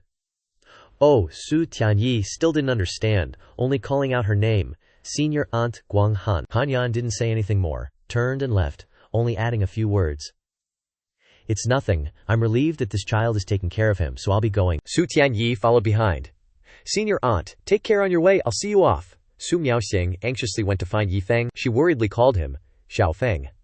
At this time Yi Feng had woken up, and he smiled, comforting Miao Xing. Senior sister, I heard you lost to Chu Mo. Miao Jing sharply reprimanded him. Isn't it because you didn't come to watch me compete, otherwise I wouldn't have lost? Yi Feng smiled gently.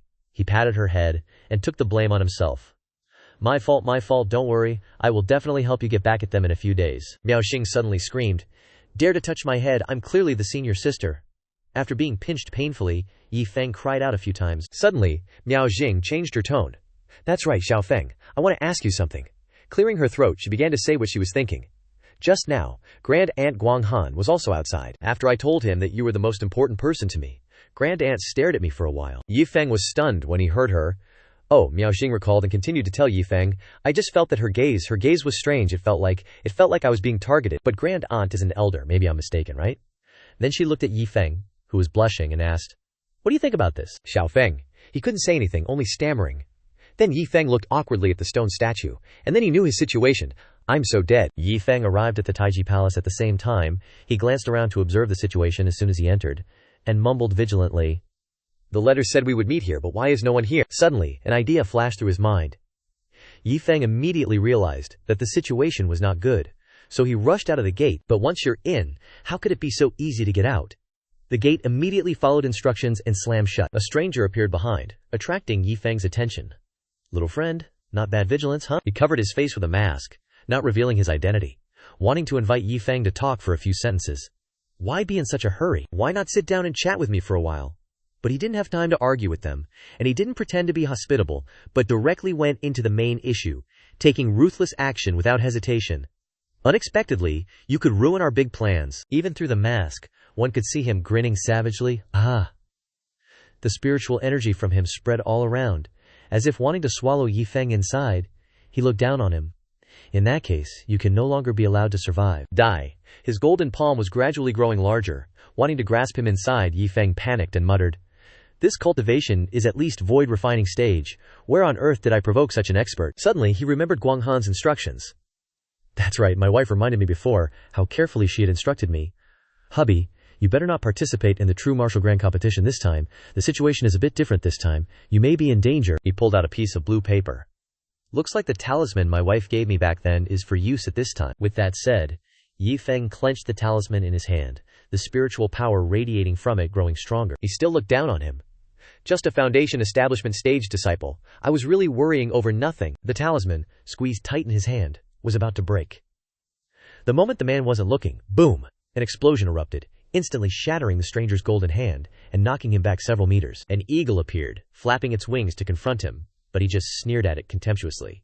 So it's a void refinement stage talisman. Not bad, kid. Looks like you really do have a powerhouse backing you up. He frowned, grinning sinisterly at Yi Feng, who was struggling to hold on with just a single seal. But it's just one talisman. It's not enough to deal with me. He reached out, intending to swallow the talisman whole. But as his hand approached, the eagle scattered into multiple illusions. Only then did he realize he'd been tricked. Crap, this is an illusion. Just then, Yi Feng, riding the real talisman eagle, looked back at him. Are you an idiot? I'd have to be crazy to fight you head on. With that, he aimed for the man's defensive barrier, intending to break through. I don't believe your shield can take a hit from a void refinement stage spell. Break through. The Huayu terrace in the main hall suddenly shook strangely.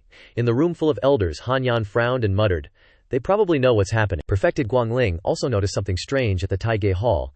I think I sense a burst of spiritual power from Qige Ridge. Before he could even figure out what was going on, Fairy Han Yan had already shot towards Qige Ridge at top speed. Guangling was stunned by her haste. Junior sister Guang Han, this is, Tian Yi peeked over and mumbled. Looks like she knows what's happened. Meanwhile, Yi Feng seemed exhausted. panting on the ground. The man clapped his hands in mock praise. A foundation establishment disciple, who can surprise me again and again. He used his golden hand, unleashing a burst of lightning-based spiritual power, intending to finish him in one move. But it's time for this to end. Just then, Big Sis Han Yan arrived, frowning as she commanded. "You dare touch him!" Liu Han Yan stared gravely at the opponent, then threatened in a loud voice, "I dare you to touch him!" This masked man began to hesitate. He thought to himself, "This is bad. She's a Mahayana stage cultivator." So he hastily shot up into the air, turned around, and fled without a second thought. He was gone, but his confusion remained. Damn it, why did a Mahayana stage cultivator get here so fast? This is different from what the mole said. As he was leisurely escaping, he suddenly froze at a question. Did I say you could leave? A small, crackling block of ice suddenly appeared in front of him. He panicked when he saw 2 of those ice blocks had surrounded his arm, making it impossible for him to move. His eyes filled with shock. Then, his entire lower body was also covered in frost. He panicked, thinking to himself, "My body, it can't move." Liu Han Yan continued her interrogation.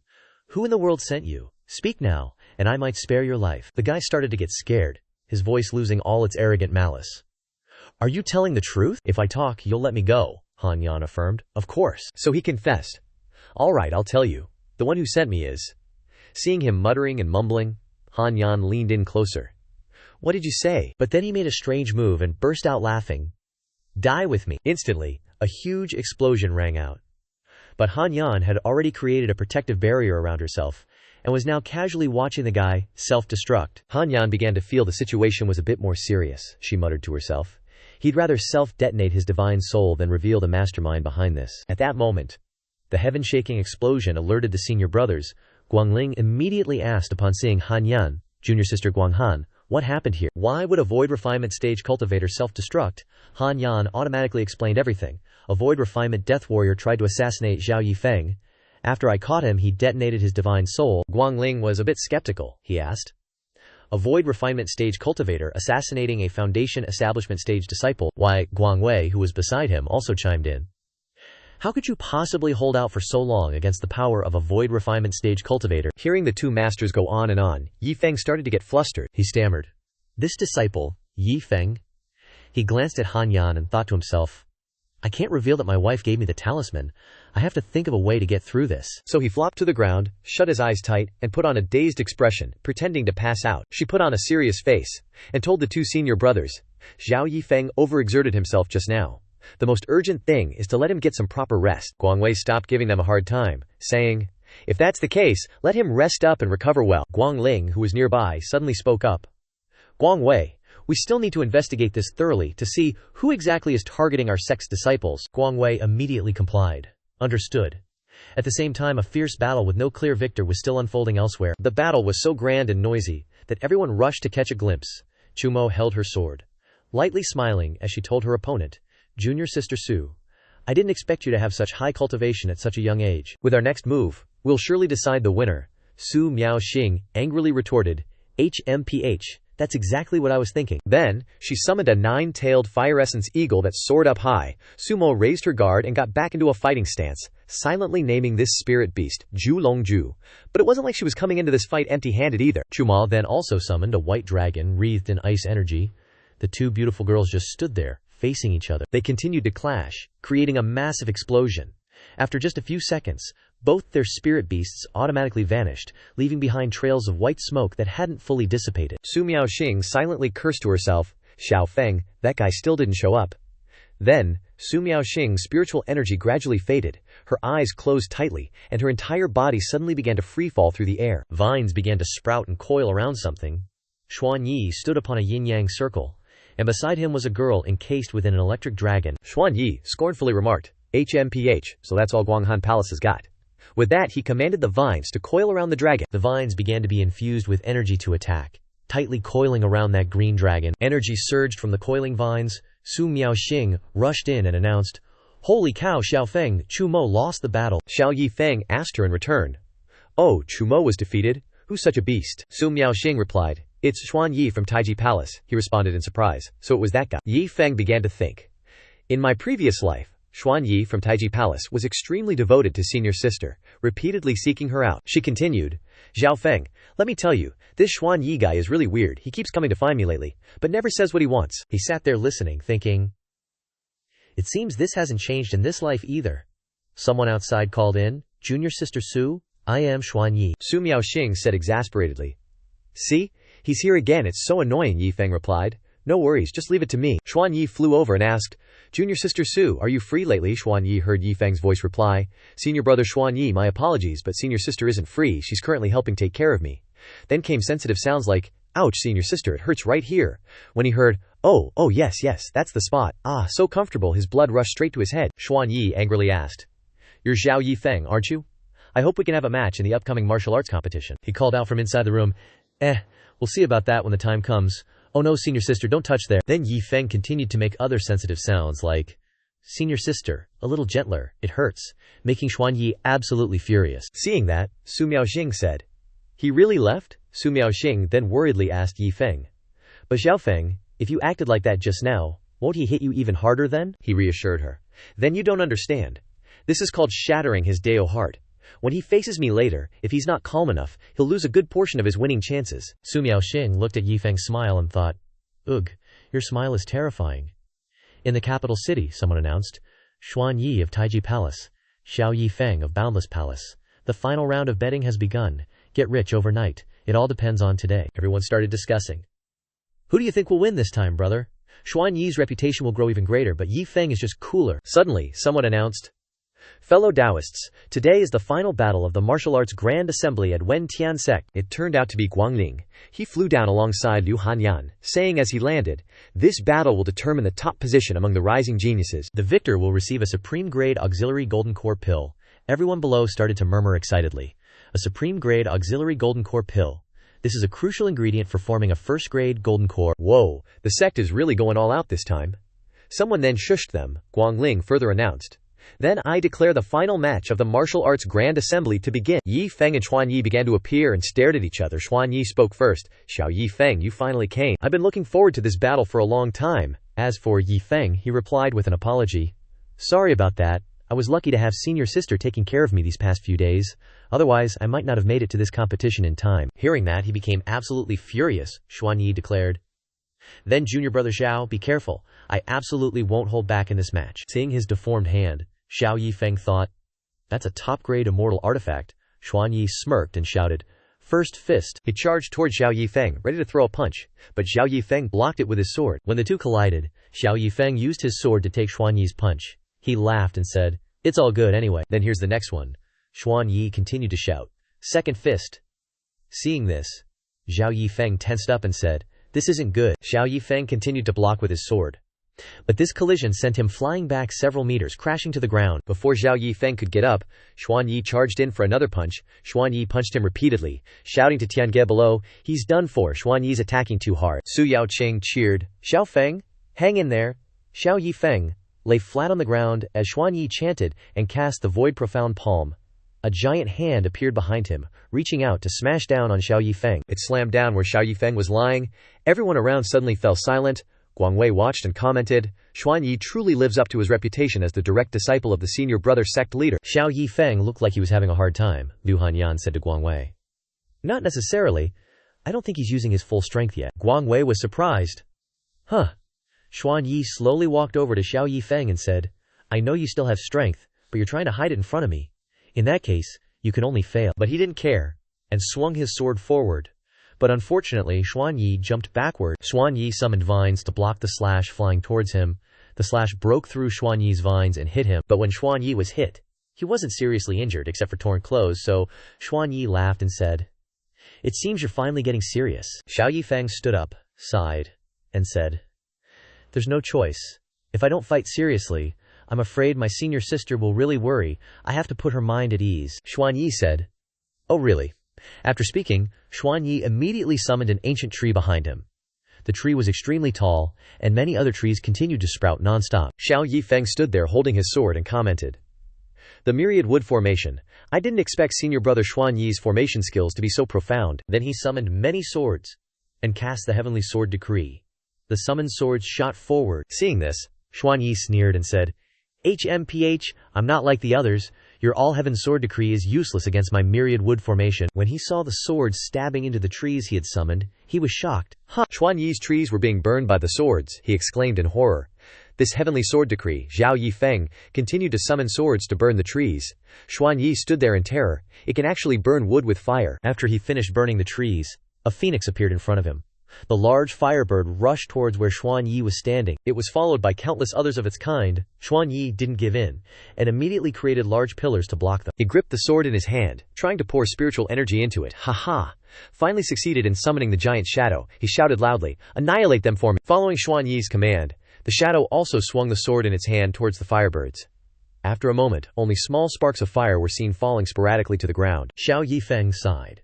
Senior brother Xuan Yi's Dharma image technique is unlike anything a foundation establishment cultivator should have. Xuan Yi also replied. Every move of junior brother Zhao can activate the fourth layer of talent. This isn't the ability of a foundation establishment cultivator either. Only to see Su Tianyi slam his hand on the table as he shouted to Guangling, Golden Body Dharma image, sect leader senior brother. Aren't Golden Core cultivators not allowed to participate in the Battle of the Prodigies? The old man retorted. Xuan Yi is not yet a Golden Core cultivator, he's just using a secret technique to temporarily increase his cultivation. This doesn't violate the rules. Guang Wei stroked his long beard and chimed in. Xiao Yi Feng can also use secret techniques. If your trump card isn't as good as theirs, then there's nothing to complain about if you lose, is there? Su Tianyi was furious when he heard this. HMPH, you guys will regret it? On the arena, Xuan Yi was still talking to Xiao Yi Feng, junior brother. If these are all the tricks you have, then you're sure to lose this match. Xiao Yi Feng said. Who doesn't have a life-saving technique, right? As soon as he finished speaking, black blood flowed from his mouth. Xiao Yi Feng quickly spat it out. The sky above him turned black, full of thunder and lightning. Xiao Yi Feng raised the sword in his hand, absorbing all the energy from the lightning strike. The surrounding spectators cried out in fear. What kind of move is that? It looks like a heavenly tribulation. Someone even suggested, how about we move back a bit? I just feel like it's not safe. Guangling spoke up. Why does this move seem so familiar? I feel like I've seen it somewhere, let me think. The old man frowned for a long time, and then exclaimed, Wait, I remember now, Guangling said loudly in shock. Isn't that acting on heaven's behalf? The more he spoke, the angrier he felt. Damn it, how does that kid know this move? My spirit stones are doomed this time, a male disciple asked curiously. What is this, acting on heaven's behalf? Guangling poked his forehead. You fool, didn't I tell you before? Wu Yazi used this move to die together with Mo Tianqing back then. This move has been lost for 1,000 years. Hearing this, he was filled with admiration. Wow, 1,000 years ago. On the other side, Xiao Yi Feng also started chanting, acting on heaven's behalf. As he spoke, he swung his sword towards Xuan Yi. An azure dragon head appeared from the clouds. Xuan Yi was so frightened that he broke out in a cold sweat. He ordered the shadow behind the golden body Dharma, and it obeyed and punched the dragon's head. The dragon's head was knocked to the ground, and a section of the shadow's arm was lost. Xuan Yi exclaimed happily, I blocked it. Suddenly Xiao Yi Feng said, Xuan Yi, it's not over yet. He rushed towards him with his sword. This is the real. Acting on heaven's behalf. The sword suddenly grew larger, rushing towards Xuan Yi's shadow. Zi Yi Feng's huge sword rushed towards Xuan Yi's shadow. He quickly controlled it to block his attack, and shouted, I won't lose. Following his shout, the shadow also launched a punch, directly confronting the sword. Its hand gradually shattered, and then the shadow directly exploded in midair. Xuan Yi was also blinded by the explosion, and hurriedly covered his eyes with his hands. Red blood flowed from Xiao Yi Feng's hand holding the sword. When the smoke cleared, Guangling was standing in front of the sword, blocking the move. He said calmly, Taiji Hall concedes. Xuan Yi was still stubborn. Master, I am not convinced. The old man turned around and scolded. Your dharma has been broken. What is there to be unconvinced about? Are you only satisfied if you die here? Xuan Yi revealed an angry expression. Xiao Yi Feng, this time you are the leader of the outstanding talents. Below, countless voices rang out in astonishment. Xiao Yi Feng won, someone exclaimed in shock. Senior brother Xuan Yi lost. They cheered excitedly. Xiao Yi Feng, invincible. The entire audience shouted in unison, Xiao Yi Feng. Xiao Yi Feng showed a look of enjoyment on the stage. In the next second his eyes suddenly shrank, and then Xiao Yi Feng's body lost control and fell backwards. A hand quickly supported his waist and pulled him back. Su Miaoqing blamed him. Honestly, you are obviously seriously injured. Why do you insist on pretending? Xiao Yi Feng smiled. It's too embarrassing not to pretend in this place, she sighed. Honestly, quickly ask my mother to heal you. On the other side, Qingxu Zhenren was extremely flustered. It's over, it's all over. How many spirit stones am I going to lose this time? Suddenly a disciple came over and asked him, Supreme Elder, you lost about 60 this time. The spirit stone. he angrily scolded. I didn't ask you, don't tell me. The next day, at Wu Ya Hall, Su Tianyi smiled happily as he saw Lin Shushui and the others off. Take care. Lin Ziyun also greeted. Welcome to visit again in the future, Lin Shushui said. Originally I heard that Wu Ya Hall is not as good as the other halls. It's a loss for my junior sister. She sighed. This time it seems that the previous rumors are not true. Su Tianyi gave a forced smile. Haha, just nonsense, just nonsense. Luo Rushuang behind Lin Shushu also waved to Xiao Yi Feng. Hey, if you have time, come to our Luoshu mansion to play. He scratched his hair and said, I'll think about it when I'm free. Hearing this, she snorted coldly. Our Luoshu mansion is full of women, it won't be a loss for you. Lin Shushu scolded her. Luo Rushuang just smiled softly when she saw this. Lin Shushu had to say, this child doesn't understand. It's too offensive, junior sister. Then we'll go first. Come back to visit the sect often in the future. Lin Ziyun walked to her and said, Senior sister, I'll see you off. Seeing the women leave, Su Tianyi and Xiao Yi Feng dared to breathe a sigh of relief. Suddenly, Xiao Yi Feng spoke up again. Master, I have a favor to ask. He furrowed his brow and asked, what's this brat up to now? He tried to speak softly. It's like this. I won some spirit stones from the Grand Elder, but I'm too embarrassed to ask for them. I was hoping you'd come with me. Su Tianyi then scolded. Nonsense. That's the Grand Elder. How can you be so disrespectful? I absolutely refuse. He deliberately turned to leave, saying, I guess I'll just have to give up on the 60,000 spirit stones I won from the Grand Elder then. Hearing this, he immediately stopped him. Wait, Xiao Yi Feng let out a sound. Su Tianyi clenched his fist, pretending to be righteous.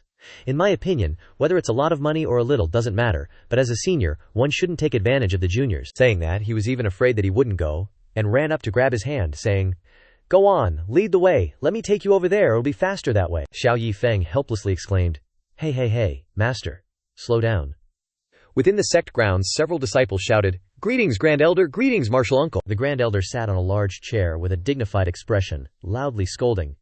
Good for you, Su Tianyi. Did you send your disciple to ruin me? Su Tianyi cupped his fist in a respectful manner and replied with an amiable attitude, Look at what you're saying. How would I know about this? But when I was still a outer sect disciple, I lost a ton of spirit stones to you, and I didn't say anything, did I? After pausing for a moment, he pointed to Xiao Yi Feng and continued, It's just that my disciple asked me to borrow some spirit stones earlier.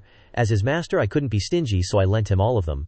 Who knew the kid would go gambling with you? If I had known, I definitely would have stopped him. The Grand Elder was so angry that he jumped up from his seat, pointing directly at him and shouting, I see you're all birds of a feather. Su Tianyi still wore a smile on his face, trying to soothe his anger. Martial Uncle, calm down. Do you remember when I wanted to ask for my spirit stones back?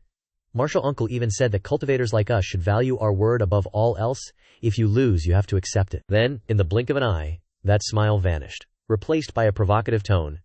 Hey, Martial Uncle, you're not trying to weasel out of it, are you? That sentence was like adding fuel to the fire, making the Grand Elder even angrier. Nonsense. I am the Grand Elder.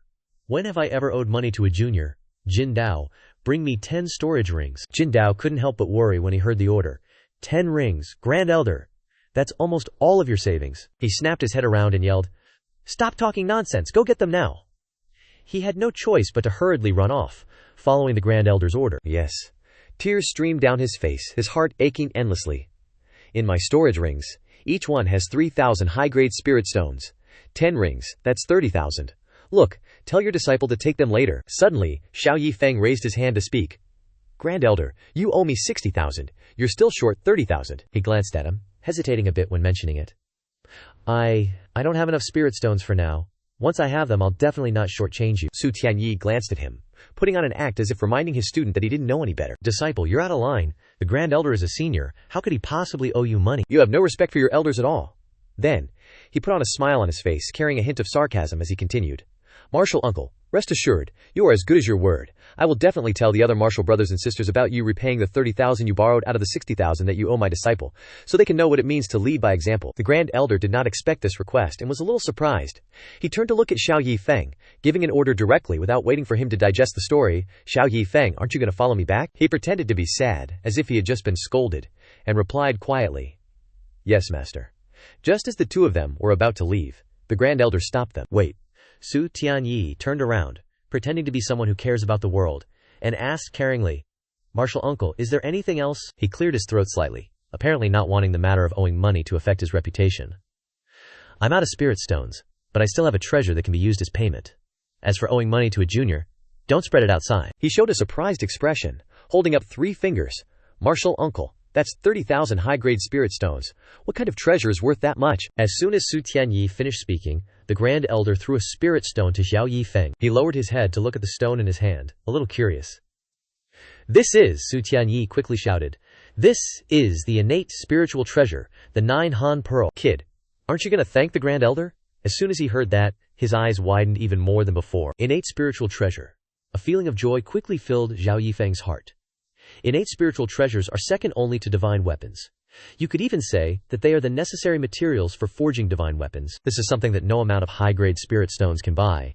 This time, I've hit the jackpot. He hurriedly cupped his hands in obeisance towards the old man and shouted, "Many thanks, Grand Elder." But the Grand Elder didn't seem to want anything more to do with Yi Feng's group. He shooed them away. "Quick, take the spirit stones and scram. Don't let me see you again." Su Tianyi grinned from ear to ear, hastily dragging him away. Yes, we're leaving right now." As they walked, he discussed with Xiao Yi Feng. "Can't deny it, the Grand Elder's got a sweet deal going on, huh? 30,000 top-grade spirit stones."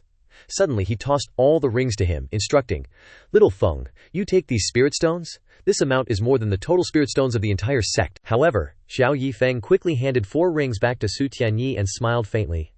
"Master, this time it was thanks to you. Otherwise, how could I have gotten so much? From these 4 rings you take 3.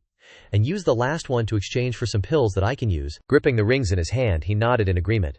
"All right, I won't stand on ceremony with you. This kid is now the richest person in the Boundless Sky Hall, so taking a little from you is fine." Suddenly, Tianyi patted him on the shoulder, whispering, "Right, when your martial aunt asks you how many spirit stones I took, you know what to say, right?" Xiao Yi Feng gave a very proper answer.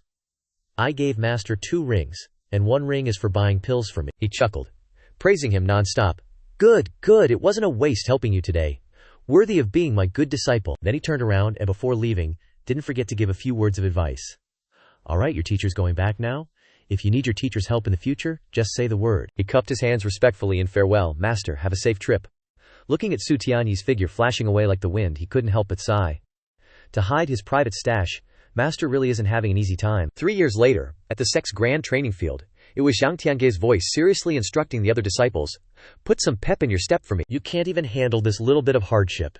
He crossed his arms behind his back, his expression without a trace of emotion as he spoke loudly. As the new batch of disciples of the Boundless Sky Hall for the past 3 years, they first had to train the basics. This was the first lesson in cultivation. One of them weakly spoke up. Senior brother, Zhang Tianji, looked down, answering lightly with a nasal tone, Despite trembling all over from holding the horse stance, that disciple still decided to ask the question. Well then, this disciple wants to ask, where did senior brother Zhao, the strongest under the Golden Core stage, go? The others also started clamoring at that. Right. I also want to ask, where did the top of the martial arts tournament go? I haven't met him since I joined the sect. I even came to the Boundless Sky Hall because of him. He only sighed softly and cleared his throat to answer. Xiao Yi Feng is currently in closed-door cultivation, breaking through to the Golden Core stage. You'll have a chance to meet him later. His voice returned to its original cold state. Now, continue training for me. No slacking off. Got it. The disciples shouted in unison. However, Zhang Tiange on the side was also stroking his chin and muttering, "This kid clearly hasn't reached the Golden Core yet, but his reputation is even greater than mine. Is this the influence of the martial arts tournament?" Just then, Chu Mo appeared from somewhere, softly calling out to him. Senior brother Xiang Tiange turned his head to look at her, asking with some doubt, "Junior sister Chu Mo, are you delivering pills to senior brother Xiao?" She nodded, without any intention of avoiding the matter that senior brother Zhao asked her to do. He said he needed a special kind of pill from Guanghan Hall to aid in his breakthrough, so I personally brought it. He also kindly pointed in a nearby direction to let her know. Senior brother Zhao is in the cave dwelling at the back mountain. You can go straight there. Chu Mo cupped her hands in thanks. Many thanks. Xiang Tianjie raised his head, gazing at her faintly visible figure for a long time. He returned to his usual stern appearance, muttering softly, "I don't know why that kid Xiao Yi Feng suddenly used ice-type materials. The matter of mixed spiritual roots is really complicated." In just a blink, Chu Mo returned, and especially said goodbye to him. "Senior brother Xiang, I've delivered the pills. I'm going back to report." Xiang Tiange also smiled and cupped his hands and returned to her.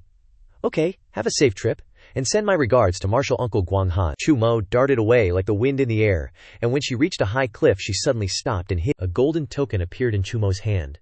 She looked at it and said in a low voice, "Xiao Shidi, I've avoided the others, and brought you out of the Boundless Hall as you requested." She sat cross-legged on the ground, gently closed her eyes, and continued.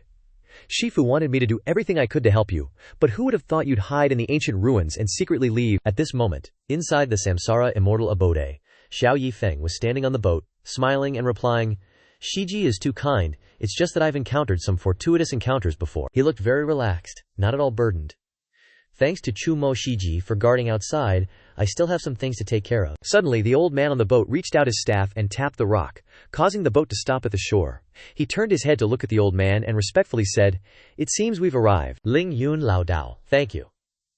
The old man silently watched Xiao Yi Feng's carefree figure turn and leave. He continued to step deeper into the forest. Suddenly, Xiao Yi Feng stopped in front of a stone lying quietly on the ground. Found it. This is the stone tablet that fell down before. This time I finally collected everything. He stretched out his hand, and a faint stream of spiritual power appeared around his hand. Very quickly, the stone jumped into Xiao Yi Feng's hand. He clenched the stone in his hand, and the spiritual power seemed to become even stronger. In the blink of an eye, the stone in Xiao Yi Feng's hand disappeared, replaced by a blazing flame. This time, I've controlled about 90% of the Samsara Immortal Cave. Although I don't know why it's still missing a bit, it's enough for now. He sat cross-legged on the ground, closing his eyes to meditate.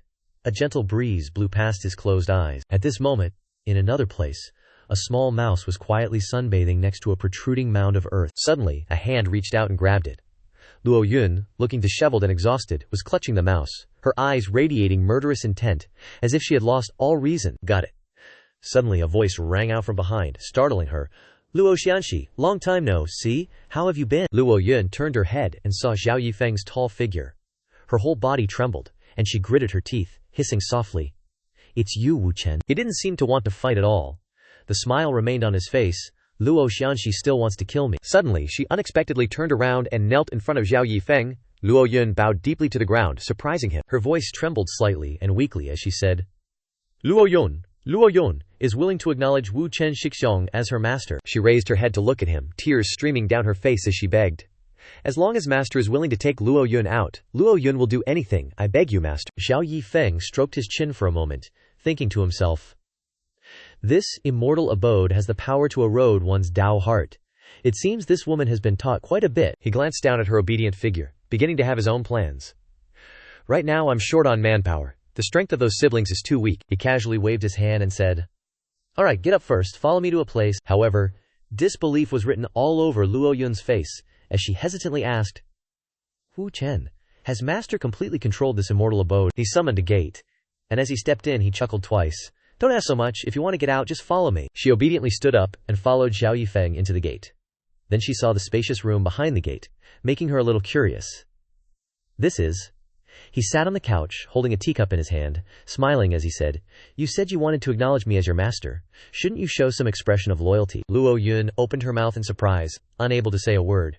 Her cheeks flushed slightly, and her hands skillfully removed her clothes. Yunfear understands. Her clothes lightly fell on the ground, carrying a hint of ambiguity. She stood in front of him, her tone seductive as she said, I'm ready. Master can enjoy Yunfear at any time. Xiao Yi Feng's face quickly darkened a bit. Very good. Then I won't be polite anymore. He shouted loudly, and then directly attacked, causing Luo Yun to gasp. Here it comes. Yi Feng's gaze fixed directly on her smooth white back, his mouth softly saying, it's not over yet. You have to endure it. Immediately afterward, her whole body flushed red, and sweat poured out like rain. What is this feeling? Very quickly, Xiao Yi Feng cheerfully exclaimed.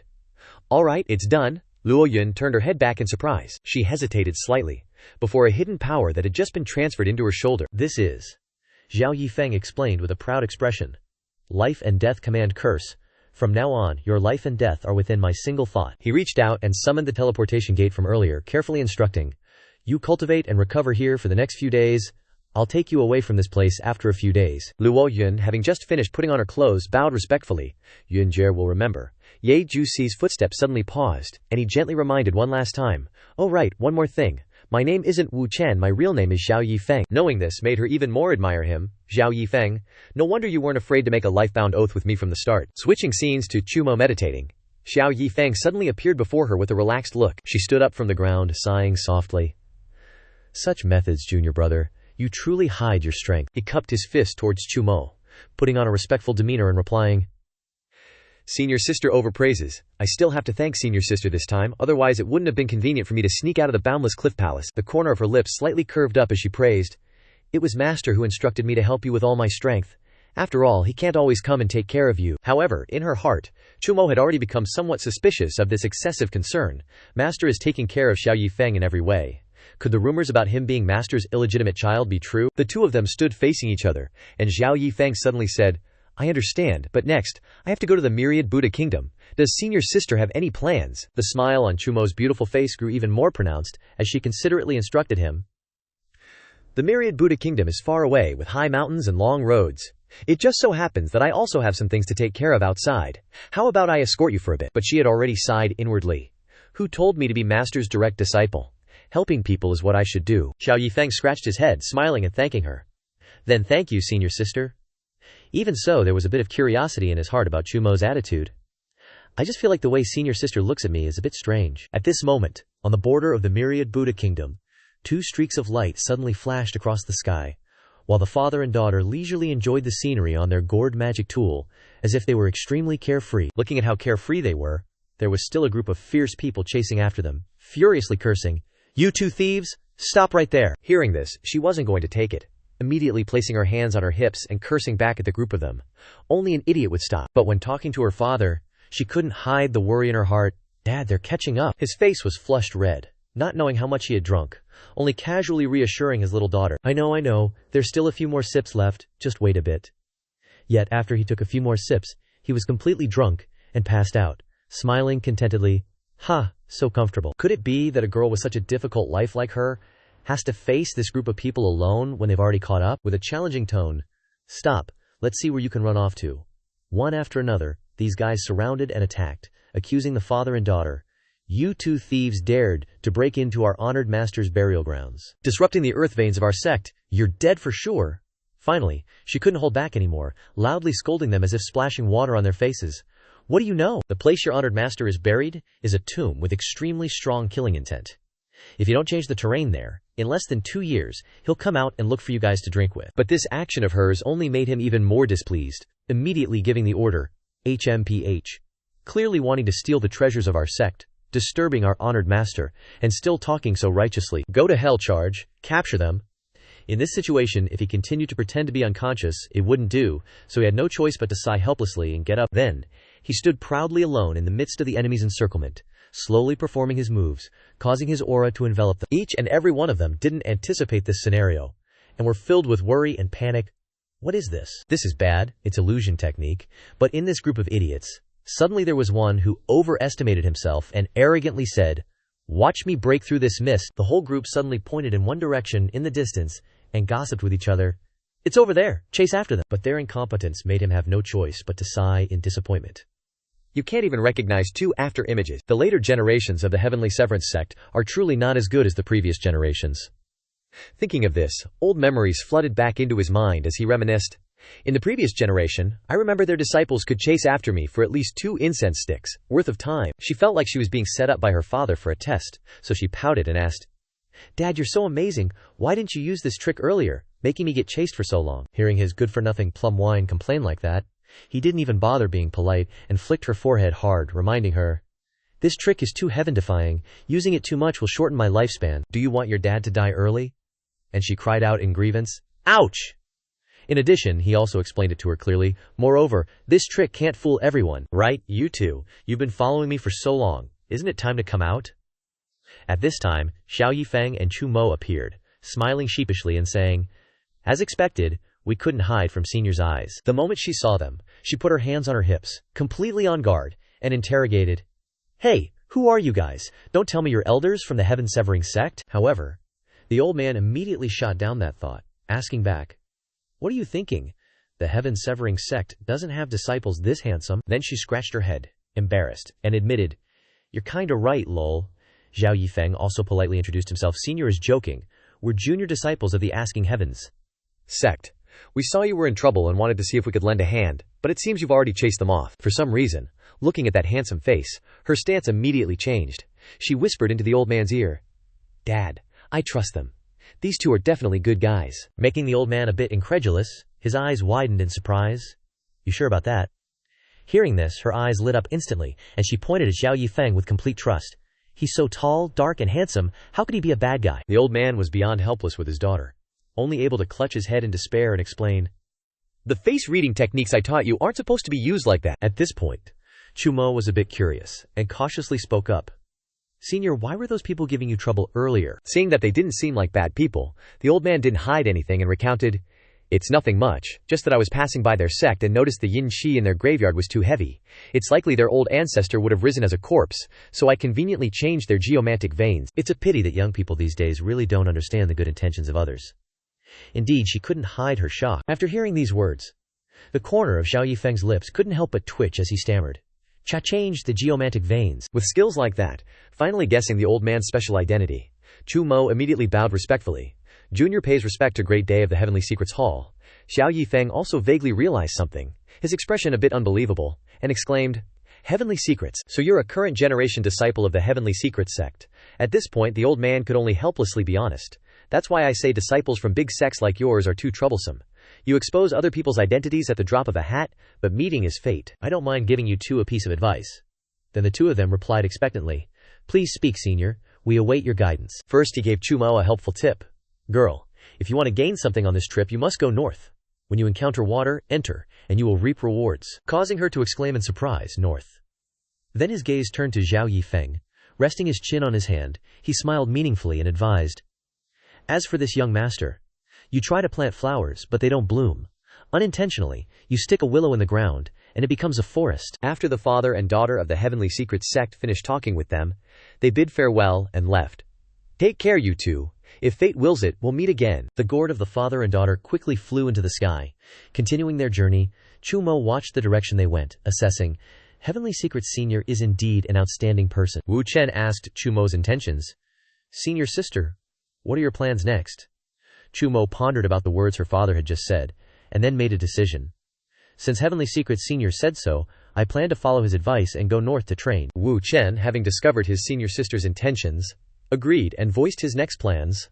"Good, then how about we part ways here and meet again at the Asking Heavens sect? What do you think?" She remembered what her master had instructed, reached into her sleeve and conveyed, "Master told me that if we separate, I have to give this to you." Hearing his senior sister say this, Wu Chen was very curious. "Oh," Chu Mo revealed a mini human-shaped doll. "Here, it's this." Xiao Yi Feng stared intently at the doll in Chu Mo's hand and pointed at it, puzzled. "Did she just make that?" "Why does it seem to be getting fatter and fatter?" Although his words were a bit blunt, Chu Mo had to admit, "I think so too." After giving the doll to her junior brother as instructed by her master, she said goodbye and left. "Then we'll meet again at the sect." He also waved goodbye, senior sister Chu Mo. As soon as his senior sister disappeared from sight, Xiao Yi Feng, holding the doll in his hand, spoke his speculation. "Heavenly Secrets Li Dao Feng, he appeared here. Was it intentional after all?" Scene changes to the father and daughter. After bidding farewell to Chu Mo and Xiao Yi Feng, the Heavenly Secrets father and daughter are still floating and traveling. The daughter asked her father curiously, "Dad, why did you run away so quickly after reading that senior brother's fate?" Seeing that it was different from usual, Heavenly Secrets, holding a wine gourd, lazily warned his daughter. "What do a little girl like you understand? That kid's fate is extremely bizarre. It's a dead splice. Fate, this is the second time I've seen it. In short, I don't want to get close to him." The daughter became more and more curious as she listened. The second time, then who was the first time? Seeing his daughter asking so many questions, Heavenly Secrets found an excuse to end the conversation. All right, don't ask anymore. In short, don't get close to him in the future. This kind of fate is extremely ominous. Seeing her father turn away, not answering her question, the daughter said dejectedly, "Yes, understood." At Wanfo country, in a tavern, 3 figures stood outside the door. It seemed the 2 guests wanted to rent a room, but Zhao Er refused, saying they were full. Sorry guests, we're all booked up today." Hearing the waiter's excuse, the young man seemed to understand their trick. He took out a gold ingot, tossing it in his hand. "Oh, not even one room left." The waiter saw the guest pull out gold and immediately changed his attitude, replying respectfully, Yes, we do." The waiter made an excuse, leading them upstairs. "Suddenly I remembered there's still one room on the 2nd floor. Please come this way, esteemed guests." These 2 guests were none other than Luo Yun and Xiao Yi Feng. Seeing him lead her into a tavern, immortal Luo wondered, "Master, what are we doing here?" He immediately explained and instructed her. "The Buddha bathing festival is coming up. This place will be bustling. When the time comes, just listen to my instructions. Understand?" Luo Yun was grateful for his kindness in saving her when she was in trouble. "Thank you, Master, for allowing me to leave the immortal abode. No matter what the request, Luo Yun will fulfill it." The waiter respectfully led them into the room. "Esteemed guests, please." Xiao Yi Feng sat at the table, sipping wine, recalling how the waiter had refused them earlier. Filled with curiosity, Luo Yun asked, "Waiter, why is your place suddenly fully booked?" The waiter truthfully replied, Esteemed guest, the Wanfo country's Buddha bathing festival is coming up, and nobles from all over have reserved spots to watch the performances. Our tavern is in a prime location, so of course it's very popular. Satisfied with the information, Yi Feng dismissed the waiter. Got it, go back to work. The waiter respectfully replied to this wealthy customer, yes? The young man then recalled the events of his past life, thinking of a plan to prevent it from happening. Looks like there's still time to stop everything. In my previous life, the demonic path giant, the star god Holy Hall, took advantage of the Buddha bathing festival to release the 4 great demon lords, and Wang Mazi and Li Fei Yu caused countless atrocities. This time I have to stop it from happening. After all, it was because of this incident that the Wen Tian sect suffered significant damage to its vitality back then. But at this moment, Xiao Yi Feng remembered what Tianji had said before he left. The question kept swirling in his head. Tianji only said that I have the heart to plant flowers, but the flowers won't bloom. Could he be referring to this? Outside, a voice said, Miss, allow this humble one to offer you a toast. It turned out to be Ye Chen, who was hitting on Luo Yun. This humble one has never seen such beauty before. Meeting you today is truly the luckiest thing in my life. Faced with this situation, Luo Yun was a little flustered. Immediately, a wine cup flew over, smashing directly into Ye Chen's cup. The force of the thrown cup was so great that it sent Ye Chen flying backwards. The owner of the cup was none other than Xiao Yi Feng. He had heard all the sweet talk that had been said, and looked down on Ye Chen with disdain. Sorry, I don't have the habit of giving away my maidservants to others. Recognizing him, Ye Chen respectfully greeted him. So it's a Golden Core stage senior here. This junior was too presumptuous. Please allow me to take my leave. Seeing him leave, Xiao Yi Feng immediately reminded and informed Luo Yun. This place is crowded and complicated. Looks like we should find a more suitable place. Having just experienced an unexpected situation, she completely obeyed his words. Master is right. Ye Chen stood outside, watching the two of them talking inside. He stared intently, a sly smile on his face, muttering with sinister intent. Just a nascent golden core. Luo Yun silently followed Xiao Yi Feng for a while, before she finally mustered up enough courage and boldness to explain to him, Master, he came to me on his own, please don't be angry. But he didn't say anything, just raised his hand, signaling her to be quiet. Shh, she wondered, confused. Yi Feng looked at her with loving eyes and said, We should still find a place with less people, to give that pansy a space to show off. On the bridge, Yi Chen, who had been secretly following them, suddenly lost track of them. He scratched his head, dumbfounded, and said, They were just here, where did they go? Suddenly a voice rang out from behind him, startling him. You're looking for us. Ye Chen turned around, awkwardly making an excuse. Ah yes, you two dropped something at the tavern, I just wanted to return it to you. Suddenly, the young man put his hand on her waist, pulled her close to his body, and coldly asked, Oh, what is it? He pretended to look for something in his robe, saying, Wait a moment, Actually, there was nothing at all. He pulled a childish trick, making an illusion with his fingers to trick them, and said, Here, returning it to you. Xiao Yi Feng and Luo Yun looked at him blankly. He spoke up, teasing, Is that all? Ye Chen also calmly replied, Yes, that's all. From nowhere, a stream of blue poisonous bone assaulted them. She frantically turned to him, worried, and said, What, master? Be careful, this bone poison will seal your meridians. The bone aura is too strong, we're both getting pushed back. Heh? Ye Chen grinned gleefully as he watched them, then said in a bewitching voice, Do you feel exhausted all over, drowsy and sleepy? He reassured them. Don't worry, in the hands of the flower-picking sacred hand Yi Chen, no male cultivator has ever survived. I will send you on your way right now. Now, her face looked haggard and tired, as she looked at him with difficulty and said, Yi Chen, are you the lecherous thief of the star god Holy Palace, who has harmed countless female cultivators? He smugly raised his hand as if stroking his chin and replied, Oh my, so my reputation has spread so far. Later, I must let this beauty experience the ultimate bliss of the mortal realm. He warned him. Are you not afraid that my sect will come after you? He laughed shamelessly and said, What's there to be afraid of? You will die. And as for this fairy, after I'm done, I'll make sure she remembers nothing. Luo Yun's eyes widened.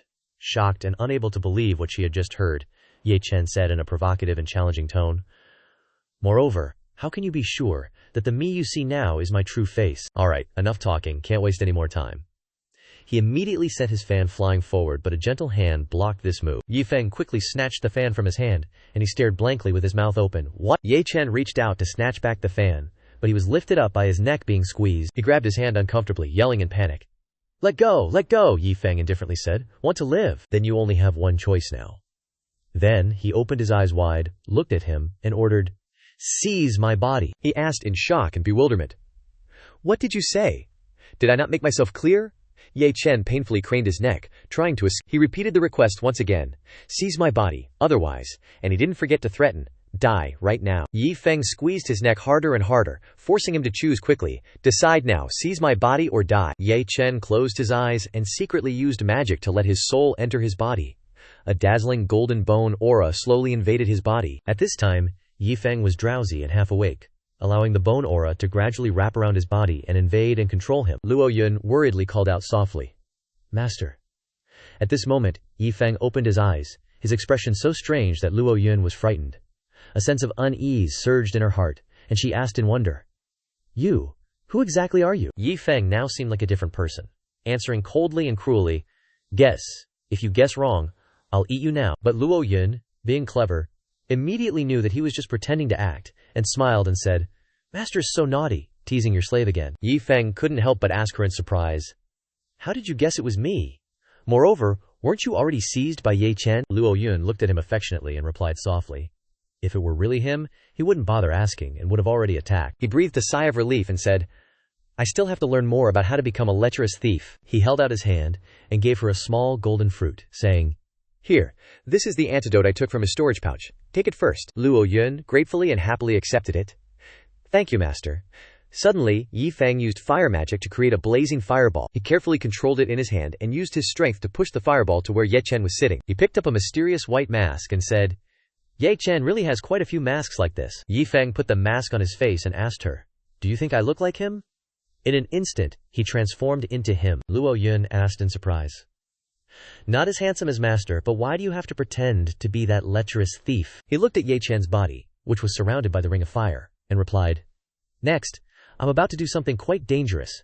It's best to use another identity to avoid risks." Yi Feng picked up Ye Chen's fan, waved it around, and said, "It just so happens that I also want to go to Yuanhai Kingdom to find those siblings." Luo Yun was shocked when she heard this, and asked in surprise, "Master is planning to leave me alone?" He used the fan to lift her chin and said, "Otherwise, I'm still afraid you'll escape." Knowing he was joking, Luo Yun sighed in relief, replying, "Master is right. This servant already bears your mark and has become your shadow." He closed his eyes, awkwardly reminding her, "Ahem, could you maybe change the line next time?" Obediently, Luo Yun responded clearly. "Then, this servant will take her leave." Watching her receding figure, he mused, "Now I can finally investigate Li Fei Yu and Wang Mazi's situation in peace." Still in Ye Chen's form, his body slowly levitated into the air. He contemplated, thinking to himself, "Judging from the current timeline, Wang Mazi should be suppressed within the heavenly Buddha pagoda." Suddenly a commotion erupted from within the forest. "Huh. Someone's fighting." Yi Feng carefully observed the scene before him, unable to suppress his curiosity. "Oh, according to Ye Chen's memories, isn't that my Shiji, Bi Shui Jin?" A girl in a yellow dress spoke with a warning tone. "Sect leader Yan, you best not resist anymore. Hand over the item obediently, and I might just let you go." Yan Tianqin, looking angry and annoyed, retorted, "Don't even think about it. The legacy treasure will absolutely never be handed over to you." The girl in the yellow dress said in a bewitching voice, "Yan Tianqin, it seems you prefer a toast instead of a treat. In that case, I'll just have to take you down there for a bit of fun. Let's see if you'll still be so tough then." Then, she turned to threaten the disciples. "All disciples of the Yuejian sect, listen up. If you surrender, you'll not only have a chance to survive, but you might even get to enjoy your shifu." Mo Shui Jiao, also present, with an expression of angry discomfort, responded with a challenging tone, "Spit on you, you evil woman. We won't fall for your provocation." Suddenly, a strange voice rang out from nowhere. I surrender," leaving everyone who witnessed it stunned and astonished. That person raised their hands in a declaration, "I am willing to surrender, just don't kill me." Unexpectedly, a disciple within the Yuejian sect betrayed them, bowing low, "Mercy, please spare me, I don't want to die yet." Ling Er, seeing someone she trusted, someone she had trained alongside, now turning their back on them, couldn't contain her anger and questioned, "Chu Shixiong, what are you doing? Is doing this worthy of Shifu?" Seeing the girl losing her composure, Yan Tianqin coldly stopped her. That Chu Shixiang didn't feel guilty or wrong, but even explained, trying to sway them, "Ling Er Shimei, you don't understand? The Yuejian sect is no more, surviving is what's important right now." The more he spoke, the more he felt he was right, his eyes having lost the light of their former kindness, selfishly thinking only of himself. Instead of dying uselessly here, it was better to find a way to survive and then make plans later, wasn't it? The remaining male disciples of the sect began to waver, manipulated by his words, into confused discussion. A green-haired guy spoke up. "Chu Shixiang has a point. Why should we throw our lives away here?" Finishing his words, that guy didn't hesitate to drop the sword in his hand, and the rest followed suit. Ling Er's face was twisted as if on fire, disappointment mixed with anger as she looked at them. "A bunch of shameless people. I misjudged you all." The girl in purple standing beside Yan Tianxin couldn't avoid feeling disappointed either, her tone contemptuous. It's a waste that you usually brag about being heroes. In the end, you're not even as good as us women. At this moment, Yan Tianxin finally spoke up. There's no need to talk to them anymore. If they've chosen a different path, then just leave them be. With that, she picked up her sword. Yan Tianxin raised her sword, pointing it straight to the sky, creating a surge of aquamarine power surrounding them. Bi Shuixin didn't panic in the slightest, merely curling her lips in disdain. The Yue Hua Liu Bo formation of the Yue Jian sect, HMPH. It's only delaying things for a little while. Yan Tianxin ignored Bi Shuixin's provoking words, instructing the two girls beside her. I'll use the formation to hold them back first, and I'll open a path for you two to escape. The legacy of the Yue Jian sect is entrusted to. Yan Tianxin didn't even finish her sentence before a sword suddenly came from behind, touching the protective golden talisman. The protective barrier that had just been created instantly dissipated, and Yan Tianxin was also affected, staggering and losing her balance. Ling Er looked towards the person who attacked, her eyes filled with confusion and incomprehension as she questioned, Ziyu Shiji, what are you doing? Ziyu, with her sinister and malicious gaze, made a statement that surprised everyone. She only thought of herself. Selfishly, jealously, betraying the sect she had once been a part of, Shifu stubbornly clings to the sect's treasure, not sharing any of it with us. Following you means worrying about the next meal. But if we use you as a bargaining chip, wouldn't it be better than surrendering directly? Bi Shuixin watched the drama unfold and praised Ziyu. Well done. Don't worry, I'll remember your contribution. Capture Yan Tianxin. Injured by that sneak attack, with blood still dripping from her mouth, Yan Tianxin still managed to say her last words to Ziyu, expressing her utter disappointment. I knew you were always scheming, but I never expected you to commit such an act of betrayal against your master. But Ziyu, hearing this, felt no remorse, and instead acted selfishly and ungratefully, raising his sword as if ready to kill the one who had once taught and cared for him.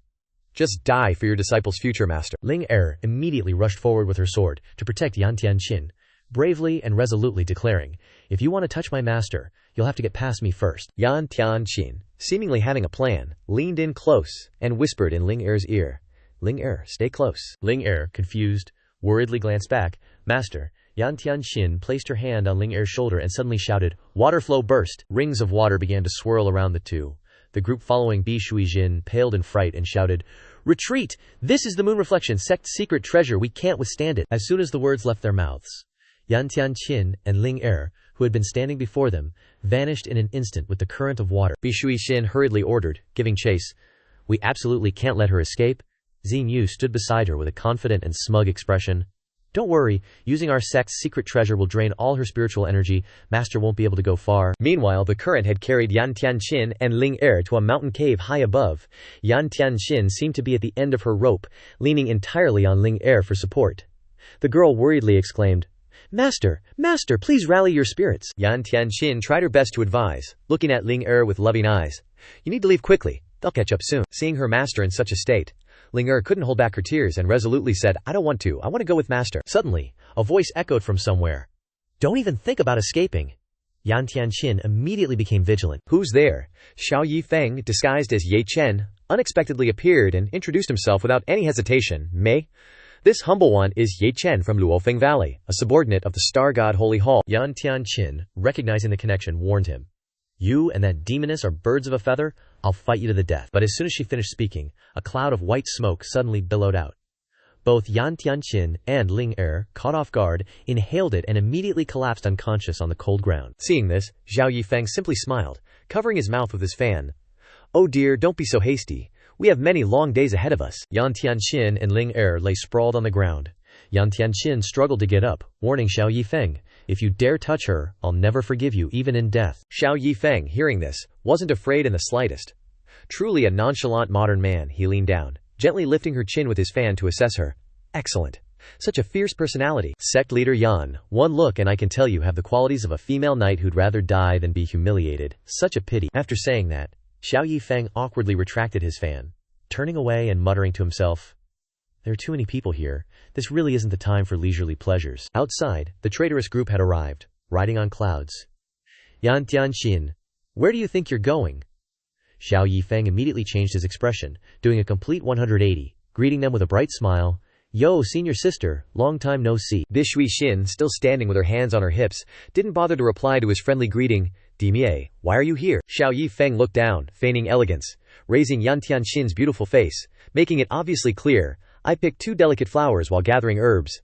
I was just about to get down to business. Aren't you disturbing me, senior sister? He asked with an innocent, harmless gaze. What's wrong, senior sister? Don't tell me you want to compete with me. The disciple beside Bishui Xin carefully turned to ask, Elder, should we take action? She frowned in calculation. No, this guy has a deep background in the sect. Taking action would cause big trouble. Bin Shui Xian gently negotiated with him. Yi Chen, I advise you to hand them over quickly. You can't touch these two. They're the ones master needs. Xiao Yi Feng stubbornly pulled Yan Tianqin closer to himself. You say I can't touch them, so I can't touch them. I'm just gonna touch them. Besides, why should I believe you? Being questioned in return, Bishui Xin was filled with anger but could do nothing, only managing to say, Suddenly, from the sky, the graceful figure of someone lying on an exquisite palanquin appeared. The woman asked him, Oh, Ye Chen, you don't trust me that much? The girl was purple all over, from her hair to her clothes, exuding the appearance of Liu Ruyan. She gently and elegantly lifted the thin veil, reminding, Bishui Xin, I told you to capture one person, so why did you need Ye Chen's help? Bishui Xin's group hurriedly bowed. Greetings, master. This disciple is incompetent. Seeing who it was, Xiao Yi Feng also showed some respect. So it really is Martial Ant Mu Shan. Long time no see. Martial Ant is becoming more and more stunning. Seeing him sucking up to her, Mu Shan teased back, Ye Chen, you dare to flirt with me. Looks like you're itching for a beating. Xiao Yi Feng dodged nimbly, replying smoothly. What are you talking about, Senior Ant? Every word Ye Chen says comes from the heart.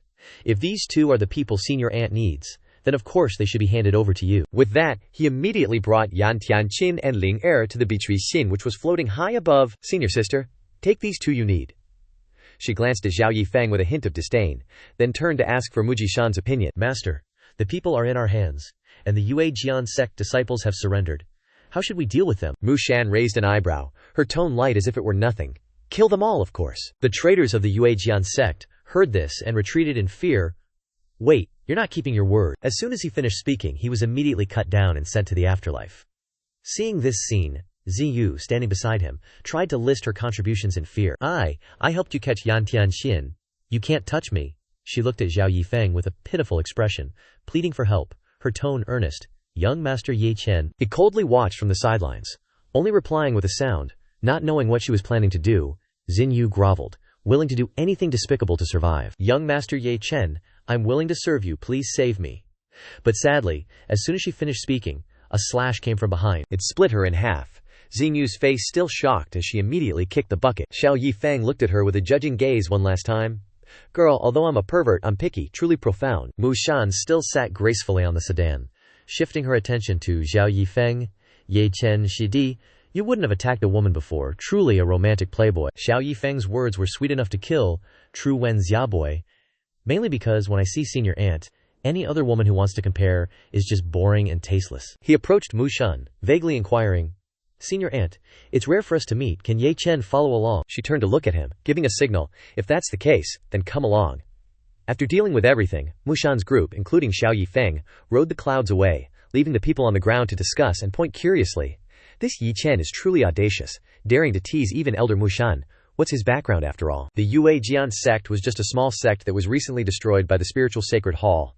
The entire sect burned in a sea of red flames. Before being destroyed, the elder of the sect sacrificed himself so that Yan Tianqin could take the sect's accumulated treasures of several hundred years and break through the encirclement. The task of chasing down small sects is given to Luo Feng Jiyu under the spiritual sacred hall. Our current task is to make the sect leader of Yue Jian sect hand over what the sect has accumulated. A young and beautiful girl was hung high, her outfit cut, revealing her hot skin. She shyly admitted, Young Master Yi Chen, there's really only those things. Xiao Yi Feng held a candle in his hand, his eyes freely looking at her, pretending not to believe her. Really? Nothing else you're hiding from me? He brought the candle closer to her alluring body. She hastily replied, embarrassed. No, there's nothing else. Ye Chen gauge is so bad. Hearing her coquettish words, Xiao Yi Feng was tired and helpless. He thought to himself, to play the role of Ye Chen you have to know a lot of tricks. Moreover, these demonists are all unrestrained. Suddenly, a call pulled him out of his random thoughts. Ye Chen. Bishui Xin stood outside the door. Not knowing when she arrived, she crossed her arms, looking at Xiao Yi Feng with unfriendly eyes. Stop playing, Mu Shan is looking for you. Only a moment later, Xiao Yi Feng stood in front of the closed door of Mu Shan's bedroom. Senior Ant, you're looking for me. The person inside called out, Come in! As soon as he opened the door, he heard a strange sound, a woman's coquettish moan. making Xiao Yi Feng's face freeze, stiff as a board. Before him was the scene of Yan Tianqin being tightly bound by red ropes, kneeling on the ground with a resigned expression. Mushan sat on the bed above, her face cold, holding a custom-designed whip, not hesitating to whip Yan Tianqin directly. Xiao Yi Feng's face didn't change at the sight of such an action. He calmly bowed, even teasing Mushan with a smile. Senior aunt has such a refined hobby. Seeing that Xiao Yi Feng had arrived, Mushan sat up, getting straight to the point. Yi Chen, aren't you our sect's flower-picking expert? You must have a lot of methods for teaching women, right? Xiao Yi Feng grasped the main point, pointing at himself to ask again for confirmation. Senior aunt means to hand her over to me. Noticing Mushan's less than pure intentions, Yan Tianqin didn't hesitate to raise her head, her eyes flashing a steely warning. You succubus, no matter who comes, I won't talk, give it up. Xiao Yi Feng approached with interest, lifting Yan Tianqin's chin to examine her. Shishu, looks like you've run into a tough one.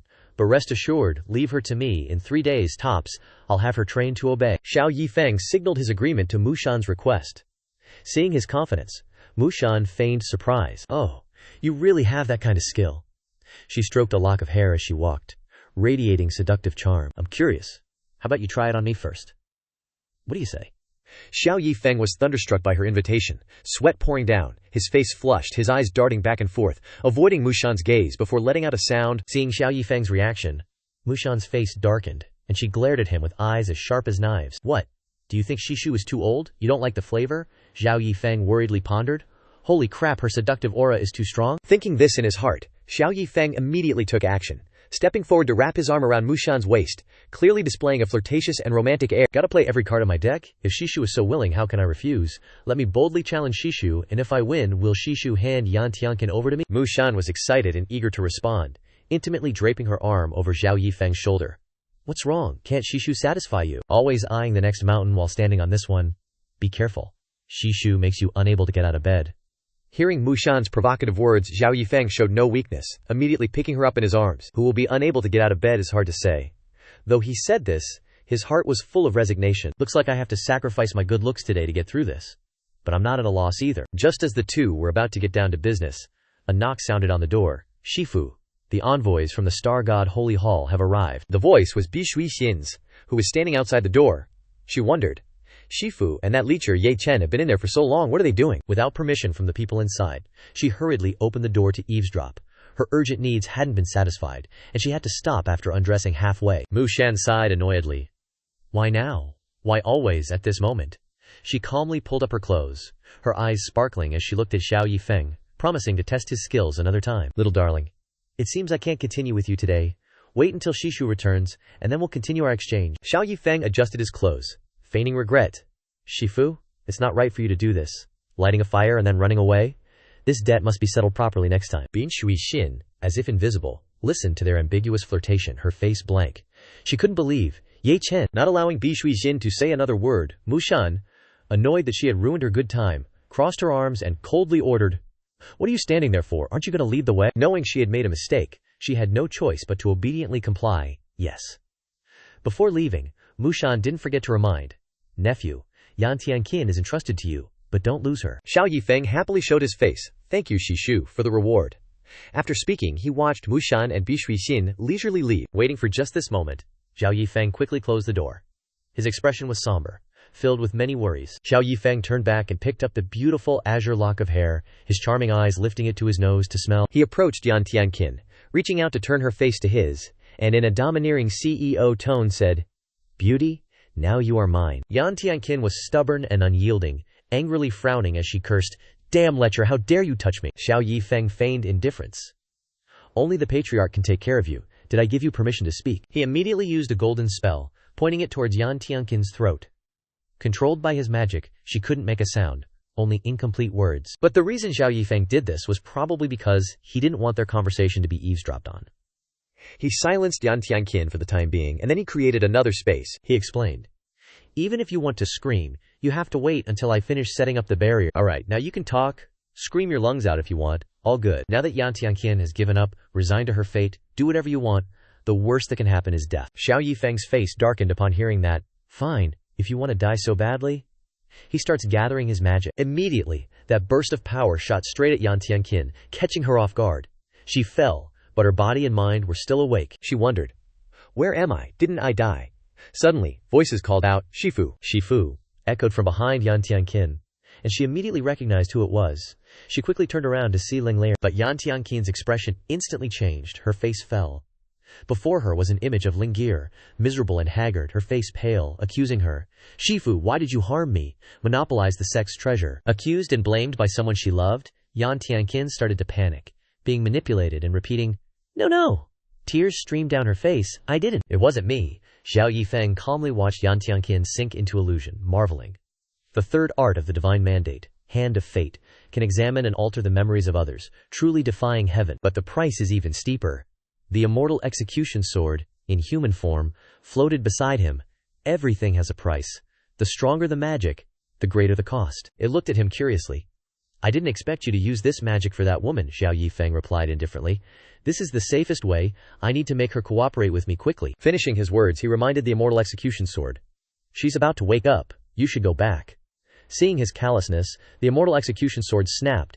HMPH, clearly modifying her memories, still relies on me, used and discarded. Hearing that complaint, Xiao Yi Feng calmly closed his eyes, ignoring it like it was nothing, not even bothering to reply. Just then, Yan Tianqin suddenly woke up, breaking free from the illusion. Sweat poured down her face, her heart pounded, and she looked around in panic. Yan Tianqin questioned Xiao Yi Feng with a sharp gaze. You, what did you do? Not answering her question, he stepped forward, looking like he knew everything. Now you have no more secrets. The treasures of the Moon Reflection sect, and you too, are all mine. Xiao Yi Feng used a sharp blade to cut the ropes binding Yan Tianqin, freeing her. Yan Tianqin immediately exploded with power, her eyes resolute. I'll fight you to the death. Just as she was about to rush forward, Xiao Yi Feng snapped his fingers. Yan Tianqin's whole body stiffened, and she looked lifeless, unable to control herself. Xiao Yi Feng ordered, Go pour me some tea. Yan Tianqin actually did as he said. She brought the cup of tea, and Xiao Yi Feng immediately pulled her close by the waist. He said in a provocative tone, So how does it feel to be manipulated by others? If you don't want to become my puppet, then you better listen to me. I don't like manipulating people like this anyway. It's too boring. Now snap out of it. As soon as he finished speaking, Yan Tianqin immediately returned to normal. Seeing that she no longer had any resistance, Xiao Yi Feng turned and walked towards the door, carefully warning her. Sect leader Yan, consider carefully. If you listen to me, you still have a chance to survive. Leaving that room, Xiao Yi Feng's face changed, and he closed the door grimly. Immediately afterwards, Xiao Yi Feng coughed up a mouthful of blood. He probably suffered a backlash from using the heaven-defying magic just now. That's all, folks. If you guys want to keep following this comic, then smash that subscribe button and give that like button a little tap too. Thanks for watching till the end. Bye bye, my loves.